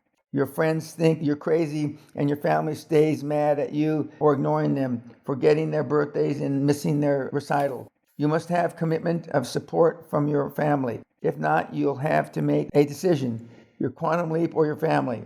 I'm not fooling around here. When I hold my week-long seminars at Guthrie Castle, I stress the importance of couples attending, wives or significant others, because the depth of the commitment required is such that the other in the personal relationship must be a signatory to the quantum leap his or her partner is about to make. On occasion, the castle attendee has ultimately divorced his or her spouse or business partner because the other person was unwilling to make correspondence and commitment to that dream. 2, the total financial risk involved. You must be willing to make a total commitment of your financial resources, to put everything you own on the table. Sure, a lot of other people's money is available, but many sources of OPM are looking to see how willing you are to lay your resources on the line first. Mark this sentence: if you're not willing to risk everything you own now and in the uncertain future, don't try to buy a business. If you can afford to, or are unwilling to risk your savings, your home, your car, your child's education, everything you own, find another way to earn a living and file your dream under nightmares I have avoided. 3, the degree of stress you must endure. Here's an important reason why I practiced being a super successful high performer long before I achieved my greatest success. I knew from what I saw and from what others told me that the quantum leap would be no picnic. I knew I would have to suck up my pantyhose, act tough, slash enemies, take hostages, and kill prisoners to reach my goals. I knew almost instinctively the pressure would be enormous to evocate, to compromise, to surrender. I foresaw times when, unless I practiced, I would be too wound up, too stressed out to beat up, or just too damn tired to take action in my best interest. So I practiced. I thrust myself intentionally into one uncomfortable situation after another. I led charges when others retreated. I picked fights while others prepared to surrender. And except for a few modest vices, I've kept my body and spirit in peak fighting condition for more than a half century. In Texas, where I battled with the energy giants they called Dan Twisted Steel and Panther Piss, amongst other things. Sooner or later, stress can kill most people. Stress, no doubt, contributed to the loss of my dear friend and partner, Charlie. But the fact is, life eventually kills us all. My feeling is that no blasphemy intended. Life after death isn't so important as life before death. So I live the son of a bitch, play the cards, and seize the day. Stress be damned. I give ulcers, I don't get them. If you can't handle stress, if your health is of more immediate concern than your quantum leap, move away from this terrible chasm. Once again, it isn't for everybody. How to find your first acquisition. We've discussed in detail the process of raising capital for the purpose of acquisition. But well before you arrive at the point of beginning to interview capital sources, there are several basic issues you need to clarify in your own mind. You're an energetic, ambitious individual with a 3-digit IQ who sees less capable people than you run successful businesses, live in a luxurious lifestyle, then suddenly sell their company and retire early to a tropical island. You're an employee now, maybe, but you have an imagination, self-discipline, and chutzpah to run your own business, and you're tired of working your tail off to make your boss rich. Your first question, what kind of business? I have some guidelines for answering that question. First, as I preach to my disciples, stick to your knitting. Look for businesses in which you already have expertise. You'll face enough problems, not challenges, borrowing capital, assembling your dream team, taking over your company, and learning to become a CEO without having to acquaint yourself with the technical process and jargon of a whole new industry. Do what you know. Later, after you've made several quantum leaps, and become more comfortable with the acquisition process, you'll see common characteristics and be able to handle acquisitions regardless of the industry, much as I do now. Do what you like as well. Regardless of the problems you run into, your quantum leap will seem less harrowing when you are making it in an area you know and from which you derive pleasure. There are other practical criteria too. You want to make your acquisition in the industry which is fragmented and dominated by mom and pop companies. You want an industry that's large enough to handle your acquisition aspirations. If you're planning to purchase one of 3 companies that serve what is essentially a limited market, such as a buggy whip repair or carbon paper manufacturing, you have nowhere to expand. You want industries that enjoy a 20 to 40% margin. In my own experience, these include such widely diverse industries as retail jewelry, landscaping, building maintenance, publishing, home improvements, and trailer parks. If you get into the business with a 3 or 5% profit margin, you'll take forever to build your dream. Narrow your focus. You might be interested in healthcare, for example, but you need to find a niche no one else is consolidating, such as childcare or senior living. Editor's note, the margin that I speak of is gross margin. End of editor's note. The size of the business you want to acquire depends on the size of your goal and the clarity of your vision. My guess is that if you've read this far, you're looking for more than a steady income and a secure retirement from a couple of dry cleaner operations. I sure as hell hope so. I want you to be getting ready for the quantum leap to haul in an obscene amount of personal wealth. That means your acquisition must be in order of a large manufacturing firm or a distribution business that will catch the eye of an investment banker's. How big is a company? As a general rule, you as the owner can reasonably expect to receive income before debt service of about $25,000 from intangible services or consulting fees of $50,000, which there is no inventory and usually no equipment beyond office equipment, about $25,000 from retail sales of $100,000, and the same from manufacturing equipment, depending on the degree of automation and the cost of materials. The bottom line is take some quality time to define exactly what you want before spending money and effort shotgunning the market. Ask yourself if you are more comfortable in consulting, retail, or manufacturing, to name but 3. Conducting your research.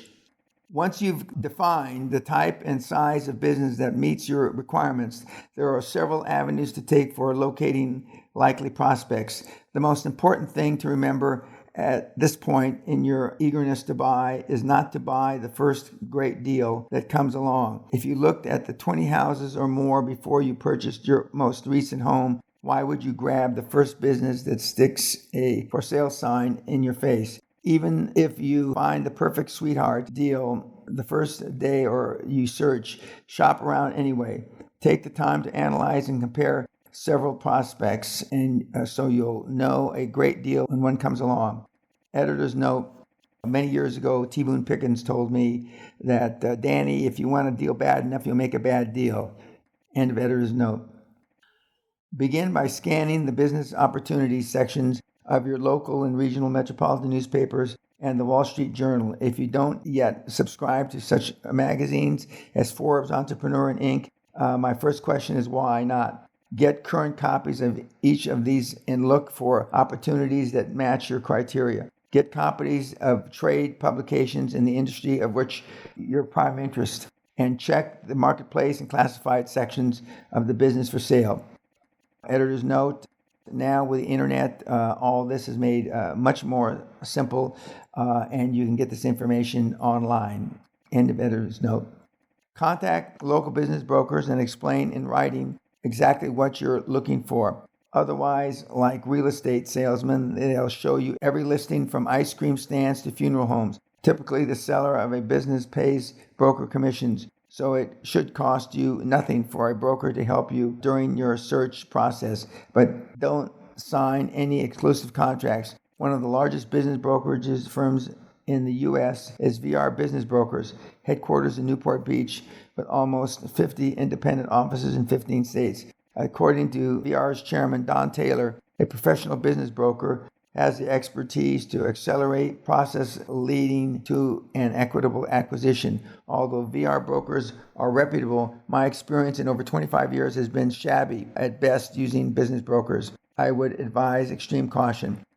Editor's note, and today in 2017, business brokers are even more shabby. End of editor's note. Sources of information abound. Ask your banker, your accountant, lawyer, industry supplier, wholesaler for any companies which might entertain a purchase offer.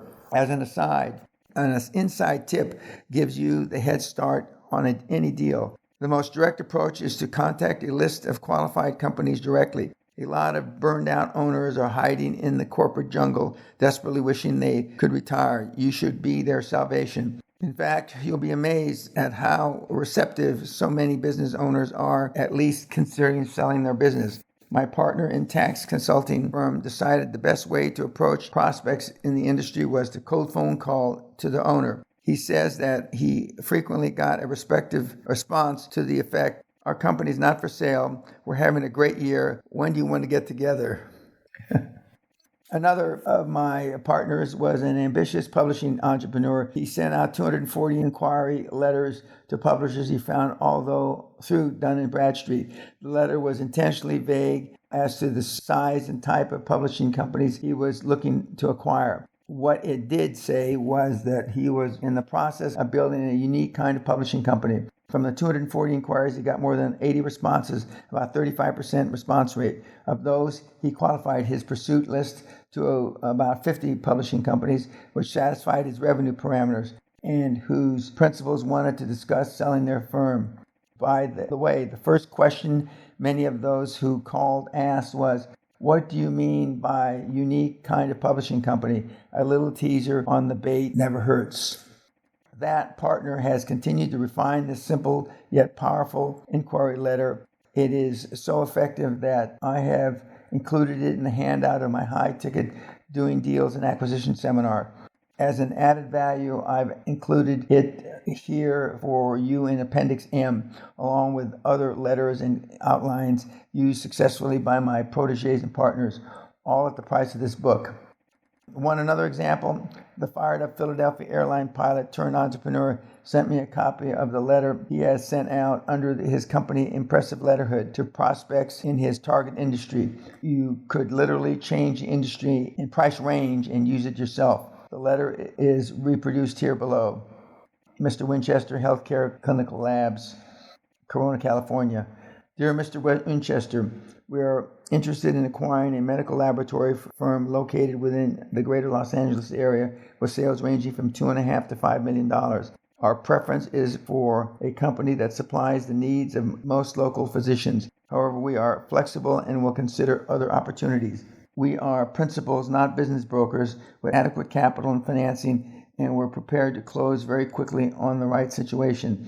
If you have an interest in selling, please call us at your earliest convenience. You have our assurance that all matters will be held in strictest confidence.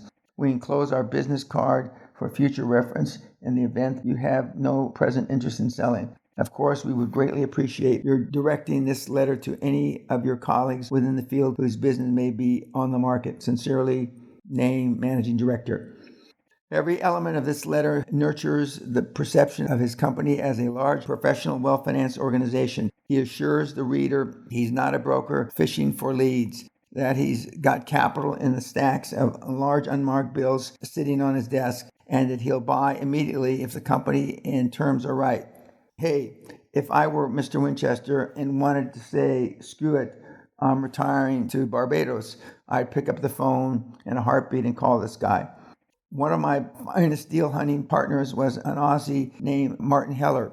Martin was already a committed entrepreneur, but after listening to my tapes, attending my seminars, and reading the first edition of this book, he decided he was ready to hunt with the big dogs. Here's what his letter wrote. By the time we meet in London Hotel in December 2000, I had fully absorbed his mindset. I felt I knew him very well already. Dan had formed the Guthrie Group, an investing consortium specialized in facilitating transactions. I was determined to join them. Many doofus tests later, and after 3 months of investigation, he finally made me an offer to join the Guthrie Group. I stayed with the group for over 5 years, lived in the castle for a time, and eventually became one of the principals. Dan taught me how to best hunt for deals. We had over 100 meetings that I set up with banks, venture capitalists, and private equity firms. We interviewed CEOs, assessed acquisitions and divestments, MBOs and SMBOs. We worked on industry consolidations, and all of us working together sent thousands of emails. It was a hard graft, but excellent grounding. Whilst no two deals were the same, the credos for success Dan teaches never change. For anyone interested in super success, I recommend Dan's training exclusively. Few individuals come close to his attitude or knowledge in business. Classic comments like, super success is not for everyone, and if you want a friend, buy a dog, are very unlike those happy, slappy, feel-good seminars. More important, they reinforce the fact that without a series of pay price to action, without grit and passion, in his words, you can forget about it. Selling the seller on you. Most business owners, particularly those who have founded and grown their own company from scratch, are very protective of their baby. It is their baby, and even though they're entertaining the idea of selling it, they want that baby in good hands. They want their employees protected and secure. They want their customers taken care of. The first question they are going to ask, at least in their own mind, are, who are you? And how do I know you can run my company the way it should be run? They do not want to sell it to a kamikaze pilot who's going to drive it into the ground. That's why it may be best for your lawyer or your Big Four accountant to make the initial call on your behalf to get instant credibility. Or if you prefer to make that first call and you detect those questions bubbling around, offer as reference the names and numbers of your lawyer, your accountant, and maybe one or two of your directors whose names he may recognize. Once the prospective seller has chatted with your man at Deloitte and Touche or Ernst & Young, you can bet his diligence is done. Another method that is equally good is to send a short letter which includes the profiles of your board of directors, much as you did when seeking your accounting firm. This also gives you instant credibility and should remove any hesitancy on a prospective seller's part. What if your prospect cuts to the bottom line just to see if you're serious? He says, well, I may be willing to sell. Are you willing to pay? You say something like, 3 to 8 times after-tax earnings, but of course, we have to look at the books. I probably do an acquisition audit, but we can talk about that later. You sidestep his probe with an answer that tells him that what the hell you're talking about, so don't ask any more stupid questions. Regardless of the deal you eventually hammer out, here's a key point. Make the other side part of the transaction so that his net worth increases. If he makes the deal, factor the seller into the future revenues for a specified period. Give him cash or stock, or cash and stock. Pay him a consulting salary for a specified time, but give him a spoonful of sugar. Make this departure from his company as honorable and as painless as you can. And most comforting balm you can apply is money. What if you find a dream company meeting your criteria beyond your expectations and the owner says it's not for sale and means it?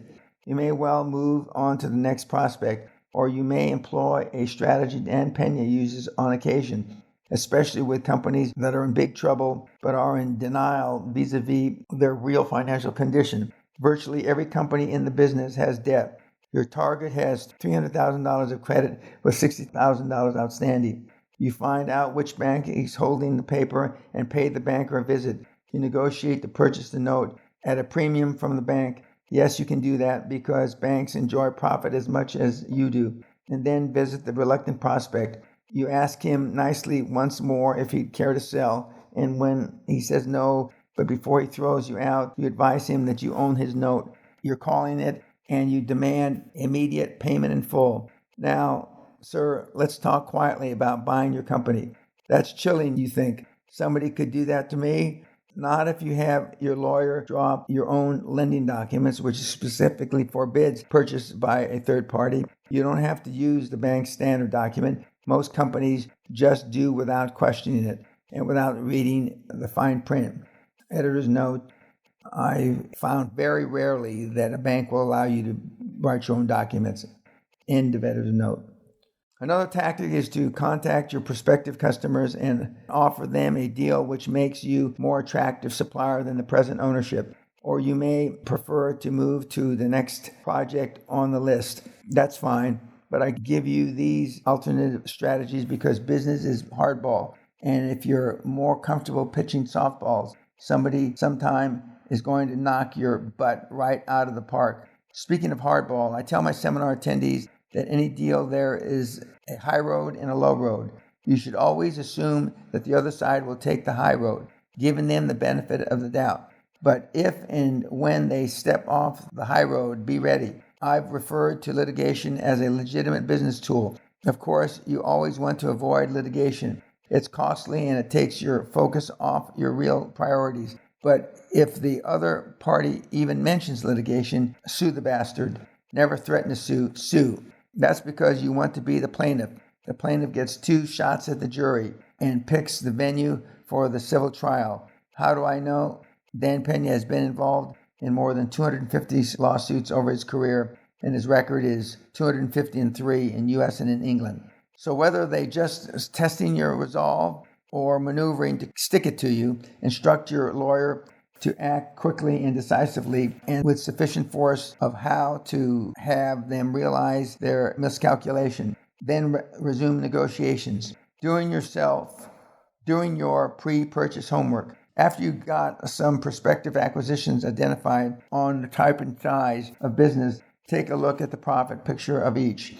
You want a company which has shown increasing profits over the past 3 years. Look for a trend rather than a sudden spurt in profit. Comb through the books with a lice comb. Then invest in the acquisition audit by your accountants. Since it is a Big Four firm, they will have staff people who specialize in acquisition audits. If you have already made a tentative offer and your own audit indicates the offer is too high, adjust it. If your prospects protests, just tell them that he already knows that the numbers your audit revealed did not agree with the numbers to support your initial offer. Editor's note, all offers should be subject to due diligence and finance. And the initial audit before your Big Four or whoever your accountants are is done, you should have your dream team with your accountant and your lawyer that are on your board conduct a preliminary audit. End of editor's note. Your capital source, especially investment bankers, will want your annual return on investment after you take your salary and make debt payments to be about 35%. Regardless of where you get your funding, you should accept nothing less than ROI of 20%. Of course, there are acquisitions you may consider that have no profit, but which you might be able to turn around. But I would be hesitant unless I had a couple of buyers tucked under my belt. All the answers you're looking for are not in the books. Books can be cooked and simmered to perfection.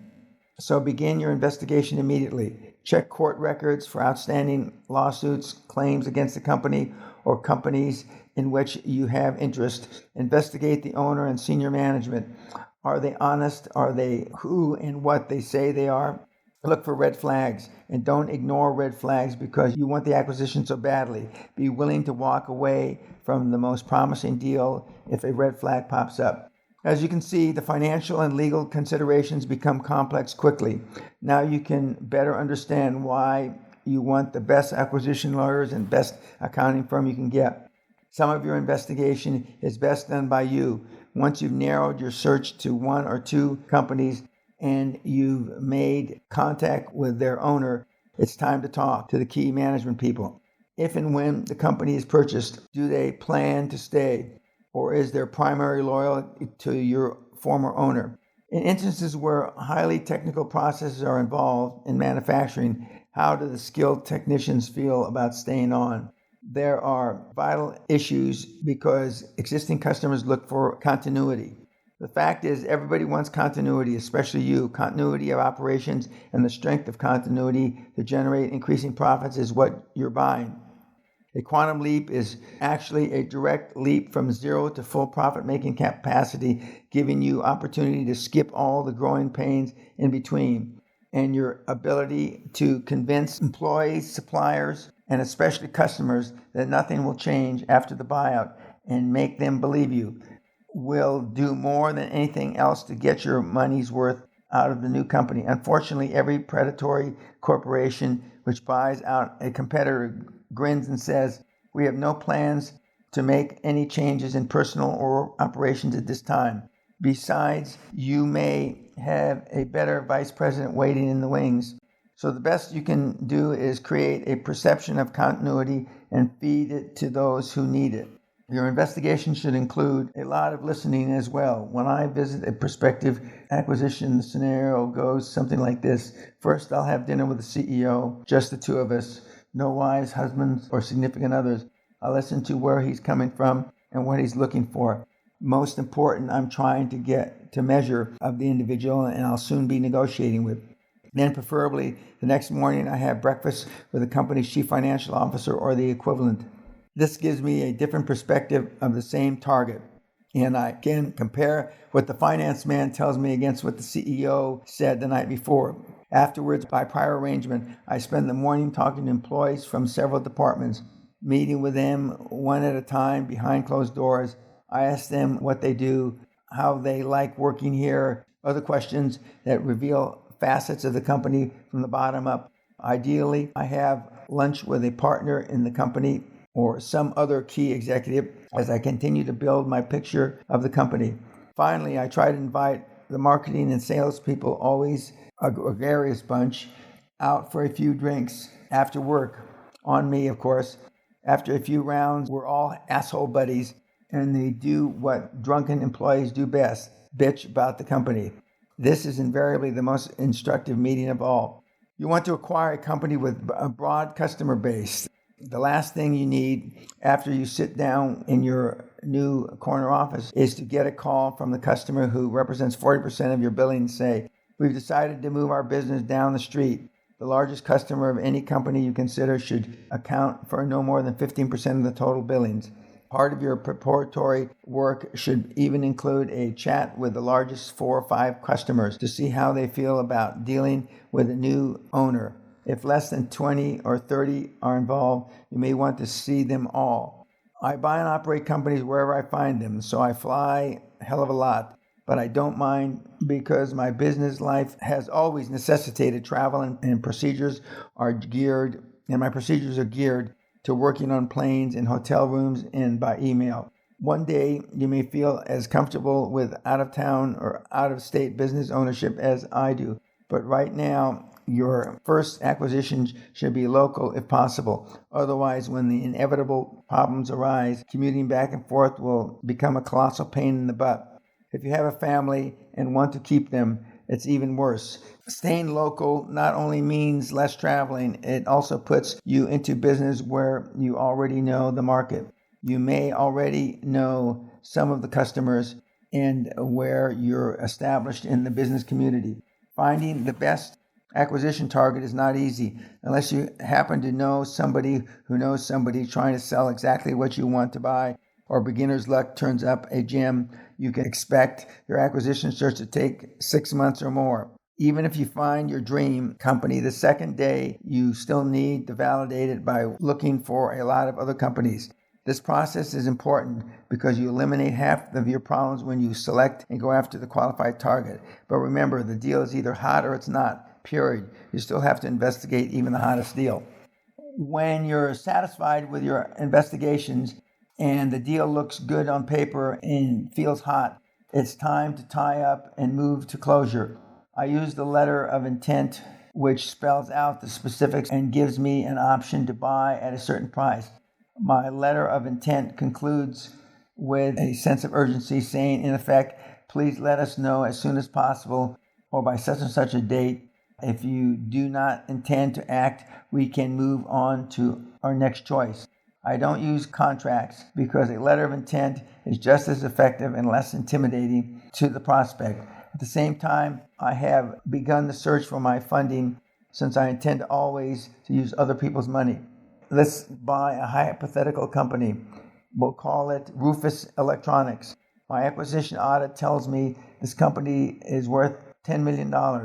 I tell Mr. Rufus, who is looking forward to retirement, that I can pay him $9 million cash. After some requisite hesitation, he accepts my offer. Now all I need is $9 million, but I have it all worked out. Rufus Electronics has shown a fairly steady 3-year cash flow of almost $90,000 a month. That figure supports $60,000 per month debt. Based on the Peña rule of thumb, that cash flow should be about 1.5 times debt service. Since current cash flow determines debt level, my banker has determined Rufus Electronics can support roughly $720,000 annual debt service. At 10% of total debt, this figure in turn supports approximately $7 million of non-equity loan. And as always, to preclude escalating debt service, I try to borrow at a fixed rate. A good rule to remember is that the cash flow will not service the debt. You're paying too much. Of course, there are exceptions. A company that is losing money, but I really want to purchase Rufus Electronics and to demonstrate how to make the purchase without using my own money. So I'll need $2 million to cover the shortfall. What are my options? 1. Old man Rufus takes back $2 million in paper, a promissory note to pay him in monthly installments for a predetermined number of years. 2. I generously make Mr. Rufus part of the dream team with 12 or 15 or even 19% of the company still his based on my accountant's recommendation. I give him an office and an emeritus title and the reassurance that when I sell his former company, he shares in the profit, which might be even more than the paltry $2 million. This option is especially attractive for the Rufus Mooch heirs. 3. I find an equity player, a venture capitalist, who I'll give $2 million in return for maybe 30 or 40% of the company. In fact, the capital needed might be $2.2 million or $2.4 million to cover all the fees and professional expenses, and in many instances, a coupon at some fixed rate will have to be paid on the equity portion of the purchase. Obviously, cash flow will have to cover the debt service. 4. I locate another lender who'll take assets as collateral with cash flow as a secondary collateral. By the way, since I run my figures so cleverly, my bank loan is actually $7.2 million, and I have $200,000 slush to pay with, or even better, to distribute as bonuses to my employees who, in the sudden burst of love and loyalty for me, will forget all about the years that they devoted to the old man Rufus. The point of all this is there are many ways and combinations to secure OPM. You just have to keep probing the financial market until you find the right combination. But trust me, the money's out there. Sometimes, however, in spite of your most adroit deal-making skills, a promising acquisition negotiation begins to unravel. Most people then try to fix the deal. It's a natural urge to say, hey, we've spent too much time on this to let it go fall through now. Or maybe you hang on because you don't want to admit you've made a mistake. The time and expenses you've invested to that point is nothing compared to what you're likely to lose with a patched up compromise deal that closes on crutches. Step back and give yourself the clarity and courage to cut your losses and move on to the next deal. And there will be a next deal. The second acquisition, not a carbon copy. Let's assume the best. You found the perfect company for your first acquisition. You located financing. You maintain continuity. And this morning, sometime later, you woke up with the acquisition fever. If you're like most budding high performers, the fever is really an outgrowth of your realization that you'll never achieve another quantum leap out of your present company until the day you sell it.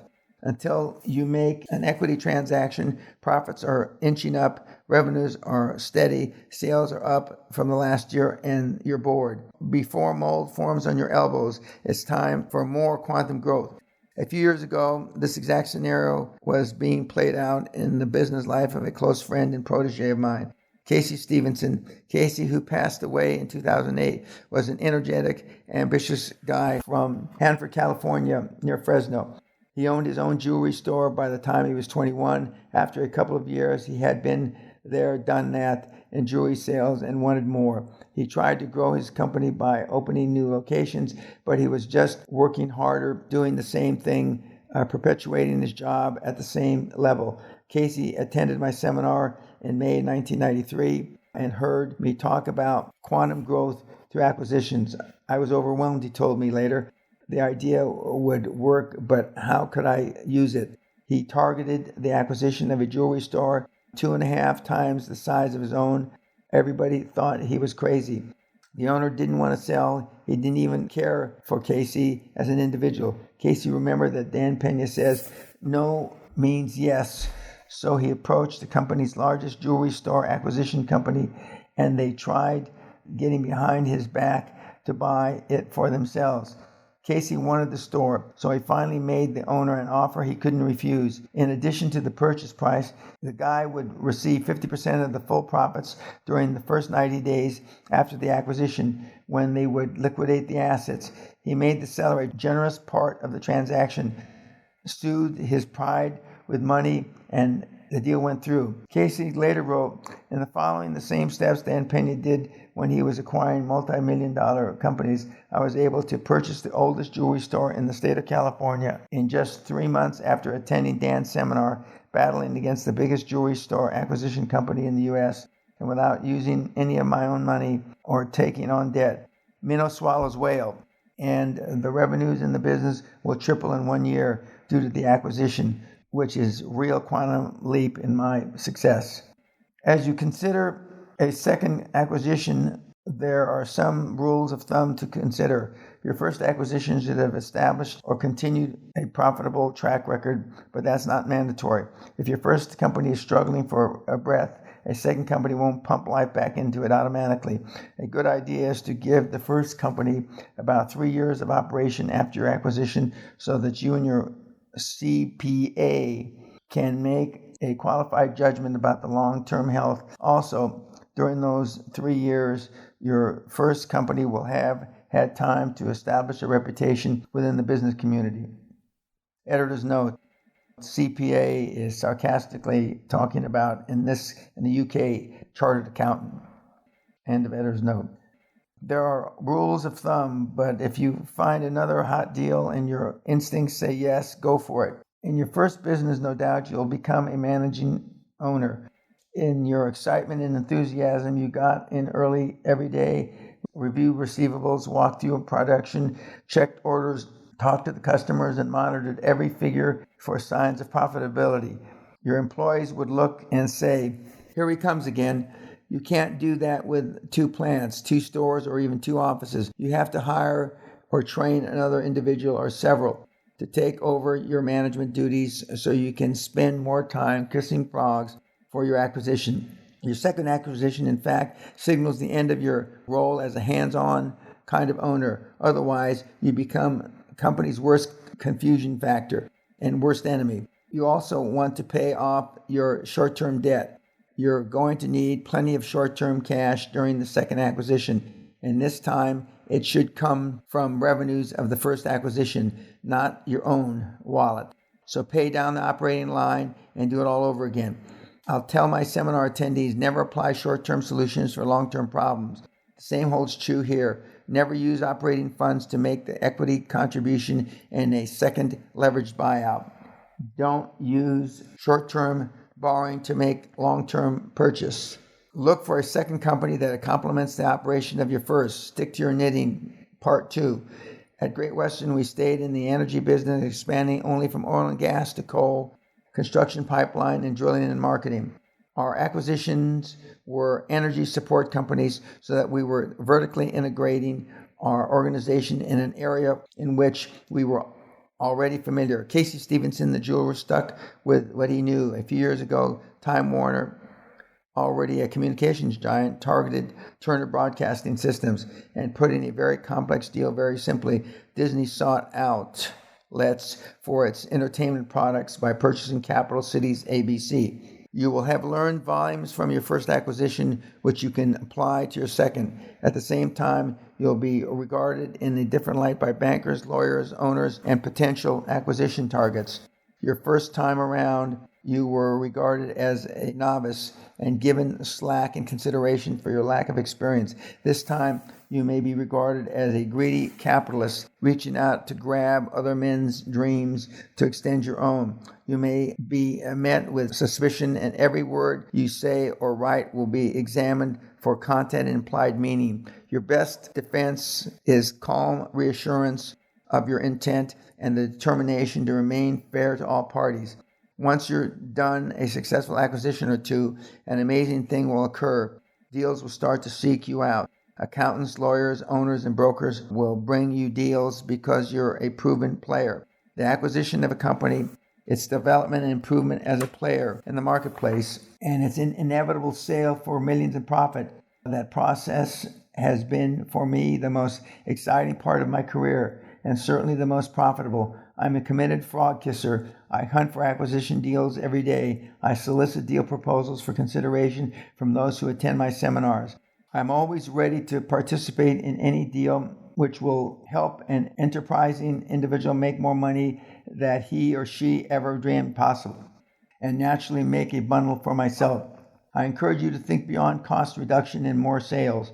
Adjust your thinking and your vision just 10% and look past day-to-day business banalities toward the chasm beyond.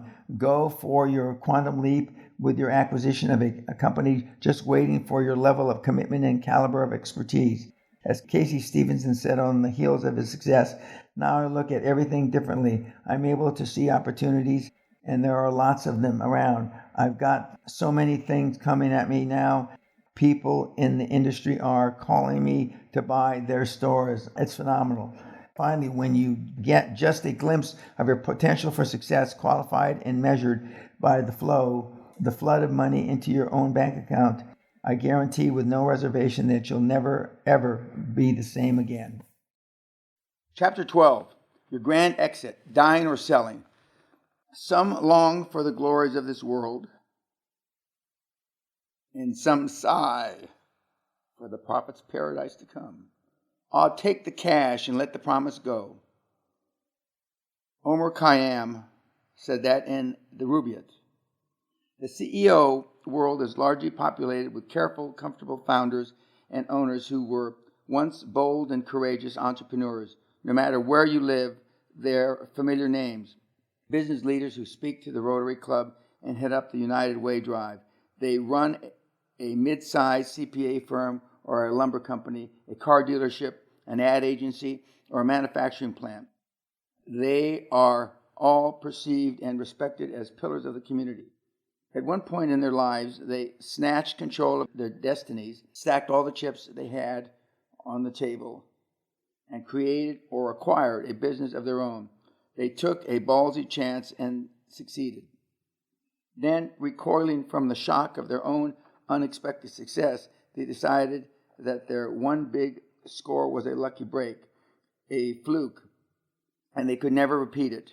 So they took up a safe defensive posture to protect what they had miraculously achieved. They dug in and frittered away the rest of their career, trying not to lose what they had achieved.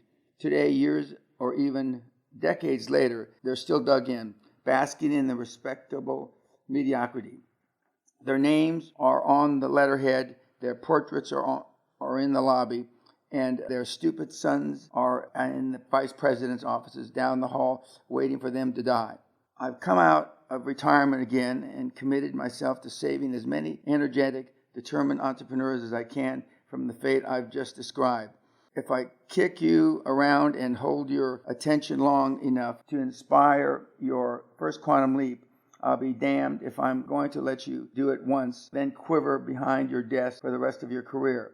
The truly successful high performer understands that the strategies and skills which he marshaled to generate the first quantum leap can be called upon to repeat that success over and over. That's why he doesn't hang on his first venture like some sort of corporate teddy bear. He's secure enough in all his abilities to build it up, then sell it off for a bundle and start the process over again. You as a progressing or even entry-level entrepreneur can make a quantum leap, hold on to your company, and sit on your assets the rest of your life. Or you can keep your dream humming along for a few years, improve its profitability, then dress it up and unload it for a substantial profit. Succinctly put, unless you're thrown out by your own shareholders, you have two exit strategies options: die or sell. Author's note: having been thrown out of more than one company myself as a founder, I relate to this section extremely well. End of author's note. I can't help you prepare for the first option. Fortunately, I've never used that strategy nor taught anyone who did. I'm far more familiar with the latter, selling, and I can give you some pointers on how to puff up the hog ready for the fair and get it ready to bring you top dollar. Owners sell their companies for several reasons. Some are simply ready to retire, take the cash and enjoy a more leisurely life. Others want an injection of capital to continue to grow their company, or an affiliation with a larger company with greater distribution, marketing, and manufacturing resources. The best reason I can think of to sell a company is to free up assets and turn equity into cash, lots of cash. Selling is the natural end of a cycle that began when you decided years ago to begin or acquire your first company and make your quantum leap. If you're young and energetic enough, and most of us are, you can take part of your newly liquefied asset or the leverage it provides and acquire a second or even a third company and start the process over again. One thing I learned quickly: making an enormous amount of money suddenly from a single transaction is habit forming, absolutely erotic. And you're 18 again and you can't get enough. The more you do it, the more you want to. Author's note: having just had my 72nd birthday and working with approximately 100 mentees yearly, which are a result of my 4 to 6 seminars a year, I can tell you that the kids, once they've tasted the quantum leap, can't get enough. End of author's note. Pay yourself first. Before we get into the specifics of implementing your exit strategy, let's talk about paying yourself and your people. A company owner whose aim is to grow the company arithmetically will characteristically plow profits back into the company to strengthen its financial profile, to purchase new equipment or expand however necessary. I can't emphasize enough that you, as a company owner, need to pull money out of the company to pay yourself so you can begin to enjoy the lifestyle that you and your family have earned. Many owners feel guilty about rewarding themselves, as if they're betraying the company. The mentality is fine if you never intend to sell, but if you plan to sell, as I hope you do, you'll feel less obligated to squeeze every penny out of the deal if you've been paying yourself all along. While you are paying people, never forget the employees who have made your company successful enough to become a marketable item. Your employees may love you for your charismatic leadership, but trust me, they're in it for the money. If they do everything you tell them to, everything they feel is expected of them, they don't care if the business is temporarily lousy, they expect you to reciprocate. They need a bonus now and then, especially at Christmas or end of year, which confirms their value to the company. So take money out and put it aside for you and your employees so you can pay several deserved bonuses in all business conditions and cycles. When you borrow money, borrow enough to tuck away for the employees' bonuses. Don't make yourself wait, and don't make your people wait for the rewards they deserve. The cliche is true. Take care of your people and they will take care of you. How much is the company worth? The market, not you, will determine how much you will ultimately get for your company. The fair market value is what your company or any commodity can bring in open exchange between a buyer and a seller in an uncontrolled market environment. You should bring in professionals to perform valuations so you have at least a ballpark estimate of how much to ask. Be assured that any serious buyer will conduct his own valuations because nobody believes projections or even current figures provided by the seller. Buyers make their decision based on what they think the projections are after examining your records for the 3 years back. Regardless of who does it, there are 4 universally accepted means of valuing a company, plus one which is all too often used by the business owners. Number 1, the asset approach based on fair market values. This method adds up the fair market values of the company's assets after netting out the total of the firm's tangible liabilities. A real estate holding company might use this approach. Quite often, a company in financial trouble will do an asset-based valuation just before going out of business, liquidation sale. This type of valuation would be appropriate for an outside manufacturer plant sitting on a valuable piece of property. Number 2, the income capitalization approach. This valuation method, also called discounted value of future cash flows, is based on the current worth of economic benefit that will be enjoyed by the buyer in the future. It tracks the company's expected future earnings stream over a predetermined payback period, expressed in the percent values dollars. This method is filled with ifs because who can predict interest rates, inflation, or hypothetical future revenues and expenses? Nevertheless, most prospective buyers want to use this approach to assess your company's value since it stresses future performance. Buyers will typically pay 3 to 5 times annual cash flow, all other factors being equal. Accordingly, if you use the same type of valuation, you get a clear idea in advance of how much a prospect may be willing to pay. Number 3, the market comparison approach. This method is similar to that used in the real estate market, comparing the financial performance and ratios of similar companies, i.e., return on assets, debt-to-equity ratios, return on sales ratios, return on equity, and price and earnings PE. Average industry ratios are published by Dun & Bradstreet and by the U.S. Bureau of Census in their quarterly financial report for marketing, mining, and trade corporations. The PE ratio is perhaps the most widely used measure of comparison since it provides the most accurate reflection of a company's earnings power and growth possibilities. It expresses a company's value as a multiple of net earnings after taxes. The higher the key ratio, the higher is the firm's growth potential. And number 4, the gross revenues approach. This method is for companies like the ones I like to run, the gush torrents of income and matching expenses with few, if any, retained earnings. In most cases, they have a few assets and a little capital investment. Examples of these are consulting firms, retail companies, radio stations, employment agencies, dealerships, professional service businesses, and public relations and advertising agencies. A specific company's value is expressed as a multiple of annual gross revenues. The multiple is based on such factors as the company's reputation, time in business, sales record, and the strength of the industries. Multiples are very subjective and are based as much on educated guesswork as industry figures. This is the best way to value a company which is referred to as a cash cow, a company which only requires the buyer to survive and keep quiet to make money on his investment. Number 5, the here's how much I want, take it or leave it approach.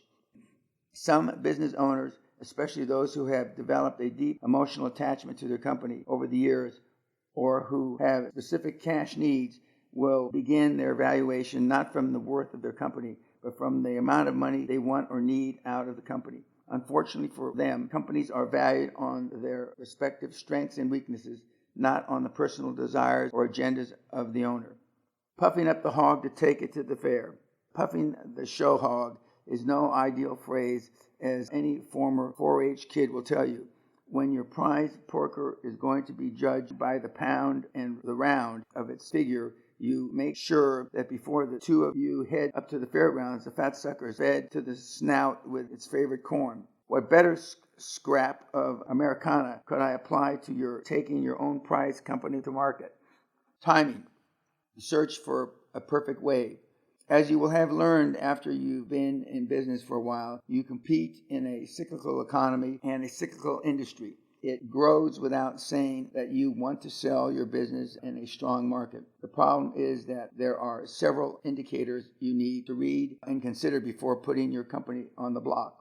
The ups and downs of the economy sweep over your company like waves, influenced by interest rates and periods of stable and general confidence in business. Concurrently, your specific industry may be in the upswing or the downswing.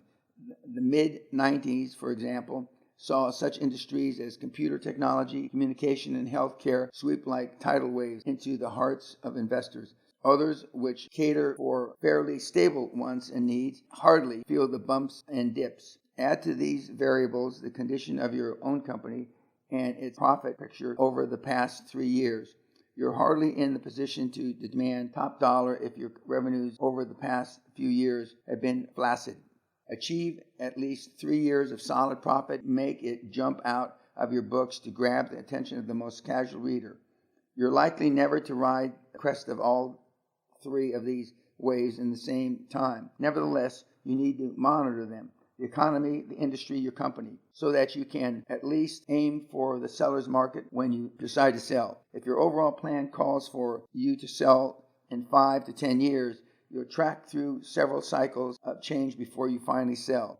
As a rule of thumb, however, I tell owners that if you're over 40 years of age, to sell during the next upcycle and get the hell out. Author's note. As I said in November of 2016, when President Trump won the election in the United States, we were going to see the greatest transformation of wealth in the world since World War II. Now, in end of September 2017, we've seen about $4 trillion added to the U.S. stock markets alone, and thousands of jobs and many industries growing again in the United States. I believe, or I know, that we only just begun to see the effects of the Trump presidency with all its hazards. End of author's note. A clean house brings a higher price. The snapshot of your company on any given day, its financials, its contracts, even its physical condition, is not the picture you want to present to the potential buyers. When a potential buyer strolls through your premises, the most insignificant images stick in the mind. The receptionist greeting, the clutter in the stockroom, the dirty carpets, the crowd in the lounge, the wards on the walls, the demeanor and the noise level of the employees. Remember, whether a person is buying a car, a house, or a business, much of the decision is emotionally based. Above and beyond the financials, buyers feel whether a company is right or not, just as you, the seller, can feel whether a buyer is the kind of individual or conglomerate you want to sell your hard-earned company to. Prior to trying to sell your pride and joy, paint and repair as needed, clear corridors, storage areas of accumulated files and boxes, replace outmodel equipment, repave the parking lot if necessary, and redecorate your offices to reflect an efficient, productive, yet warmly human environment. This is called puffery. Now, shoring up your organizational structure. Housekeeping at the most elementary level requires that you update or create salary guidelines, board meeting minutes, job descriptions.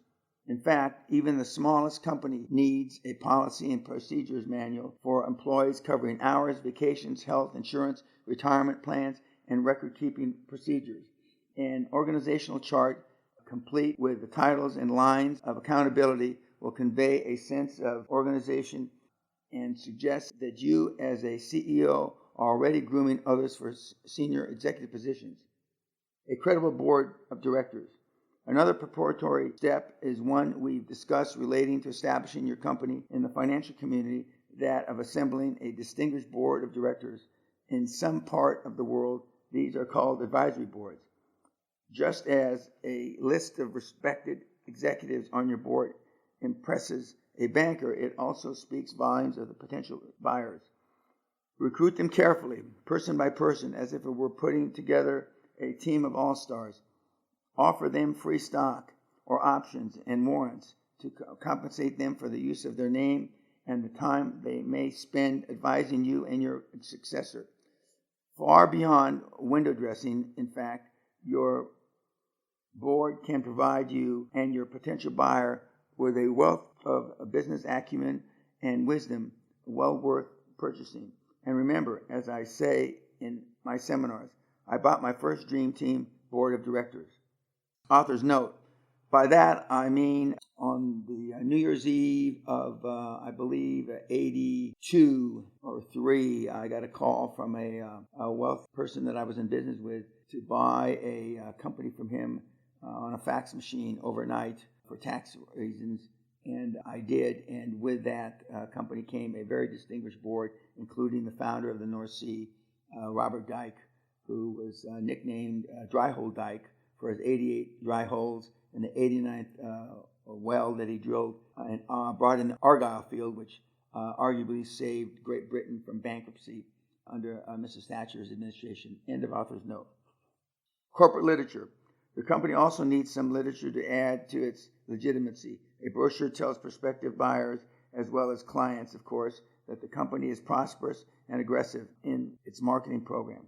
Brochures for high-tech firms are especially effective in explaining the company does in pedestrian language. An illustrated color brochure will add pizzazz to the company's seemingly mundane and complex businesses. Author's note, and today, 2017, in addition to the brochure and sometimes replacing the brochure, would be a corporate website which puts your face in front of not just the prospective buyer, but the rest of the world, because we are so electronically connected now. End of author's note. Clean financials. Clean up your financials too.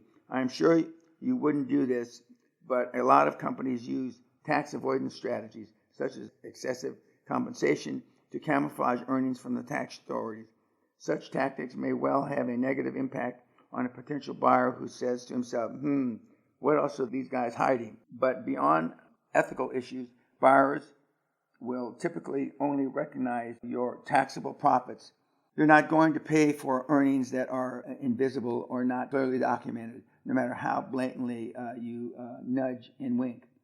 In order to avoid getting caught between the tax authorities and the concerns of a potential buyer, I suggest that in anticipation of putting your company on the market, that you invest in taxes for a couple of years. Yeah, when all else fails, pay your taxes.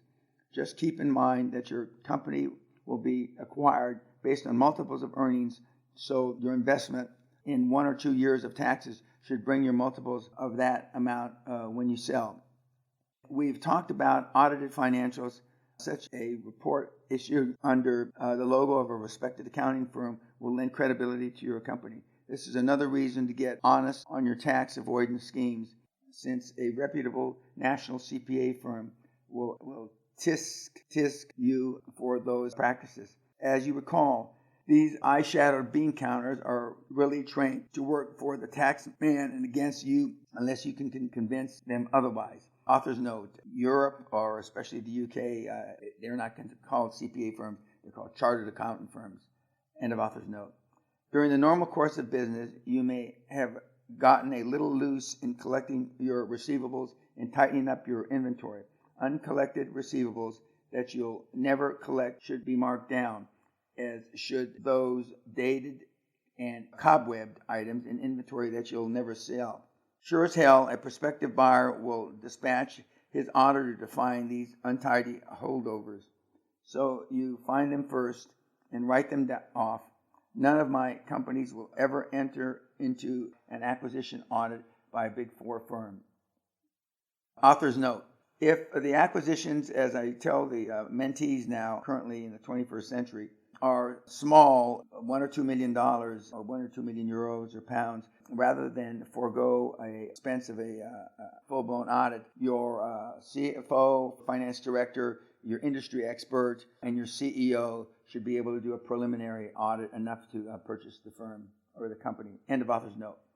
Stable long-term contracts. Another cleanup chore is to strengthen and lengthen contractual agreements. Any potential purchaser wants to buy into the same pattern of arrangements which have helped make you successful. These arrangements include any property, equipment leasing contracts, and in a union environment, any labor contracts. If you're anticipating selling, negotiating ahead of time a long-term labor contract that subsequently gives any buyer a sense of stability with regard to his union workers. Although this isn't always possible, it is definitely worth trying. Customer contracts are equally important. When we were negotiating to purchase Bow Valley, USA, we looked carefully at the extensive coal contracts and the company had with utility companies all over North America. Those contracts were part of the firm's assets as surely as were its coal mine.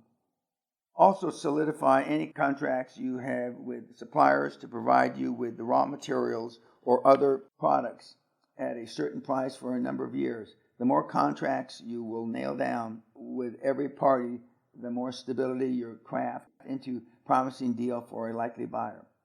Cleaning up your paperwork. If you're like most owners of private companies operating outside the public spotlight of the SEC disciplines, you've got a hell of a lot more to do than clean, timely records, like run the damn company. That's fine if you never intend to sell.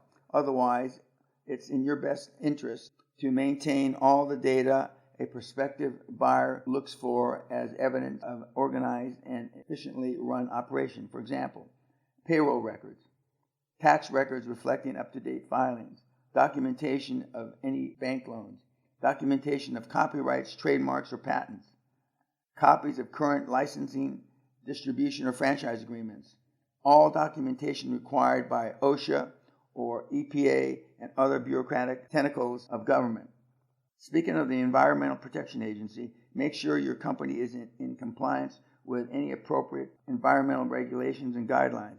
Hire an outside evaluator to check your procedures and processes for dealing with handling and disposal of any waste your company may be generating, and documenting everything. Information and financial control systems. Buyers who see a working system of controls in place are more likely to pay a premium for the company. They know that your systems will save them the agony of having to install these processes at a time they're going through post-acquisition transition. I suggest you have your accountants or an external consultant review your controls and data processing systems to ensure they meet your needs. The cost of these reviews will be more than recouped in the price paid by a satisfied buyer. The transition management team. Buyers want assurance that you're not going to hand them the key at the closing and disappear, along with the expertise which has made your company successful. You may now be running your company single-handedly, but if you're planning to sell, you'd better begin to develop a management team, a second level of competent management, and a control which will ultimately make you dispensable and raise your buyer's comfort level about people he is inheriting.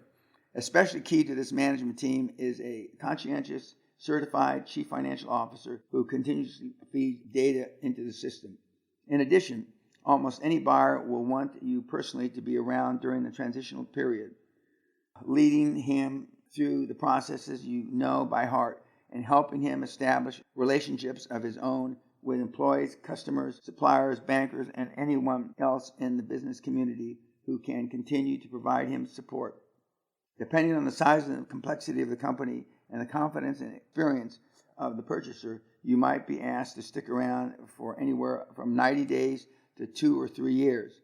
Negotiate the shortest period in your buyer's comfort zone.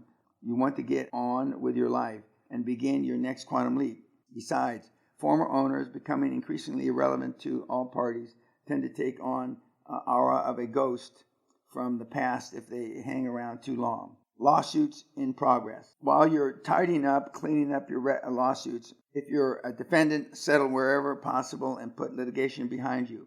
On the other hand, if you're a plaintiff, keep the suit.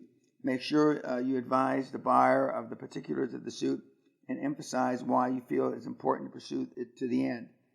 The buyer will appreciate your being forthright and you give him the option to continue or drop the action after purchase. Structuring your deal. The financial and legal form your company sales takes depends on your liquidity objectives, tax strategies, and other goals, which may or may not be a conflict with those of the buyers. The structure that emerges from the acquisition negotiations is typically a compromise of what you need and what the buyer wants. There are 4 basic ways you can structure the sale of your business. 1, the purchase of your corporate stock, cash and or other consideration, and you pay taxes on the purchase price. 2, the acquisition of your stock in a tax-free exchange of stock. 3, the taxable purchase of all the portions of corporate assets for cash and or other consideration. 4, the acquisition of all or part of your assets in a tax-free exchange for stock. The S Corporation. With regard to taxes in the U.S., if you're at the stage of founding or purchasing the company, talk to your accountant about establishing it at the outset as an S Corporation. This is a vehicle that has been popular with qualifying companies since the Tax Reform Act of 1986. It gives companies a protection and structure of a corporation, but a tax treatment as a partner of a partnership. The S Corporation sells assets, passes the gains or losses to individual shareholders who are then taxed at their individual tax rates. There are no corporate taxes.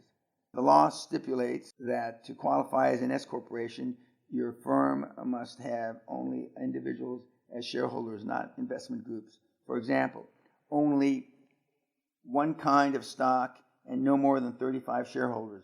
before you think about converting your existing company to an S Corp. Bear in mind that the IRS says you can't sell or liquidate within 10 years of your company conversion. So if so, you'll be taxed like a regular corporation. Author's note, we are not giving you tax guidance. You should consider any advice of your own personal tax advisor. And if the law has changed reference S corporations, I'm not qualified to say. End of author's note. In summary, the time to begin thinking about your exit strategy is at the beginning of your entrepreneurial experience. From the first day you open your doors, keep full records and documentation, maintain written policies and procedures, and regardless of how much of a pain it is, operate as if you were planning to sell in 3 months. Watch and learn to anticipate economic and industry trends and cycles. Keep an eye on the companies comparable to yours are selling for. The whole time you're in business, you'll be preparing to exit on your terms. And should a buyer happen to appear in your lobby unexpectedly some morning, you won't have to scramble around at a disadvantage that could cost you hundreds of thousands, maybe millions in purchase price. Finally, whether you're just starting out or you're already in business, think of your dream company as a stepping stone, not as the end product of your dreaming. You can grow and nurture it, but never develop such an attachment that you cannot bear to sell it someday, regardless of your best interest. High performers regard companies as a means to the greater end, that being enormous wealth and total independence to you pursue further goals in life. Your quantum leap will have already propelled you further than most dare to dream and put you at the starting mark of a lifetime of quantum leaps. Author's note, as I tell the seminar attendees at the castle, that when you start your company, you start with a dream, but it's in preparation for a sale. The only person that does not look for that end sale is if you are building a legacy business to turn over to your family, which we do have some from time to time. End of author's note. Chapter 13, author's note. 13 has always been my lucky number, my favorite number, and this book ends with this chapter. End of author's note. Take action now or never.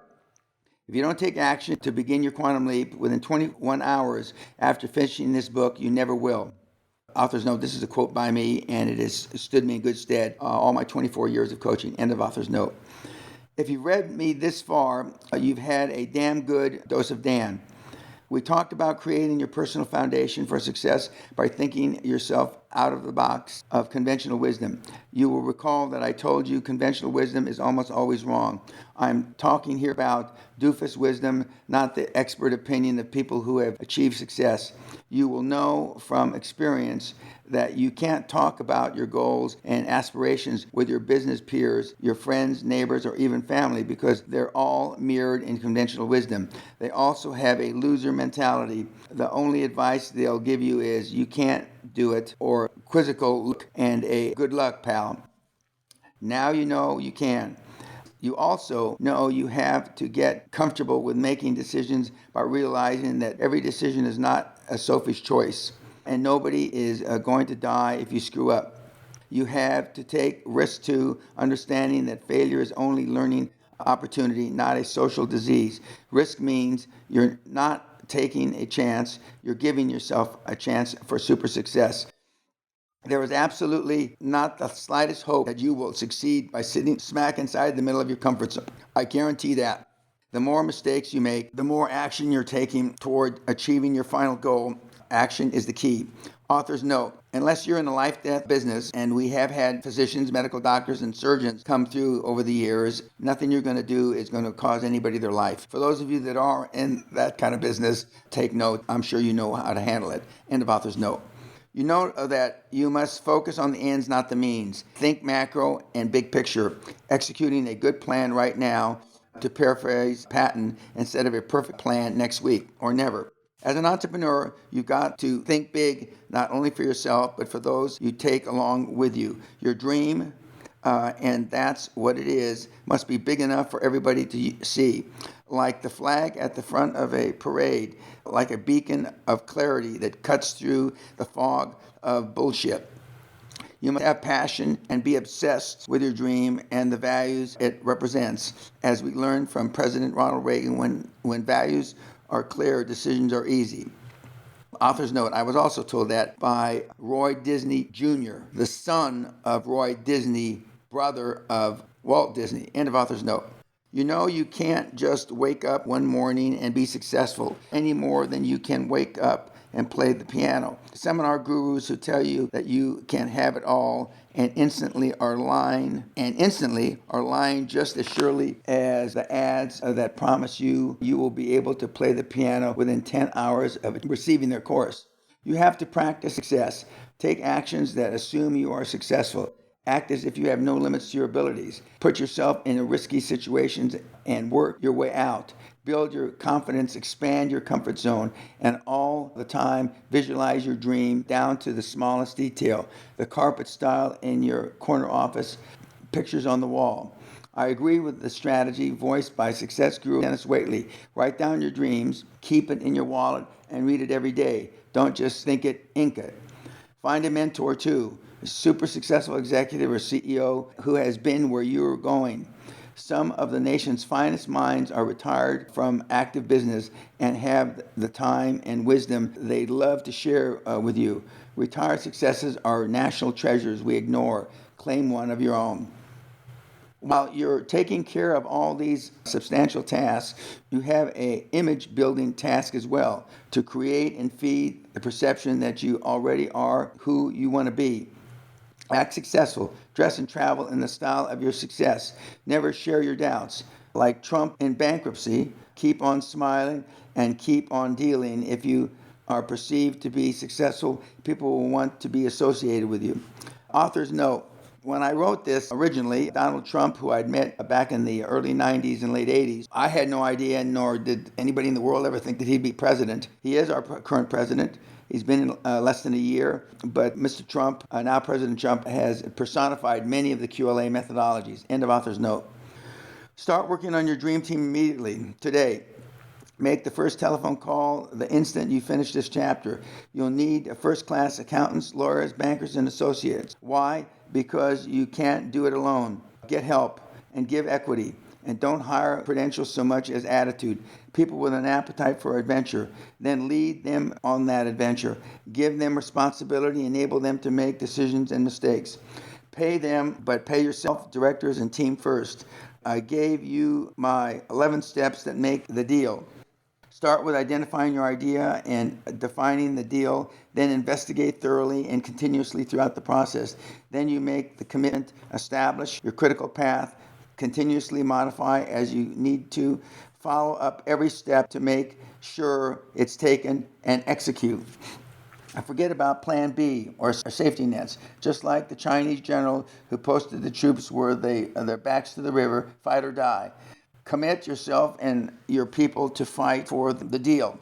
Your dream as if there's no tomorrow. If I had to identify one factor which is seriously lacking today, it is guts, and that grim, unalterable determination to fight and win. If you are a gutless tree hugger, a new age mystic, or at all touchy-feely, then this path is not for you. This book will have been an individual's aid towards defining what you don't want to be in life, super rich and super successful.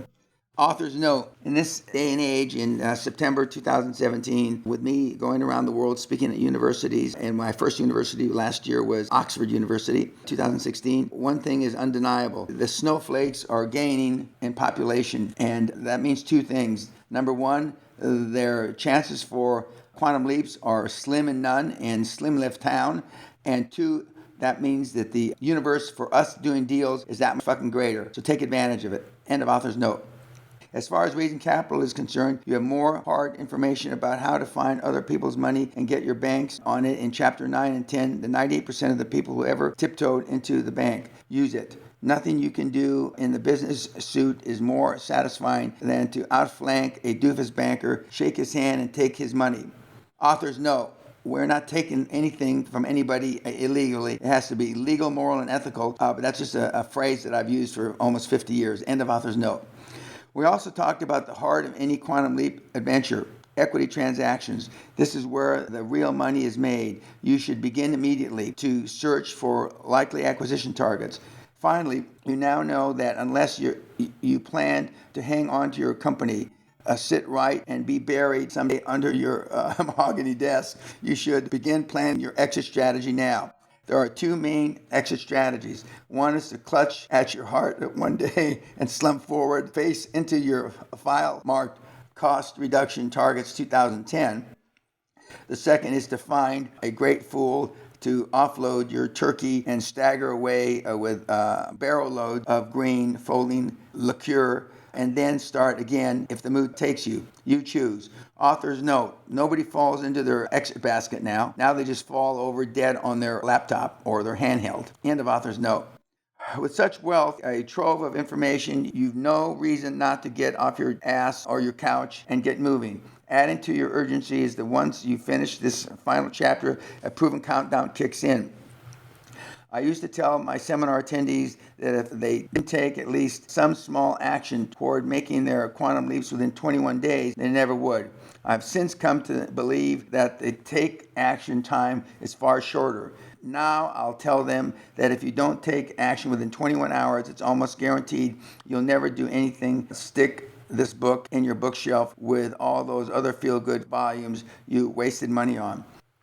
Call an accounting firm, call a local banker, use Chapter 9 as a script, at least to set up a practice interview. Call your local newspaper or the nearest metropolitan paper to where you live and ask the business department for the most recent list of financial institutions who are currently begging for a chance to lend you a capital. Do something, for God's sake.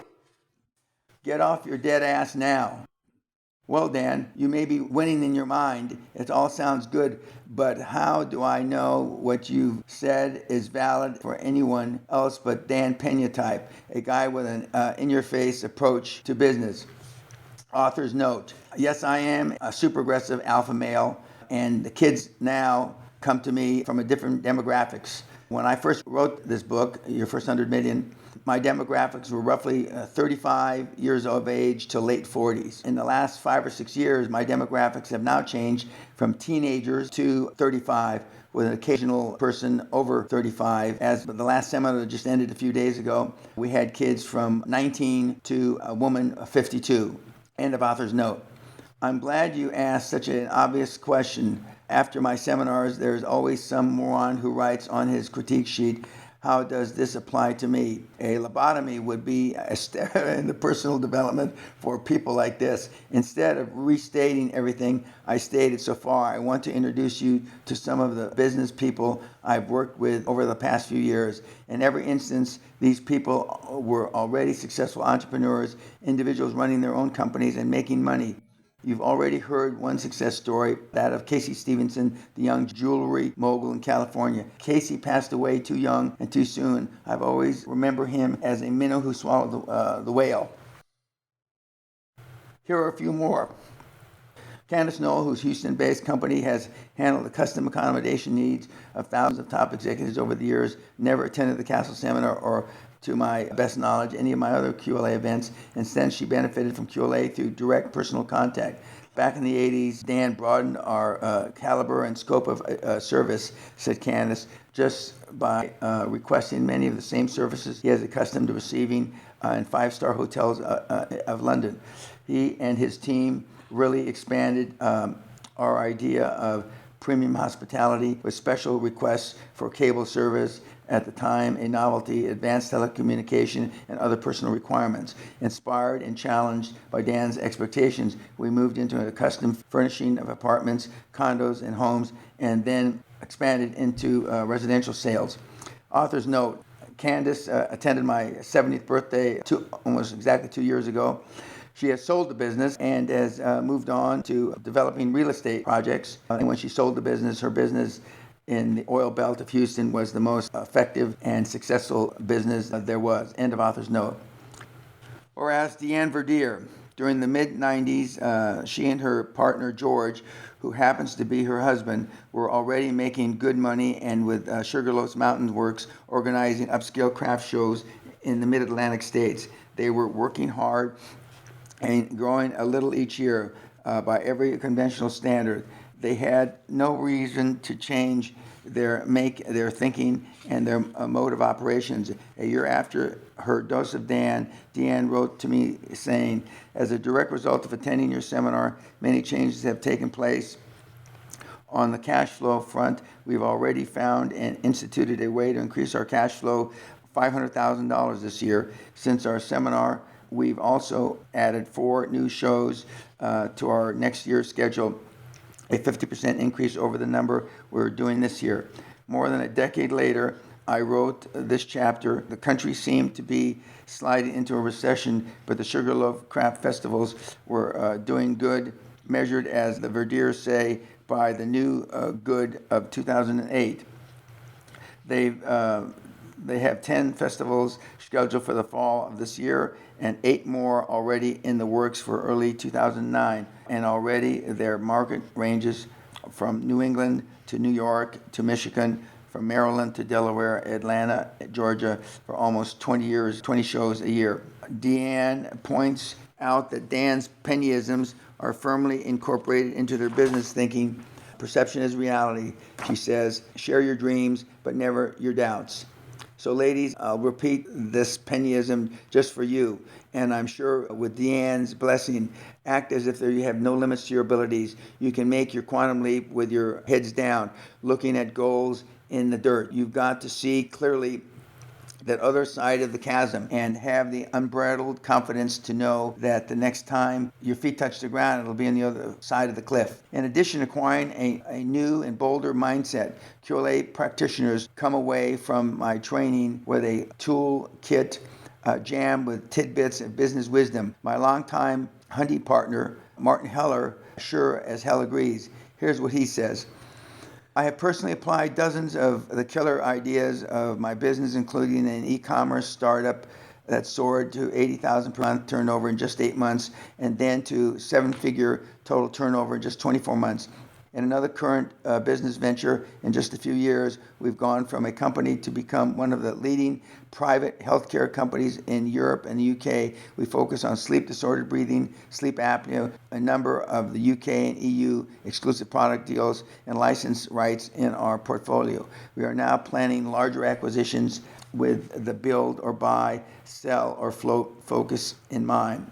Robert, one of my brightest stars I've mentored over the years, is like so many of the super successful who have passed through the castle. Laid off in '97, he wound up washing 18-wheelers on the graveyard shift for a grocery chain. But along the way, he heard me speak and bought some QLA tapes. He says that his success has been built on the ruins of many failures, but he never gave up. A determined entrepreneur, he started his own business in 2002 and became quite successful. Then in 2004, we reconnected the next year. He sold his internet business for what he calls a nice sum. Today he does consulting work and is involved in some project in Asia where he currently lives. Robert has attended several castle seminars. He says the QLA has helped him remove the brakes from his potential. We all have limits on ourselves, and tragically, we also allow others to place them on us. If there is anything I have learned from Dan, is that there should be no limits to our abilities. In the heat of the most difficult battle, with the odds against you, you should go in knowing you will win. I credit Dan with where I am today, and I am where I'll be in the future. Everyone should be lucky enough to have a mentor who pushes you to the place you want to be. Thelma Box thinks of me as an old friend who once urged her to redefine enough for retirement. Actually, Thelma and I have been friends for 30 years. We go back before Great Western and Castle and the seminars. I was just getting into the Texas oil business and stayed at her motel in Graham for months. Dan doesn't understand the word enough, says Thelma. His prodding challenged me to rethink my own definition of enough. As a result, I more than doubled my retirement funds and now run a personal development program called Choices. I want my grandson to look to Dan as a role model and mentor in his life. But most important, I think of Dan as a loyal friend, one who values our friendship regardless of the divergent paths friends often take. He certainly changed my life and it left footprints on my heart forever. Author's note. Thelma's in her mid-80s now. We've known each other for about 35 years. and I still keep in touch with her. She's still running her own program called Choices, but she's winding down. And in fact, I plan on seeing her early next year. End of author's note.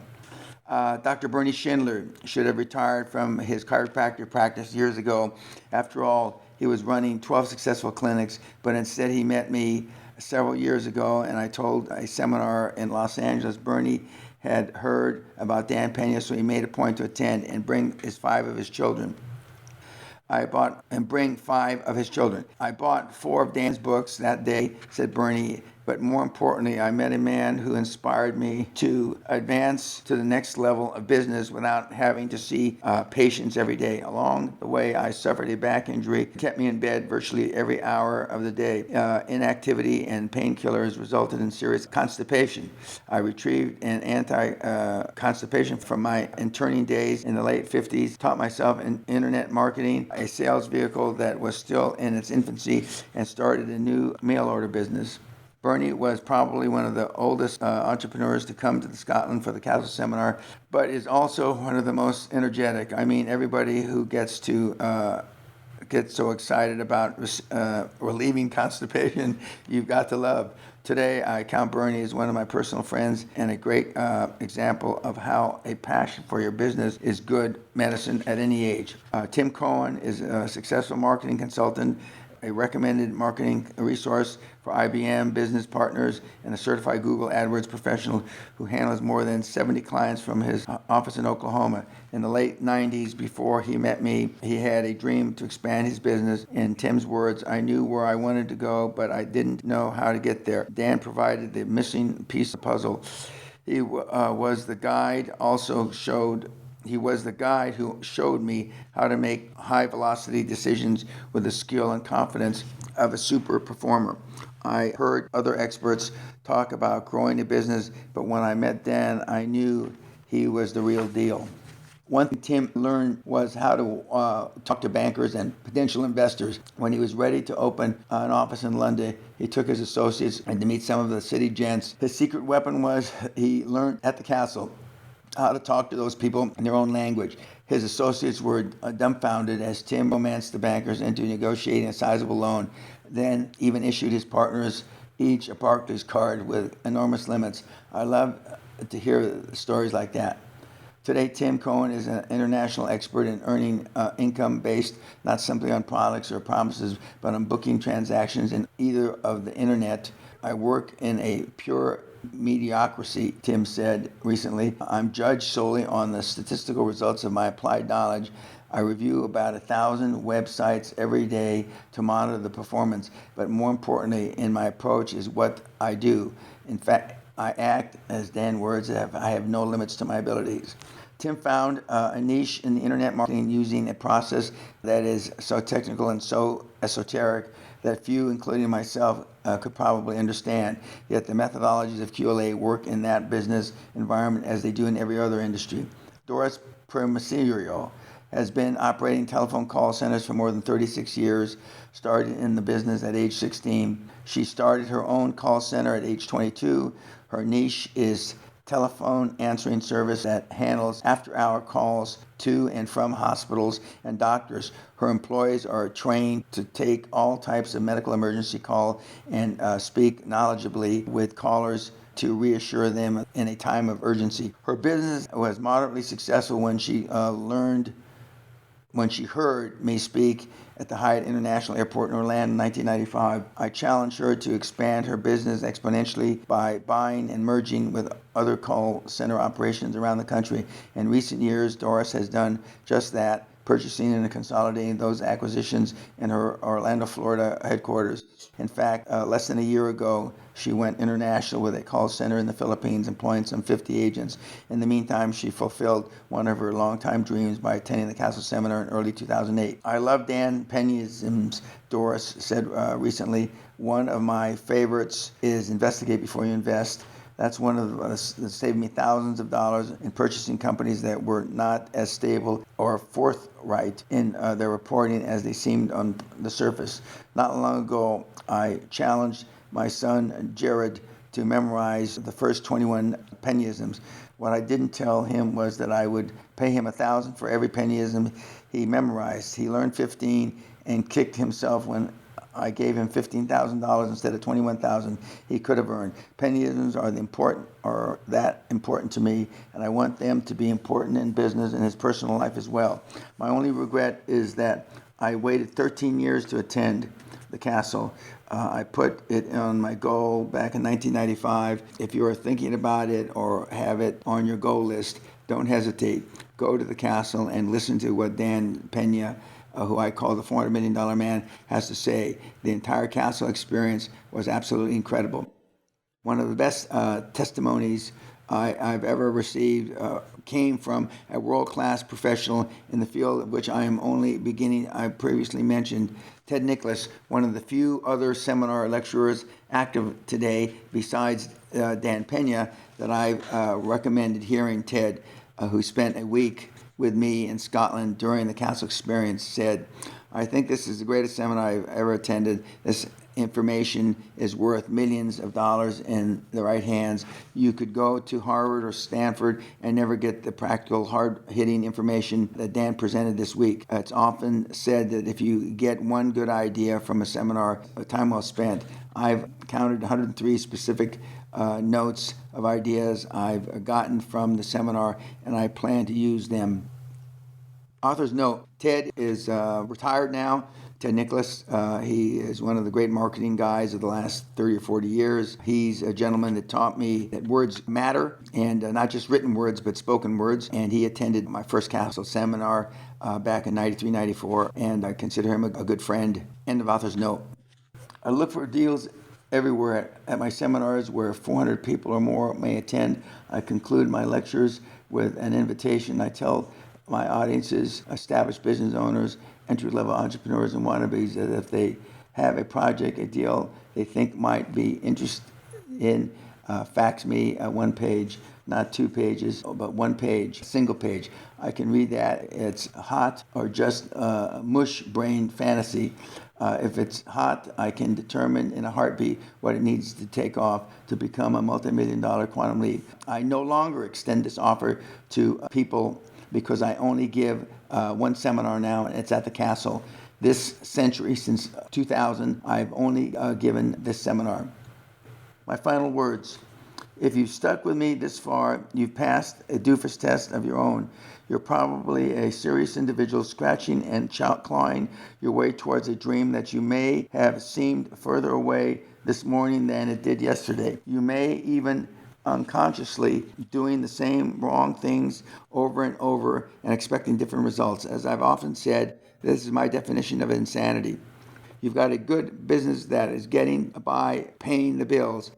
You're on the cusp of giving birth to a new venture, but just can't get her going. Or you got a hell of an idea, one you've been tweaking for years, one every expert says will make you rich and famous, but after all this time, it's just an idea.